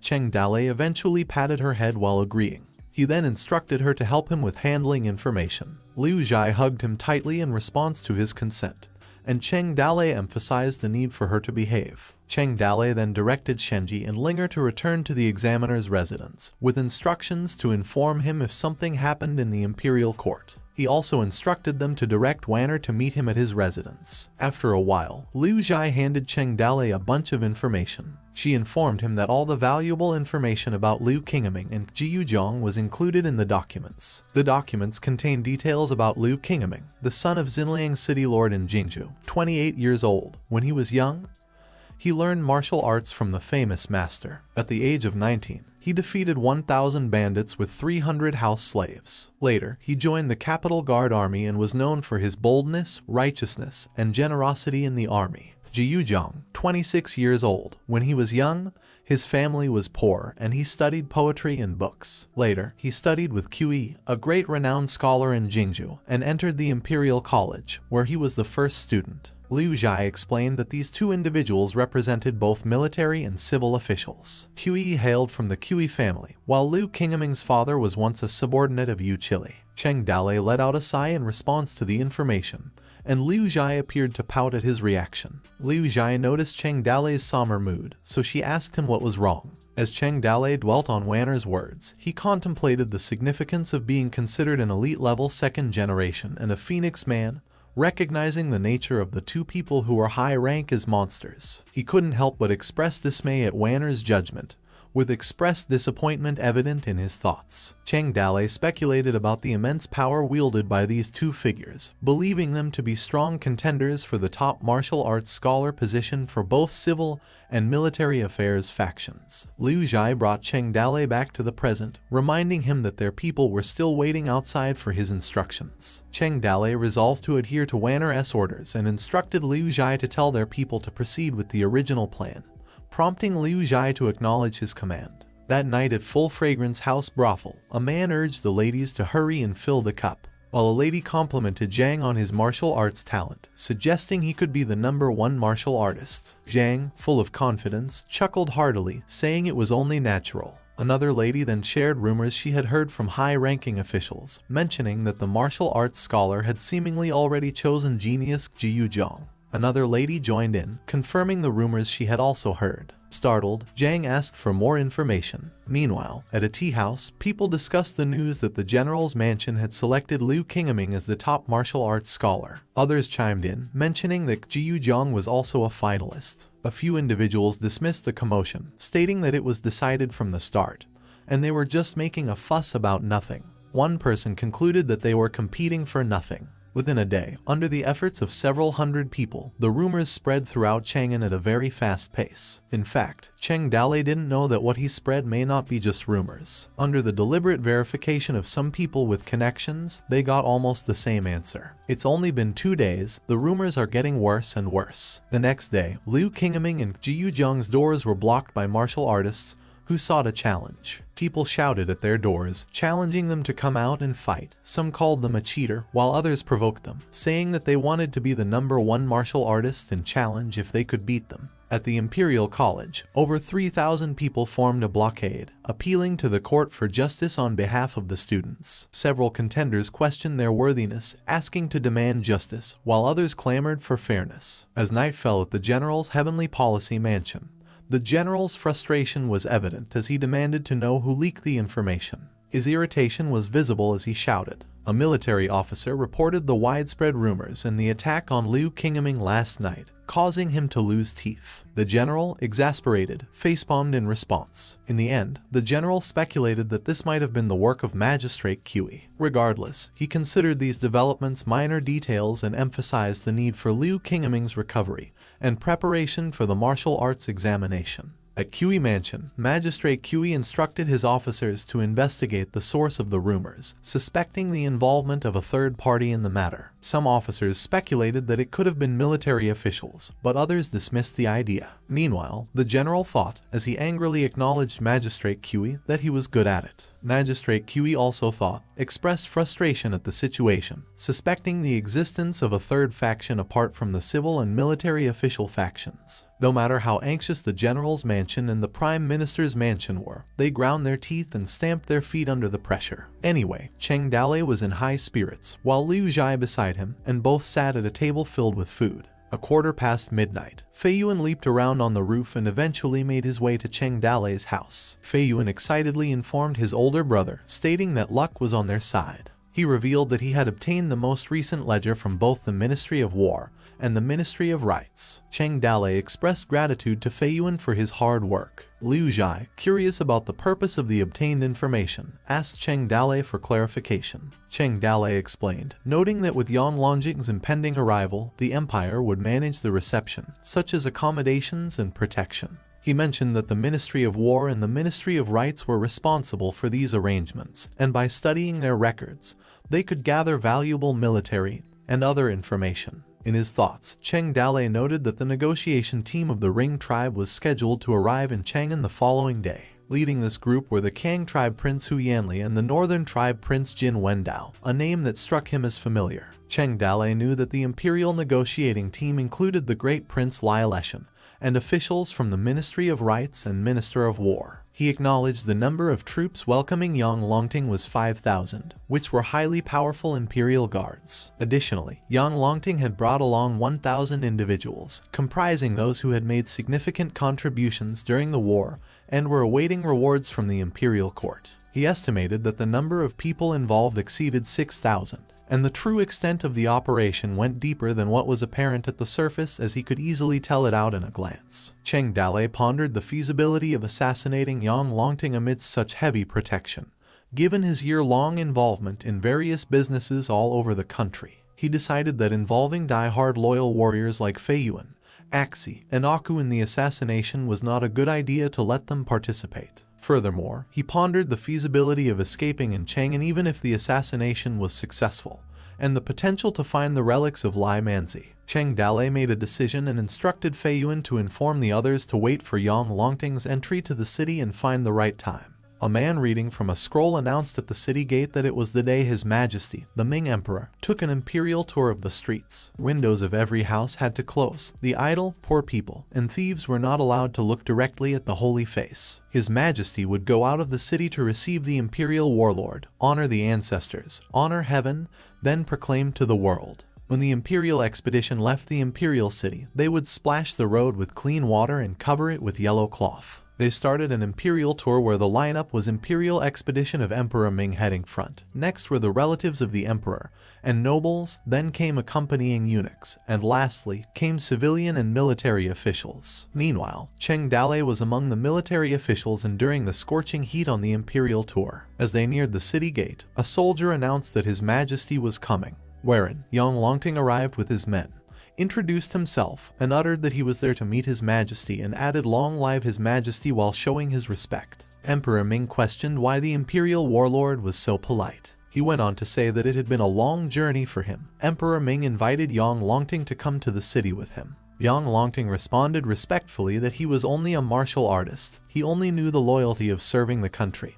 He shared His Majesty's concerns and dared not to be called the imperial god of war. Cheng Dalei thought in his head that he hadn't seen Yang Longting in a long time, while the soldier near him was excited that he had made new armor on purpose because he could meet the warlord that day, as he needed to make a good impression on him. Cheng Dalei's fury was clear in his eyes, and he cursed him in his head for being a god of war where, in fact, it was him who fought that battle. His attention was called, and he was referred to as Lieutenant Nui while Cheng Dalei was about to draw his sword. The soldier near him told him his eyes were so scary while Cheng Dalei was breathing hard. Cheng Dalei smiled and explained quickly that he was a little nervous. The soldier replied that he was nervous too and asked how could they not be when they were about to meet the Lord of War. Suddenly, the soldier's attention was diverted when voices emerged protesting that they were determined not to make peace with the Rings, and they would not claim vassalage, and would fight the Rings until the end. The protesters continued yelling that they were a great nation, rich but not yielding, and they would fight until the end, while the soldiers were trying to control the crowd with their spears and barriers. The protesters were yelling relentlessly in front of the soldiers as they demanded the deaths of the Rings, revenge for their ancestors, and that they should not abandon them, while complaining that the Rings were multiplying. There was no brave general for their dynasty,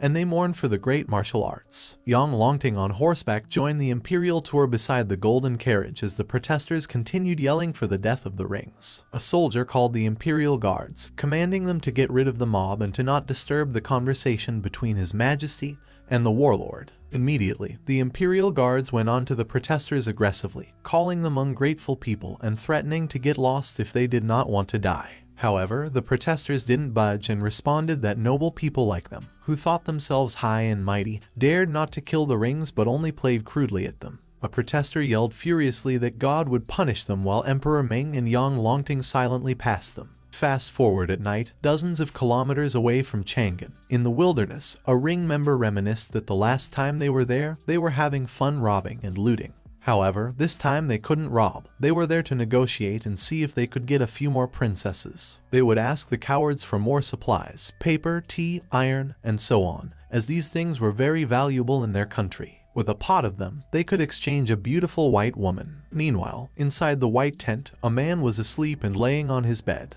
It was Jin Wendao. He was having a nightmare about the deadly and disastrous flooding where he lost his brothers, lots of Ring members, and a flash of Fu Delay's face appeared. Jin Wendao abruptly woke up and got up with terrors in his eyes. He was heavily breathing from that nightmare. Jin Wendao thought in his head that almost a year had passed, but he still couldn't forget that defeat. He thought of Cheng Dalei, while another Ring member addressed him as Prince and told that it was time to go. Along the road, Jin Wendao went on thinking if he would have a chance to kill Cheng Dalei in Chang'an this time since he had won such a great battle. He must have a share of the reward. A few moments later, after Emperor Ming received Yang Longting, the ceremony of ancestor worship began the next day. Emperor Ming changed his clothes and went to the offering table to incense. He made 3 prostrations and 9 bows, and there were no need to do the many formalities and rituals associated with it.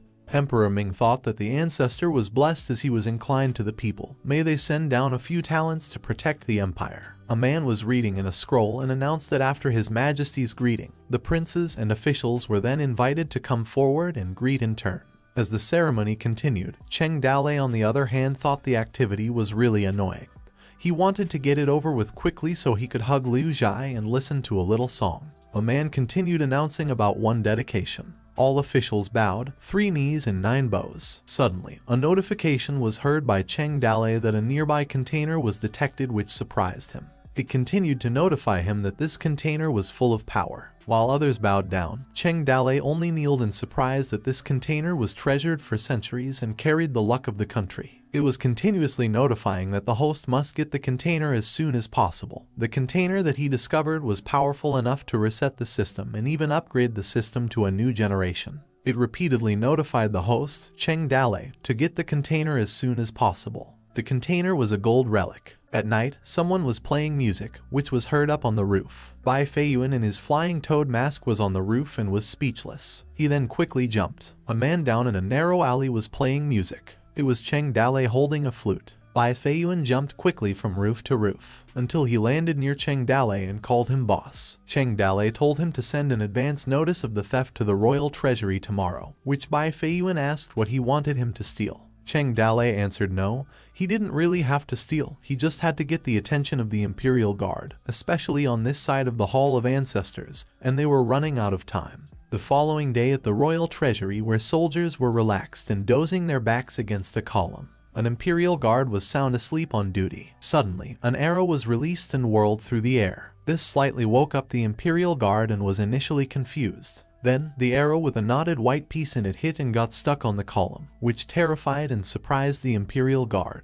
The Imperial Guards immediately yelled for an enemy attack, which they wondered if the ring fought their way in. They noticed the arrow with a knotted white piece in it and got curious about what was that. The Imperial Guards read that tonight at midnight, he would steal from the flying toad. They hurried up and went to inform the general. At night, a flying toad went on jumping from roof to roof inside the royal treasury. This was immediately noticed by the Imperial Guards. They yelled that he was there, and a flying toad showed up. Several Imperial Guards ran after the flying toad, tried to get him, and cursed that this little thief didn't give a damn about their Imperial army. Another Imperial Guard fiercely commanded to hurry up and informed the men in front of them to surround him. The flying toad went on running and jumping on the roof, as he was supposed to, as fast as he could be. Meanwhile, an Imperial Guard was laying on the ground, and someone thought that the incense worked very well. Someone walked and thought that after the ancestral rituals, the spirits of the ancestors should all have returned there to the Hall of Ancestors. It was Cheng Dalei who walked into the Royal Ancestral Hall while wearing a face mask. He searched for so long, and finally,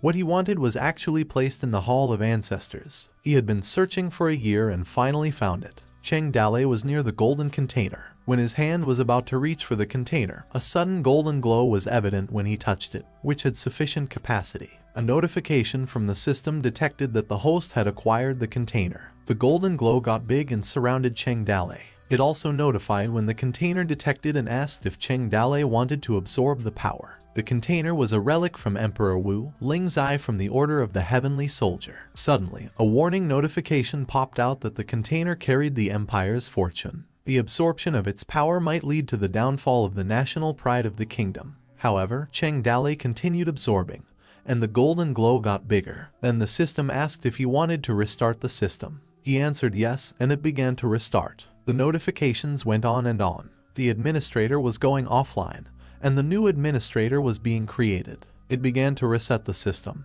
and it was expected to be completed within 15 days. The power absorption was complete, and the system was full of power. It asked if he wanted to upgrade the system. It started to release redundant fear points. Suddenly, a beacon of golden glow was upon Cheng Dalei. It started to upgrade the system, and system functions were being restored. The store, summoning platform, and raffle machine were being restored, but some functions were temporarily available. This golden glow reached outside and went so high in the sky. It turned on the function for displaying the NPC information, where it was also upgraded, and character disguises were being ignored. However, Cheng Dale had a hard time because it was making a lot of noise. The beacon of golden light reached and illuminated the night sky, which made the Imperial Guards question what that was and whether these were divine visions or manifestations of the ancestors, as it was in the direction of the Hall of Ancestors. Flying Toad looked back and noticed the beacon of golden light, and he was amazed that Cheng Dale had created that. At the Minju Palace, a lady with long black hair noticed the beacon of golden light at her window,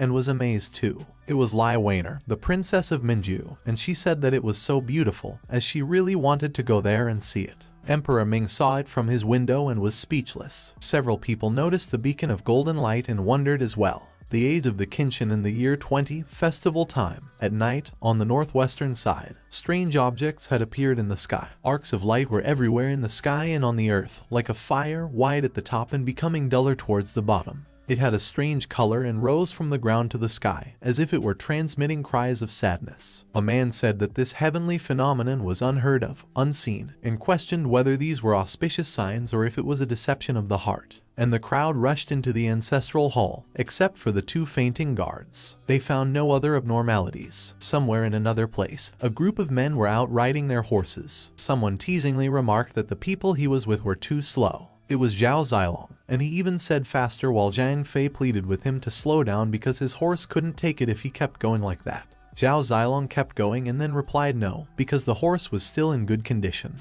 He told him to hurry up, and Cheng Dale was probably waiting for them in Chang'an. Meanwhile, Liu Bei thought in his head about when did Zhao Zilong become so caring for Cheng Dale. Guan Yu asked his third brother how far they were from Chang'an. Zhang Fei answered that they should be in front of them, and they went on riding their horses. A few moments later, the brothers arrived at the border of the capital region of Chang'an and got off their horses. They walked with them while they each held their horses' ropes. Suddenly, Zhao Zilong told them to wait, which left them confused, and they asked what was wrong. Zhao Zilong, with his sudden rosy cheeks, answered that he still had to make himself neat. Liu Bei questioned why Zhao Zilong was acting strangely, and Guan Yu asked what he meant because he had just said a while ago that Cheng Dale was waiting for them, which made Zhao Zilong speechless. Someone said come on and they kept going. A guard at the border suspiciously asked them if they had a document for the road pass. The guard went on to say that Chang'an was under tight security, and they did not look like good people at first glance. If they couldn't show him their road pass, then he couldn't let them into the city and that they should understand some rules. Someone questioned what kind of rules. The guard looked confused while the four brothers just stared.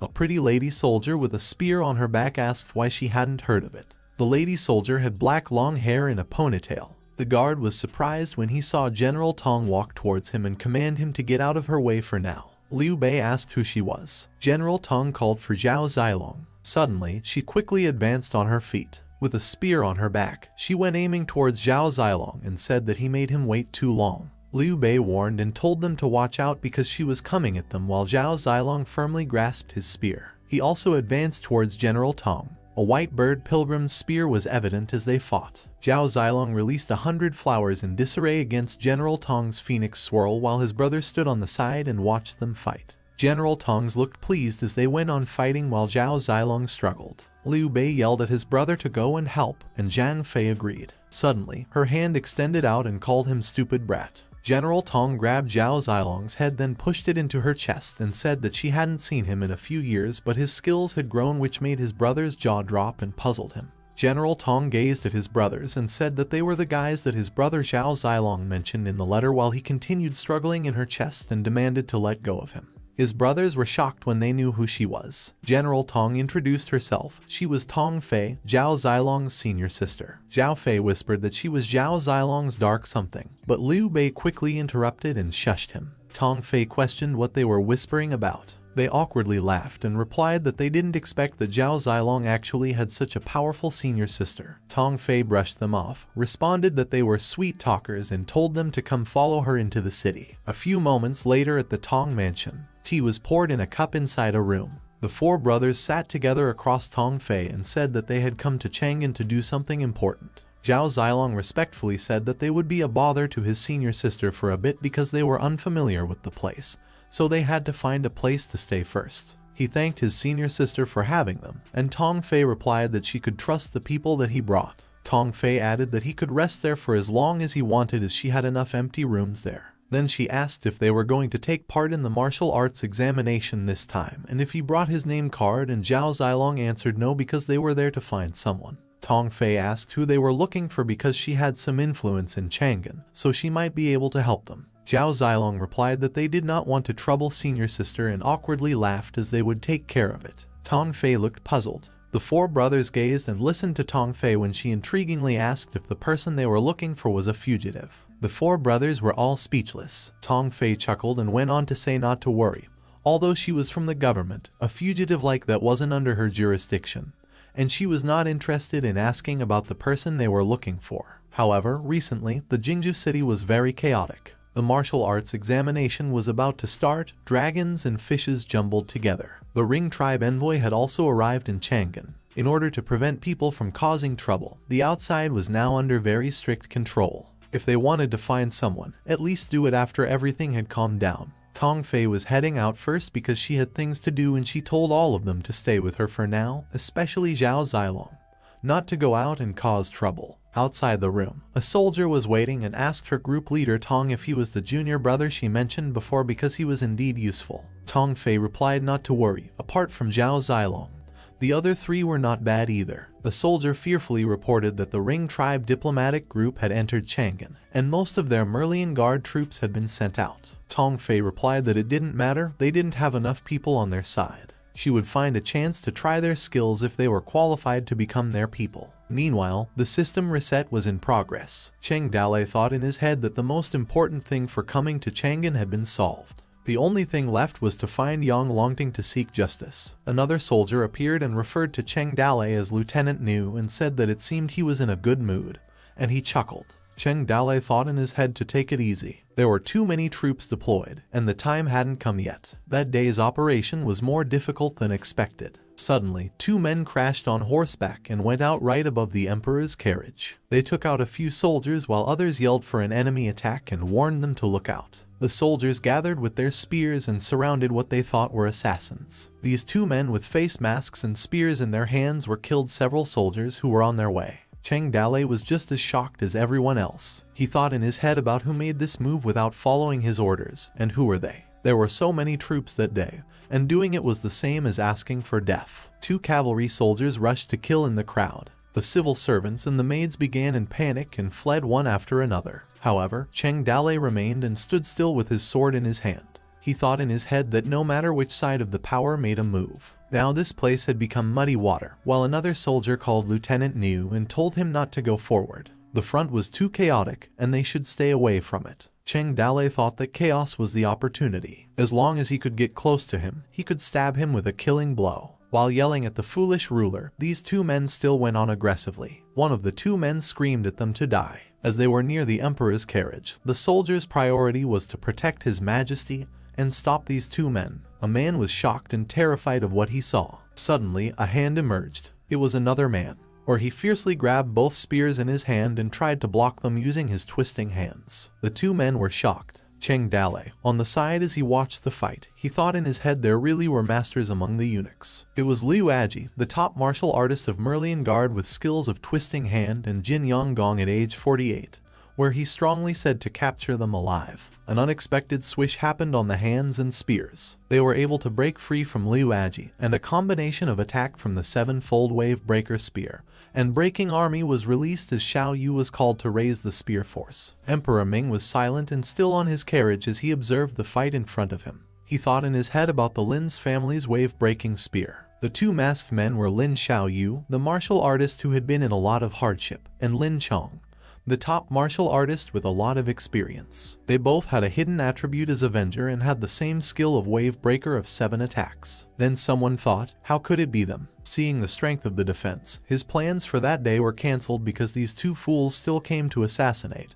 and were planning to die. And even if they managed to break through to the eunuch, there were still several top figures waiting for them behind. It was Cheng Dalei, and he went on thinking that even if the assassination would be successful, the three of them were bound to die there. Yang Longting was surrounded by several top figures, such as the top left guard, top general, and top right guard, which made Cheng Dale wonder if they were looking for other assassins. Cheng Dale, with a sword in his hand, advanced fiercely into the fight. He thought that Emperor Ming could not die now, and once he was dead, the situation in Chang'an would be in chaos. He had a hard time setting up a good trap in Chang'an where it could be completely useless, and it would be more difficult to assassinate Yang Longting in the future. Cheng Dale had to stop them and get them in his plan, while Lin Xiaoyu and Lin Chong went on battling against Liu Aji, who was about to lose the fight. Lin Chong cursed while he thought in his head that if he let this eunuch drag him down the moment the Imperial Guards surrounded him, he would definitely die here. He positioned his spear as he raised it, gathered his strength into his hand, and called out to the foolish ruler. Lin Chong threw his spear swiftly as he fiercely uttered to accept his death. His spear passed over the Imperial Guards, which terrified them.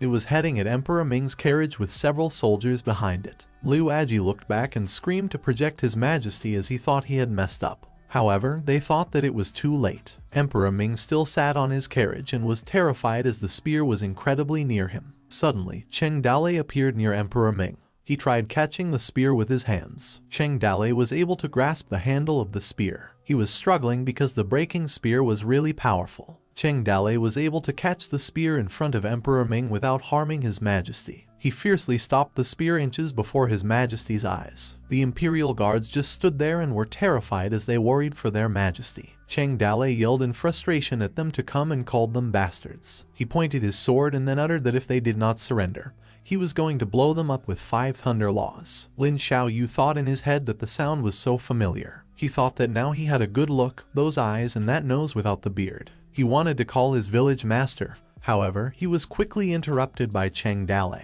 who yelled ferociously, called them dog criminals, and told them to not even think of running away, especially of escaping to the east. Cheng Dale told Liu Aji to protect his majesty and allowed him to deal with these criminals, on which Liu Aji replied that he would leave it to him. Liu Aji then commanded a group of archers not to shoot as they could hit Captain Niu. Both sides slowly moved away while pretending to fight. As the battlefield got messier, it became hard to distinguish friend from foe, and now no one was able to intervene in the battle. In the middle of this mess, the 2 criminals were able to break through the east gates of the city. Several soldiers were behind Cheng Dale, and a soldier on his horse told him to take a rest, allow his men to chase after those 2. He would make sure that they wouldn't be able to escape. Cheng Dale screamed at the criminal scum, told them not to dare to run, come and fight him for 300 rounds. He then went after them. Cheng Dale kicked a soldier and let him borrow his horse. He managed to get himself on the horse's stirrups and kicked his feet with it. Cheng Dale went on screaming at the criminal bastards and commanded them not to run. Another soldier came to check on the general, who was on the ground, on which he replied that he was fine. He wondered why Captain Niu had such a big grudge against those bandits. Cheng Dale continued screaming at the scums that their death was near and went after Lin Xiaoyu and Lin Chong. Liu Aji commanded the cavalry guards to chase after them and helped Captain Niu catch those criminals. On the road, the cavalry guards were behind Cheng Dale, chasing the bandits. Cheng Dale whistled like a sound signal for the bandits lurking behind the trees and bushes. The bandit was able to recognize the signal. He commanded to open the sheds and let them loose. The cavalry guards wondered about the rumbling sound as they slowed down. The leading guard warned them to be careful as it was coming from the right, and another soldier commanded them to halt, repeatedly. The firecracker was attached to a tail. It was a group of violent-looking bulls making rumbling sounds. The cavalry guards were speechless as the bulls crossed the road, blocking the view with black smoke from the firecrackers. They coughed when the black smoke reached them, and a soldier called for his general. When the smoke slowly cleared out, they realized that Captain Niu and those 2 criminals were gone. The general commanded them to quickly go after them. They must not let anything happen to Captain Niu. A few moments later, in a small shed deep in the mountain, he questioned if it was really his village master. It was Lin Xiaoyu who was glad that he did not die, on which Cheng Dale assured him he did not die as he was living perfectly fine. Cheng Dale was also glad that these 2 did not die either. He went on to ask why they were trying to assassinate the emperor. Lin Xiaoyu and Lin Chong were silent. Lin Xiaoyu answered that it was for his father, Lin Wentian. Cheng Dale thought of Lin Wentian. He thought he had heard people mention him before. The great Northwest General, supreme defender of the Northwest borderlines, someone on the same level as Yu Kai Lai. In the war 1 year ago, Lin Wentian abandoned his duties and escaped back to the capital, leaving the city to be ransacked by the rings. The emperor decreed him to be punished via execution of the entire family. Nowadays, if Yang Longting was the Empire's greatest hero, then Lin Wentian was the Empire's biggest villain. How many people would grit their teeth in anger when mentioning his name, and how many more would want the chance to spit on his grave? However, there have been rumors that he was merely a pawn in the inner politics of the court. The supplies that should have been delivered never arrived, forcing him to retreat. Maybe this was the real reason why the entire Lin family was executed, to silence the witness. Cheng Dalei sighed that Lin Xiaoyu turned out to be Lin Wentian's son. No wonder why he wanted to assassinate the emperor. He then asked how many people were left in the Lin family. Lin Xiaoyu answered a few of the older members were able to escape the executions by changing their names, and what had happened to the family was passed on to him by an old servant. Lin Xiaoyu went on angrily saying that his father dedicated his life to the empire, yet they repaid him by executing his entire family unjustly. He must find justice for him. Cheng Dalei responded that even if they kill the emperor, it won't clear away the crimes that his father was framed for. Cheng Dalei thought that these two weren't the sharpest tools in the shed. He went on to explain that if he wanted to clear away his father's crime, he needed to collect enough evidence and confront the emperor. Only then was he able to force him to give him a proper answer. If they really killed the emperor and people found out it was done by someone from the Lin family, it would only have added to the misunderstanding. Cheng Dalei called for Xiao Yu and borrowed his spear. Cheng Dalei held onto the spear and went on explaining that the emperor could not die right then. The moment he died, the empire would fall into turmoil, and the crown princes would fight among themselves for the seat of the emperor, giving the rings a chance to attack them again. So, hide here for now. This was a place he had prepared for himself, so no one should have been able to find them there. As for food and water, they were under the floorboards. Suddenly, Cheng Dalei stabbed himself in the shoulder and blood began to splatter. He walked out the door and said that he would pick them up when he left Chang'an. At night, a soldier on a horse was wandering alone in the woods. He sighed as they went the road with his horse. It was Cheng Dalei. He had to settle his score with Yang Longting, and Lin Xiaoyu needed to find justice with the emperor. He looked up and questioned if there was really justice in this world. With torches, someone recognized Captain Niu. It was the cavalry guards, which confirmed it was Captain Niu, and asked if he caught the criminal. Cheng Dalei sighed and answered they got away. They asked him if he was hurt, and he answered yes, that he accidentally got hit by their spear, but it was only a flesh wound, and assured them not to worry. However, the guards called for the doctor and quickly called someone to come over because Captain Niu was hurt. This made Cheng Dalei wonder when he became this popular. At the Huayang Palace, where eunuchs and soldiers sat down at the front, a man announced that the emperor had been startled by the events, but he was now resting after taking some medicine, and everyone could go back now. His Majesty also decreed that he would not blame today's event on anyone, which made the eunuchs and soldiers bow down and reply that His Majesty was benevolent. In a well-lit room, Liu Aji informed His Majesty that everyone had left. Emperor Ming asked if Niu Sanjin had been found yet. Liu Aji bowed down when replying to His Majesty. He had already been found, however. He seemed to have suffered some injuries, but it was nothing too major. He played a great role in protecting him that day. He asked His Majesty if they should reward him. Emperor Ming responded that there was no rush to reward him as he wanted to meet him personally first. He then asked if he recognized this spear, and Liu Aji responded based on the techniques used by the assassin. This should be a tidal wave spear from the Lin family. Emperor Ming held on to the tidal wave spear, then uttered that the Lin family still had people alive. Fast forward at the Imperial Palace. Inside of a room, someone asked if there was any news of Cheng Dalei. Liu Bei answered that Cheng Dalei was a wanted criminal.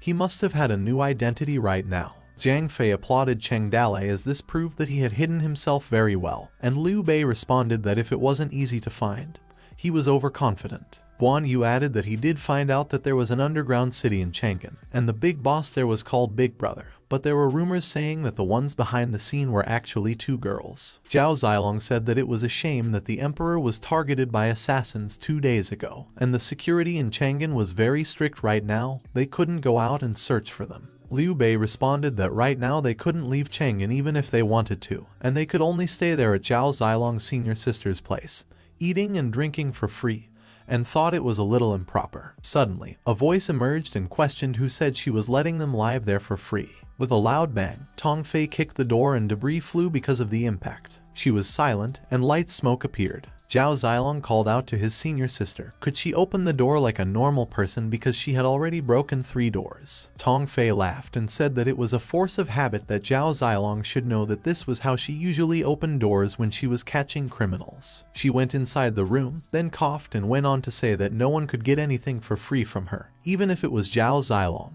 She walked near her brother and said she was there to ask for them to pay up. Then she sat next to him and questioned Zhao Zilong why was he looking at his dear senior sister like that. Was she that scary?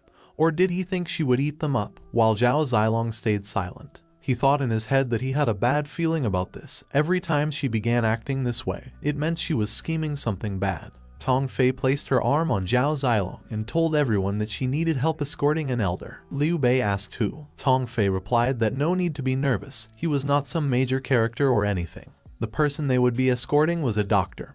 He would be traveling to the general's palace to see a patient. At nighttime, in the general's palace, someone hoped they could ensure his safety on his way back from the general's palace. There was a small carriage with 2 horses attached to it and several guards near it. Later that night, 2 people went inside the examinee's residence. Inside a room, Captain Niu was informed by Liu Aji that the doctor was there. Cheng Dalei was relieved that it was a good thing the doctor didn't bring any medicine with him. He had been drinking so much ginseng and tiger bone soup that he almost vomited at the smell of it. The doctor replied that his injuries had already closed, and he should be able to move around after a few more days. Cheng Dalei said that he was not the doctor who had been treating him for the past few days and asked if he was new here and his surname. The doctor answered him yes, and his surname was Lai. He was amazed that he had the same surname as the royal family. The doctor looked sharply at his companion, Liu Aji. Liu Aji said to Niu Sanjin that he would get some fresh air outside and remember to listen to the doctor's instructions. The doctor said the situation back then was very dangerous, and while what he did was selfless, wasn't he afraid of dying?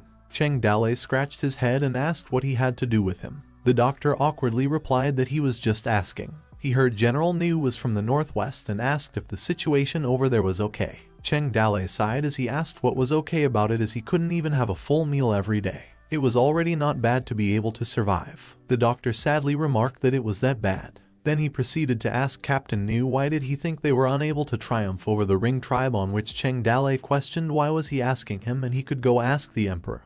That old Foji. The doctor felt sad and silent. Cheng Dalei thought in his head that this conversation, this look, he wondered why they looked so familiar. And the look this doctor gave Liu Aji earlier. Based on his identity, he wondered why would Liu Aji listen to a doctor. He was someone who stood below 1 but above 10,000. The only person Liu Aji would listen to was the emperor, and this person's surname was also Lai. Cheng Dalei quickly realized that there was no way Lai Xingzai, who liked to dress as a commoner, and Lai Wanner, who liked to cross-dress as a man, could be the emperor. He couldn't believe that this old Foji in front of him was the emperor. Cheng Dalei looked terrified and cursed himself that the apple really didn't fall too far from the tree, questioning that his ancestors were all cosplayers too. The panic set into Cheng Dalei as he sweated heavily and wondered if he was too rude a while ago. He comforted himself that it was okay, didn't panic, just pretended like he didn't recognize him. However, the emperor uttered the old Foji, which made Cheng Dalei terrified and silent. Cheng Dalei responded confidently that he was right, they all called him that.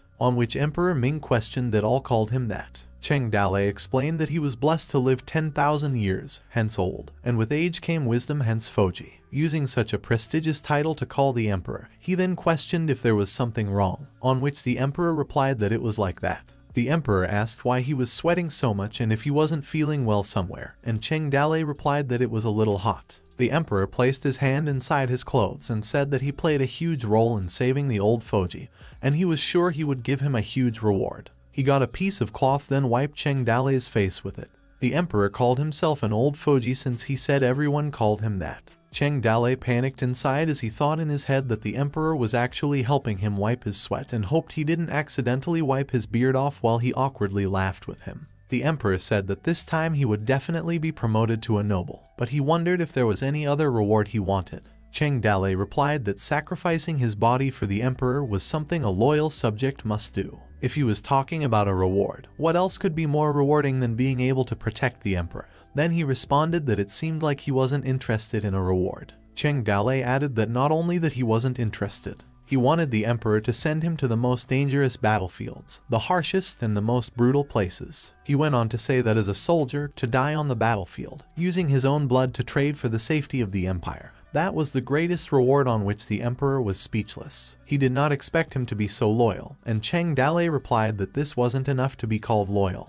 This was the duty of a soldier. Liu Aji was outside the room on guard and heard them laughing. There was a light near the emperor. The emperor asked if the battles in the northeast were not easy, right? Cheng Dalei was silent for a moment, before replying that yes, it was not easy at all. The emperor said that they were defeated many times. The huge empire couldn't even stop a group of barbarians. Then, he questioned what he thought the reason for their defeat was. Cheng Dalei responded that the ring lived in a grassy landscape. Although their population was limited, and they lacked iron, their habits made them good at riding and shooting. So, every man became a soldier, and they could replenish their troops quickly. While the empire built up the country through agriculture and self-sufficiency, the training time for a single soldier was long. The soldiers easily became the private property of the generals, and they were prone to civil wars, or they avoided war with the outside world to preserve their strength. Even if he could successfully destroy a group of the rings, in a few years a new group of warriors grew up, changing at most the clan's name. Meanwhile, it was much more difficult for the soldiers of the great kingdom who died to regenerate. Even if the empire defeated the rings 100 times, this could not hurt the rings' ambition. The empire only had to lose once to be broken. They couldn't attack, so they had to defend the cities. But a long defensive line from east to west was a big loss of national strength. So, the defense got weaker every time. The emperor found it meaningful when he said that the defense got weaker every time. Cheng Dalei proposed a solution. If he trained an elite army to beat their strategy of perpetual wars so they could directly wipe out the cause, the Ring tribe would be completely crushed. On which the emperor replied that the empire didn't have such an elite army and couldn't afford to support such an attack in the north. Cheng Dalei added that he had active but also passive strategies. He was just afraid to say it. The emperor encouraged him to talk about it because he happened not to have a consultant next to him, so he could just talk about it. Cheng Dalei explained that this method was a bit crazy. He could create an opening in the northwest of the country to attract the rings and use the complex landscape of the empire as a battlefield.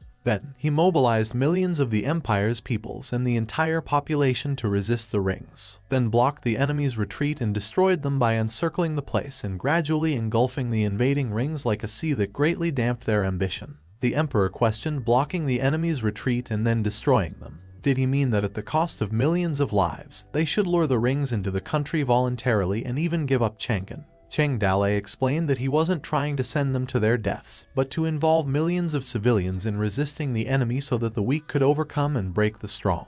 The emperor strongly responded no, because that was crazy and downright cruel. Besides, he questioned whether these useless straw-like civilians really had the guts to fight the rings, because that was completely fantasizing. Cheng Dalei replied that he didn't have another plan if he didn't believe him. The emperor was silent for a moment. He then said that he was stronger than he thought, and he didn't think the old guy, Emperor Ming, would rank him that low again. The emperor said that he had one more question, and Cheng Dalei replied to go ahead. The Ring clan ravaged the lands, the royal power mourned the fall, the fluorescent fire guarded the hearts. At that time, the nobility and the rich families fought for power, and the vassals defied the law. If people had a disease, they could be cured by medicine.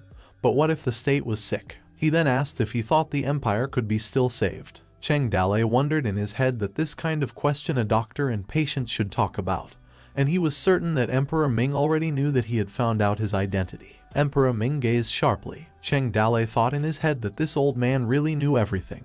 With what he learned in his last life, unfortunately, in situations like this, he could only break old habits and reform himself. He questioned even daring to say his answer to the emperor's face, whether he could understand it or not.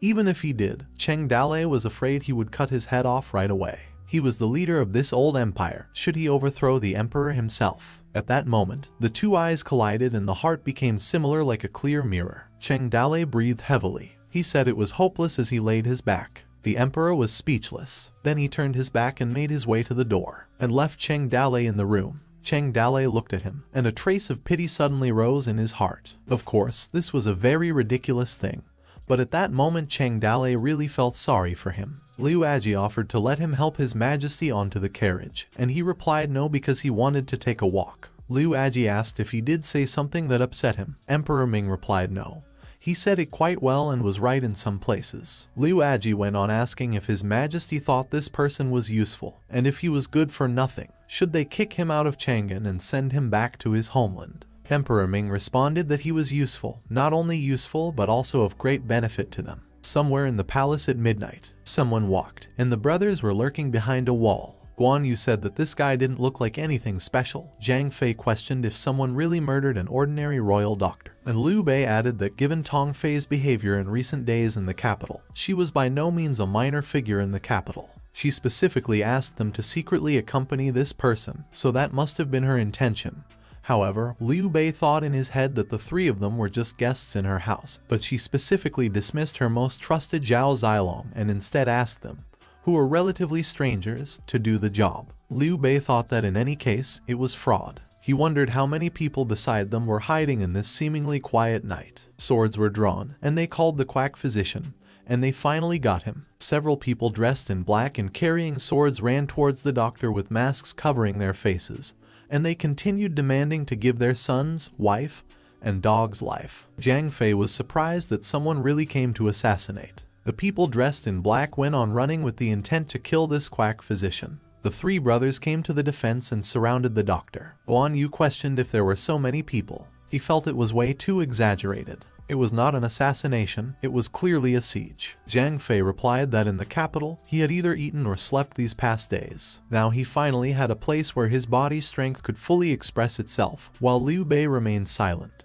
Zhang Fei enthusiastically asked his brother why they didn't have a contest to see who could beat more people. Whoever lost would take over the other person's drink money for a year. Guan Yu questioned if he realized the current situation they were in, while Liu Bei thought in his head that the quack physician did not panic at all when it was so dangerous. Guan Yu and Zhang Fei went on fighting, while Liu Bei was tasked to protect the doctor and leave the rest to his brothers. On the roof, someone observed the fight and chuckled because they really saw it in them. A lady dressed in black said let the useless withdraw, and let Team Tiger continue, and a man behind her agreed. Several people dressed in black carried swords and screamed, attack. Zhang Fei ran and questioned how it was that the more they fought, the more opponents there were, and how many enemies this old man had made. Guan Yu struggled and said that the opponents were getting stronger and stronger, just like Zhang Fei, who told his brother there was another wave of enemies approaching from over there, while a horde of people carrying swords ran after them. A sword swung in the air, and this time, it hit Liu Bei in the face, and blood began to splatter. Guan Yu and Zhang Fei were terrified for their big brother, Liu Bei. Liu Bei remained calm and cursed in his head. He went on thinking that it wouldn't work, it was a trap. If they continued, it was only a matter of time before they got killed. 1 year ago, bandits trained at the training ground of Toad Village. Liu Bei observed silently their smoky fight. He stood there with Cheng Dalei beside him. The rigid training bandits were Zhang Fei, Guan Yu, Qin Man, and Zhao Zilong. Someone said stop and the bandits obeyed. Guan Yu and Zhang Fei were visibly bruised, sweaty, and heavily breathed. It was Cheng Dalei and he said that was it for today's training, and Qin Man replied okay. Liu Bei asked Cheng Dalei what his intention was. He knew that their martial arts were inferior to Zhao Zilong and Qin Man, but he still deliberately asked them to fight each other. Cheng Dalei asked how many moves he thought they could have handled before sparring. Liu Bei answered about 10 or so moves. Cheng Dalei responded that they had fought for more than 30 moves to determine a winner, and Liu Bei replied that this was because while they both were very strong, their fighting styles were completely different. He went on to explain that Qin Man could perform war-killing techniques, Zhao Zilong could execute professional fighting techniques, and the two had no cooperation. Cheng Dalei asked what he thought the problem with Guan Yu and Zhang Fei was. Liu Bei answered that they had fought with too much brute force, did not know how to observe, ignored details, and had no strategy either. Cheng Dalei said that he was right. What they had lacked in their fighting style was a brain and eyes. He referred to him as Little Bei and mentioned that he had never seen him fight, but he knew his fighting skills weren't bad, even if they were not as good as theirs, but he could be their brains and their eyes. Cheng Dalei added that he was a genius at leading troops, which Liu Bei questioned how he had figured that out. Cheng Dalei told him not to ask because he just knew, and in his eyes, all three of them had the ability to withstand 1,000 armies. Going back to Liu Bei, while being attacked, he knew what to do. He called Guan Yu and Zhang Fei to listen to his command, follow his steps to retreat, on which his brothers agreed.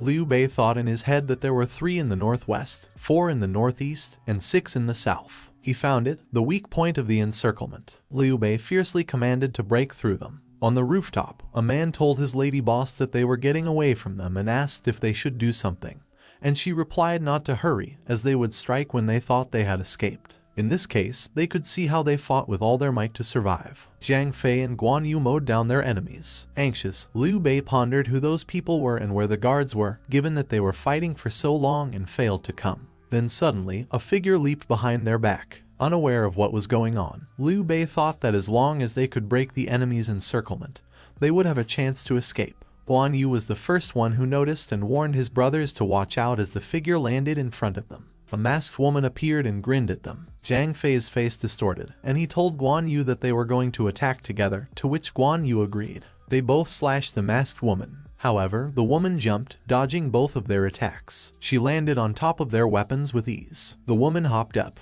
She kneed Guan Yu in the face. Guan Yu's face was in shock about what happened. Guan Yu was sent flying as a result of the impact of the attack, which concerned Zhang Fei. Zhang Fei ran and yelled at Guan Yu. He attacked the woman with his skill, the Sky Catcher. Struggling, he then thought that the guy's strength was abnormal. The woman was still grinning. Then Zhang Yu released another attack, but it was easily blocked by the woman. The woman prepared her legs for a kick. She then kicked Zhang Fei in the face since he didn't respond quickly enough. Zhang Fei was also thrown and smashed into a wall as a result of the kick. Liu Bei leaped behind the woman, raising both of his swords and preparing to attack. The woman, however, turned back as she observed the approaching Liu Bei, who was going to slash her. She avoided Liu Bei's blade at just the right moment. The woman's spear hilt sparkled as she dragged it to the ground. She used the hilt to bounce as Liu Bei slashed her again. The woman landed behind Liu Bei. However, Liu Bei quickly turned to where she was. She then chuckled as they both readied their stance. The woman then told Liu Bei that she could tell he was a martial artist based on his earlier movements. An open box containing medical supplies was lying on the ground. The woman went on to say that she wouldn't have thought that Liu Bei was a dual sword wielder because he hit it so well. Liu Bei's eyes began to shine as his face was filled with emotions. On a narrow street, the woman invited Liu Bei to come at her because she wanted to know what more he was hiding, while a number of adversaries stood behind them. As they surged at each other, Liu Bei and the woman continued to fight. Their swords collided. Liu Bei's face contorted, yet the woman continued to smile. Zhang Fei, who was knocked out, leaned against the wall, while Guan Yu was also the same. Moments later, Liu Bei sat on the ground, and the woman appeared in front of him, saying that she expected him to be stronger. The woman asked him if he wasn't afraid of dying and why he gave up. Liu Bei sighed as he lay flat on the ground and asked her what difference it made if he died sooner or later. People would die eventually. While the woman's spear was on his throat, he told her she could do her worst since he wouldn't move.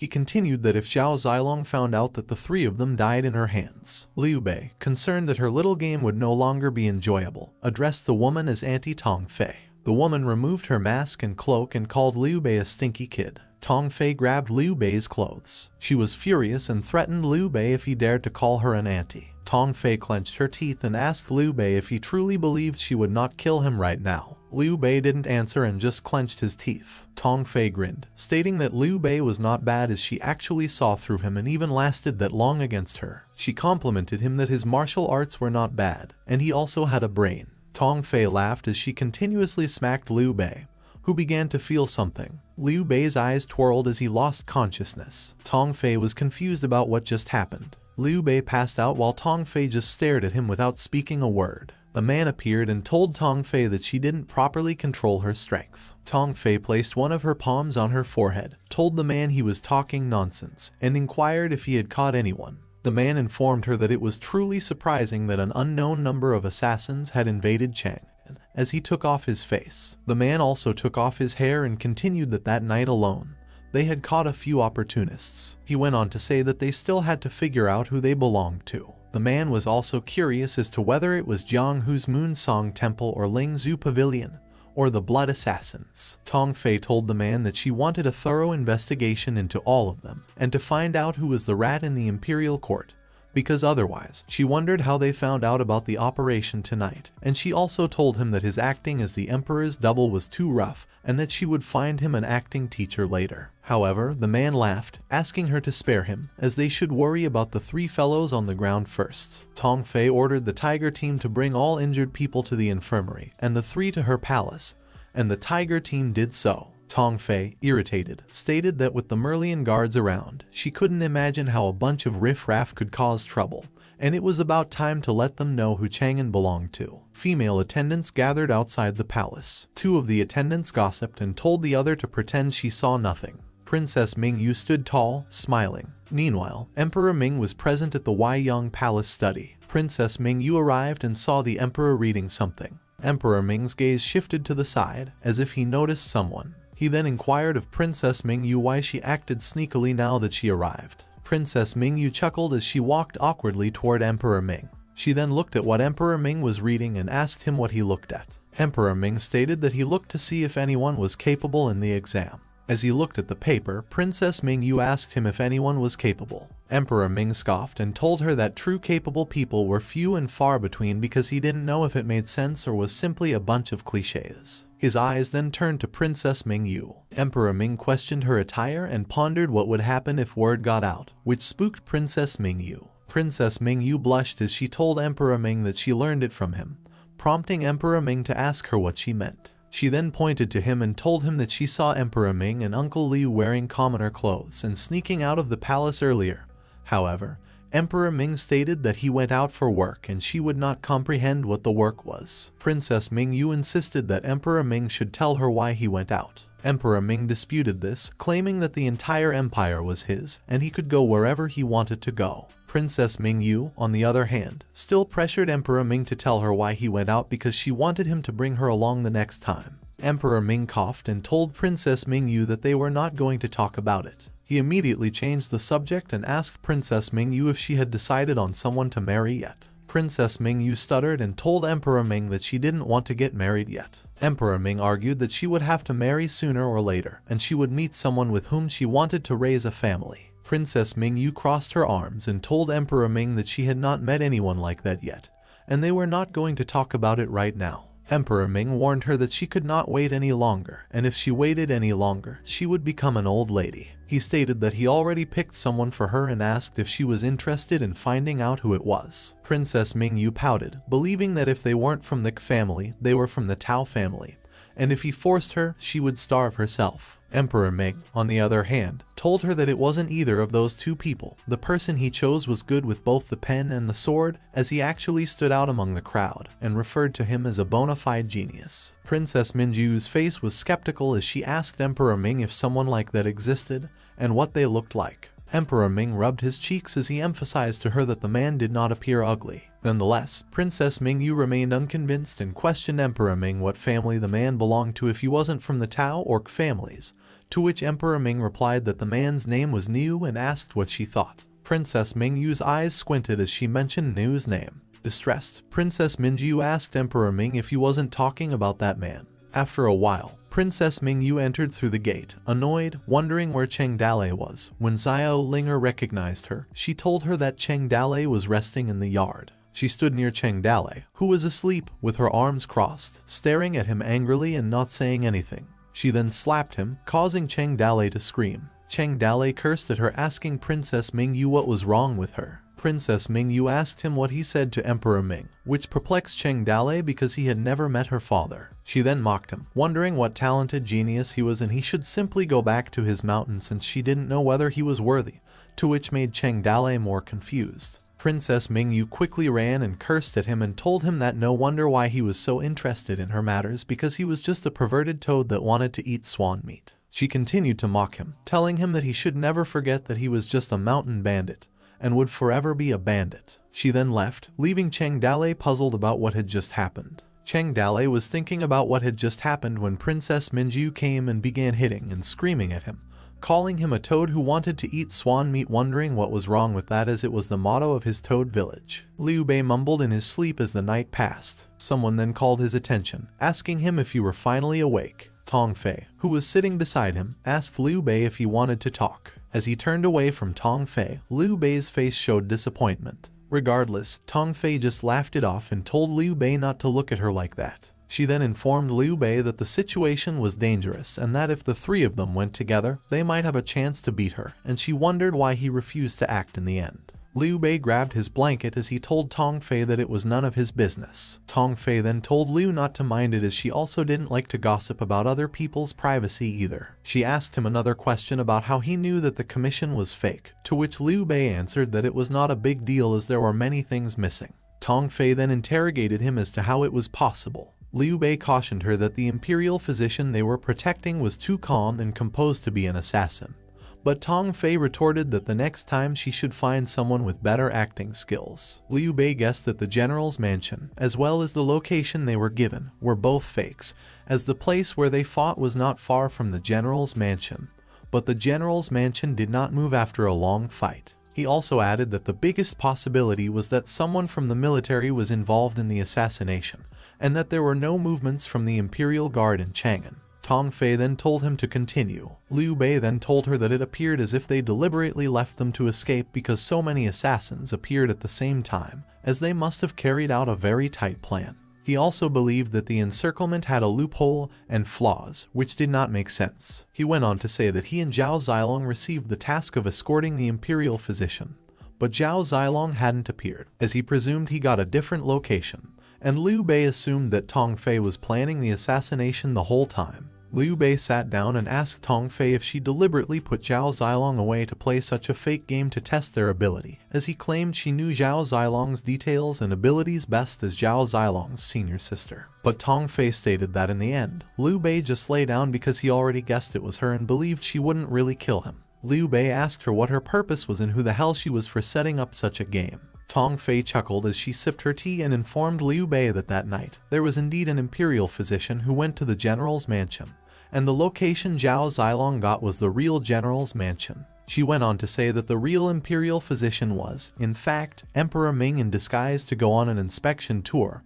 However, Liu Bei just scoffed as he guessed that it was really a big shot. Tong Fei continued sipping her cup. Liu Bei then inquired if it was the real Emperor Ming that Zhao Zilong was escorting while they were fighting desperately, and the real Emperor Ming had safely returned to the palace, to which Tong Fei said yes. Tong Fei went on to inform Liu Bei that Chang'an had not been peaceful recently, and all forces were eyeing Emperor Ming, wanting his life because he had been surrounded by many spies, and according to their investigation, the news that Emperor Ming left the palace last night in disguise was also leaked. She went on to say that she expected the assassination operation had brought out a lot of assassins who had been fishing in troubled waters, and they had caught them all, so they deliberately spread fake news and staged a fake assassination scene. Liu Bei complimented her she did a nice move and inquired what did it have to do with them and why did she involve them in her tests. Tong Fei informed him that the kingdom was not only in crisis because of the Ring tribe invasion, but that the kingdom was on the verge of destruction because Emperor Ming was in danger at all times. A slight negligence would lead to chaos, and the entire kingdom would be crushed due to lots of internal events. She then informed Liu Bei that her organization was Emperor Ming's sword and shield. Liu Bei smiled, believing that Tong Fei wanted them to join their organization by testing their strength. Tong Fei also smiled as she held out her hands and informed Liu Bei that for the sake of the kingdom and its people, they needed more power and people with lofty ideals. Liu Bei looked at Tong Fei's hands, and she went on to say that the four of them were exactly what they needed. Tong Fei went on to say that as long as they were willing to join, she was cut off mid-sentence when Liu Bei's face darkened. Liu Bei stiffened his face and told Tong Fei that he refused her offer. Tong Fei was in shock and couldn't mutter a word. Tong Fei, agitated, told Liu Bei not to rush into refusing if he wanted to know who she was. Liu Bei averted his gaze and told her that he wanted to know but now didn't. Tong Fei's face distorted as she didn't say a single word. Seconds passed by. She told Liu Bei that Zhao Zilong was her junior brother, and even if he wasn't with her, she would never ignore him. Tong Fei continued, solemnly, asking Liu Bei if he thought Zhao Zilong would stay in a small toad village. She regarded Zhao Zilong as a phoenix, even if he was with them at the time. Liu Bei assumed Tong Fei had already investigated their origins. Tong Fei sat down and told Liu Bei that he had underestimated their organization. She then told him that she not only knew they were from Toad Village, but that they were also looking for Cheng Dalei. Her face darkened as she stated that she could know every move they made for as long as she wanted. Regardless, Liu Bei asked Tong Fei if she could help them find Cheng Dalei's whereabouts since she was so powerful. Tong Fei's face distorted as she couldn't keep up with Liu Bei's arrogance. As she walked out of the room, Liu Bei asked if she was leaving and mocked her that he couldn't see her off. Tong Fei slammed the door, which made a loud noise. Liu Bei's ears perked up as he laughed in triumph. He then had a thought in his head that he finally had the chance to say it once, as he had always thought that Cheng Dale looked so cool when he said it. Tong Fei asked her men what their thoughts had been after seeing the entire test, and the man told her that despite facing many enemies, Guan Yu and Zhang Fei were strong enough to deal with them. The man went on to say that Liu Bei never did his best, but he possessed a very strong mindset and leadership skill. The man concluded as Tong Fei sipped on her cup, listening, that the three could be rated as a class. Tong Fei told her men that they could go first, to which the man said yes. She then realized that she needed to use all necessary means to secure such talent, and that the time had come to fill the manpower shortage. She stated that it was a little difficult, as she thought of Liu Bei. Zhao Zilong arrived, calling out to Tong Fei. Tong Fei turned around, surprised to see Zhao Zilong had returned. Zhao Zilong informed her that the four of them had come together and he had completed the mission she had assigned to him. They also had completed the mission she had asked them to do, as Zhao Zilong stated. He went on to say that now the three of them lay in bed, and he was the only one who remained standing. Returning from where Zhao Zilong had visited his brothers, he asked Zhang Fei how they had gotten hurt. Zhang Fei answered that if he had been stronger, no one would have gotten hurt. He then asked Liu Bei what had happened, wondering why he hadn't seen them. However, Liu Bei answered that he had been too weak and a loser. Guan Yu, on the other hand, blamed himself, stating that it had all happened because of his poor strength, as he had been stupid to fall into Tong Fei's plot. Moving on to the present, Zhao Zilong then asked Tong Fei what she had done to them and what had happened that night. Tong Fei realized Zhao Zilong's feelings for his brothers were deep and informed him that she simply wanted to test their strength. Zhao Zilong asked Tong Fei if that was how she tested people because they were all seriously injured and couldn't move while lying on the bed, to which Tong Fei replied that they were alive, and that she would cure them. However, in a gentle voice, Zhao Zilong asked what it had been. As his face filled with rage, he yelled at Tong Fei, asking what the hell she wanted. Tong Fei yelled back that what she wanted for him was to leave Toad Village. Zhao Zilong gritted his teeth and didn't utter a single word. Tong Fei went on to say that she couldn't bear watching Zhao Zilong fall as they had grown up together. She explained that she could ignore Lai Guanzhang and the others, but she couldn't let him hang out with the mountain bandits of Toad Village as she didn't know what kind of place Toad Village was like. Tong Fei yelled at him that it was just a bandit's nest, which everyone despised and feared. Zhao Zilong's eyes widened, and his face darkened as he recalled his day with Tong Fei. Tong Fei went on to say that the four of them had to stay, as three of his brothers had passed the test she had set. Tong Fei stated that if they followed her, she could guarantee a great future for all of them, to which Zhao Zilong replied that they were in Jingzhou for important business. As she tapped Zhao Zilong's shoulder, Tong Fei told him that she had always been a person who did things by any means, and she knew that he was looking for Cheng Dale, and if Cheng Dale got in her way, she would kill him. Zhao Zilong gripped his spear tightly as his hands trembled, a golden aura coursing through his body. He held his spear with both hands and prepared to thrust it at Tong Fei. Tong Fei, however, dodged it with ease. Zhao Zilong's eyes widened as she grasped his spear in one of his hands. A fierce thrust was thrown again, but Tong Fei easily dodged it. She dashed towards him, leapt, and smacked Zhao Zilong to the ground.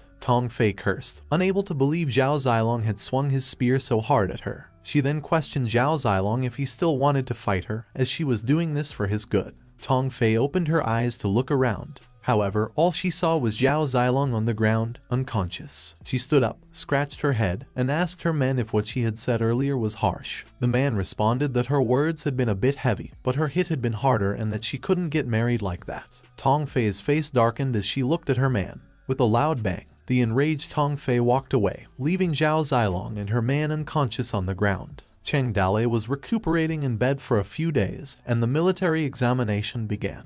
The contestants fought as the civil and military examinations continued round after round, and a large number of people were eliminated. However, in the military competition, the Jiang Mansion's highly skilled martial artists had the upper hand. Both of their martial arts were top-notch, but the examiner frequently opened the back door for them, and the crowd of military examinations was more dissatisfied. And finally, in the middle of a moonless and windy night, Jiu Jiang, who had just come back after visiting a brothel, was crippled, while Liu Qingming was stripped naked and thrown on the street. And as the incident grew bigger, the court finally issued a proclamation. A man reading a scroll above the stage announced that the military examination would be fair and square in order for the empire to select talents, and that those who spread rumors would not be tolerated. In that way, the storm gradually dispersed, but everyone knows that it was impossible for Liu Qiuduo to become the military #1 scholar.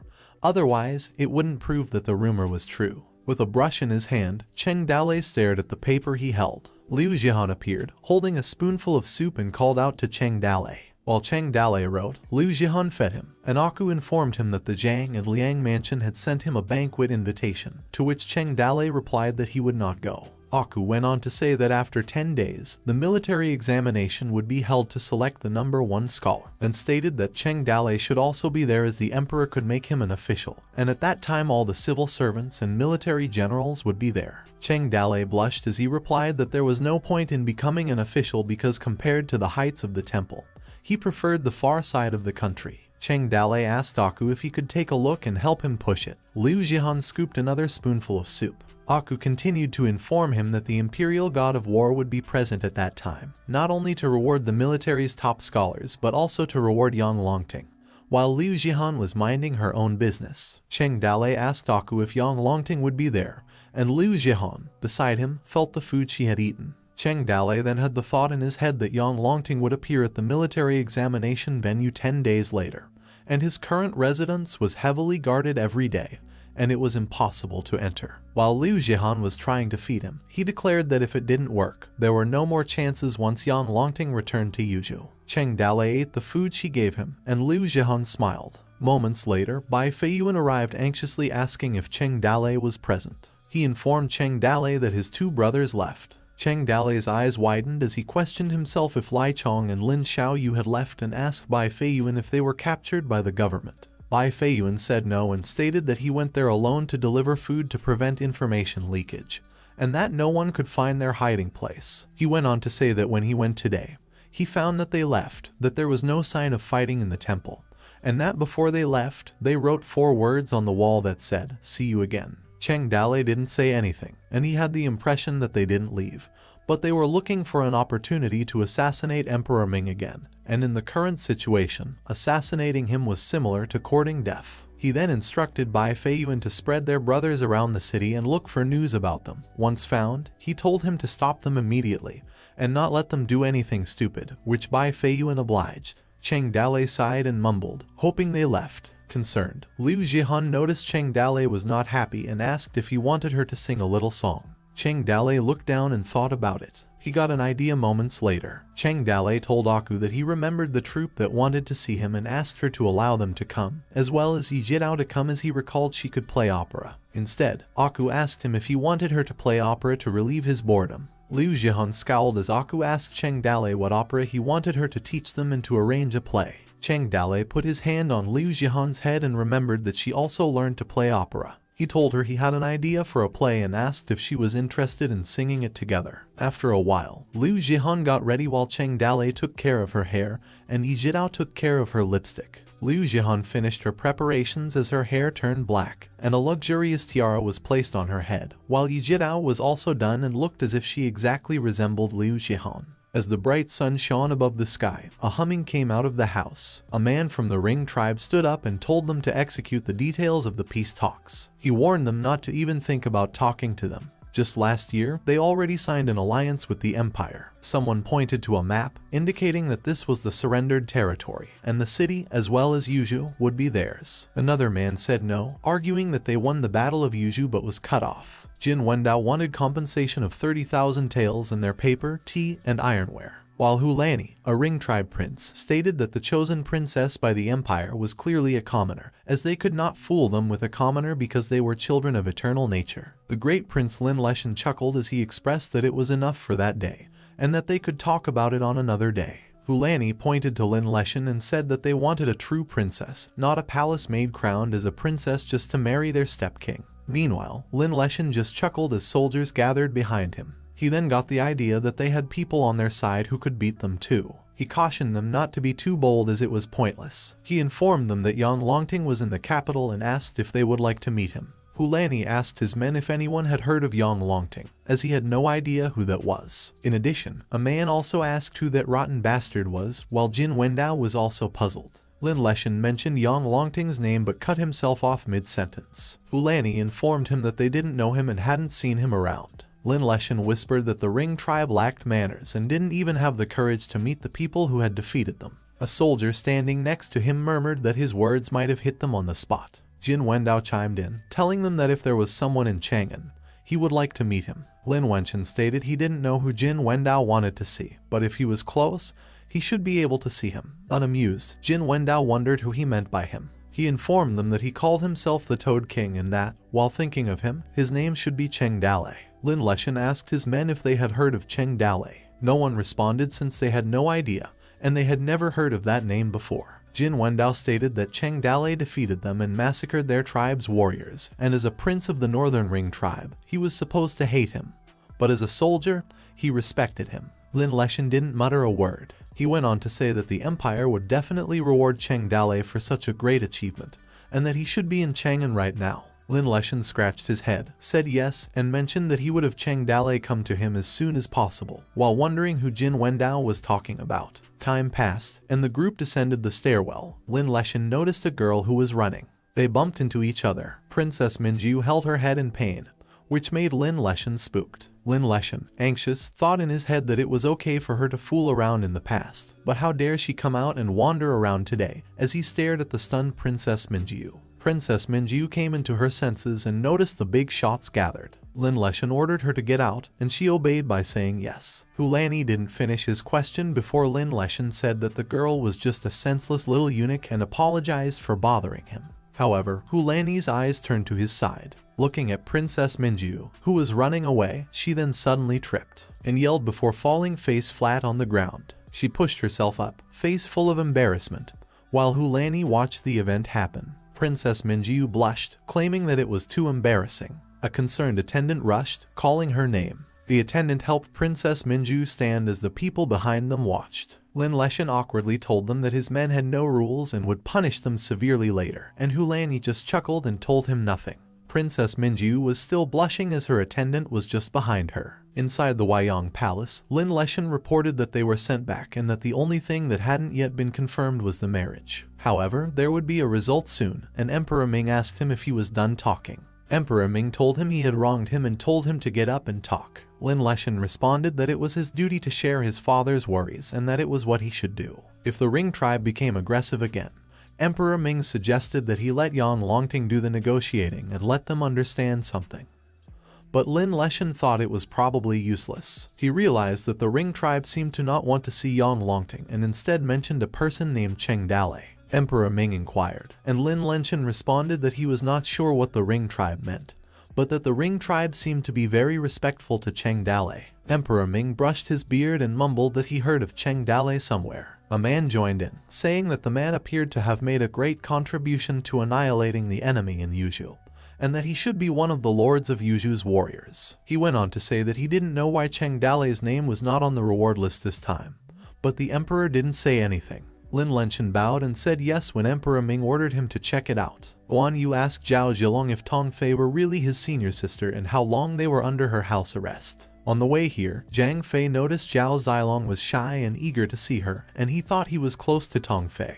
But Zhao Zilong responded that she wasn't like this before. He recalled Tong Fei as a tigress at the time, and she was still easy to get along with. Liu Bei inquired if Zhao Zilong knew any details regarding his senior sister's current organization, and that based on the current situation, Liu Bei believed that Tong Fei was a person of great importance. Zhao Zilong shook his head and stated that when he left, Tong Fei was still on Master's side. Liu Bei had the thought in his head that he was only concerned with pretending to be Cheng Dale at the time and didn't ask any details as it was too late to regret now. He inquired of his two brothers' injuries and assured them that once they were healed, there was no way this place could trap them. Zhang Fei and Guan Yu simultaneously said that they were healed long ago and were just waiting for his instruction. Liu Bei then informed them that they were going to plan their escape route. A voice from outside joined in, saying that things would be fine now that their injuries had healed. Tong Fei pushed the door that made a loud noise. The door fell down from the impact. The four brothers' jaws dropped and they appeared terrified.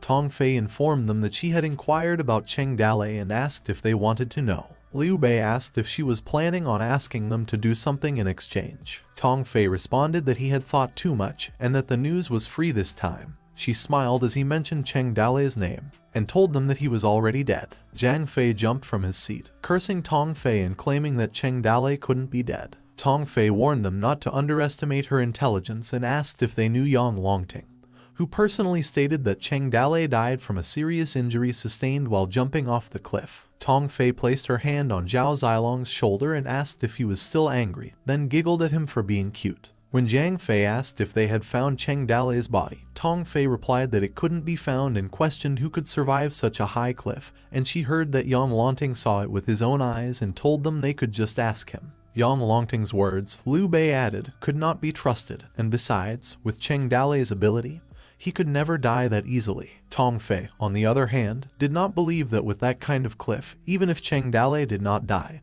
he would be a disabled person. And it's possible that Cheng Dalei was hiding somewhere without arms and legs, waiting to die. Meanwhile, while Cheng Dalei sat at the examiner's residence, a song was sung, while Yi Jidao and Liu Jihan danced to the music. Cheng Dalei wished them well and informed them that that was the end for the day. Yi Jidao and Liu Jihan smiled as the group said yes. Cheng Dalei informed them that they were going back to rest before performing on stage the next day. Yi Jidao asked Cheng Dalei how she sang, but Liu Jihan claimed she could sing better than her. They confronted each other, with Yi Jidao saying she couldn't pretend she didn't hear her say that, and Liu Jihan saying Cheng Dalei thought she could sing better. Yi Jidao argued that she was better, but Liu Jihan denied because she believes she is the better singer.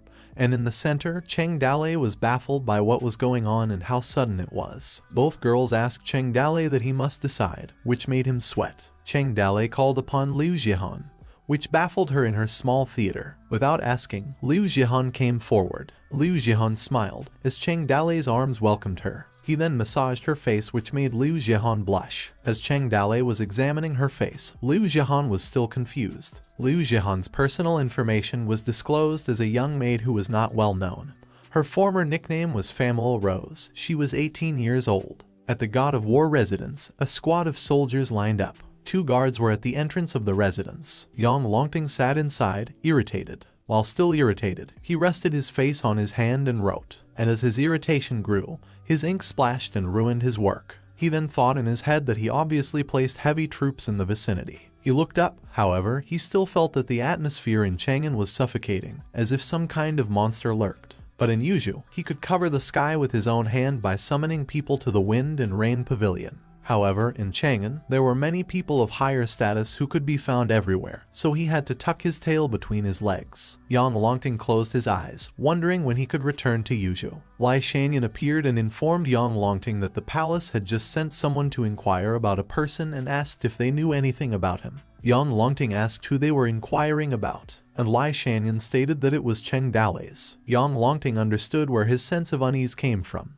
causing his face to distort. He bounced up, asking Lai Shanyan who was inquiring about him. Lai Shanyan said that he heard it was the Ring tribe who wanted to see Cheng Dalei, and Emperor Ming already knew about it. Lai Shanyan asked how they should respond to them. Yang Longting asked Lai Shanyan if he thought Cheng Dalei was still alive, to which Lai Shanyan replied that he jumped off the cliff and shouldn't be alive, and they just hadn't found his body. Yang Longting paused and directed Lai Shanyan to return first, as he had an idea how to respond to them. Meanwhile, music was being played somewhere. Princess Minju arrived, announcing her arrival to Cheng Dalei. However, her eyes were in shock. She noticed He Jidao and Liu Jihan dancing. She approached Cheng Dalei and told him she didn't expect him to start raising opera singers and asked why he had called her here tonight in a hurry. Princess Minju leaned in closer, telling Cheng Dalei how scared he was and asked what he was doing, coaching opera singers. Cheng Dalei then told her that they were just going to talk and there was no need to be so close. She then asked if he knew how to write a play,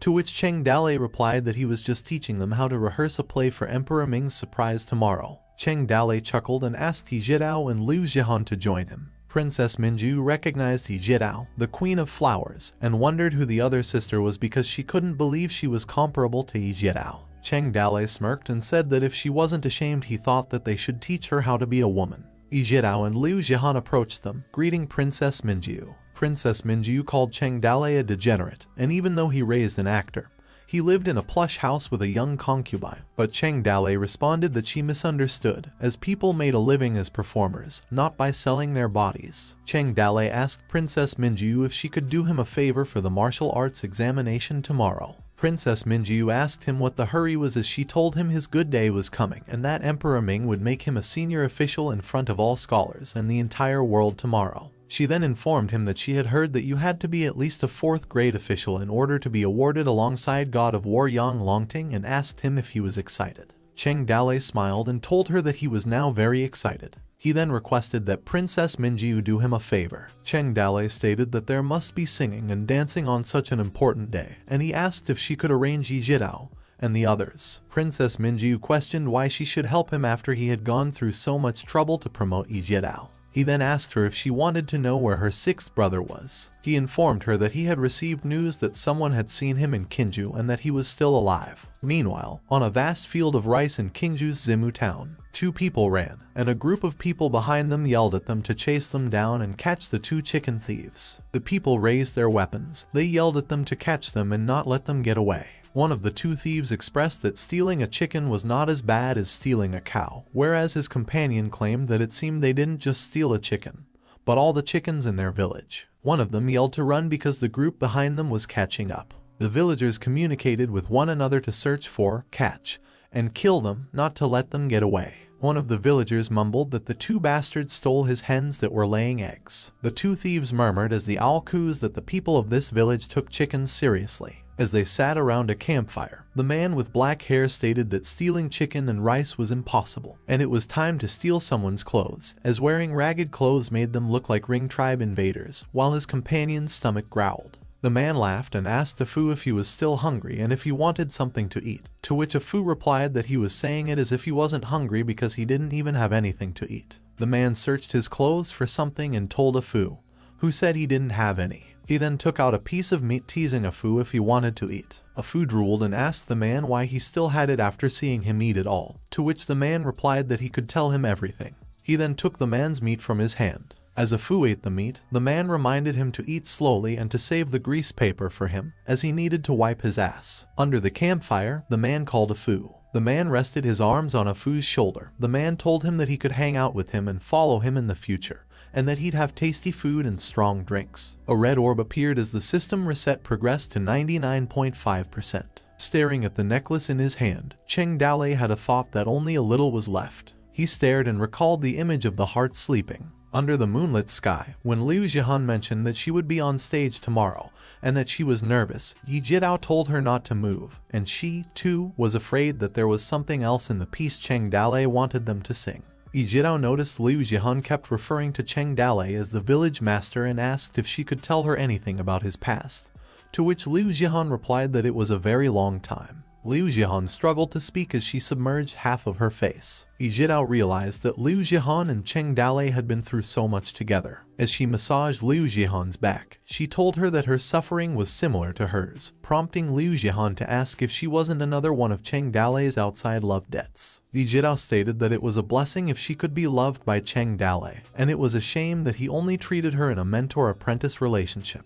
Liu Jihan stated master and apprentice, to which Yi Jidao replied, yes. She then informed her that she was just an unknown herald with a good body but not much talent, and it was only a matter of time before she became a red herald. Yi Jidao defined a herald as a woman who sold only her art, and not her body, and a red herald is a woman who sold both her art and her body. She stated that she was just waiting for the brothel's old women to negotiate a good price for her innocent body as she reflected on her past. Then, as Yi Jidao stated, a big personality wanted her body but at an extremely low price. The old woman begged everywhere for help and finally found Cheng Dalei, who taught her how to do makeup and fool others, as well as all kinds of gestures and postures. She went on to say that she didn't know how Cheng Dalei could do so many strange things, like his aesthetic vision seemed to be several epochs ahead of them and other vulgar people. Yi Jidao stated that, in any case, she worked her way out among the many heralds who were under Cheng Dalei's care. She went on to say that after a few months, she became the capital's famous flower girl. She then stated that many nobles wanted to spend a lot of money to meet her, and that many noblemen dreamed about her. Yi Jidao, on the other hand, was well aware that thousands of people in Chang'an desired her, thanks to Cheng Dalei, and even if he were to overthrow the government tomorrow, she would still follow him. As Liu Jihan listened, she mumbled something about disobeying the government. She then had a thought in her head with Cheng Dalei's character. He would surely demand justice from Yang Longting tomorrow for the people in the Toad Village. And if it is true, Liu Jihan wondered if the days of living peacefully with Cheng Dalei were over. She then imagined that when the time came, they would be separated again, and it would remain uncertain whether they were alive or dead. Concerned, Yi Jidao asked Liu Jihan what was wrong. As Liu Jihan emerged from the bath, she informed Yi Jidao that tonight was the last day. She then came out from the bath and covered herself, claiming that she couldn't do anything like she had done last year. Yi Jidao was confused as Liu Jihan exited the bath. She then wondered what kind of determination Liu Jihan had made. Cheng Dalei turned when Liu Jihan slammed the door open. He then mentioned her name. Liu Jihan clenched her fist and covered her body, blushing. Cheng Dalei blushed when he mentioned Liu Jihan's name, and his composure vanished. Liu Jihan stammered as she mentioned his name, puzzled as to why she took such initiative after the fact. She approached Cheng Dalei slowly. As the blanket that covered her body fell down, she thought that perhaps it might have been a surge of emotion that built up for over a year, a watering down, something that should have happened a long time ago. She climbed onto Cheng Dalei's bed and crawled on top of him, making him blush. Both stared at each other. She then made the first move and kissed him. She closed her eyes as Cheng Dalei stared at her, and she thought in her head that as long as there was a willing person who took a little initiative and poked through the thin window paper once, it would burst like a soap bubble. Liu Jihan's gaze remained fixed on Cheng Dalei, even though she was on top of him, and her feet stiffened. Then both sides came to their senses, and everything went smoothly. The two made love under the moon. Meanwhile, a system notification indicated that the system reset was completed. It welcomed the use of the Mountain Bandit System 2.0 and questioned whether the system sprite should be refused. The system stated that the system sprite Zin, who was in fusion, was expected to wake up in a couple of hours. Another notification appeared, stating that a mission reset was in progress, and that missions were being issued. As the notification stated, a new mission was received, and it was to kidnap the oppressor's wife. Liu Jihan giggled, mumbling that she could finally catch up with Su Ying this time. A new notification appeared, stating that the mission had been completed and that he had been rewarded with the flying sword technique, which had explosive fireworks. Meanwhile, a group of soldiers marched down the street, while the four brothers watched from atop a roof. Guan Yu informed them that Cheng Dalei's character would not allow him to be so restrained, and that he heard nothing about him in the entire capital state. Liu Bei went on to say that the martial arts competition was tomorrow, and if Cheng Dalei was really in town, he would be there. Guan Yu assumed Tong Fei would be there as well since she should be working for the government. Zhao Zilong stated that perhaps their paths would cross again, but he wasn't sure if Tong Fei would be as gracious then. They then jumped at the same time when they were told to go. The four jumped from one roof to the next. A massive pile of paper was placed on the table. Tong Fei was resting beside it. As she read, she pondered that in Yuzhou, there were rumors that the Toad Village had wiped out the 100 Ringers, and she wondered if Yang Longting was not involved in any way. And, as she read, the Toad King was a divine axe general with divine abilities, as well as spells that summon the wind and rain.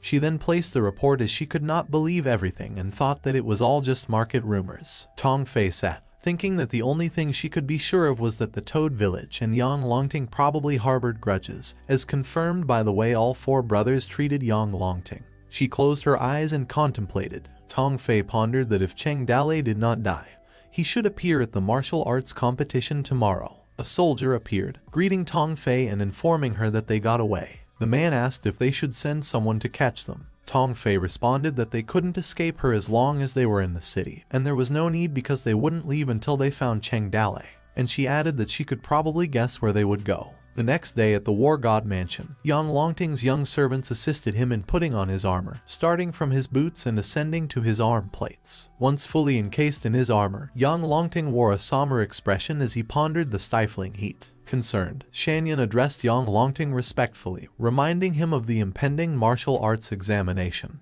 and the people waiting for the ceremony to begin. Shanyan couldn't hide his unease as he hesitated to ask Yang Longting if he needed the appearance. Yang Longting responded firmly, insisting on the necessity of his appearance, emphasizing the importance of caution. A single mistake could be critical, and commenting about others found it annoying.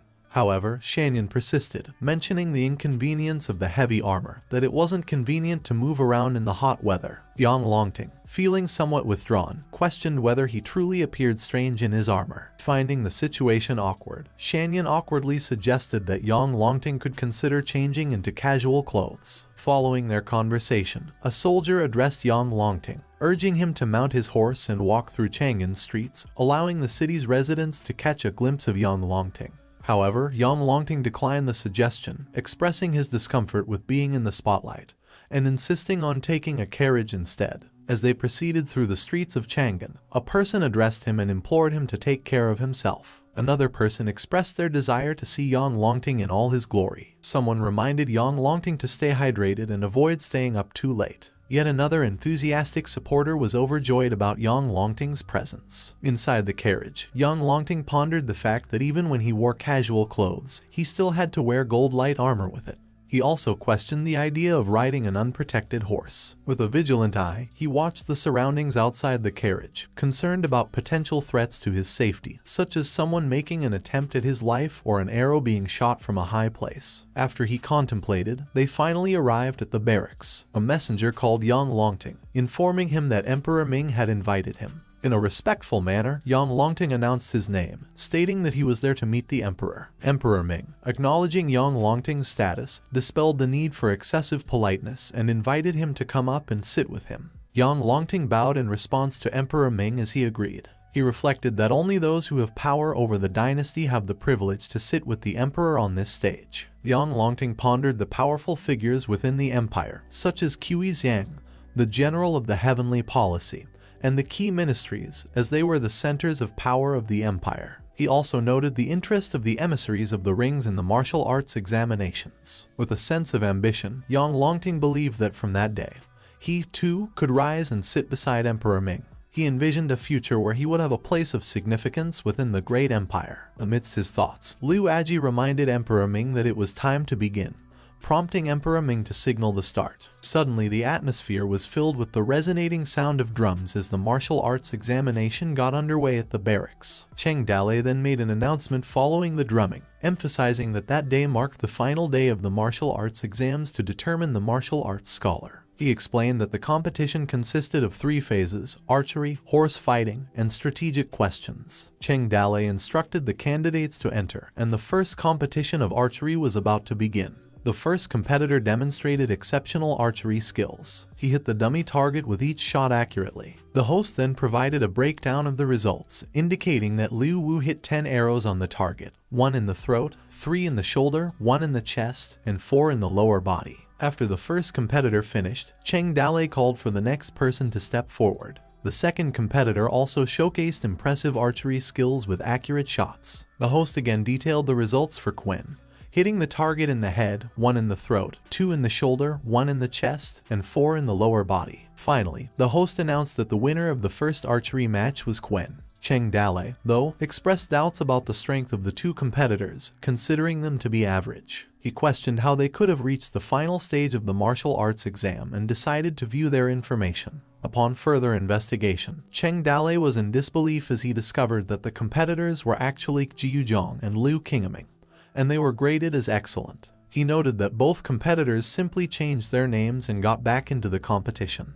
Cheng Dalei continued to ponder the 2 individuals who were pushed into participating in the martial arts examination and believed that they must have possessed some skill, but in his opinion, they seemed more like attractive yet useless nobles. He reflected on something Wanner said was right in her judgment about them. While looking towards the platform, Cheng Dalei noted the idea that the faction wanted their own people to win and thought that these competitors depended on their family background to win the competition. Cheng Dalei also criticized the competition itself, describing it as rigged and expressing his belief that it was influenced by certain people behind him. While his gaze was fixed on Yang Longting and mentioned Yang Longting's name in his thoughts, Yang Longting's awkward smiles were suddenly shifted to the vague sense of unease in Yang Longting's heart, which was boosted to the extreme. He had a terrified expression on his face and was speechless with sudden emotion, while Qi Xiang inquired about Yang Longting's condition, calling him son-in-law. Terrified, Yang Longting contemplated whether his strange feeling of unease could be from the hot weather or the possibility of heat stroke. Meanwhile, on the other side of the spectators, there was another person, besides Yang Longting, experiencing a similar feeling.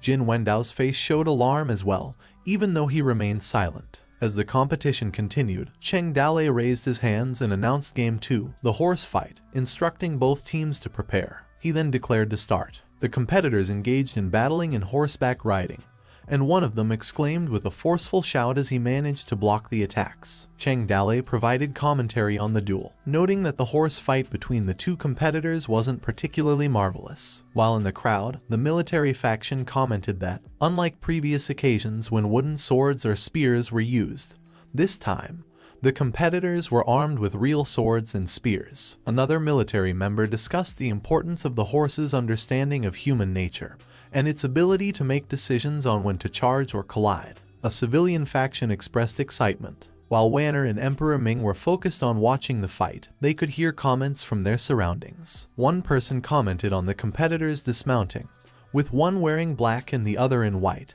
and appreciated the way they fought in circles, forming a rotating yin-yang diagram. Another person commented on the intensity of the clash, noting that as the spear moved faster, the sword became sharper, emphasizing the risk of serious injury or even death if there was any carelessness during such a clash. Emperor Ming asked Wanner for her thoughts on the competitors, suggesting that if she didn't like Niu Sanjin, she could choose one of the two contestants. In response, Wanner declared that she wouldn't choose and threatened to go on a hunger strike if forced to do so, to which Emperor Ming responded with silence. Chuckles. Emperor Ming then turned to Yanli, inquiring if the Ring tribe had children. Yanli responded that their tribe didn't have such children because they had already defeated them in the past. Emperor Ming couldn't find words to respond. As the horseback battle intensified, the sound of hooves clattering filled the air. Liu Wu successfully hit Gwen during his attack, causing him to fall off his horse. Cheng Dale then announced Liu Wu as the winner of the second horse battle. Liu Aji commented on the match outcome, not expecting a win and a loss, and believed that the winner would likely be determined in the third match. Emperor Ming acknowledged this assessment with a simple nod.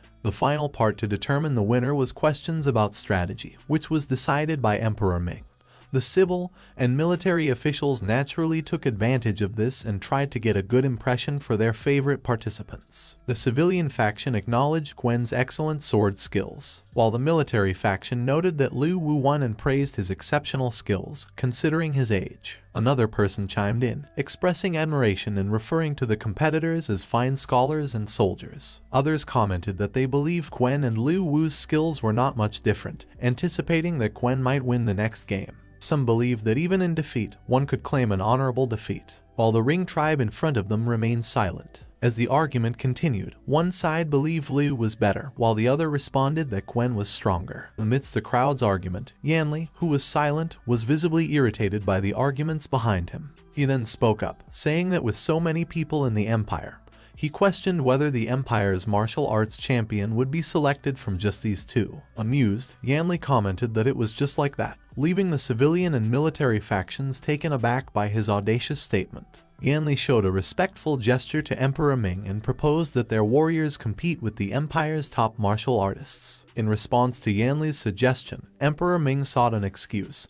stating that the two competitors were too exhausted to continue fighting right now. Yanli assured Emperor Ming that their warriors would not take unfair advantage of others while they recovered their strength, hoping that the Emperor would not refuse. Emperor Ming contemplated Yanli's proposal for a moment before agreeing to let them compete, to which Liu Aji expressed concern and tried to stop. But Yanli then complimented Emperor Ming as wise. Then Yanli called for Xu Lei's name in the crowd. He instructed him to go and compete with them. Cheng Dale caught the attention of Xu Lei. He contemplated with curiosity as he glanced at Xu Lei and thought that this was going to be fun. In preparation for the battle, Xu Lei stretched his body. Yanli called Gwen and Liu Wu and encouraged them not to decline the challenge from their fellow tribesmen. Xu Lei challenged them not to hesitate to fight together, and then both of them rushed to attack him. Gwen warned Liu to be careful, as the two competitors launched their assault on Xu Lei. On the other hand, Yanli glanced back at Emperor Ming and reassured him by mentioning that Xu Lei was no ordinary talent on the steppe.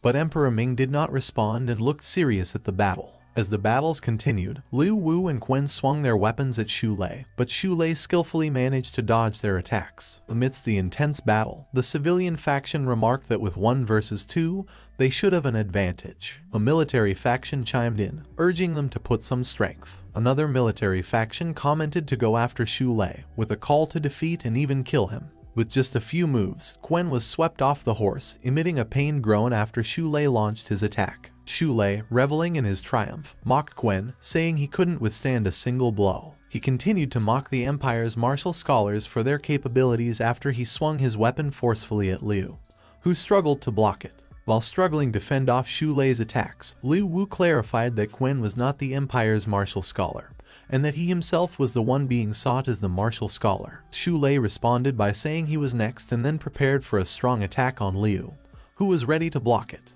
However, Xu Lei managed to dismount Liu's weapon after he swung his weapon, causing Liu to lose his balance. Xu Lei laughed as Liu Wu fell from his horse. Both civilian and military factions fell into stunned silence, their expressions darkened with disbelief. Then Xu Lei proudly raised his weapon high as he mentioned the martial scholar. He looked up and proclaimed his victory over the Empire's martial scholar, then burst out laughing. With a proud smile, Yanli looked at Emperor Ming and said that his men may not know the rules and do not understand what is important. He hoped for Emperor Ming's forgiveness while wearing a smile on his face. Emperor Ming remained in a serious expression, while the civilian and military factions remained silent as they wore expressions of embarrassment. Within the barracks, an imperial guard addressed Tong Fei, asking her if they were going to make a move. Tong Fei responded that it was inappropriate to discuss their status without the emperor's order. She cautioned his men not to go too far. However, the Imperial Guard expressed his concern and disbelief at the idea of allowing the Ring Tribe barbarians to act wildly like that. Xiao Yu appeared out of nowhere, stood atop the wall, and wore a soft fabric mask. He called out to Ring's ruffians, telling them that they shouldn't go crazy because Chang'an was not a place for them to run wild. Curious about the voice, Xu Lei looked towards Xiao Yu. Xiao Yu then swiftly jumped below and landed flawlessly in front of Xu Lei. Surprised, Cheng Dalei thought to himself that Xiao Yu had not left yet. At the same time, Jin Wendao was also surprised and recognized Xiao Yu. Cheng Dalei pondered if Xiao Yu still intended to seek justice from Emperor Ming by dressing in this manner. He remarked Xiao Yu as an empire's noble and couldn't tolerate the Ring's arrogance as he came forward. Xu Lei quickly moved to attack Xiao Yu, insulted him as a hairy boy, and questioned where he came from. Without hesitation, Xu Lei declared to take a strike from his spear. Xiao Yu, prepared action from the attack, told Xu Lei to come. Both Xu Lei and Xiao Yu launched their attacks simultaneously, resulting in a clash where they blocked each other's moves. Xu Lei, acknowledging Xiao Yu's skills, complimented him, to which Xiao Yu responded that he was not bad either. Xiao Yu unleashed his wave breaker Vort's technique and made it clear that he didn't have time to play with him. He managed to land a blow on Xu Lei's arms, leaving Xu Lei surprised. Cheng Dalei observed the battle. He thought that Xiao Yu could win in this situation. But Cheng Dalei also realized the consequences of Xiao Yu showing the skills of the wave-breaking spear. He was concerned that if Xiao Yu's skills drew too much attention, it might lead someone to associate him with a previous assassination.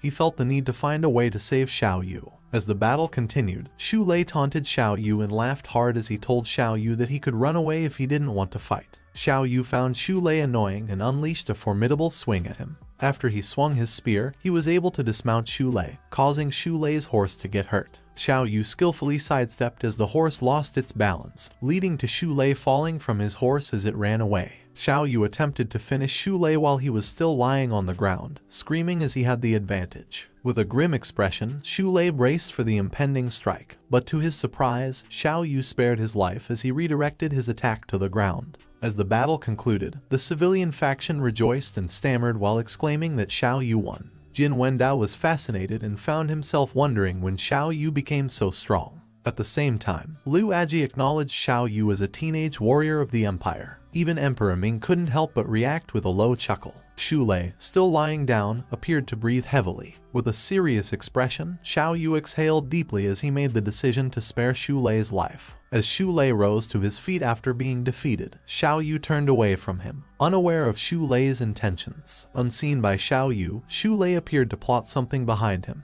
Concerned for Xu Lei's well-being, Yanli advised him to retreat, emphasizing that he was no match for Xiao Yu. However, Xu Lei called out Xiao Yu in a respectful tone, expressing his admiration of Xiao Yu, stating that Xiao Yu was more powerful than the two martial artists, admitting that he could not beat him. He also expressed a desire to learn from Xiao Yu, saying that when he had the opportunity, he would ask for Xiao's advice. In response, Xiao Yu glanced at him and affirmed his words. It turned out that the dignity and demeanor of the Ring tribe were only given to the people they respected. In acknowledgement of this, Xu Lei humbly bowed to Xiao Yu, who had just turned away from him. It was concluded that he was the winner. Meanwhile, the female audience couldn't help but be captivated by Xiao Yu's charisma, their eyes gleaming with hearts fluttering. One of the ladies inquired about Xiao Yu's identity, while the other declared her desire for her father to propose a marriage to Xiao Yu's family. Another lady couldn't contain her enthusiasm as she competed for his attention, while the other exclaimed over his handsomeness. At that very moment and in the same place, Zhang Fei told his group that it was Xiao Yu. It then occurred to Zai Long that if Xiao Yu was there, Cheng Dalei must also be present in the same place. Liu Bei concluded that their trip was indeed not in vain, and they just needed to wait and see. While deep in thought, Wanner found Xiao Yu's face familiar and wondered if he had any connection to Cheng Dalei. She speculated that Emperor Ming's intention was to reward Xiao Yu greatly, believing that he had the potential to reach the top in the future. He is here and standing in front of this high platform. It seems that the opportunity to rise to the top is just around the corner. In her thoughts, Wanner wondered why Xiao Yu was dressed in white, as he appeared to be wearing mourning attire. With a low chuckle, Emperor Ming addressed Xiao Yu and asked about his name and where he learned his skills from. In response, Xiao Yu introduced himself as a common person, Lin Xiao Yu. He firmly planted his weapon into the ground before continuing to speak. With a deep sign of respect, he kneeled and explained that he came seeking justice on behalf of his father. After Xiao Yu introduced himself, the crowd fell into a sudden silence, with all eyes wandering as he remained kneeling.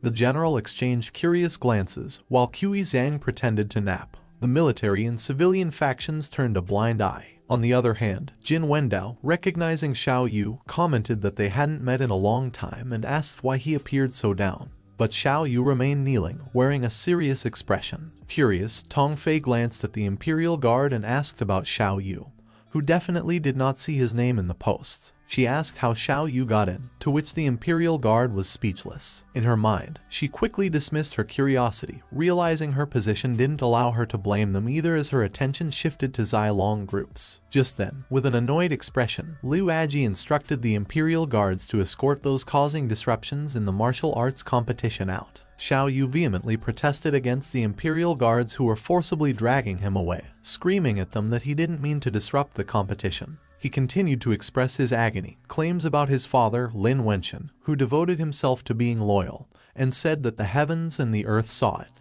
Outrage was visibly on his face as he asked Emperor Ming why he beheaded his father and left a name that would stink for eternity, and desperately cried out for his father's return before the Imperial Guards were forced to cover his mouth. He wanted to seek justice, but sometimes, even the word justice cannot be said. While Xiao Yu was being dragged away, Cheng Dalei appeared in the area and just observed the situation. But worry was evident on his face as he mentioned Xiao Yu's name in his thoughts. During that time, young Longting's thoughts reflected on the situation. He appeared to be somewhat amused by the martial arts competition being ruined by the Ring tribe and Xiao Yu, who shouted for justice. He believed that Xiao Yu would surely be thrown in prison. After the earlier events were resolved, Liu Aji inquired of Emperor Ming about the next steps, mentioning the reward ceremony. But before he could complete his sentence, Emperor Ming then instructed him to continue. Liu Aji then announced to sound the drums, fire the cannons, play music, and performed a dance. He also instructed the Imperial Guards to salute and mentioned that the next part of the ceremony involved a sword and spear dance. Wanner seized the moment to inform Emperor Ming that she hired an opera singer to arrange a play to replace the original sword and spear dance. Emperor Ming approved of Wanner's idea and expressed his willingness to see it.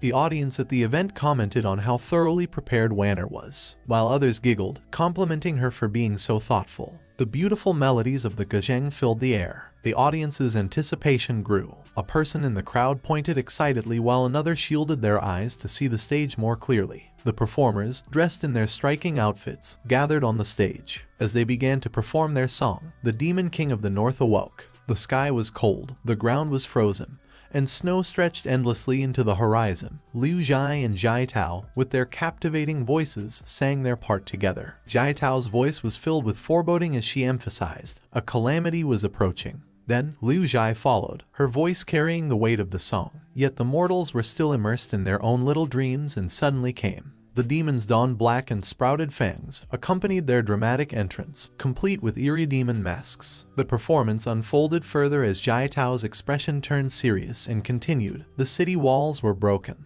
The common people died, and the nobles ran. While she sang, she began to dance gracefully, illustrating the song. A bloody battle ensued, bones piled into mountains and blood ran like a river, and the soldiers scattered, running for their lives, with Jiaitao's dramatic performance bringing the scene to life. The peasants fell without a chance to run. Jiaitao illustrated her dramatic acting as she looked up to the sky. The freshly sown farms were trampled on. The audience couldn't help but be drawn into the story as they stood on their seats, gasping from the music and acting. As the narrative of the song continued, Jiaitao's acting intensified as she portrayed the destruction and sang. Houses set on fire, bodies of children hanging from wooden posts. Her emotions conveyed the sadness of the tragedy, and I too was defiled. She even reached out her hands as if trying to grasp the heavens themselves. The tempo of the song shifted, and another actor entered the stage. The song continued questioning, "Where are those who promised to protect us?" They ran so fast that even the wind had to concede. Liu Zhai emphasized the question, capturing the audience's attention. Why did such a calamity happen? Does heaven want to punish those on earth? Or do the gods not sympathize with mortal men? As the drumming grew more intense, the drama continued to unfold. Suddenly, a mountain warrior descended. Liu Zhai engaged in a dynamic act battle with the demon. His gaze was cold and unforgiving, his blade a weapon of mass slaughter. Although he was alone, he stood his ground against an army of tens of thousands. On the first day, the soldiers feasted. On the second day, armors were donned. The drumming became more intense, conveying the narrative of the performance. The dong from the drum resonated in the air. On the third day, swords were unsheathed. On the fourth day, the soldiers fought. They acted as if the demon won the battle between the soldiers. Fought, bled, killed.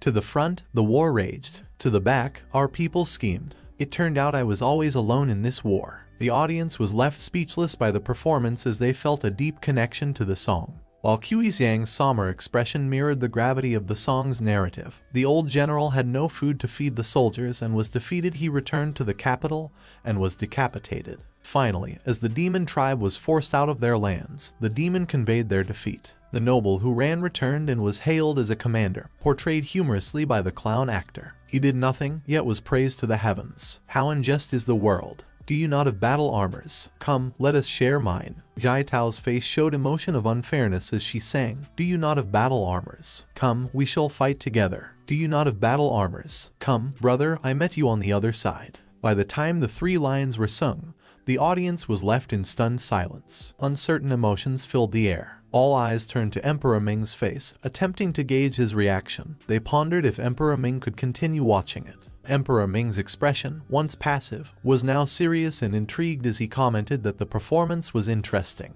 Jin Wendao suddenly stood up during the performance, his jaw clenched as he knew that Cheng Dalei was there. He appeared to be terrified, believing that Cheng Dalei was there right now. He thought that Cheng Dalei was dead, but now sure that he was alive and present there. His face shifted from terror to concern as he looked at his surroundings. Right now, young Longting's inner thoughts were in a mess, and his heart was racing. As he thought that Cheng Dalei wasn't dead, he cursed in his mind, realizing he should have known when they couldn't find Cheng Dalei's corpse. Fear was evident in his eyes as he imagined Cheng Dalei had already found his way there. He anxiously wondered where Cheng Dalei was and who he might be disguised as. Meanwhile, at the performance, the drums died down, but the performers continued their act, with Jiaitao still singing. The wicked demon king had been banished. Yet, the hero who killed him was persecuted by the people. Liu Zhai acted as though, as she presented the narration, that she had been captured, while the noble who ran away was glorified by the people. The audience was open-mouthed because the impact of the song and performance was so real. Amidst the performance, Jiaitao walked to the center as she continued to sing. The black dog chased flies in the sky.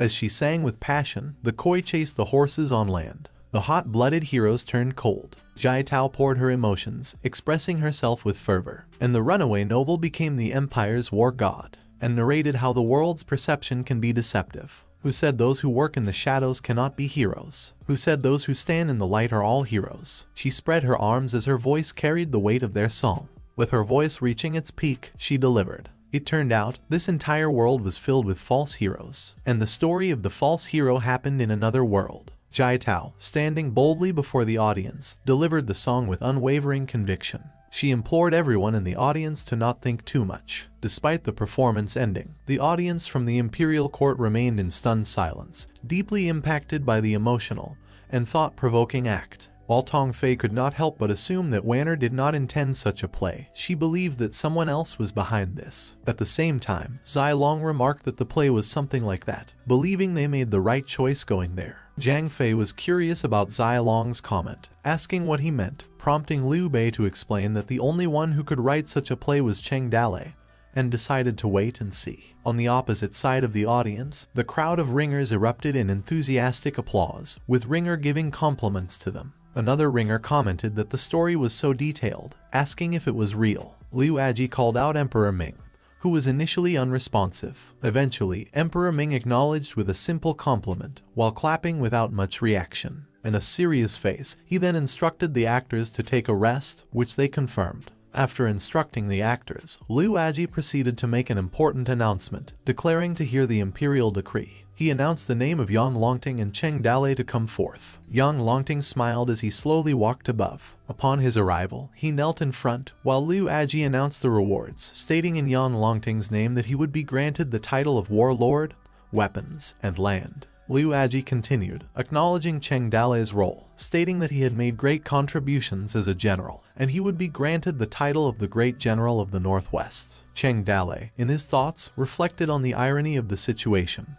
thinking that the play just now mocked Yang Longting, and now they were rewarding him. As he walked to the top, Cheng Dalei insulted Emperor Ming as an old fogy, suspecting that Emperor Ming intentionally must have done it. Liu Aji then told them to heed Emperor Ming's order, prompting Yang Longting to bow and humbly respond that he dared not receive such a generous reward. Emperor Ming, displaying his wisdom, acknowledged Yang Longting's modesty, saying that Yang Longting had made great contributions to the empire, and that he did not need to be humble since that is what he deserved. However, Yang Longting was filled with determination as he declined the offer, expressing that he was not being humble, as he really felt that he did not deserve it. He continued, saying that he had something that he must say, and hoping for Emperor Ming's forgiveness of his rudeness, to which Emperor Ming let him speak after he stood up, reminding him that there was no need to keep kneeling. Yang Longting began by telling Emperor Ming that he had something that had been on his mind for such a long time, but could not gather the courage to say it. Emperor Ming told him that he should say what he wanted to say, as Yang Longting was also supposed to give a speech that day.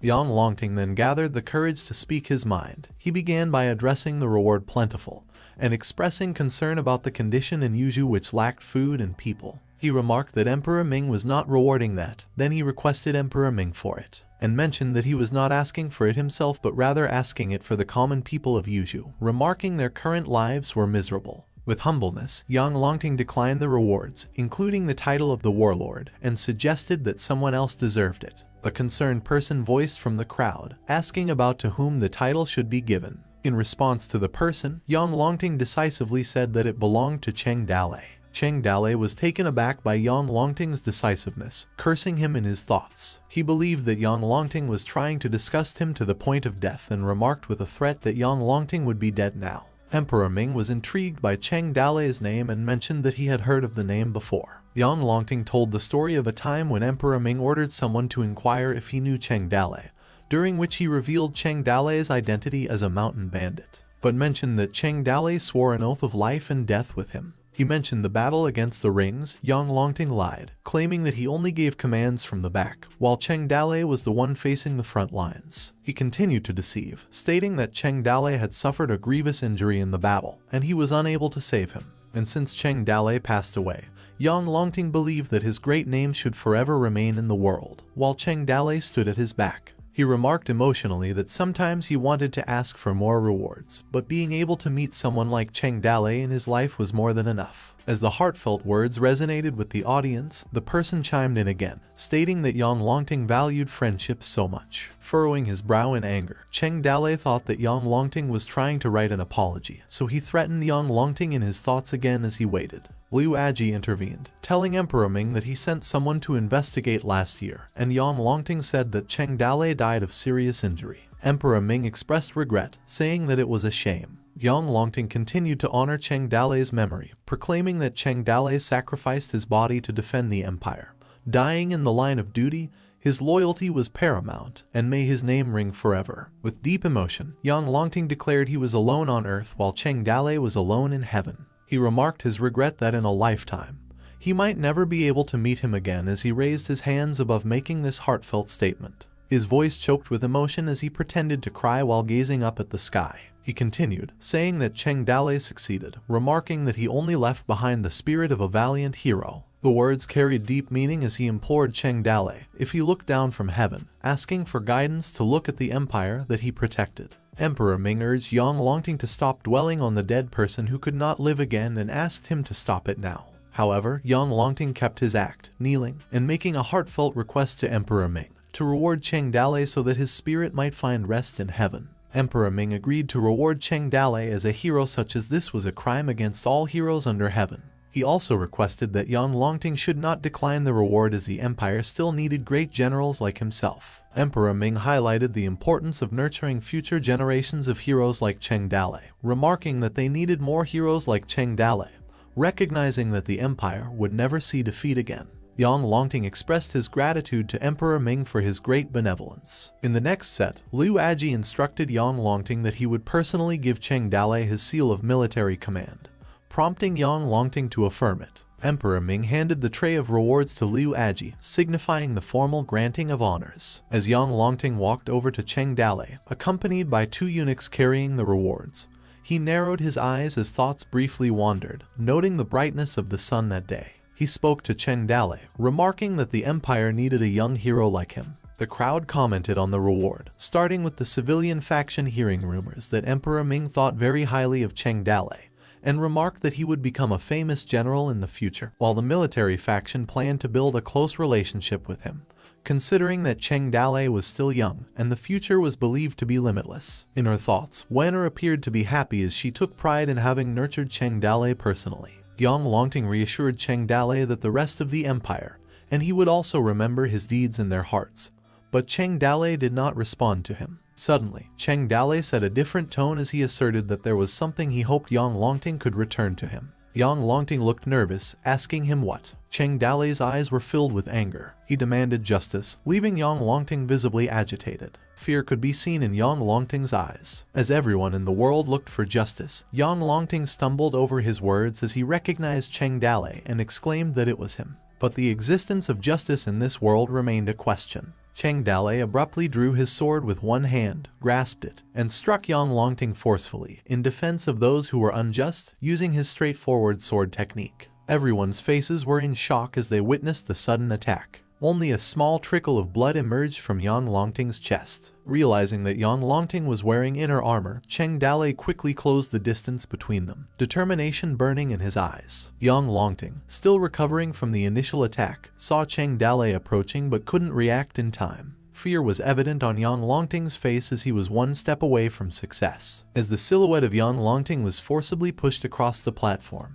he pondered why the future war god of the empire had to be brought down by the current war god of the empire. Cheng Dale struck Yang Longting in the body once more, causing both of them to tumble out onto the platform. His face twisted with anger as he insulted Yang Longting, calling him a coward and demanding his death. With unrelenting vigor, Cheng Dale continued to strike at Yang Longting's armor. He slashed intensely, causing Yang Longting's armor to break, and relentlessly attacked him and managed to slash with his sword, seeing blood in the process, causing blood to splatter on his face while blood seeped from Yang Longting's mouth. As his voice filled with anger, Cheng Dale used his skillful speedy sword explosive fireworks, the final blow of his attack, piercing deep into Yang Longting's chest. Panic spread among the Imperial Guards and spectators, with cries for help over to Yang Longting and calls for the Imperial Guards to intervene. They marched towards Cheng Dale with weapons on them, as Cheng Dale's sword became wet from the blood that pierced Yang Longting's chest. Yang Longting groaned in pain, clutching his injuries. He slowly uttered Cheng Dale's name. Cheng Dale expressed his anger, claiming that it was only fair to take Yang Longting's life after Yang Longting had brought down his village. Yang Longting's eyes narrowed as he pondered who once asked him for fairness in a similar manner. Memories resurfaced, and he mumbled in confirmation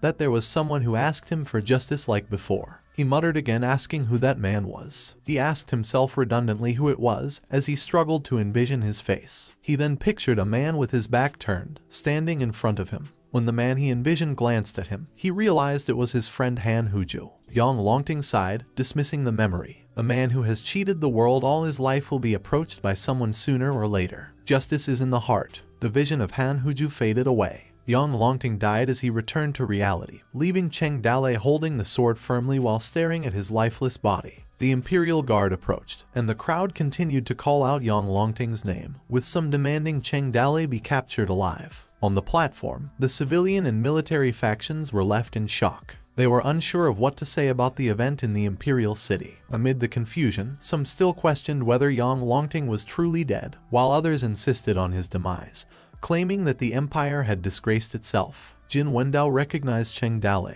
Meanwhile, Qi Xiang wondered who Cheng Dale was. The weight Cheng Dale carried on his shoulders for a year seemed to dissipate on that day as he stood there, feeling refreshed and rejuvenated. In the midst of the chaotic event, Wanner wondered about the grudge that Cheng Dale held against Yang Longting. With concern in her eyes, she once hoped that Cheng Dale would have a bright future and rise to the top. However, it now seemed that he dragged himself down into the abyss, while she watched Cheng Dale being surrounded by the soldiers. Fueled by aggression, the soldiers were relieved that Cheng Dale was still alive. Undeterred by them, Cheng Dale questioned whether they still had the guts to draw their swords, considering that the Ring tribe scared them all out of their wits a year ago. Within the crowd, factions from the military murmured, with one person questioning if he was Cheng Dale, and another person was confused, as it was said that he was dead, wondering why Cheng Dale wanted to kill Yang Longting if they had a good relationship, while others questioned the secrets behind it. Amidst the confusion, Liu Aji sought Emperor Ming's attention, inquiring about the sword in Cheng Dale's hand.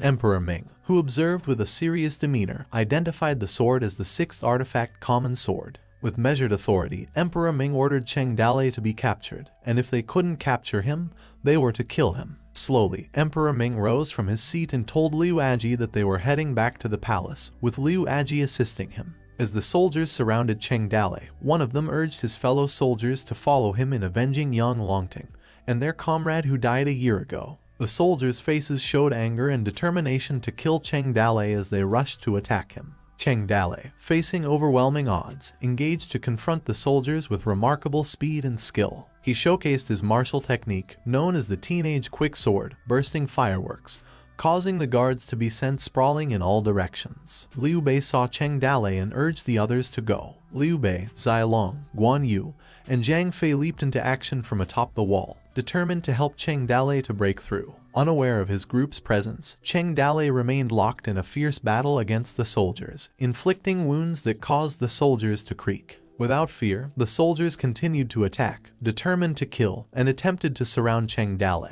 while he responded with his bursting firework technique to block their every move. The soldiers were determined not to let him get away. Yet Cheng Dale, undaunted, skillfully fended them off. With determination in their eyes, the soldiers were relentless in killing Cheng Dale, as they couldn't believe that he had 3 heads and 6 arms. Suddenly, on the flip side, Cheng Dale's group initiated a surprise attack on the soldiers from behind. Catching them off guard, some questioned the unexpected intrusion. The sudden attack surprised Cheng Dale, prompting him to turn in that direction. Liu Bei with a smirk led the group and announced to Cheng Dale that they had arrived. While observing the situation below, Tong Fei identified the broken formation. She cursed at Cheng Dale's group who joined in, and that prompted her to take action. With a swift leap, she descended from above, aiming to intercept the group of Cheng Dale. Tong Fei sternly warned them, determined to stop their advance. Guan Yu warned them to be careful of Tong Fei's approach, but Zai Long declared that he would take care of Tong Fei on his own.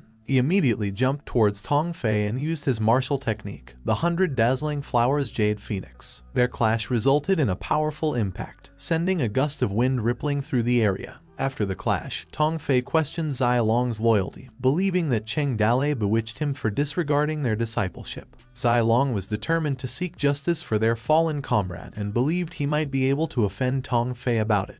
He then looked at his group, reassured them that he would take care of Tong Fei, and urged them to help Cheng Dale.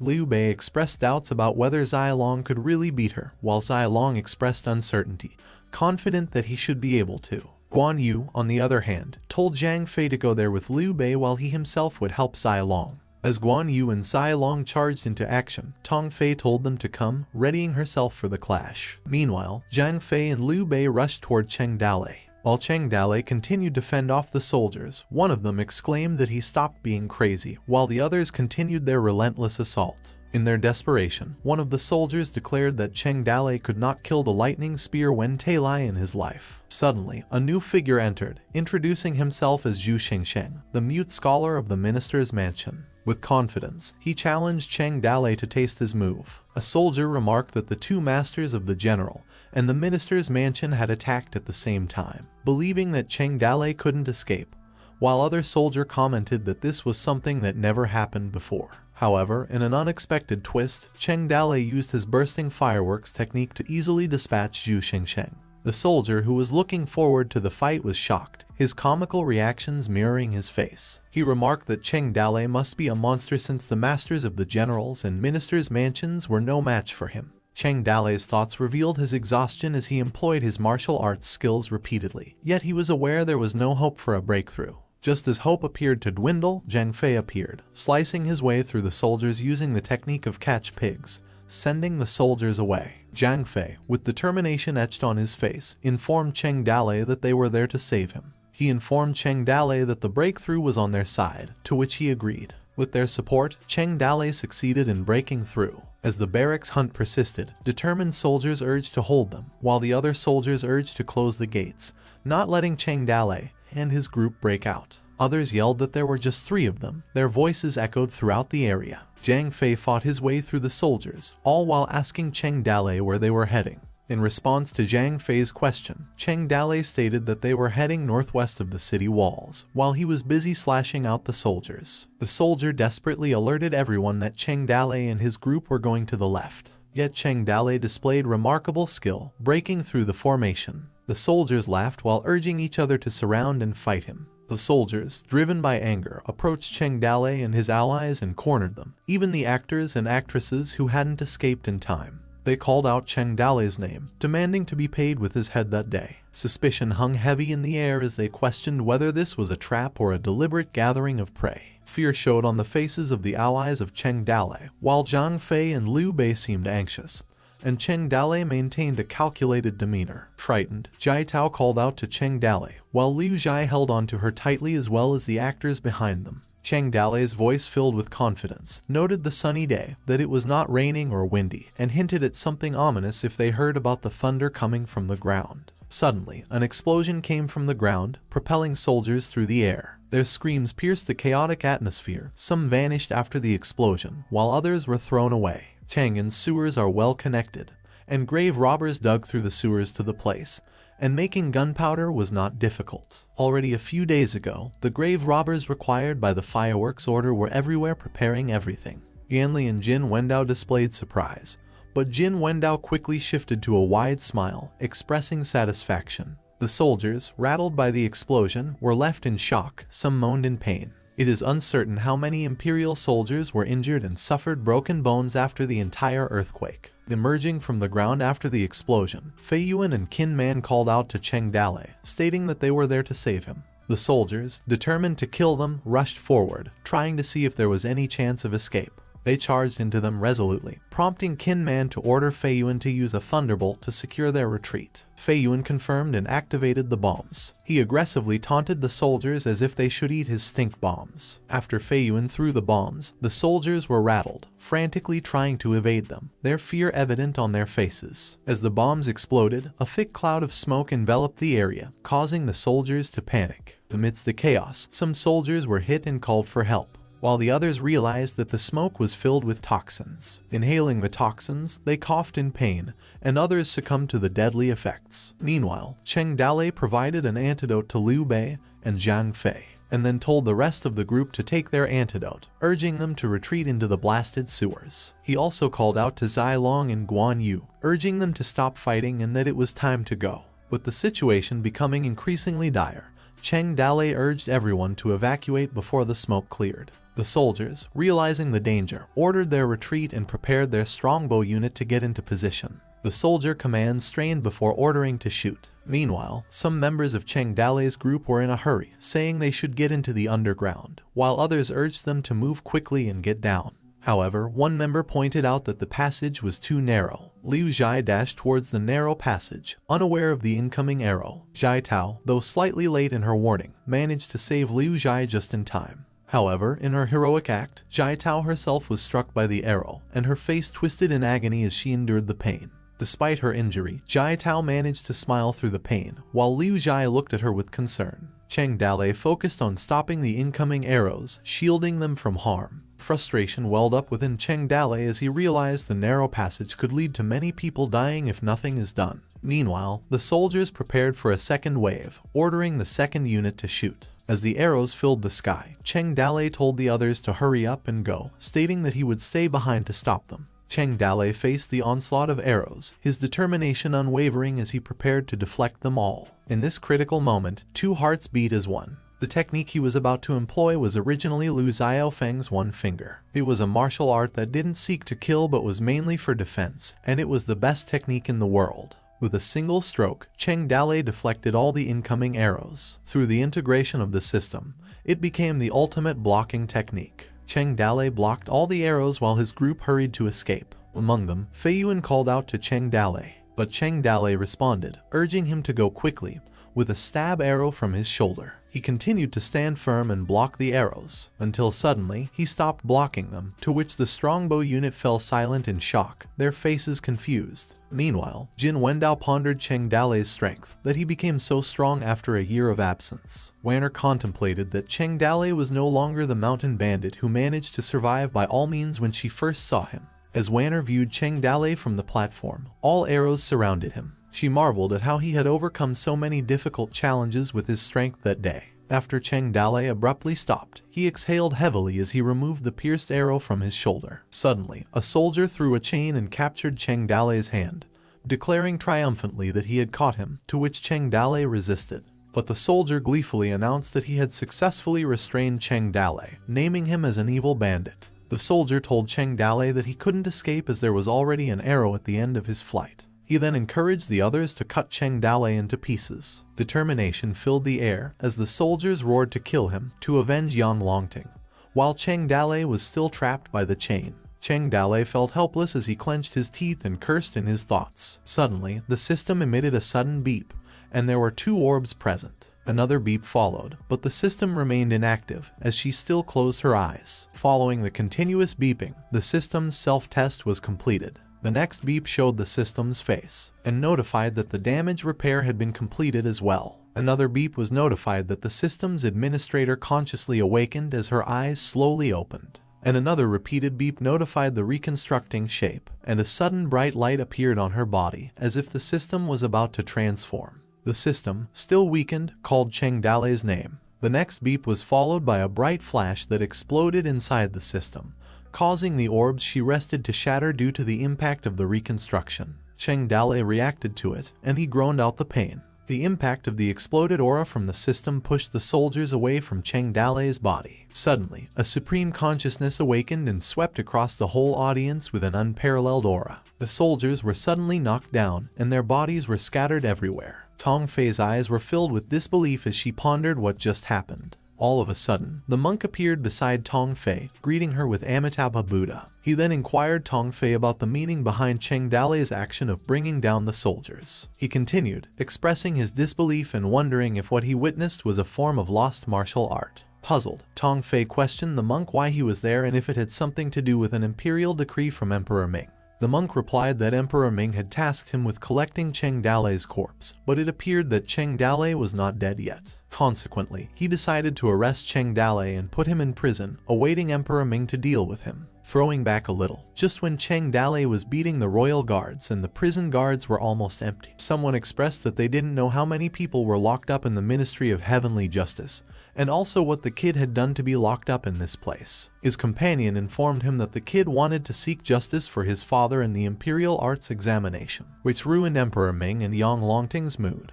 And the man wondered what kind of injustice had been done to his father that he was pleading for justice. The other answered that the kid's father was the coward of war, Lin Wenchen. The man laughed as he realized who he meant by the coward and stated that he deserved it, while the kid inside the cell was Lin Xiaoyu. Lin Xiaoyu's eyes widened. The guards were taken aback and told to alert the others that someone had broken into the prison, as well as who they were and how dare they break into the heavenly prison. Lin Xiaoyu stood there watching as they yelled and called for somebody. a flag outside his cell with the words "seeing through the world," as the bearer stated that all creations were born to nourish, and people still complained to God for not being benevolent. The man went on to say that he had not known locusts were all over the world, and that everyone was suffering as a result from the king's servant. According to the old Taoist, humans were born as noble or commoner, with the noble always being favored by heaven. His young disciple added that wealthy life is always up to heaven, and commoner's poverty was punished by heaven. The old Taoist then stated that suddenly a madman sharpened his sword at night, and the Star Emperor swayed in the wind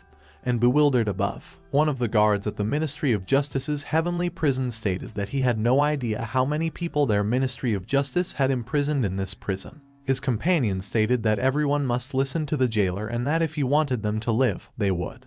And if he didn't want them to live, they wouldn't, whereas his friend stated that what the jailer says is right. As his entrance made a rumbling noise, a man chimed in, stating that this was the rule of the Ministry of Justice heavenly prison. The guards were perplexed at what they saw. As three figures approached them, the guard greeted their lord. One of the guards was puzzled. He had the thought that the prisoner needed 3 Merlian guards as escorts at this time, and they were Tong Fei, Monk, and Liu Aji. Liu Aji told the guards not to torture the person behind him, and not to treat him badly with only 3 meals a day, and to let him eat whatever he wanted as long as he didn't go out, as well as to try to meet his other needs. The guard cursed Liu Aji in his head, telling him that instead of this prison, he should take the prisoner to his house, and bowed, inquiring Liu Aji about the prisoner. Cheng Dalei's body was cuffed inside a box while Liu Aji ordered the guard to put him in a separate cell with the heaviest shackles on him. The guard asked Liu Aji what Cheng Dalei had done, and he replied that he had killed a person.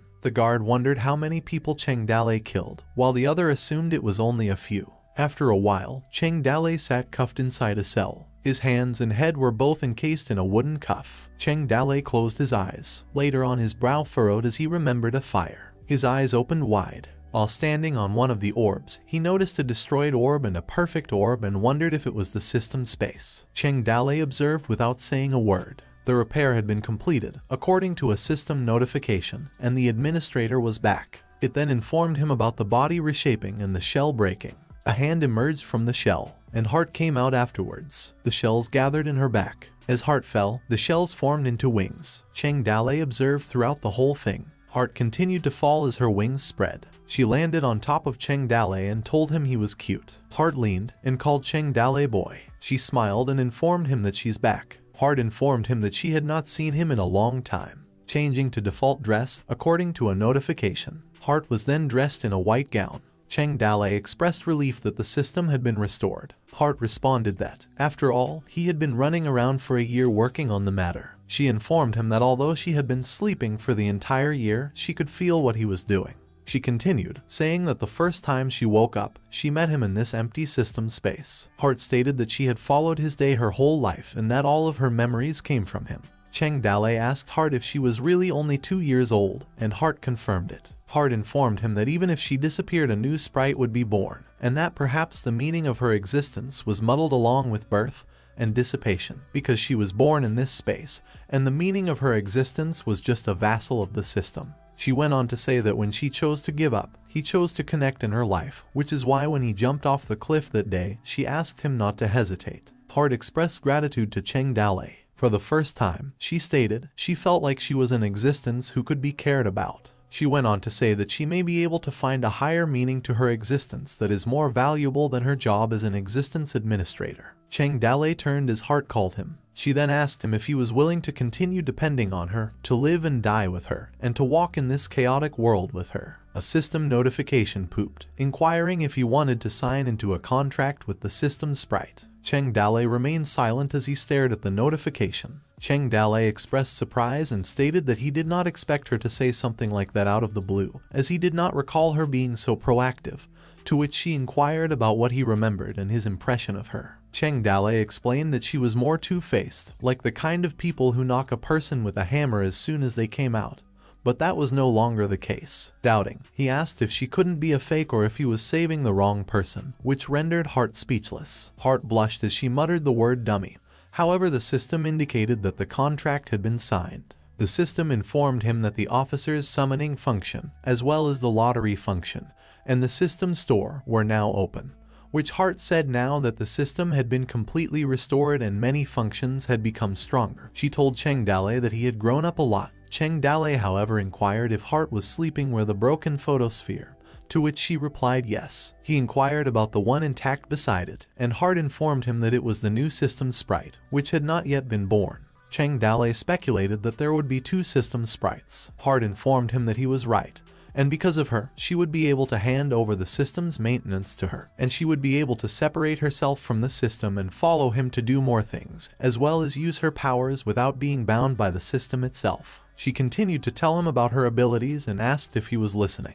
Hart frowned and became enraged. She swung her hand towards Cheng Dale's head. She slapped his head and told him to listen to what she was saying. Her eyes widened in rage as she told him that what she was saying was important, and that she wondered if he realized what he was up against in the real world. Hart called Cheng Dale an idiot. She went on to say that it looked like that the sprite would have to work as soon as it awakened and that it was now time for him to leave the place. Hart explained that he had been worried about her for a long time and that she should do something for him, and that there was a chance that he could use his newly acquired sprite power. A system notification appears, stating that Cheng Dale received a new mission, which stated that the young person who was in prison could only start a new life if they escaped. Cheng Dale noticed the difficulty and inquired about the reward, but Hart chuckled and said she would keep it a secret for the time being. Cheng Dale sat in his cell that night. He determined that the shackles must have weighed at least 100 pounds and wondered if they were afraid of him escaping from prison. A coup was heard outside Cheng Dale's cell. Cheng Dale became aware and looked out the window. Bai Feiyuan appeared, addressing Cheng Dale.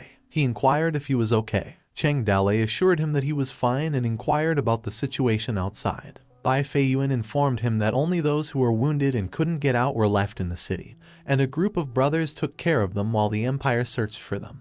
But with his orders, they had quietly evacuated the city and were now settled in Hulu Mountain, which Cheng Dale was relieved about and told him that if there were casualties, he should leave more silvers for their families as it was all they could do. Bai Feiyuan assured him that they had not suffered many casualties. Cheng Dale informed him that another brother, Lin Xiaoyue, had been caught and ordered him to find out where he was being held and save him. Bai Feiyuan assured him that he had heard that he had been rescued by a strong warrior, a teacher, and his disciple. Cheng Dale, concerned, inquired about Yi Zhidao and Liu Zhihan, wondering if they were okay, to which Bai Feiyuan replied that Liu Zhihan was fine, but Su Ying was very worried about him. He went on to say that Yi Zhidao was seriously injured and assured him not to worry because a brother named Liu Bei was treating her. Bai Feiyuan noticed something. He turned around and listened. He informed Cheng Dale that someone was approaching and assured him that the brothers would certainly save him. Bai Feiyuan then leaped above the prison gate. A clunking noise was heard.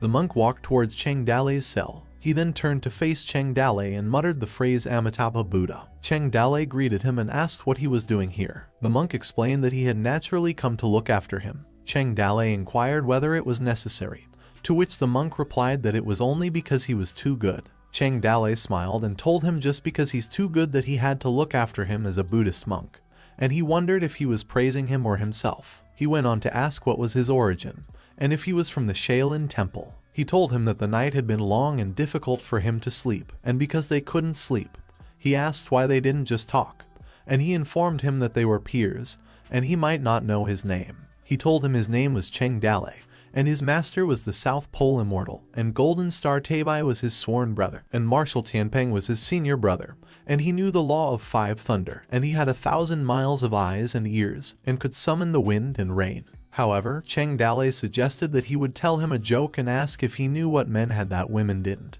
and told the monk to speak up and not pretend to be cold. Cheng Dale paused and said nothing. He gritted his teeth as he viewed information. He yelled, telling the monk to come on. Cheng Dale addressed the man as Meng Zhilao and asked if he would still show respect if he saw a real Buddha. A system information appeared, stating Meng Zhilao's information, and his Dharma's name was Qin Yi, who was 52 years old. Cheng Dale had a thought in his head that he really looked down on him. He then informed Meng Zhilao about himself, 52 years old, and his Dharma's name was Qin Yi, and he was an infinitely compassionate and merciful palm with Vajra indestructible body skill. Meng Zhilao stared at Cheng Dale. He asked him how he knew that, as he had lived in seclusion for many years, and few people around the county knew his name, to which Cheng Dale responded that he had his connections. Cheng Dale stated that he told him that his master was the South Pole Immortal, and what things could he not know, and asked him to have a casual chat, and if he didn't speak again, he would tell him how he peeked at a woman taking a bath when he was a child, and how it would affect his public image more. Meng Jilao asked what he was talking about, but Cheng Dalei said they could talk about anything, such as his first love. Meng Jilao blushed and stated that he had something unclear and wanted to ask for his advice. Cheng Dalei told him to go ahead, believing that it was to ask him why he wanted to kill Yang Longting, and then talk about what injustice and the sea of suffering later, and so on the truth, and he also thought that he just liked to talk about some life philosophy. Meng Jilao asked again what it was that men had that women didn't. It wasn't that he didn't want to talk, it was just that he had been thinking about the question and asked him not to blame him for being a little rude. Cheng Dalei instructed him to look at his beard, and the answer was beard. Cheng Dalei had the impression that Meng Jilao was a retarded pervert and asked him what he was thinking or what he believed it was. Meng Jilao stated that he believed it to be Adam's apple, but now he believes he was mistaken, which stunned Cheng Dalei. Cheng Dalei asked Meng Jilao if he changed his clothes before imprisoning him and said he was very thoughtful because he remembered not wearing this suit before. Meng Jilao chuckled and said he was covered in blood and had a cleanliness fetish, so he naturally needed to help him wash up a bit. He then asked Meng Jilao if he could remove the wooden shackles around his neck, and if he refused, he had to help him relieve himself. Moments later, he stated that it was finally a little easier. According to Meng Jilao, Buddha stated that all beings were suffering, that is, all thoughts were born from the beginning of his obsession, and in one single mind. He went on to say that sometimes you could hold on to it and get nothing, and sometimes you could let go and get more. He then suggested to Cheng Dalei that he give it a try. Cheng Dalei told him to fuck off, saying that the last time he cheated him out of a steam bun, and he would never give him today's baked cake. Cheng Dalei realized that Meng Jilao had been here for 12 hours. He cursed him, saying he robbed him of his food. He realized he wouldn't be able to escape from prison if he didn't get rid of Meng Jilao. He asked Meng Jilao why bad people become Buddhas simply by putting down the butcher's knife, whereas good people had to get through 9,981 difficulties to become Buddha. Meng Jilao responded stating that Buddha did not say so. However, Cheng Dalei let out a scoff. He told him that he had heard about a virgin woman who was very devoted to women's virtue, and that the imperial court had even issued her chastity arch for women. He claims that after her death, everyone found something under her pillow. Cheng Dalei smirked and challenged Meng Jilao to guess what was under her pillow, to which Meng Jilao struggled to respond.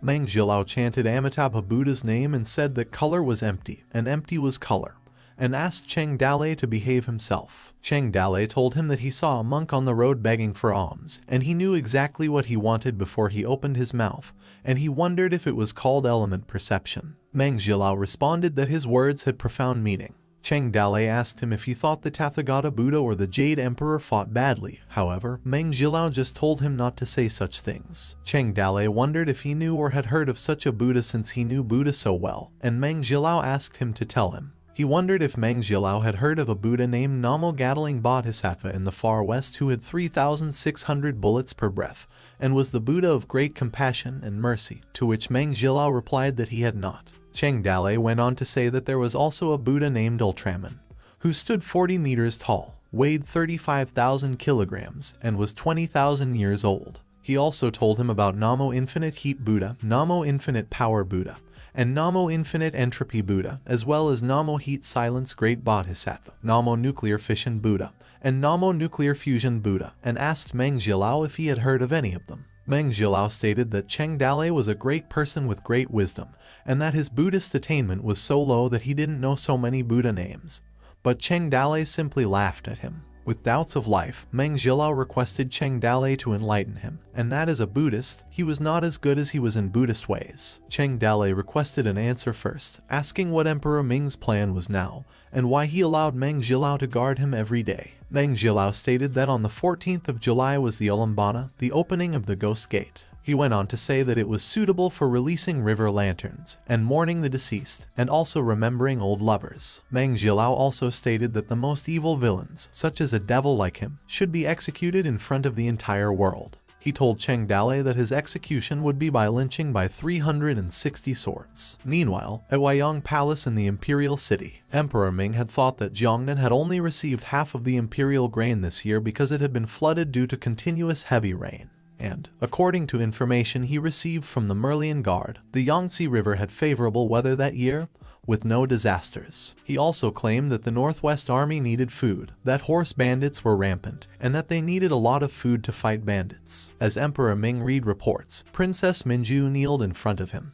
Without saying a single word, Princess Minju looked down. Emperor Ming ordered her to go back. However, Princess Minju begged him. Emperor Ming was aware of her being there and asked her not to say anything. He stated that she was not only his daughter but also the princess of the empire, and she must not say anything in court. Princess Minju advised Emperor Ming that Cheng Dalei did not deserve to die. She bowed to Emperor Ming, stating that he also mentioned that Cheng Dalei was an outstanding talent of the empire, and that his life was far more valuable than his death. She went on to say that Cheng Dalei made great contributions to the empire but killed the hero, and that treacherous court officials were running amok at that time. She was afraid that it would make people in the world cold, and that if things continued, the Lai family would lose its value. Emperor Ming inquired why she wanted to save him, and if he was the man she wanted to marry. Princess Minju frowned and told Emperor Ming that Cheng Dalei was just a friend to her. Emperor Ming, on the other hand, stated that the imperial family does not have friends. In Chang'an City, even fowls and dogs were not left in peace those days, but it can also be said everything was quiet. The angry Yuzhu soldiers raided,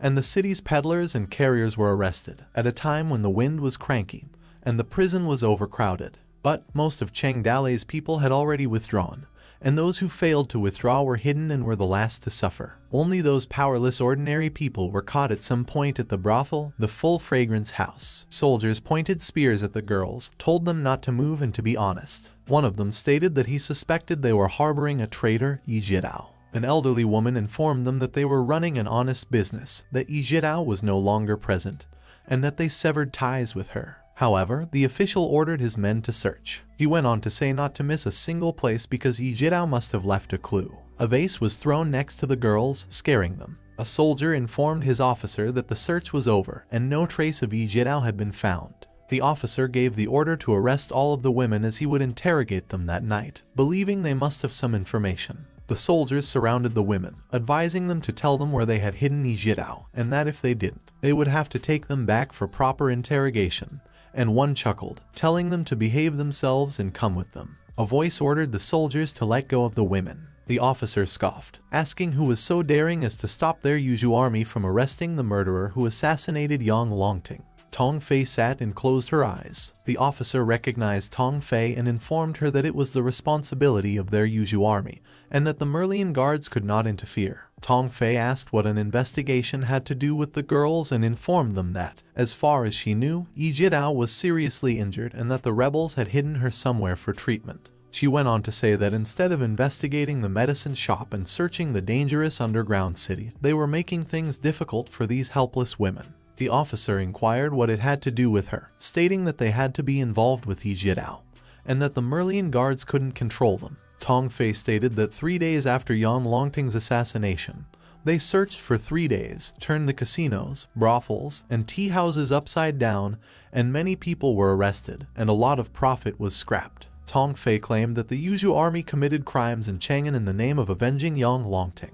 She went on to say that Emperor Ming turned a blind eye to it in order to allow them to vent their anger, and now they wanted to take innocent women and spoil them. She asked if they truly believed the Merlian guards were blind. The officer chuckled and told his subordinates they were leaving because Yi Jidao was not in the place. Tong Fei responded that she was just doing her job when the elderly woman thanked her for saving their lives. She warned the women that because Chang'an was in chaos, they should take care of themselves, for which the girls thanked her. Tong Fei frowned. She thought in her head that a few true villains were caught, but innocent people suffered, and she didn't know how many people filled their pockets and eradicated dissidents during the search progress. There were 150,000 city guards in Chang'an, and 30,000 imperial guards in the imperial city. She wondered if they were letting them run amok in Chang'an just to appease the anger of those soldiers and generals. She wondered what Emperor Ming was thinking of putting the people at risk for the sake of the so-called balance. Xiao Yi walked down the street somewhere. A group of soldiers passed by and talked about what the point of investigating a pharmacy was when there was little profit from it, while the officer responded by asking if they were really going to listen to that woman and investigate the medicine shop.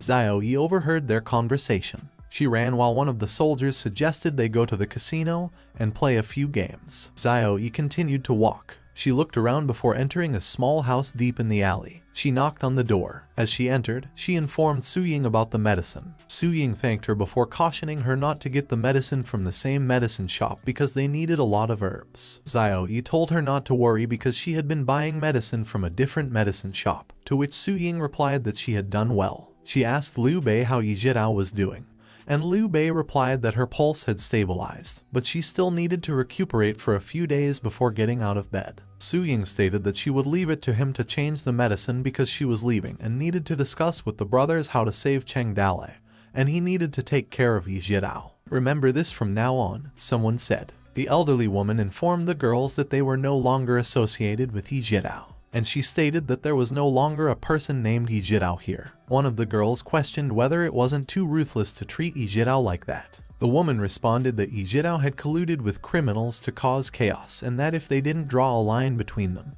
they would all die. And she knew the girls had deep affection for her, but if they acted up again, she asked them not to blame her for being ruthless. When the woman walked away, the girls asked where she was going. She told them not to be nosy and to go do whatever they should be doing when she realized Yi Jidao had caused a lot of trouble this time. She reasoned that she did not receive even a cent of redemption money and suffered a big loss this time. After all, the woman thought Yi Jidao was top-grade good, and she didn't believe she didn't have anything valuable hidden away. She muttered that she found it after throwing some of Yi Jidao's belongings. The woman, who was holding a lot of jewelry, stated that Yi Jidao was worthy of being their top artisan, and she actually had so many valuables hidden away. Her eyes sparkled, and her mouth drooled, muttering that it was all hers now. Upset, the woman wondered where the music notes were hidden, and how many Yi Jidaos she could nurture as long as she had those notes. Meanwhile, an eye peered through the hole in the wall where the woman was. One of the girls noticed what was going on inside. Disappointed, the girl sat down.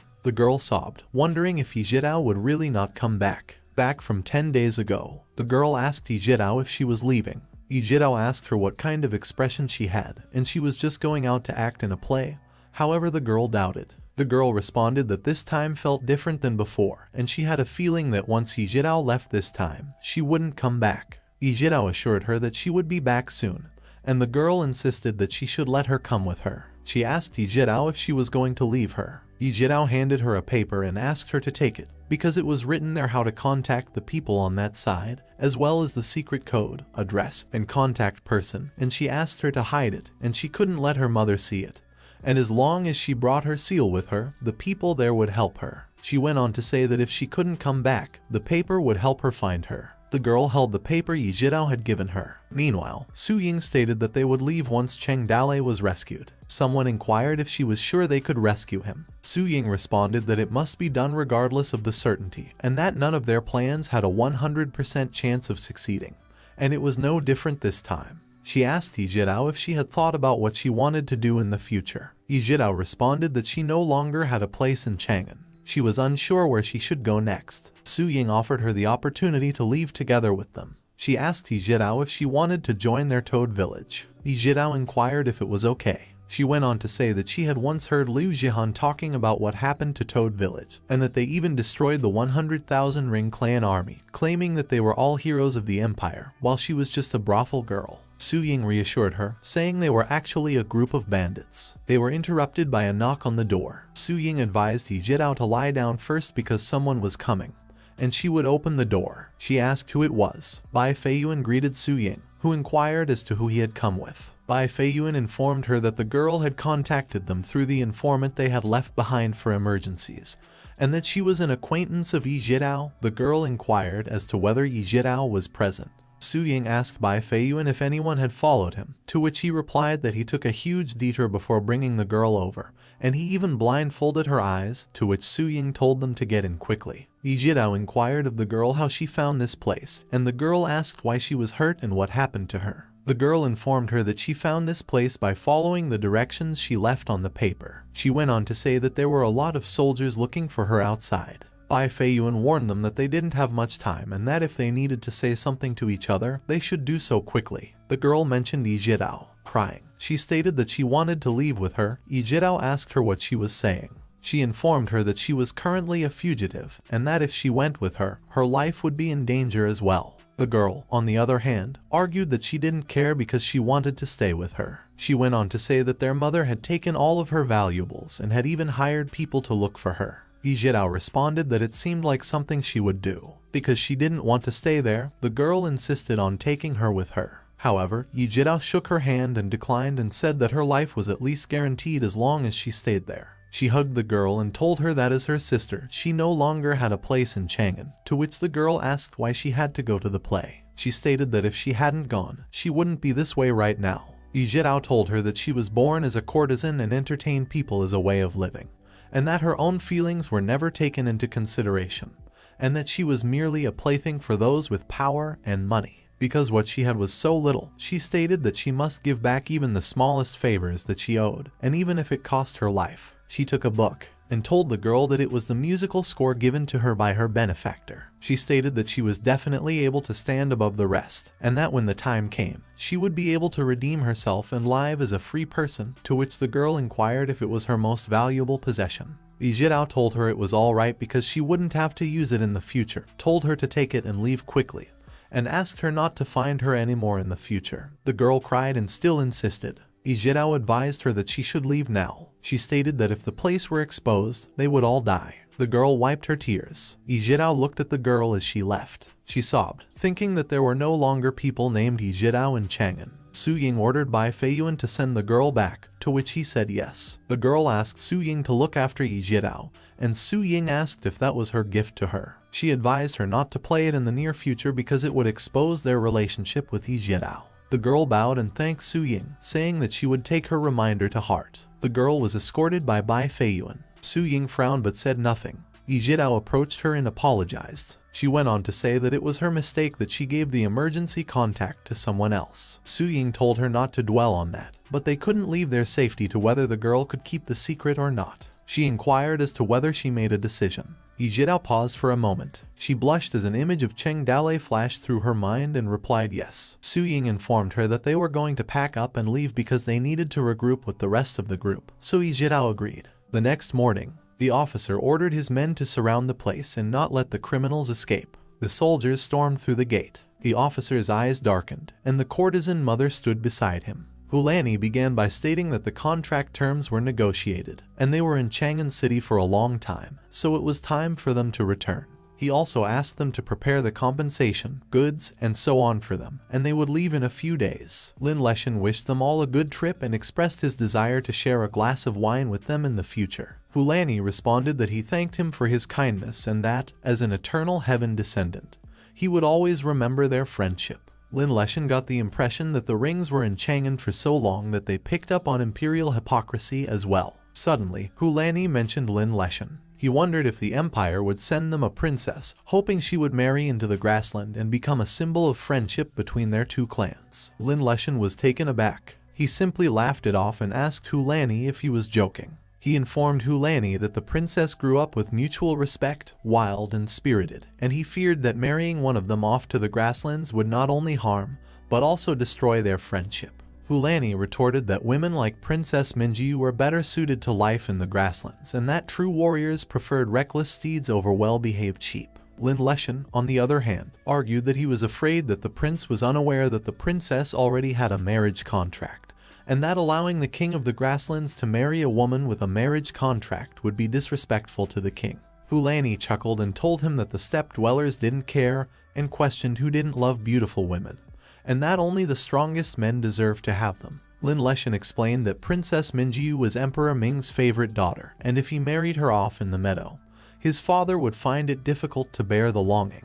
Hulani argued that marrying off Princess Minjiu to the grassland would prove the friendship between the two sides and wondered if the empire was about to marry off an insignificant woman to the grasslands. The two looked into each other's eyes and read the murderous intent of each other in their smiles. Hulani thought that if he didn't give Princess Minjiu to him, he would beat him up, even though he wove himself a dazzling garment of false friendship, humble wisdom, and camouflaged victory. But when he opened his robe, under the robe was still a thin, bony, frail, and crippled body. The building would collapse, and the landscapes would crumble. The thin hands trembled. Someone stated that there was no diplomacy in a weak country. Then a voice yelled, saying they wanted their Princess Minjiu. Emperor Ming, enraged, threw something and wondered how he negotiated with them. He described Lin Leshan as a loser who couldn't get anything done. He went on to say that he told them not to even think about it, and that only fools dreamed about it, to which Lin Leshan responded that he was incompetent and did not do his job properly. Lin Leshan proceeded to inform him, and Emperor Ming inquired as to what the barbarians said.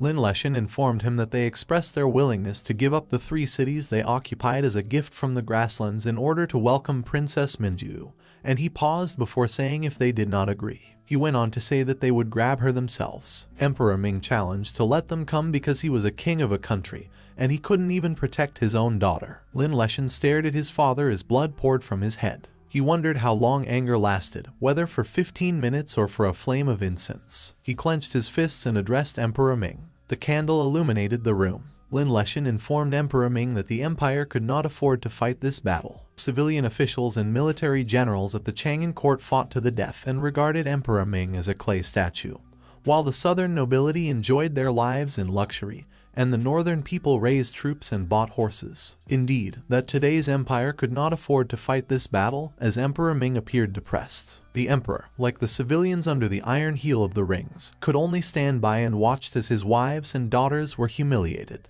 An image of Cheng Dalai's side appeared through the defeated emperor, who gave up hope. Meanwhile, at the penitentiary department Heavenly Prison, Cheng Dalai sat on a pile of hay, while Meng Jilao sat on the other side of his cell. He closed his eyes and rested his hand on the back of his head. He saw 2 orbs, one of which was destroyed. Hart wondered if it was the right time to do it because he was about to be lynched and still thinking about playing.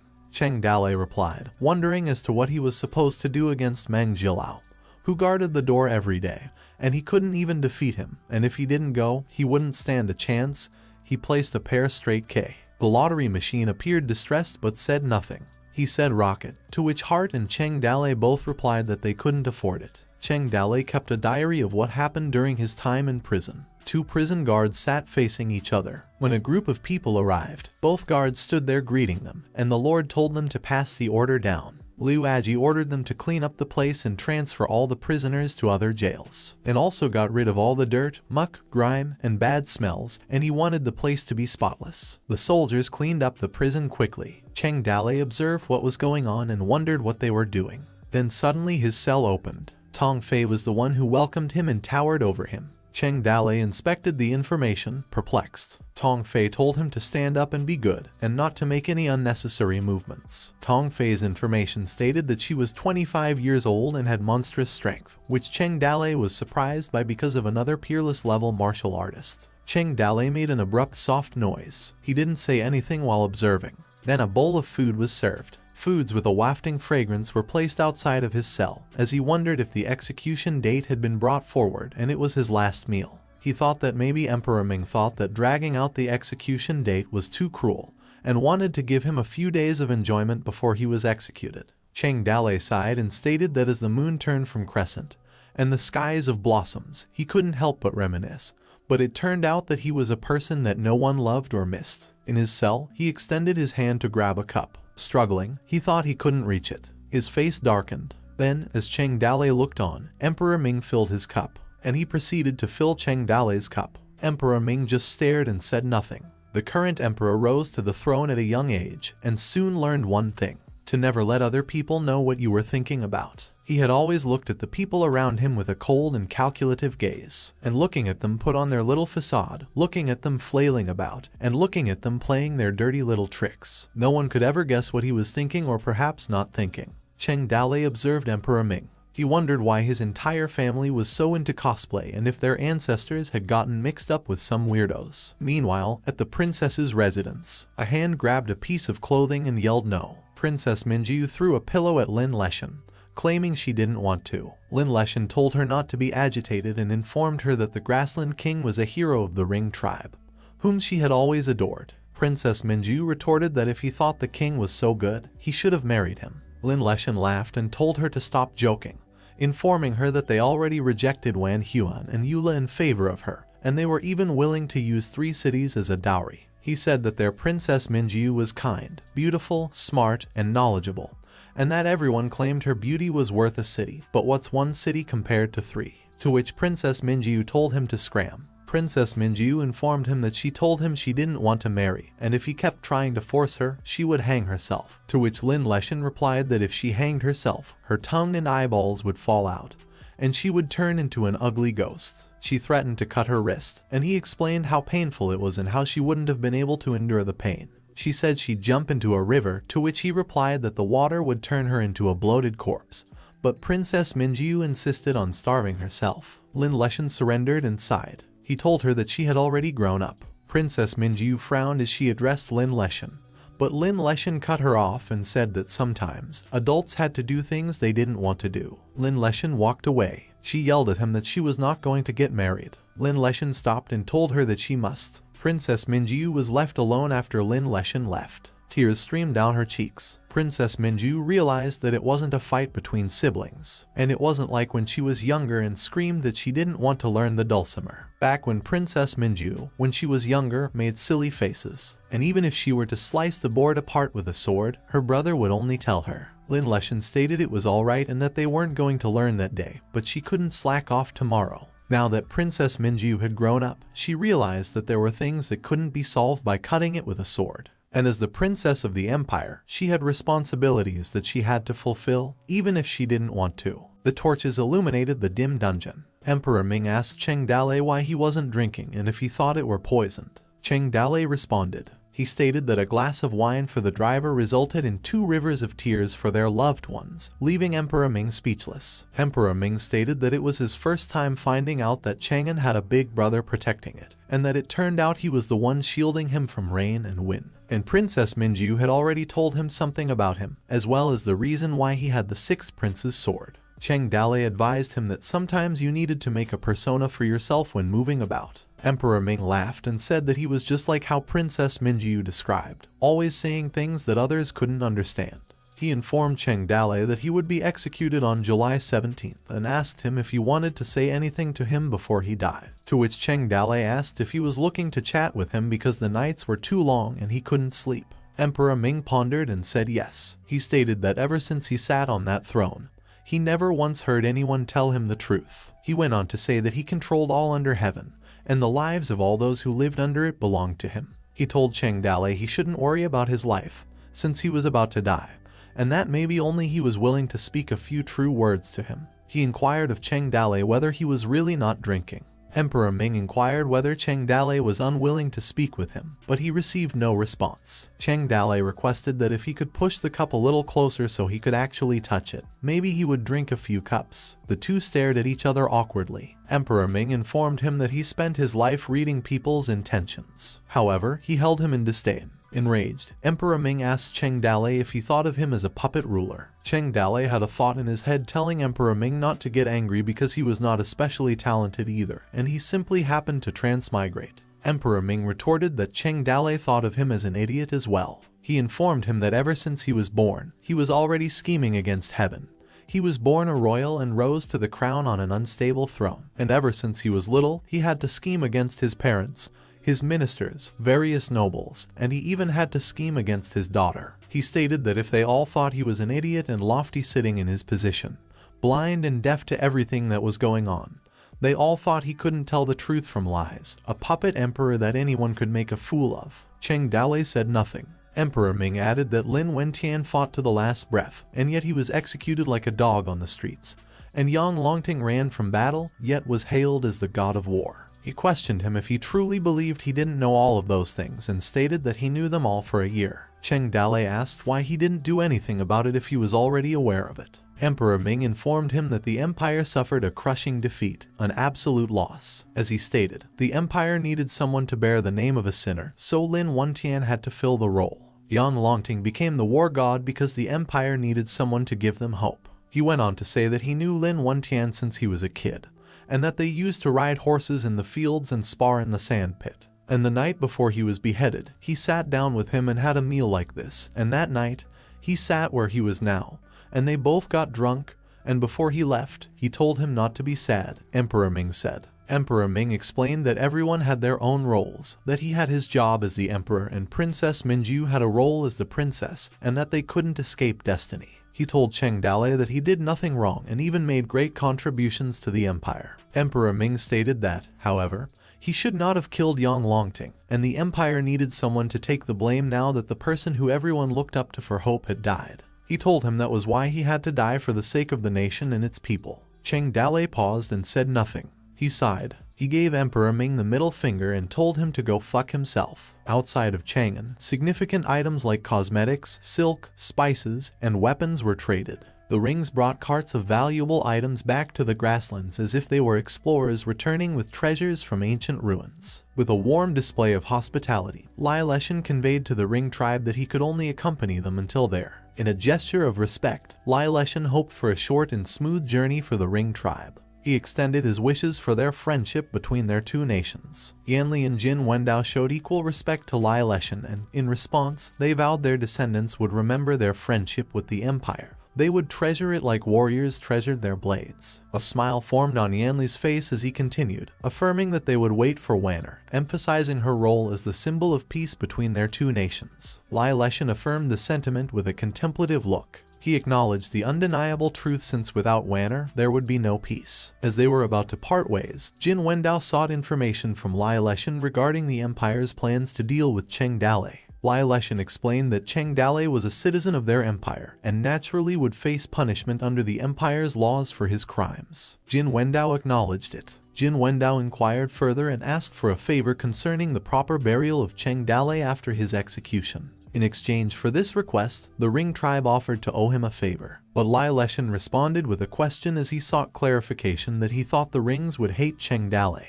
This prompted Jin Wendao to reply that, as enemies, they couldn't wait to kill him, but as soldiers, they couldn't help but respect him. Jin Wendao made another request for a message to be passed to Cheng Dalei, emphasizing that every single warrior of the Northern Ring tribe had spared no effort to try and kill him, but at the same time, he has their tribe's utmost respect. Lai Leshan assured them that they need not worry since they had accepted their friendship and ensured that Cheng Dalei got a proper burial. Then the Ring tribe departed from Chang'an. Meanwhile, in another part of the palace, a cup of rice shattered as it was flung with force. Inside, Wanner's frustration was evident as she aggressively ordered the maids to leave, making it clear that she was not eating. The maids lowered their heads, obediently carrying a tray into the room. Wanner's discontent was palpable as she pouted and expressed her dismay, crossing her arms. Suddenly, Lai Leshan appeared in Wanner's room and ordered the two maids to leave first, to which the maids confirmed. Concerned, Lai Leshan inquired why she refused to eat, having heard that she starved herself. In response, an angry Wanner told him to get out, saying that he wasn't welcome. But Lai Leshan detected a familiar scent in the room, which he promptly identified as the aroma of the osmanthus cake from the royal kitchen. He reminded Wanner that eating too many sweets would make her fat. However, Wanner simply turned her head and pouted, feeling embarrassed because she was caught, and said that she didn't want to go to the grasslands, regardless of what Lai Leshan said. Lai Leshan sat down at her side and asked for her attention, asking if she believed he would ever do anything to hurt her. He gave her assurance, saying that once she went there, she would be above tens of thousands of people, and even he himself would bow if he ever saw her in the future. However, when Wanner contemplated his words, she asked if he would still be able to see her in the future. Lai Leshan smiled and replied with conveying a heartfelt message that the sky was high, and the oceans were wide.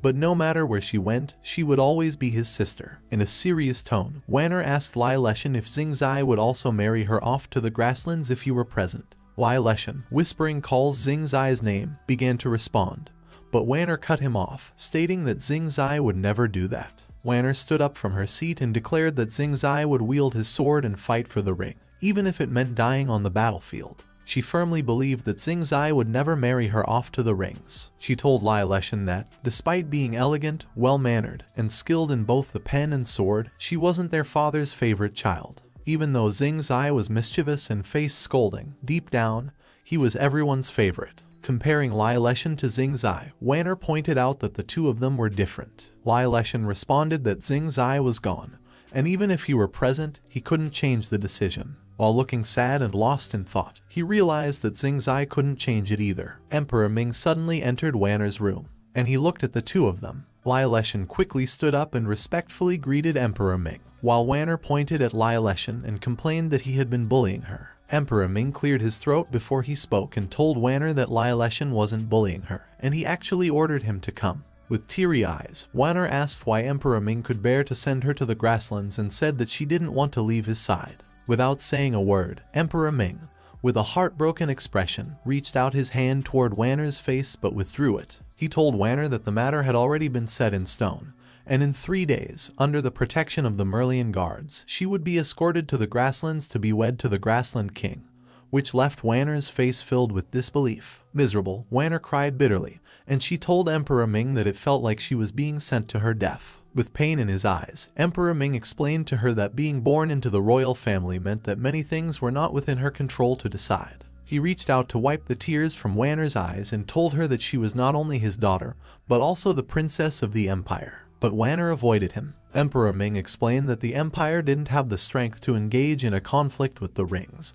and they needed time for the people to recover. He told Wanner that she alone, they could live in peace for 5 years, and hundreds of thousands of lives would be saved because of her. And within these 5 years, the Ang Empire could regain its strength, and they would no longer have to suffer defeats from the Ring tribe's attacks. As Wanner looked at Emperor Ming while she was crying, she realized that his entire head had turned gray. She wiped her tears using the cloth of her dress, and with a sudden seriousness, she told Emperor Ming that she could go, but she requested that he promise her one thing. She wanted Cheng Dale to be released, and Emperor Ming quickly asked her what if he wouldn't agree. Wanner responded by saying she would rather die. But Emperor Ming also asked her if Cheng Dale was important to her because if he didn't die, the people's hearts could not be put to rest. However, Wanner simply responded that it was his problem and had nothing to do with her. This was not her acting play and childish hobby, asking for something from her father. This was a formal exchange, using one item to exchange for another. While you don't want to lose either, you can only have one.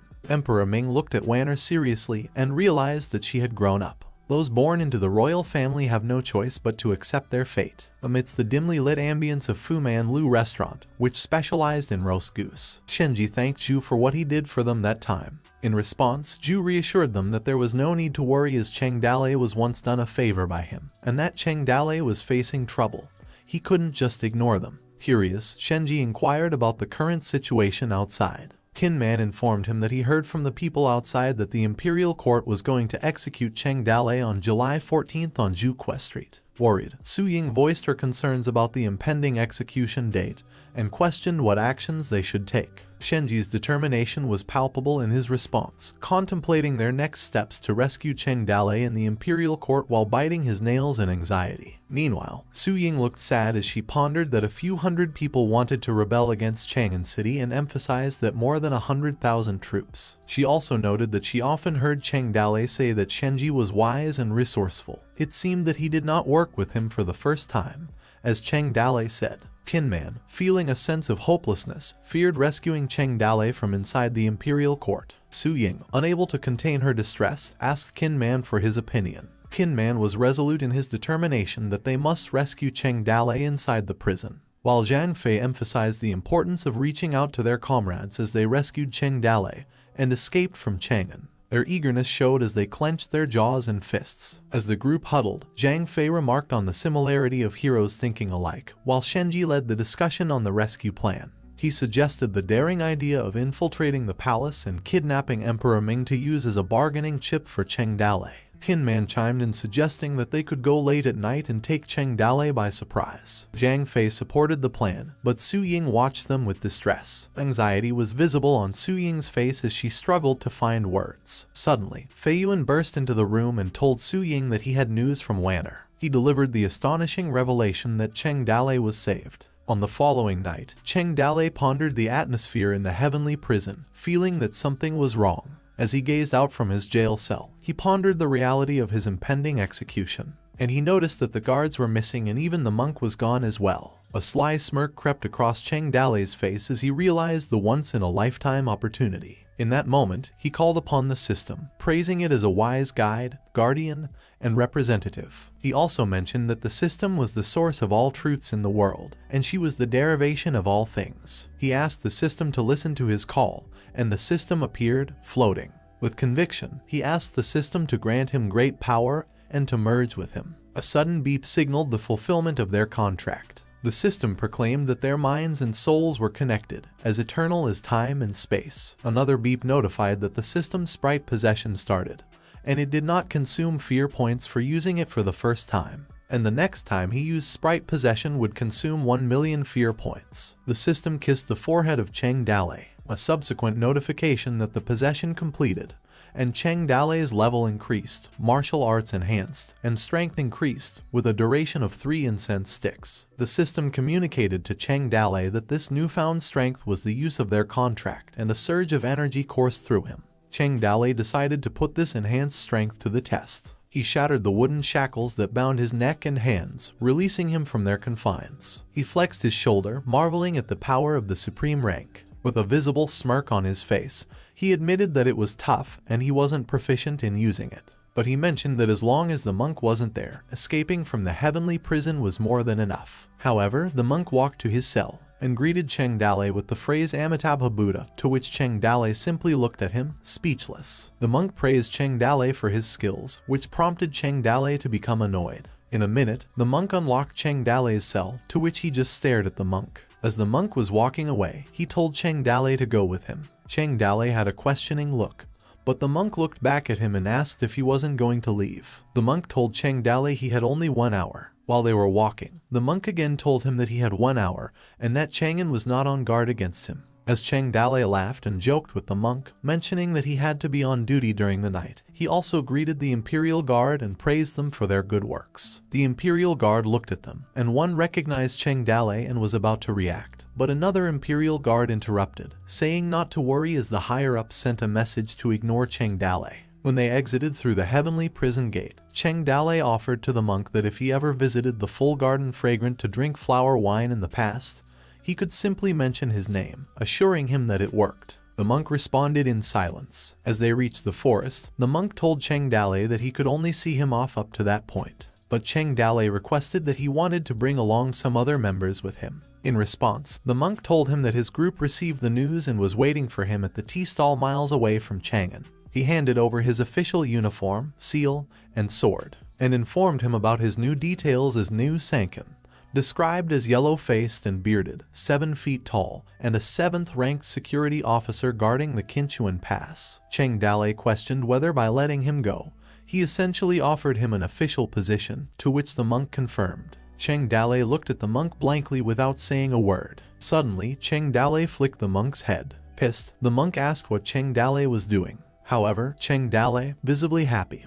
inquired if it hurt the monk because he thought he was dreaming and wanted to get out that much. The monk is annoyed as he tightly grips his kakara, causing his hand to noticeably shake. Just as he was about to say something, he continued muttering to himself. Angry, the monk prayed in his thoughts, affirming that the Buddha didn't tell lies or use profanity. He implored the Buddha to act swiftly as he wanted to remove Cheng Dalei from his path. He said, Amitabha Buddha, and remarked that it appears that he also had a violent nature when he was young. Annoyed, the monk told him to listen and informed him that no one let him go at night. Instead, a bandit broke out of the heavenly prison of the Minister of Punishment. After an hour, someone found his escape, and he became a wanted man. The monk also told Cheng Dalei that it was up to him whether to use New Sankan's seal or not. But the monk suggested he should go there, prompting Cheng Dalei to ask why. The monk replied that it was because the Northwest held the king's spirit. Cheng Dalei mentioned the Northwest and wondered about Qinchuan being in the Northwest. He wasn't sure how strict the security check was that time. Meanwhile, the system mentioned that the trial opportunity was in vain, as she thought she was going to get killed outside.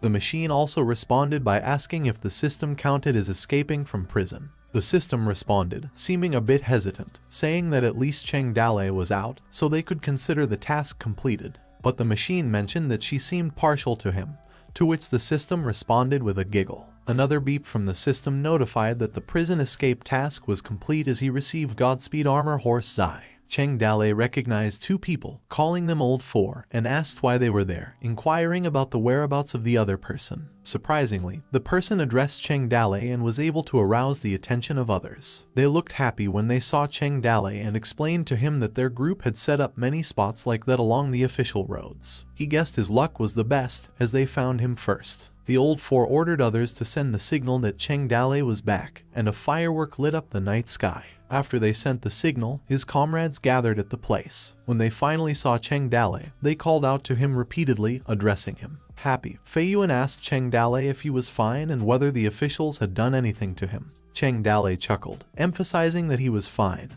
and questioned what the officials could possibly do to him. Liu Bei expressed his joy, mentioning how glad they were to see Cheng Dalei again. Meanwhile, Qin Man inquired about the direction they would be heading next. Cheng Dalei informed his companions from Toad Village that they were heading to Hulu Mountain to meet the others. Fei Yuan expressed his desire that he also wanted to go with him. In response, Cheng Dalei told them that they were born in Chang'an, grew up in Chang'an, and some even raised families there, emphasizing that their destinies were different. He suggested that they could come find him after he resolved certain matters. Cheng Dalei called Aku and told him that since he was in Chang'an for a year, he informed him that he knew the location of their money and instructed Aku to distribute it among the others. He requested one last favor from Aku. He asked him to spread news about the events in Chang'an to the outside world, no matter how small the details. Cheng Dalei also wanted everyone to know that Chang'an was still under the care of the Wulei group, and asked everyone to establish tea stalls along the official roads to Chang'an and requested their help in keeping an eye out for the lost members. Aku and the other members swiftly confirmed his orders. Additionally, Cheng Dalei instructed them that after spreading the news, they should make their way to Hulu Mountain.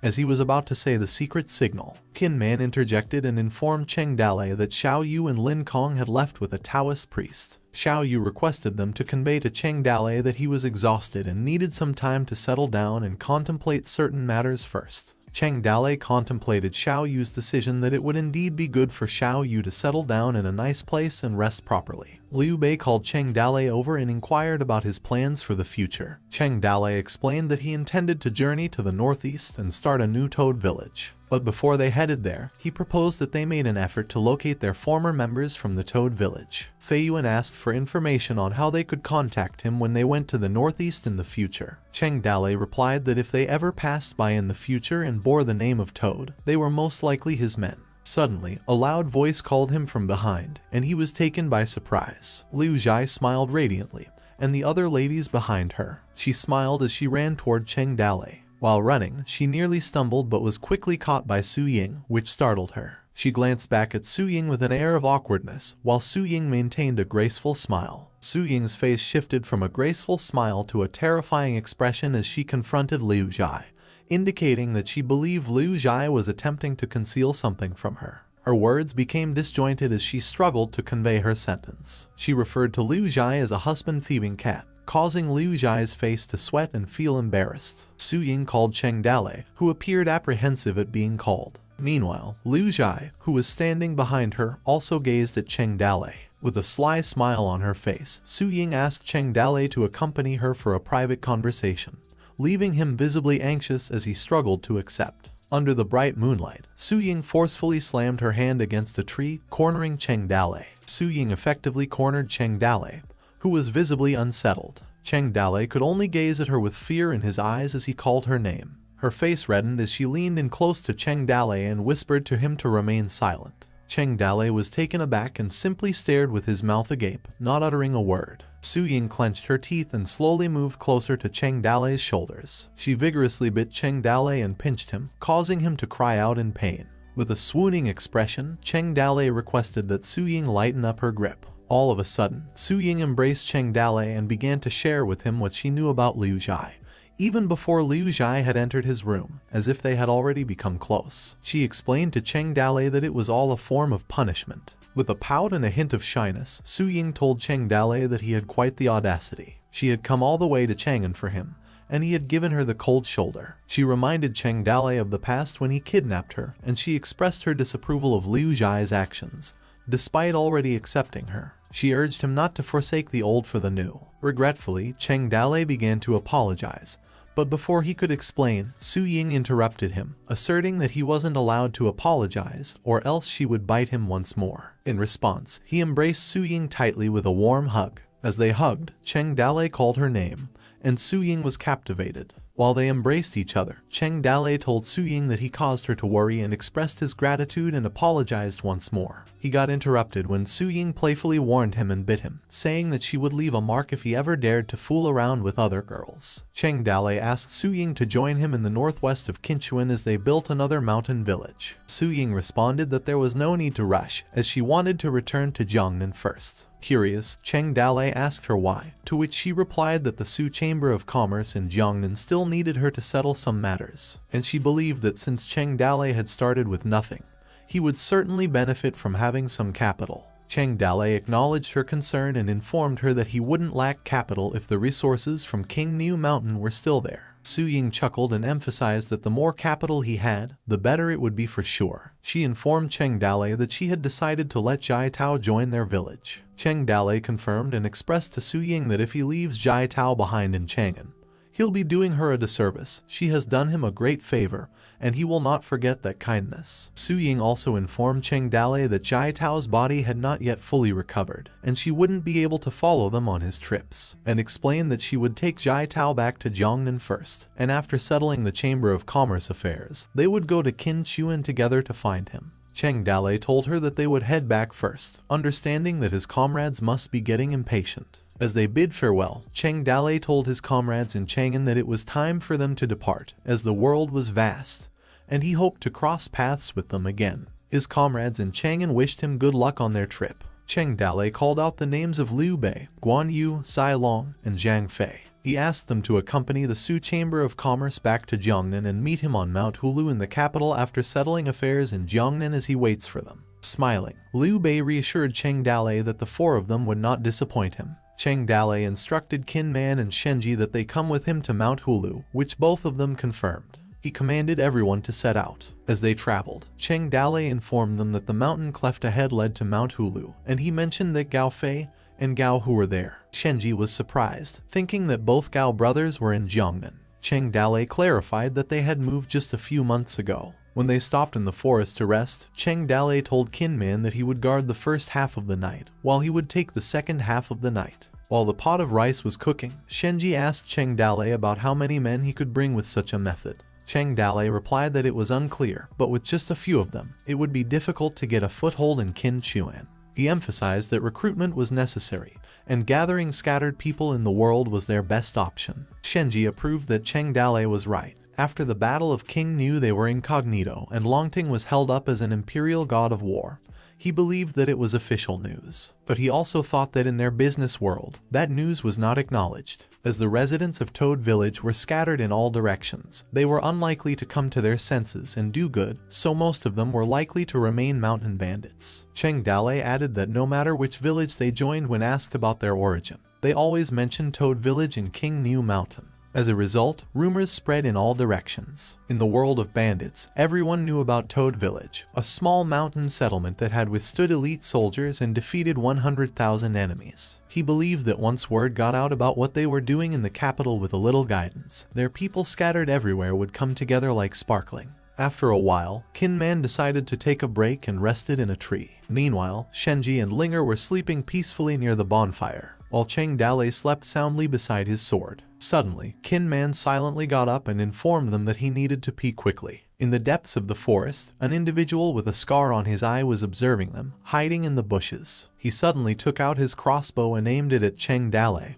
who was sleeping. The man pulled the trigger, sending the arrow swiftly toward Cheng Dalei. The arrow was approaching Cheng Dalei, while the man with the scar grinned with an evil smile, believing he had succeeded. Unexpectedly, Cheng Dalei caught the arrow that was headed toward him. The man's face displayed a great look of shock. Cheng Dalei side-eyed him and slowly stood up. At that moment, Qin Man launched a surprise attack on the man from behind, catching him off guard. He delivered a punch, swiftly restrained the man, instructing him not to move and to behave. Cheng Dalei told the man that he had pursued them for 3 days and was finally ready to make his move. He questioned the man about who had sent him. In anger, the man uttered Cheng Dalei's name, and it was revealed in his information that his name was Wang Zhu. With a big grin on his face, Wang Zhu told Cheng Dalei that he wouldn't make it out of the capital alive. To their surprise, Qin Man informed that the man had bitten through the poison sac. However, within a few breaths, the man's life was cut off. Shenji commented that determination sent shivers down his spine.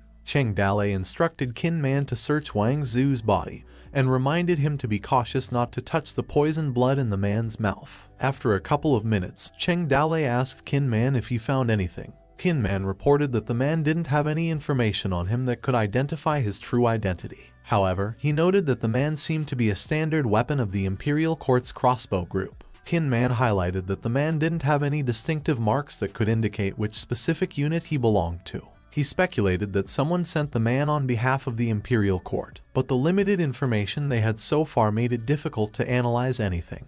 Perplexed, Cheng Dale wondered who wanted to kill him, as he couldn't recall offending anyone. Shenji commented to Cheng Dale that he might have some misconceptions about himself. When Shenji asked Cheng Dale if he believed he hadn't offended anyone, Cheng Dale, feeling unsure, realized that he indeed offended many people but didn't know who sent them. Cheng Dale cautioned them to be careful the rest of their way, as he believed that someone else might come after them again. He gave a detailed explanation about Hulu Mountain, located hundreds of miles from Chang'an, which got its name due to its shape resembling a half-buried gourd in the ground, and because of its peculiar topography and the access to several major roads, it was home to more than a dozen mountain strongholds. These dozens of mountain villages had mutual grudge and resentment, but they were united against the enemy. The latest rising star was a group of bandits who moved from Jiangnan a few months ago. The mention of Flying Tiger Village brought to mind the faces of Gao Fei and Gao Hu. On the following day, both brothers went fishing.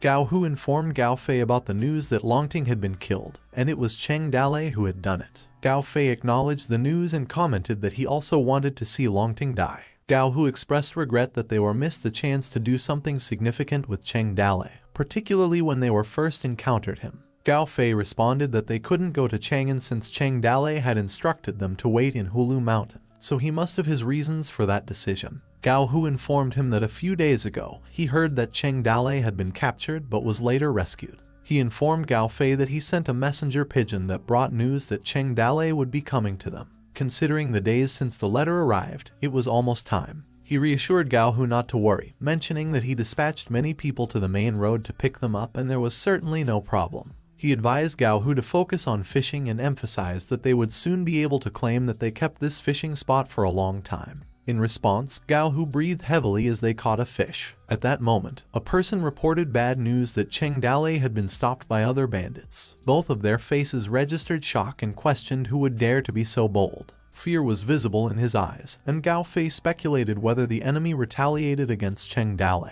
He expressed gratitude to Cheng Dale for his support in Chang'an, even though it offended many people along the process. Gao Fei ordered his people to bring out the weapons they prepared to assist Cheng Dale. Meanwhile, somewhere on Hulu Mountain Road, a group of people was waiting while Cheng Dale and the others were approaching them. One of them asked which one was Cheng Dale, pointing to an image on a reward list. Shenji and Cheng Dale instantly said that they didn't know him. While observing the image, the person described that he carried an ordinary sword and had a mediocre appearance, expressing confidence that he couldn't be wrong. Frustrated, Cheng Dale wondered where this description of ordinary came from. The man went on to describe Qin Man as the one with a square, broad face, dressed in black, identifying him as the large spear general. He also identified the one with an outstanding demeanor as the superb strategist and referred to Shenji as the fair-complexioned scholar. Cheng Dale expressed his unease to Qin Man and ordered them to prepare to break the formation, which Qin Man affirmed. However, the person introduced himself as Huang Feihu, the leader of the Flying Tiger Village in Hulu Mountain,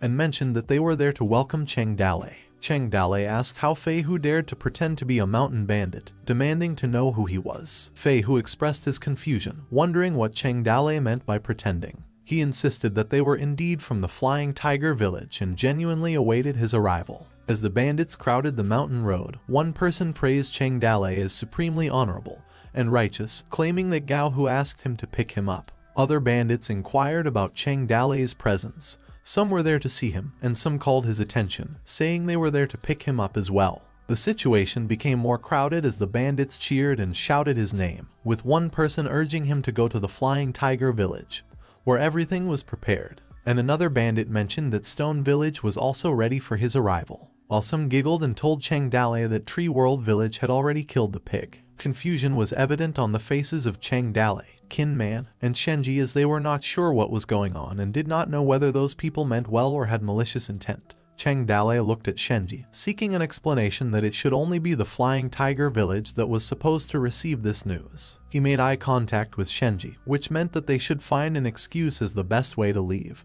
Or should they go to the Flying Tiger Village to be safe? He sent a telepathic message to Shenji, who was also dumbfounded by the situation. With a broad smile, Shenji responded with a thumbs up, signifying that he understood Cheng Dale's message. Following their telepathic communication, Shenji instructed everyone to be quiet. Shenji proudly introduced himself to them, proclaiming that he was the one known as the superb strategist. He also mentioned that since they were there, Cheng Dalei would visit all the villages. The bandits' faces lit up, and one person commented to the other that he had no business as he was the first to hear Cheng Dalei's news, while the others laughed and found it amusing. Some suggested that Cheng Dalei should visit their stone village. Meanwhile, Shenji glanced at Cheng Dalei and told him that he understood that he might be embarrassed to speak, so he expressed it for him, while Cheng Dalei looked at him speechless. Amidst the noise of the crowd, Cheng Dalei finally figured out the reason. It was because of Gao, who sent a pigeon from Chang'an to Hulu Mountain, where he settled. Cheng Dalei expressed gratitude to everyone for their efforts in receiving them. The Hulu Mountain took good care of Cheng Dalei, and the Chang'an underground forces wanted to do this favor. It was sort of the last implementing ceremony from the Gao brothers in Chang'an. Minutes later, Gao Fei called out Cheng Dalei's name and said that they were there to pick him up. Another person asked Gao Fei if they were also there to pick up Cheng Dalei and informed them that they were late as Cheng Dalei was taken by the Wind and Cloud village first. Disbelieving, Gao Fei couldn't fathom that Cheng Dalei was taken away. He promptly ordered his fellow bandits to head to the Wind and Cloud village and bring Cheng Dalei back. In the late afternoon, the tree leaves swayed in the wind. On a hill in a distant place, a mysterious group of people gathered, and a man with an enigmatic look observed. Wearing a grim expression, he informed his followers that their lord gave an order. He declared that they would not allow Cheng Dalei to leave the capital alive. His people responded with firm affirmation. Meanwhile, Cheng Dalei, the butcher who wiped out 100,000 rings and killed Longting, was warmly welcomed at Hulu Mountain. Talks were held with various villages in Hulu Mountain in a friendly and lively atmosphere. At the dinner after the meeting, Cheng Dalei expressed his gratitude for the warm hospitality and praised the special snacks of Hulu Mountain. Accompanied by Huang Feihu, Cheng Dalei visited the martial arts arena, kitchen, and blacksmith store and had valuable advice. The other villages hoped that Cheng Dalei could visit their village and show passion for his advanced experience and the spirit of hard work. Amidst this, Gao Fei and Gao Hu observed Cheng Dalei with silent concern. With a grim expression, Gao Hu beckoned Gao Fei, who responded by asking him what it was. Gao Hu smiled and glanced at Gao Fei. He recalled a moment from a year ago when Cheng Dalei told him a strange story about why he was so skilled and admitted that he didn't understand at that time.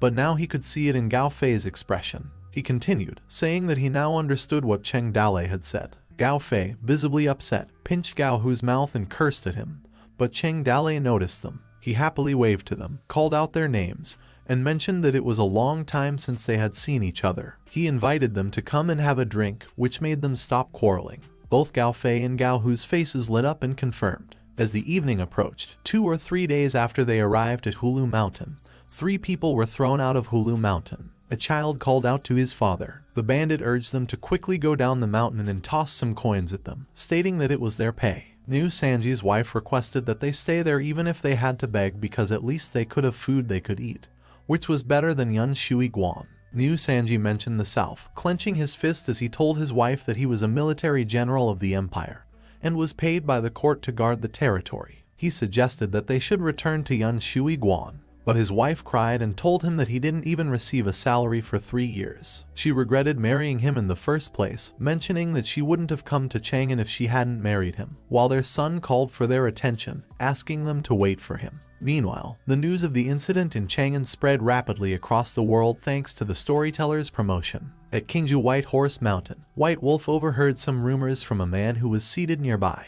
He mentioned that the wicked Cheng Dalei had used a heavenly thunderbolt to kill and wound the guards. Another person added that even Longting perished due to his thunder and ran away. They discussed this until White Wolf's attention was piqued. She heard that Cheng Dalei had fled and that Chang'an's Hulu Mountain had become a gathering place for Cheng Dalei. White Wolf cast a curious glance at them. Her companion inquired about what was bothering her. She responded that there was nothing wrong. Meanwhile, at the Niujia village blacksmith shop, a man asked Juyu if she was there to bid him farewell. Juyu confirmed it, and her master acknowledged her, stating that her skills had nearly mastered all of his skills. He emphasized that it was time for her to go to the outside world and show off her skills. In a separate setting, Liao Yi informed his older brother that it was time to go, and Liao Jia nodded in agreement. Thus, the Demon King of the mountain village wandered around the world, just like a bamboo shoot sprang up after the rain. At the same time, the northwest of the empire, Kichuan Guan. As they read the poster, Xingzai called Fu Delay to check out the job offer, which included food, housing,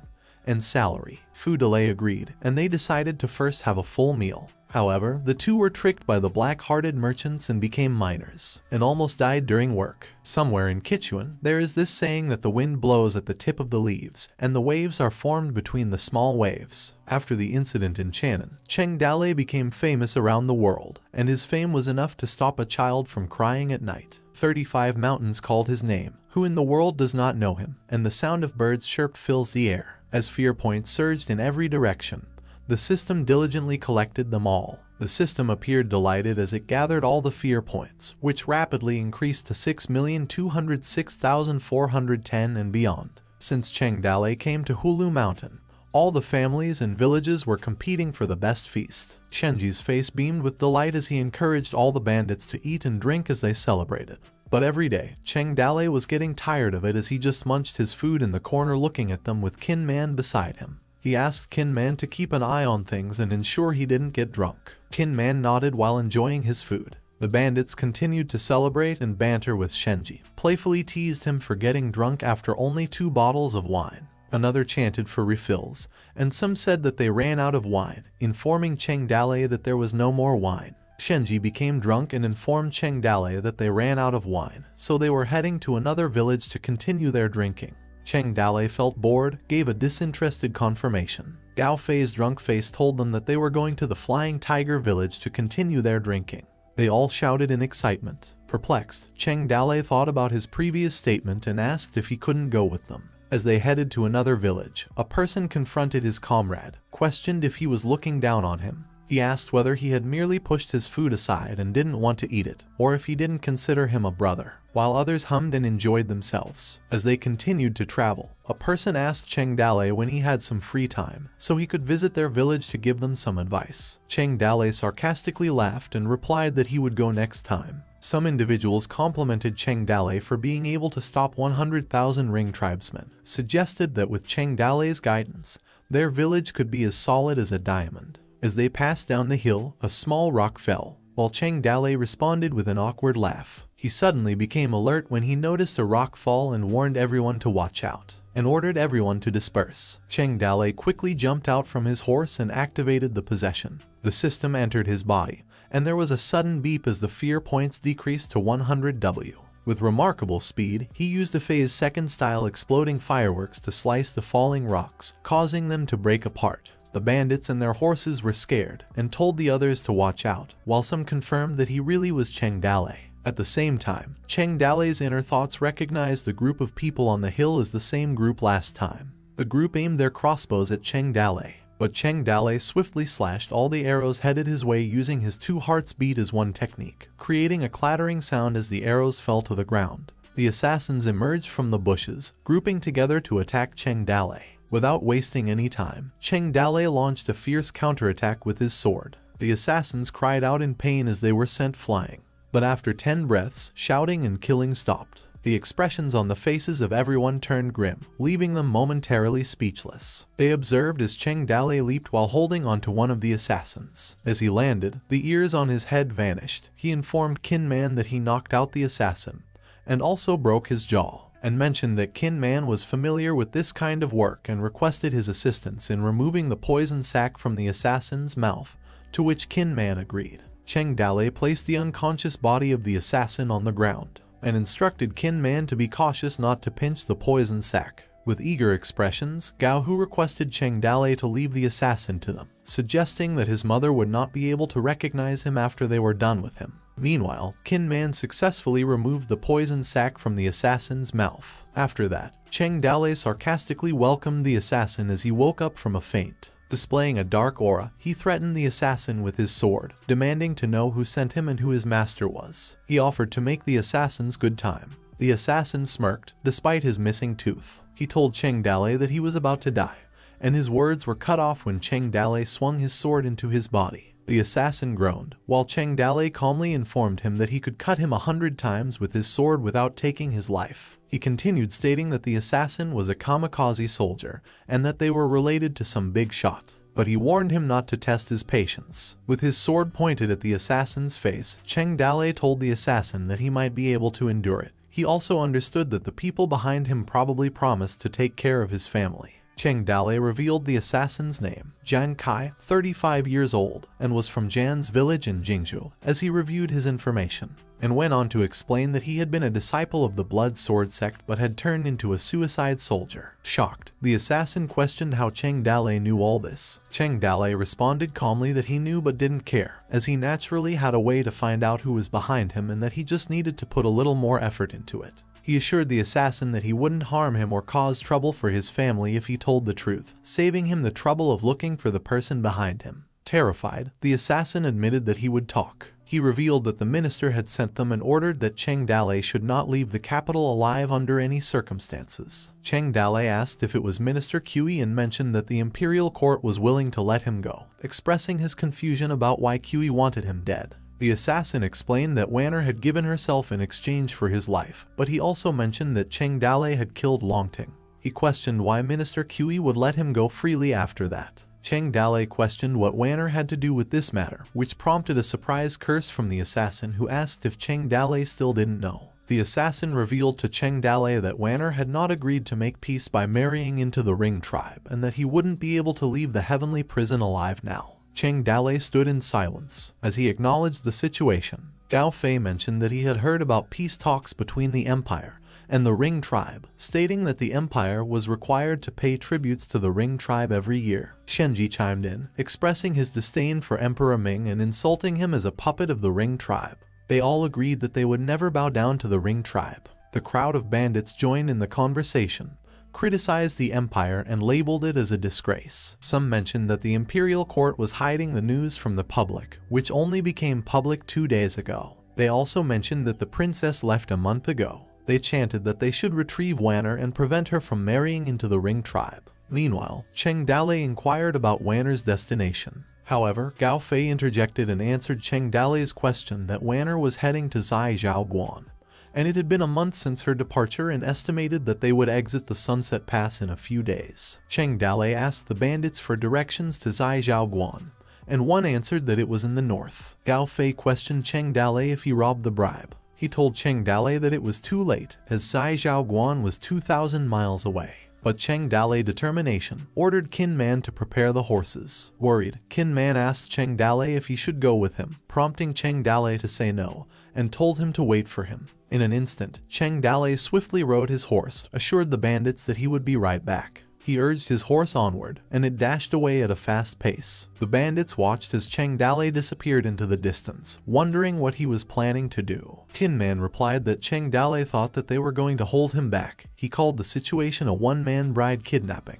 One of them praised Cheng Dalei as worthy. As Cheng Dalei rode throughout the night, his galloping horse kicked up yellow dust like a snake. Along the way, he encountered assassins who confronted him, warning that it was to be his last day. However, Cheng Dalei paid no attention to the assassins' threats and continued moving forward. The assassins leaped from the trees as they were going to attack to kill. Cheng Dalei dismounted his horse with a swift move technique of the colorless double-winged phoenix. He dashed toward the assassins and launched an attack using his exploding fireworks technique, swiftly defeated them all. The assassins wore expressions of defeat as their lifeless bodies were thrown aside. Cheng Dalei returned to his horse and continued his journey. He whipped his horse, and as he rode, he released the possession, allowing the system to leave his body. Frustrated, Cheng Dalei clenched his jaw as he thought that he was still slow. To increase the horse's speed, the system used an item called Godspeed Armor Horse, which was consumable. The horse neighed as its speed drastically increased, becoming capable of maintaining this incredible speed for up to 3 days. Cheng Dalei's journey to the north became much faster. The system encouraged Cheng Dalei and cheered him to go all the way to the north. As the sun began to set, accompanied by a fitting saying that he headed north, away from the world with them.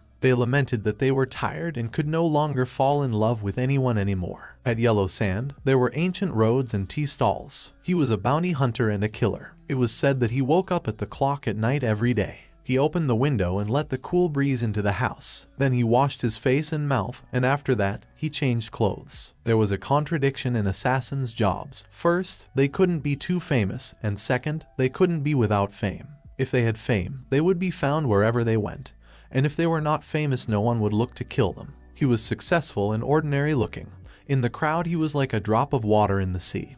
But in the industry, he had a lot of fame. Many people knew the saying in the world of assassins, "Find that man, Pay him up, and he would kill a person for you, no matter who the target was. He never missed. His swordsmanship was average, he just could endure and wait. His appearance made newcomers understand that killing did not require much effort. It was not about holding a sword and looking for a fight, shouting that next year this same day was going to be his death anniversary. Such behavior seemed very undignified, and this line made him seem more like a villain. He had to say, he changed the current situation of the industry with his own efforts. He made those rude and ill-tempered killers begin to learn intelligence gathering, target planning, and risk analysis. He invented many new methods. He was the leader of the industry reform. That day, there was a big list of 5,000 tales, while putting woods in the fire. He was waiting. The person he was waiting for had not arrived yet. He was not in a hurry. He once spent 3 years trying to make a friend and he killed him. He did not mind cooking a pot of tea eggs in 1 hour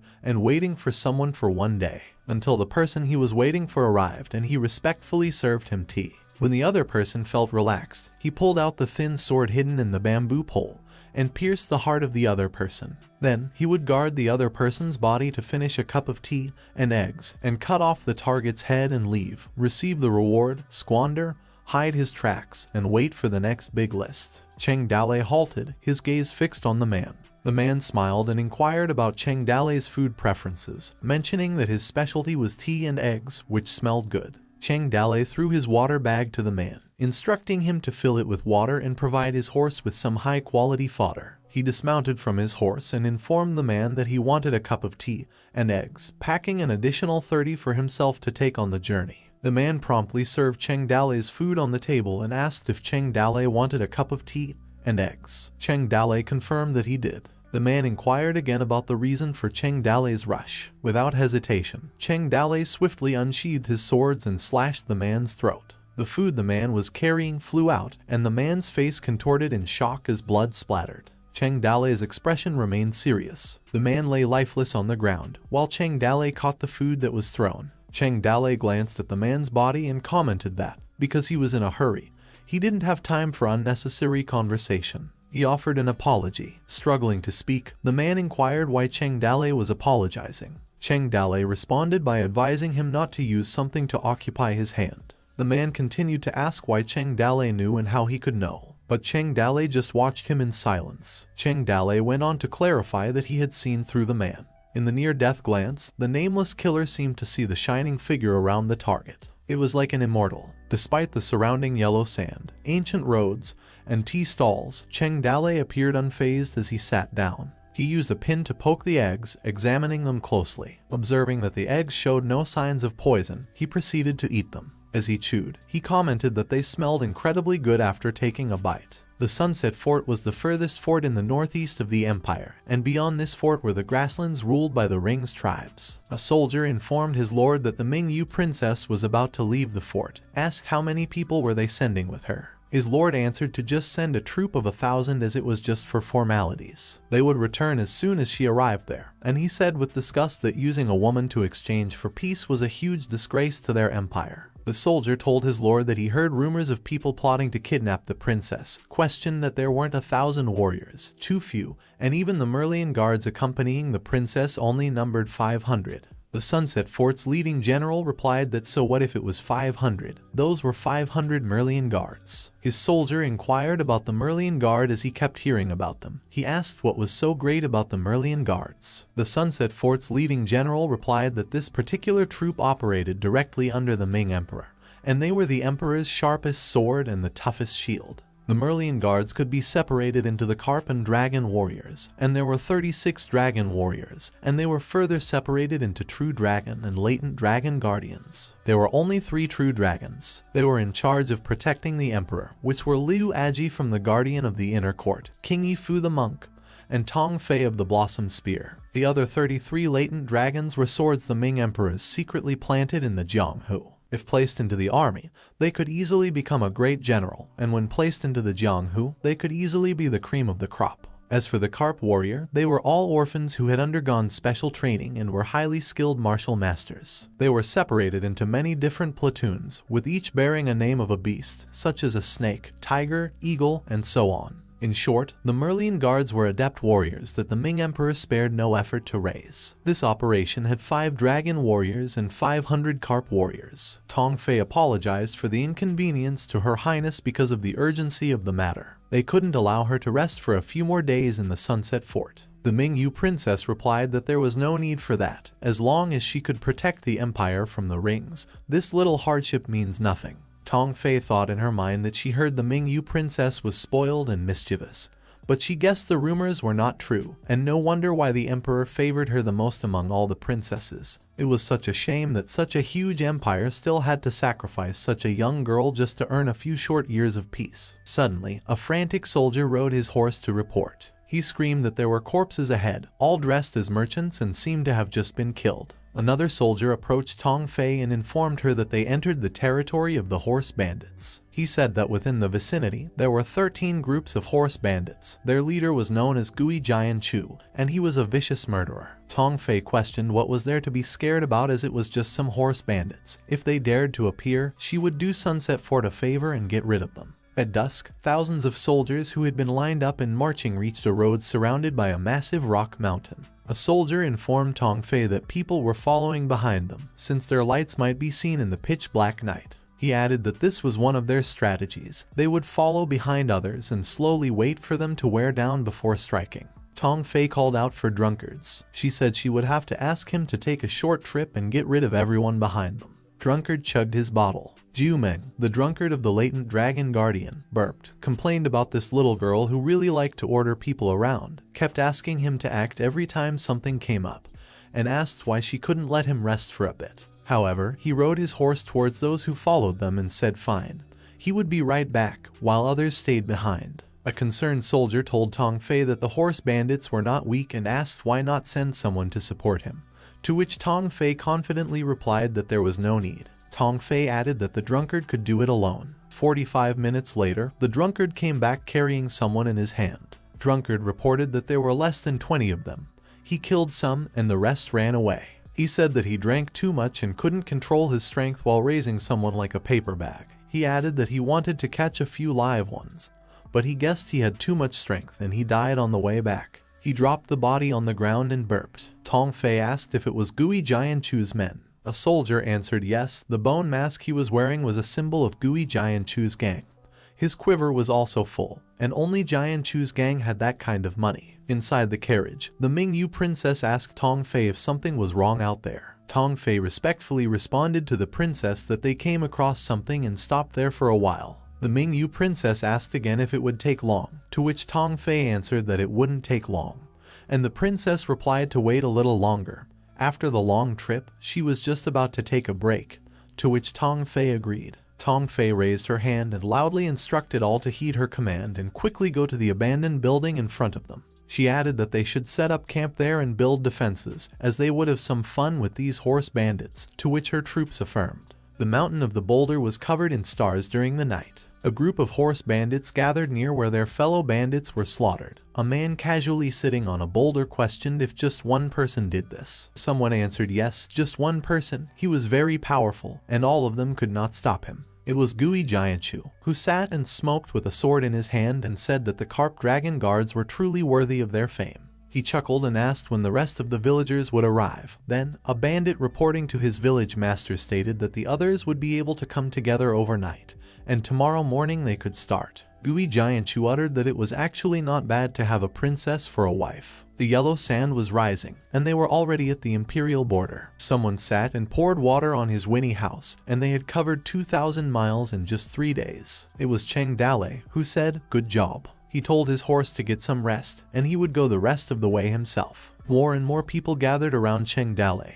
They stood near Cheng Dale while he petted his horse. He asked how far it was to Zijiaoguan. The top judicial officer replied that it was 200 miles to go. The top thief also replied that it took a day and night to walk there. A top actor added that the road was not good, and they would not be there until dusk tomorrow at the earliest. A top porter chimed in as well, saying that if his horse was fast enough, he could do it in a day. A system pop-out description for the restraints regarding the 4 of the lower 9 consisted of the yeoman, flutist, shaman, prostitute, witch, night watchman, hairstylist, drummer, and actor, the lower strata of society, especially for the entertainment and recreation of dignitaries. Cheng Dalei stood up, thanked everyone, and time was running out. He had one last question. He fiercely told them that they were going to die soon, and Cheng Dalei asked if they would like to leave some last words. Suddenly, the top actor, porter, thief, and judicial officer simultaneously advanced towards Cheng Dalei and drew their weapons, aiming at him while he remained calm. Several slashes were made and given in this brawl. After slashing their throats, Cheng Dalei sighed and said, "Never mind." He added that no one would remember it anyway, while flyers with Cheng Dalei's face on them flew everywhere above their dead bodies. A massive army horde was in the distance in the early morning fog. A soldier complained that it was foggy and commanded everyone to tighten up security and be on alert. Tong Fei replied that their trip would take at least 15 more days and that sooner or later they would be in trouble if they allowed them to follow them in this way. She proposed finishing them off right there. The soldier replied that he sent men to Zhijiaoguan to get reinforcements and tell them that they lured Gui Jianchu there. When the main army arrived, they could kill them all. Tong Fei was surrounded by fog and said that it smelled weird. She screamed and cursed when she realized that the fog was poisonous. She alerted everyone to cover their mouths and noses with cloth and not to inhale the smoke from the fog. Someone asked over the fire if the news was spread, and someone answered this news was spread throughout the bandit world. Everyone wanted to get the soon-to-be-married Princess Mingyu. It was from the horse bandit who purposely created the heavy fog. He chuckled and said it was known everywhere in the high mountains. That was, in addition to their 13 villages, at least tens of thousands of people came there. It was Gui Jianchu who said that this was a big event in the world of bandits. Whoever could win over the princess could laugh at the others and be proud of themselves. While smoking, he told his brothers that they were the first to arrive. The horse bandits went on to advance and screamed to kill them. Tong Fei fiercely alerted the arrow squad to stand by. The arrow squad released the arrows on her command. In the fog, bows and arrows were generally more effective. Tong Fei called Ju Tu to take his men and guard the princess there. She fiercely headed on to the battle with the fish dragon guards. They were slashing horse bandits with their swords. Several horse bandits were killed. Like two tides colliding, Tong Fei drove away 5,000 horse bandits with 300 fish dragon guards. They kept attacking, and blood shed on both tides. Tong Fei commanded to drive them back. They just had to hold out until the reinforcements from Zhijiaoguan arrived, and Ju Tu agreed. Someone told the princess to go inside the castle building, as it was too dangerous outside. The lady was concerned as she called the princess. The princess said if it was before, she would have been scared and screamed, but not anymore. She questioned her father if this was what he had been dealing with. The princess saw the dead soldiers covered in blood and lying on the ground. Just do the right thing, no matter what the situation was. The princess remained calm amidst it all. Sacrifice what should be sacrificed, give up what should be given up, and do not let their emotions distract them. She closed her eyes, but at the bottom of her closed heart, the princess still harbored a trace of inexplicable hope. Fast forward, the battle lasted from morning until sunset. Both sides engaged in one cavalry duel after another. The horse bandits outnumbered the fish dragon guards and fought round after round to consume their physical strength. Tong Fei commanded to defend the castle repeatedly, and not let the bandits hurt the princess. She thought in her head why the backup was not there yet, and the opponents became more in numbers with every push. Another horde of bandits went to attack, pushed forward and grabbed the princess. Tong Fei was shocked as she saw what was coming. Her pupil became large when she realized that they were not horse bandits and they were from other factions. Kai Fagui, the first of the 18 water bandits in the Liao Mountain, was laughing as he called his brother to attack, grabbed the princess, and played with her together. Gui Jianchu was not impressed seeing the old red-headed bandit was there too. He ordered his men to seal the back gate because they wanted to run away from the back gate. Tong Fei alerted his troops that there were too many enemies and the defense line had been broken. Lu Ju was ordered to take men with him to escort Princess Mingyu out there, and he agreed while others would cover for them. The bandits were laughing as they surrounded them, blocked their retreat, and alerted others that they ran south. A wooden royal carriage was wheeled out frantically as they were escorting away the princess. They cleared a path for them as they hurried to get away, and they protected the princess and didn't let any bandits get close to them. However, the enemy blocked the front and they called for Luo Jiu and were told to run them over. Lu Jiu commanded them to attack and push with him as they planned to break through their encirclement. The curtain of the carriage was splashed with blood while they rushed through in one breath and kept attacking in hopes of breaking their formation. Princess Mingyu couldn't help but peek outside her window as she heard screaming guards that were bleeding out. At the confrontation with killing and death, inside the royal carriage, the princess was trembling. A lot of killing and struggling were heard while the princess remained inside the royal carriage. She was silent and curled up while tears built up in her eyes. The carriage was already surrounded, unable to move, and the bandits were laughing and screaming to kill them all. These bandits were aggressive in surrounding and stopping them in order to grab the princess, while the guards struggled to break the siege. Suddenly, the bandits were caught by surprise as there were enemies behind and slashed through them. As a result, some flew right away. Lu Ju wondered if it could be that support from Zai Zhaoguan had arrived. A loud thud of an animal was heard. It was Cheng Dale, summoning the heart to possess him, and she flew right through him, while it cost him 100 W fear points. Heart, the system spirit, told Cheng Dale that it was okay to go all out. The masked bandits were pissed and questioned who that guy was, went to kill him. Suddenly, Cheng Dale flew right in front of them, which caught the masked bandits by surprise. At that moment, the crow saw a flying toad in the sky and was amazed by a soldier that he had an awesome flying skill. Lu Ju inquired where he was from and why he hadn't seen him before, but before he could finish his sentence, Cheng Dale interrupted him by forcefully stomping on his face. His foot fit perfectly and landed on Lu Aji's face. As Cheng Dale lifted his feet, Lu Aji spewed blood from his mouth, which concerned and terrified his soldiers. Cheng Dale jumped and landed in the wooden royal carriage while holding his sword. He used Alfie swordsmanship. Cheng Dale swiftly stroked his sword side to side, slashing at the wooden royal carriage. As the carriage broke apart, Cheng Dale called the princess Lai Wanner. He asked her why she didn't notify him she was going to get married. The princess sat, looked up, and uttered Cheng Dale's name. He grabbed her hands and questioned what she was waiting for. Cheng Dale frantically said that there was no time to get on, while the princess was still surprised. This was the moment when the Princess Minju became Lai Wanner again. Both the soldiers and bandits were wondering who he was and how dared this bastard intercept them. Someone called his troops to kill Cheng Dale, while he stroked his sword and rode the black horse with Lai Wanner. His sword cut a rope connecting the horse to the carriage. Tong Fei was breaking the back of the crowd and couldn't be stopped as she frantically yelled not to let him take the princess because he was the mountain bandit, Cheng Dale. The soldiers cursed and screamed in panic, not letting him take the princess. It went after Cheng Dale, however.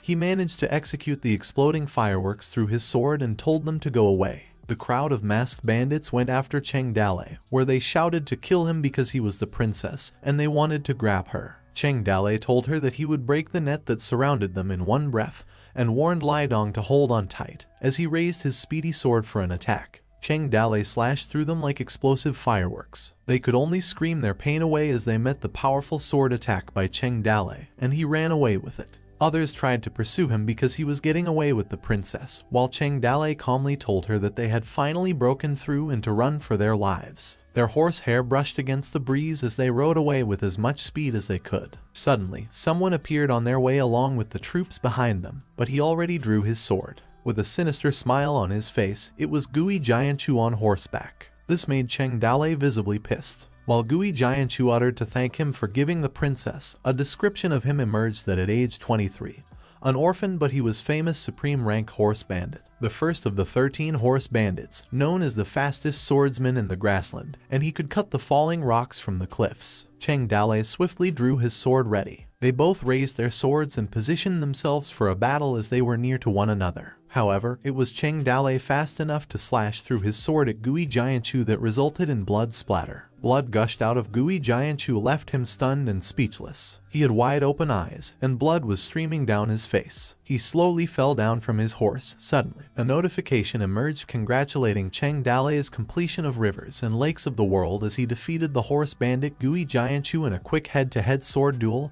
and was awarded with one lottery draw. Lai Wanner questioned if Cheng Dale killed him and said that the man just now did not look like a horse bandit. Cheng Dale replied that he just saw him raise his sword at him, or maybe his eyes were getting blurry. Cheng Dale and Lai Wanner went on their way, while the horse bandits were surprised that their village master was struck down. For a long time, Gui Jianchu, the head of the 13 horse bandits in the border city where he relied on a swift sword and a ruthless character in the grasslands, laughed that he could not see anything clearly at all, while his troops were concerned about him and asked if he was alright. For the first time, he felt a really fast sword and praised him for it. Blood continued to drip as he laughed. He said that he would get to him. He wanted his sword, forced him to reveal his sword technique, and he would get the princess. Meanwhile, Cheng Dale was still pursued by soldiers, and someone was screaming at him that he could not escape them. Tong Fei fiercely rode her horse, wanting to get the princess back. Cheng Dale was upset at them for being a pain in the ass. He couldn't shake them. There were no obstacles in the prairie, and he could only try to move away from them. The system spirit's possession lifted as she appeared to warn Cheng Dale that the time limit for possession had expired. It would take 12 hours before he could be possessed again. If she caught up with him, he would find himself in serious trouble, and this made Cheng Dale curse. The system spirit told Cheng Dale that he still had one chance to win the lottery, and asked if he wanted to try his luck, to which he replied to do it and see if they could draw something useful. The system spirit called the raffle machine, so it was up to him who appeared next to her and said good. He went on to say that the raffle had begun. Balls in golden hues emerged immediately. Then, a golden ball opened, and he obtained background music. A description appeared that the host had acquired background music, starting the battle song function. Different background music could give the host different attributes when activated, consuming anywhere from 100,000 to millions of fear points depending on its duration. The stronger effect of the battle song, the more it consumed, which made the system spirit surprised because the new feature she had developed earlier was finally online.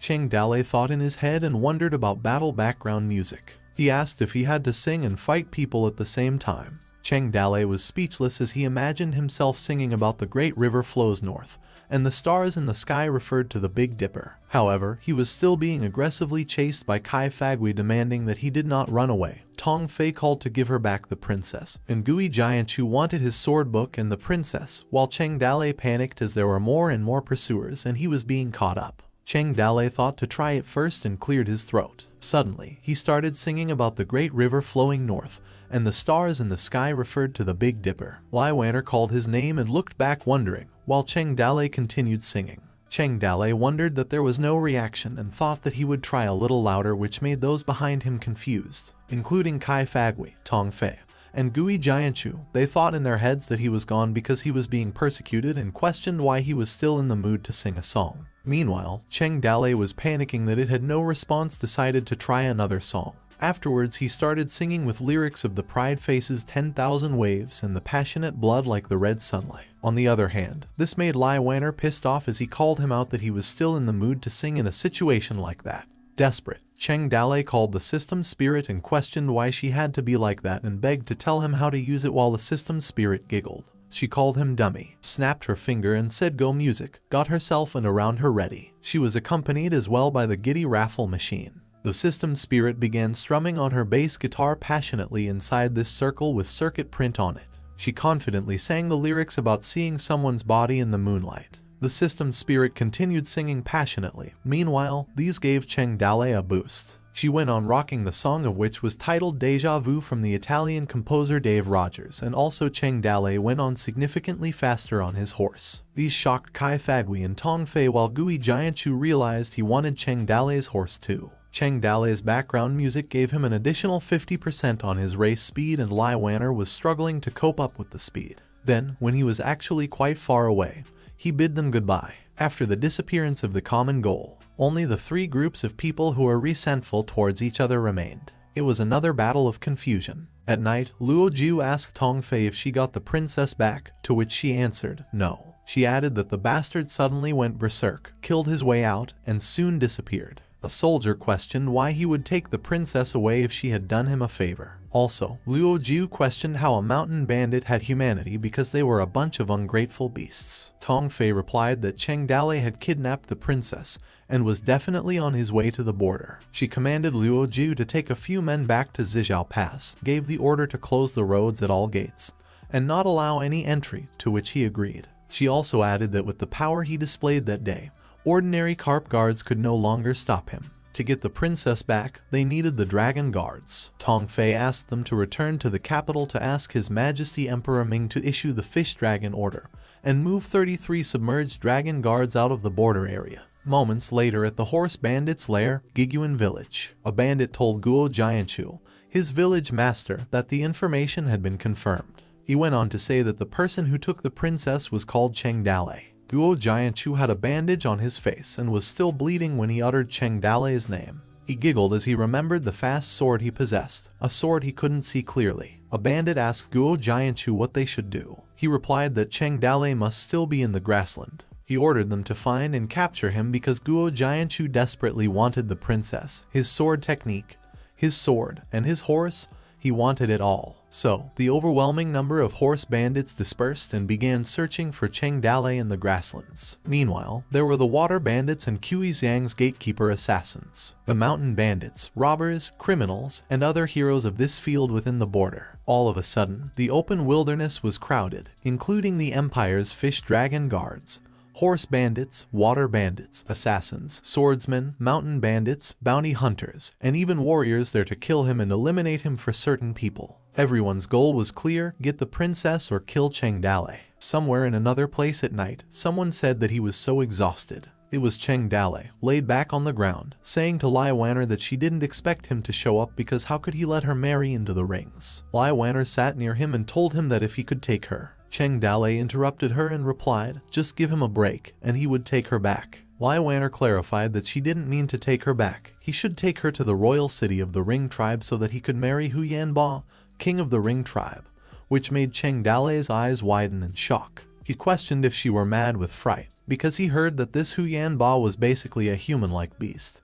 He had made countless girls and children suffer to death, and she was willing to marry him. Cheng Dale asked her if she agreed to the marriage to save him or if she wanted to marry there voluntarily. Lai Wanner answered, yes, she had the responsibility to get married, and if she had to get married, why shouldn't she save him through that too? She grew up with a lot of respect and got things that a lot of people don't get in their lives. Perhaps she was waiting for this day to marry herself to the rings and become an emissary of peace between the two groups. She continued to say that every person had a purpose in life on Earth. Her sacrifice alone was enough so that there would be peace between the two tribes for at least 5 years, so that the empire could recover, people would not have to be driven out, and the soldiers would not have to die in battle. She added that the sacrifice was worth it. At that time, Cheng Dale did not know whether he was standing in front of the imperial princess Minju or the mischievous and fickle little Lai Wanner. The two identities were one and the same, and yet they were so different. She had grown up. Growing up doesn't happen slowly,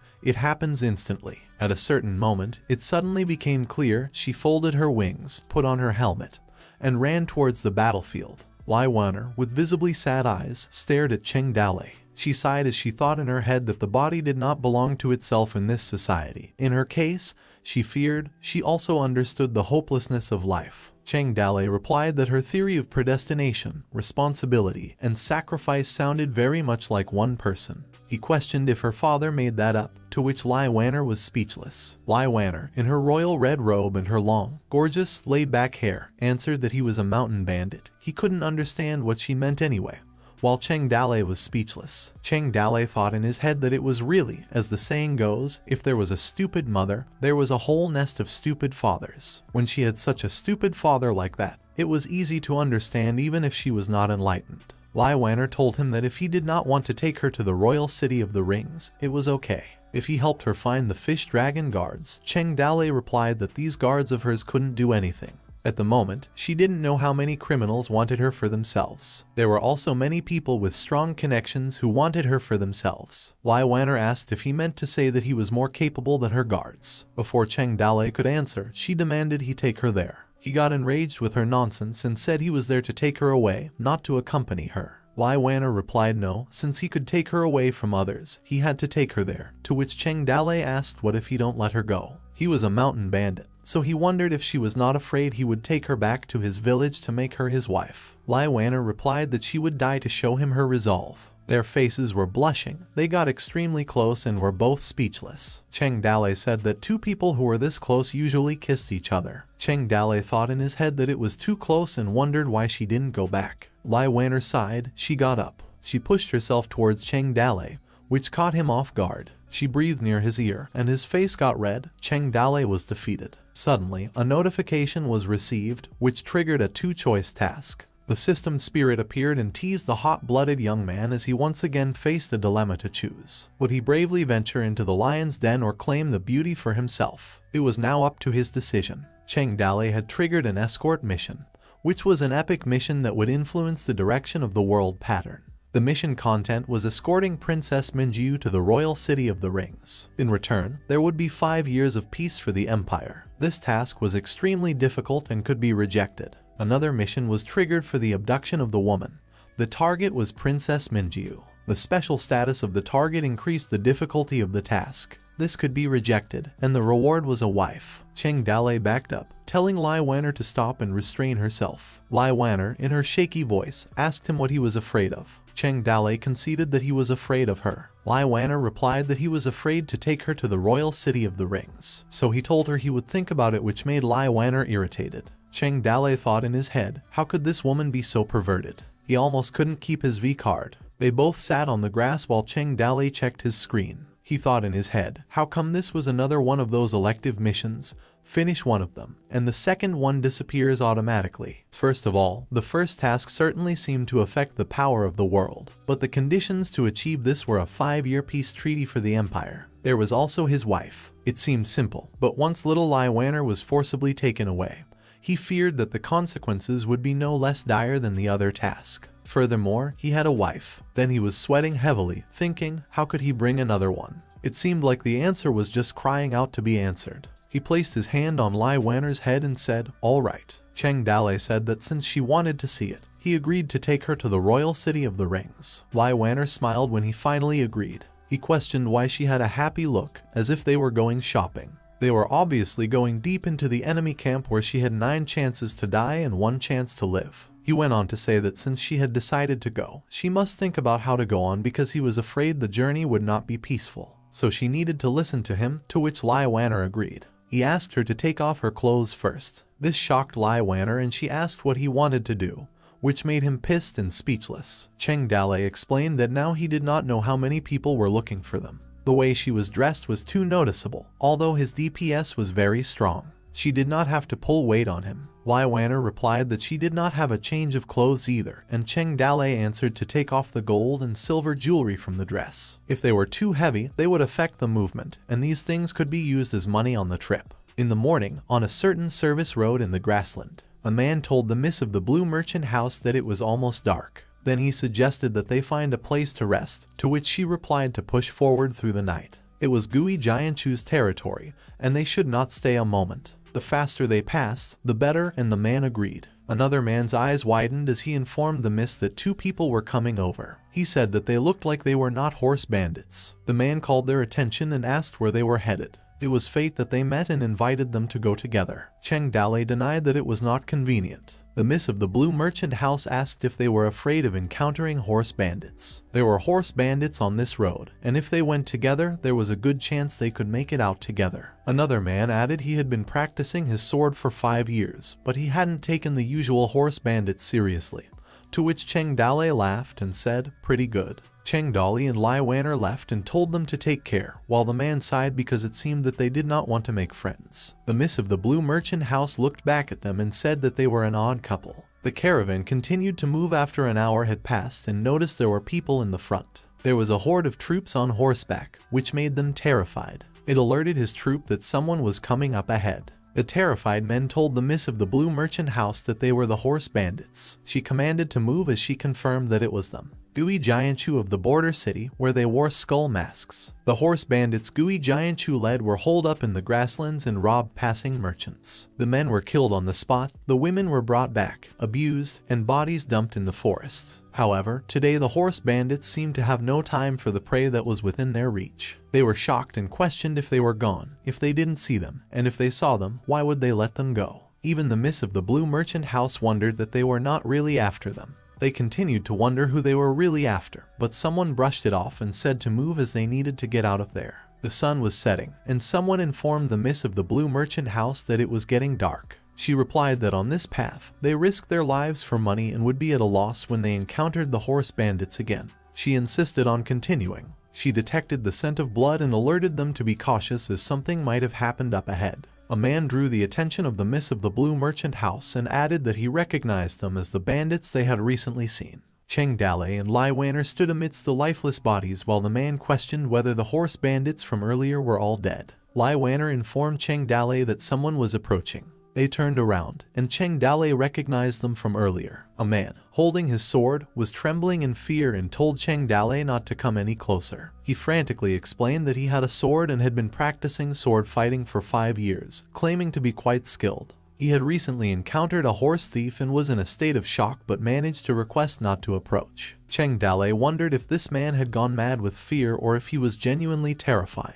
He inquired about who was in charge. The miss of the Blue Merchant House replied that she was in charge and pleaded for her life, offering to hand over all the goods. Cheng Dale agreed, mentioning something about a robbery, IP card, and providing passwords, which confused the miss of the Blue Merchant House. Cheng Dale also instructed her to remove her clothes. The miss of the Blue Merchant House's eyes widened in shock. She only comprehended the last sentence and asked him what he intended to do. Lai Wanner called out to Cheng Dale and abruptly punched him on the head, remarking that he was talking nonsense. Lai Wanner softly laughed as she inquired if there were any men's or women's clothes because they couldn't wear their current attire due to the blood stains. Cheng Dale remained silent. The miss of the Blue Merchant House confirmed that there were such clothes available. Lai Wanner requested a carriage and some food, politely instructing them to prepare for it. The miss of the Blue Merchant House ordered the man on horseback to unload their belongings, free up a carriage, and prepare food and clothes, to which the man agreed.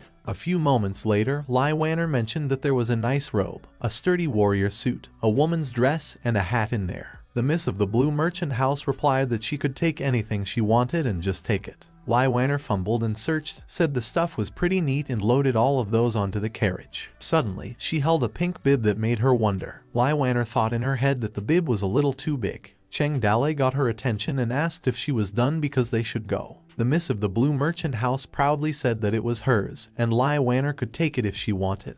However, she hesitated because the size was a little too big. She noticed something. Her hand reached for something and demanded to have that one. She took the scarf from the head of the miss of the Blue Merchant House. Lai Wanner was amazed and praised her for being so pretty. The miss of the Blue Merchant House became visibly sad and asked what she was doing because it was her scarf, as she explained that on the grassland, it was too dangerous for a good-looking female. Lai Wanner giggled, saying that this was exactly what she needed and thanked her. Cheng Dale warned Lai Wanner that if she did not come right there, he would leave her behind and threatened to leave now, to which she panicked. Lai Wanner told her that she was leaving now. This was for her, checked if it was enough for her. The road ahead was not peaceful, and a beautiful woman like her should be more careful. She ran towards the carriage, called Cheng Dale an asshole, and told him to wait for her. The miss of the Blue Merchant House thought in her head that a night pearl was worth a lot of money. She held the night pearl on her fingertips and wondered if it was worth it just for a carriage and some sundries. A man with a strong bandit aura and a girl from a wealthy family in a wedding dress.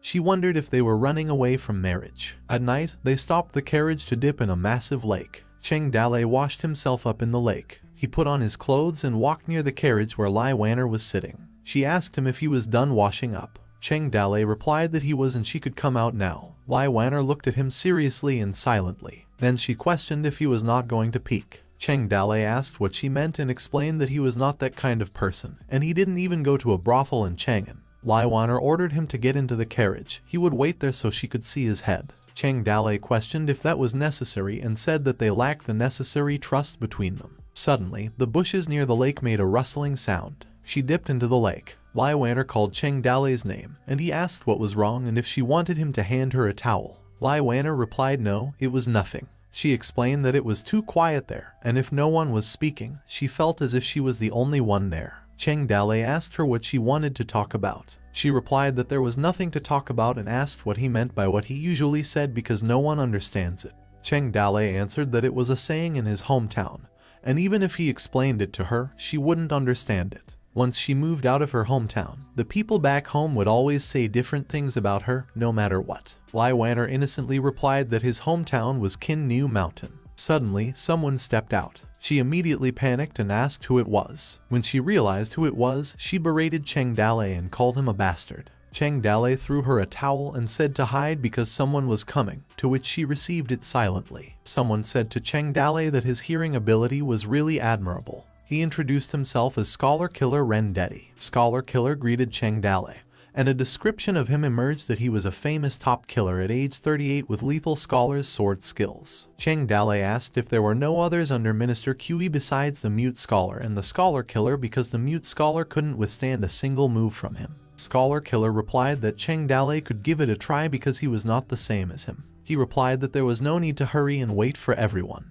Scholar killer asked what he meant by waiting for everyone and questioned if there were others. Red-haired ghost Yuanzu chuckled, amazed by Cheng Dalei's skill, confirming that old Yuan had not misjudged him. A description revealed that Yuanzu was a renowned top pirate at the age of 42, known for his wild wave sword technique, and an experienced leader of the pirates of Liao Mountain. He was also arrogant, conceited, and mostly worked alone. Cheng Dalei stated that everyone was present, and there was no need to hide, they should reveal themselves. Another man emerged and mentioned that a monk had told him about Cheng Dalei's exceptional abilities. This man was named Zhu Shuang, known for his top martial artist skills at the age of 45, specializing in umbrella fighting, needle, and poison skills. Zhu Shuang was described as sinister, cunning, greedy for money and lust. He originated from the jungle and was recruited to be one of the 33 hidden dragon guards. Lai Wanner recognized Zhu Shuang and thought to herself that he belonged to the Merlion Guard. Cheng Dalei considered that the three of them were first class, which posed a problem since the body he occupied had been used a few hours ago.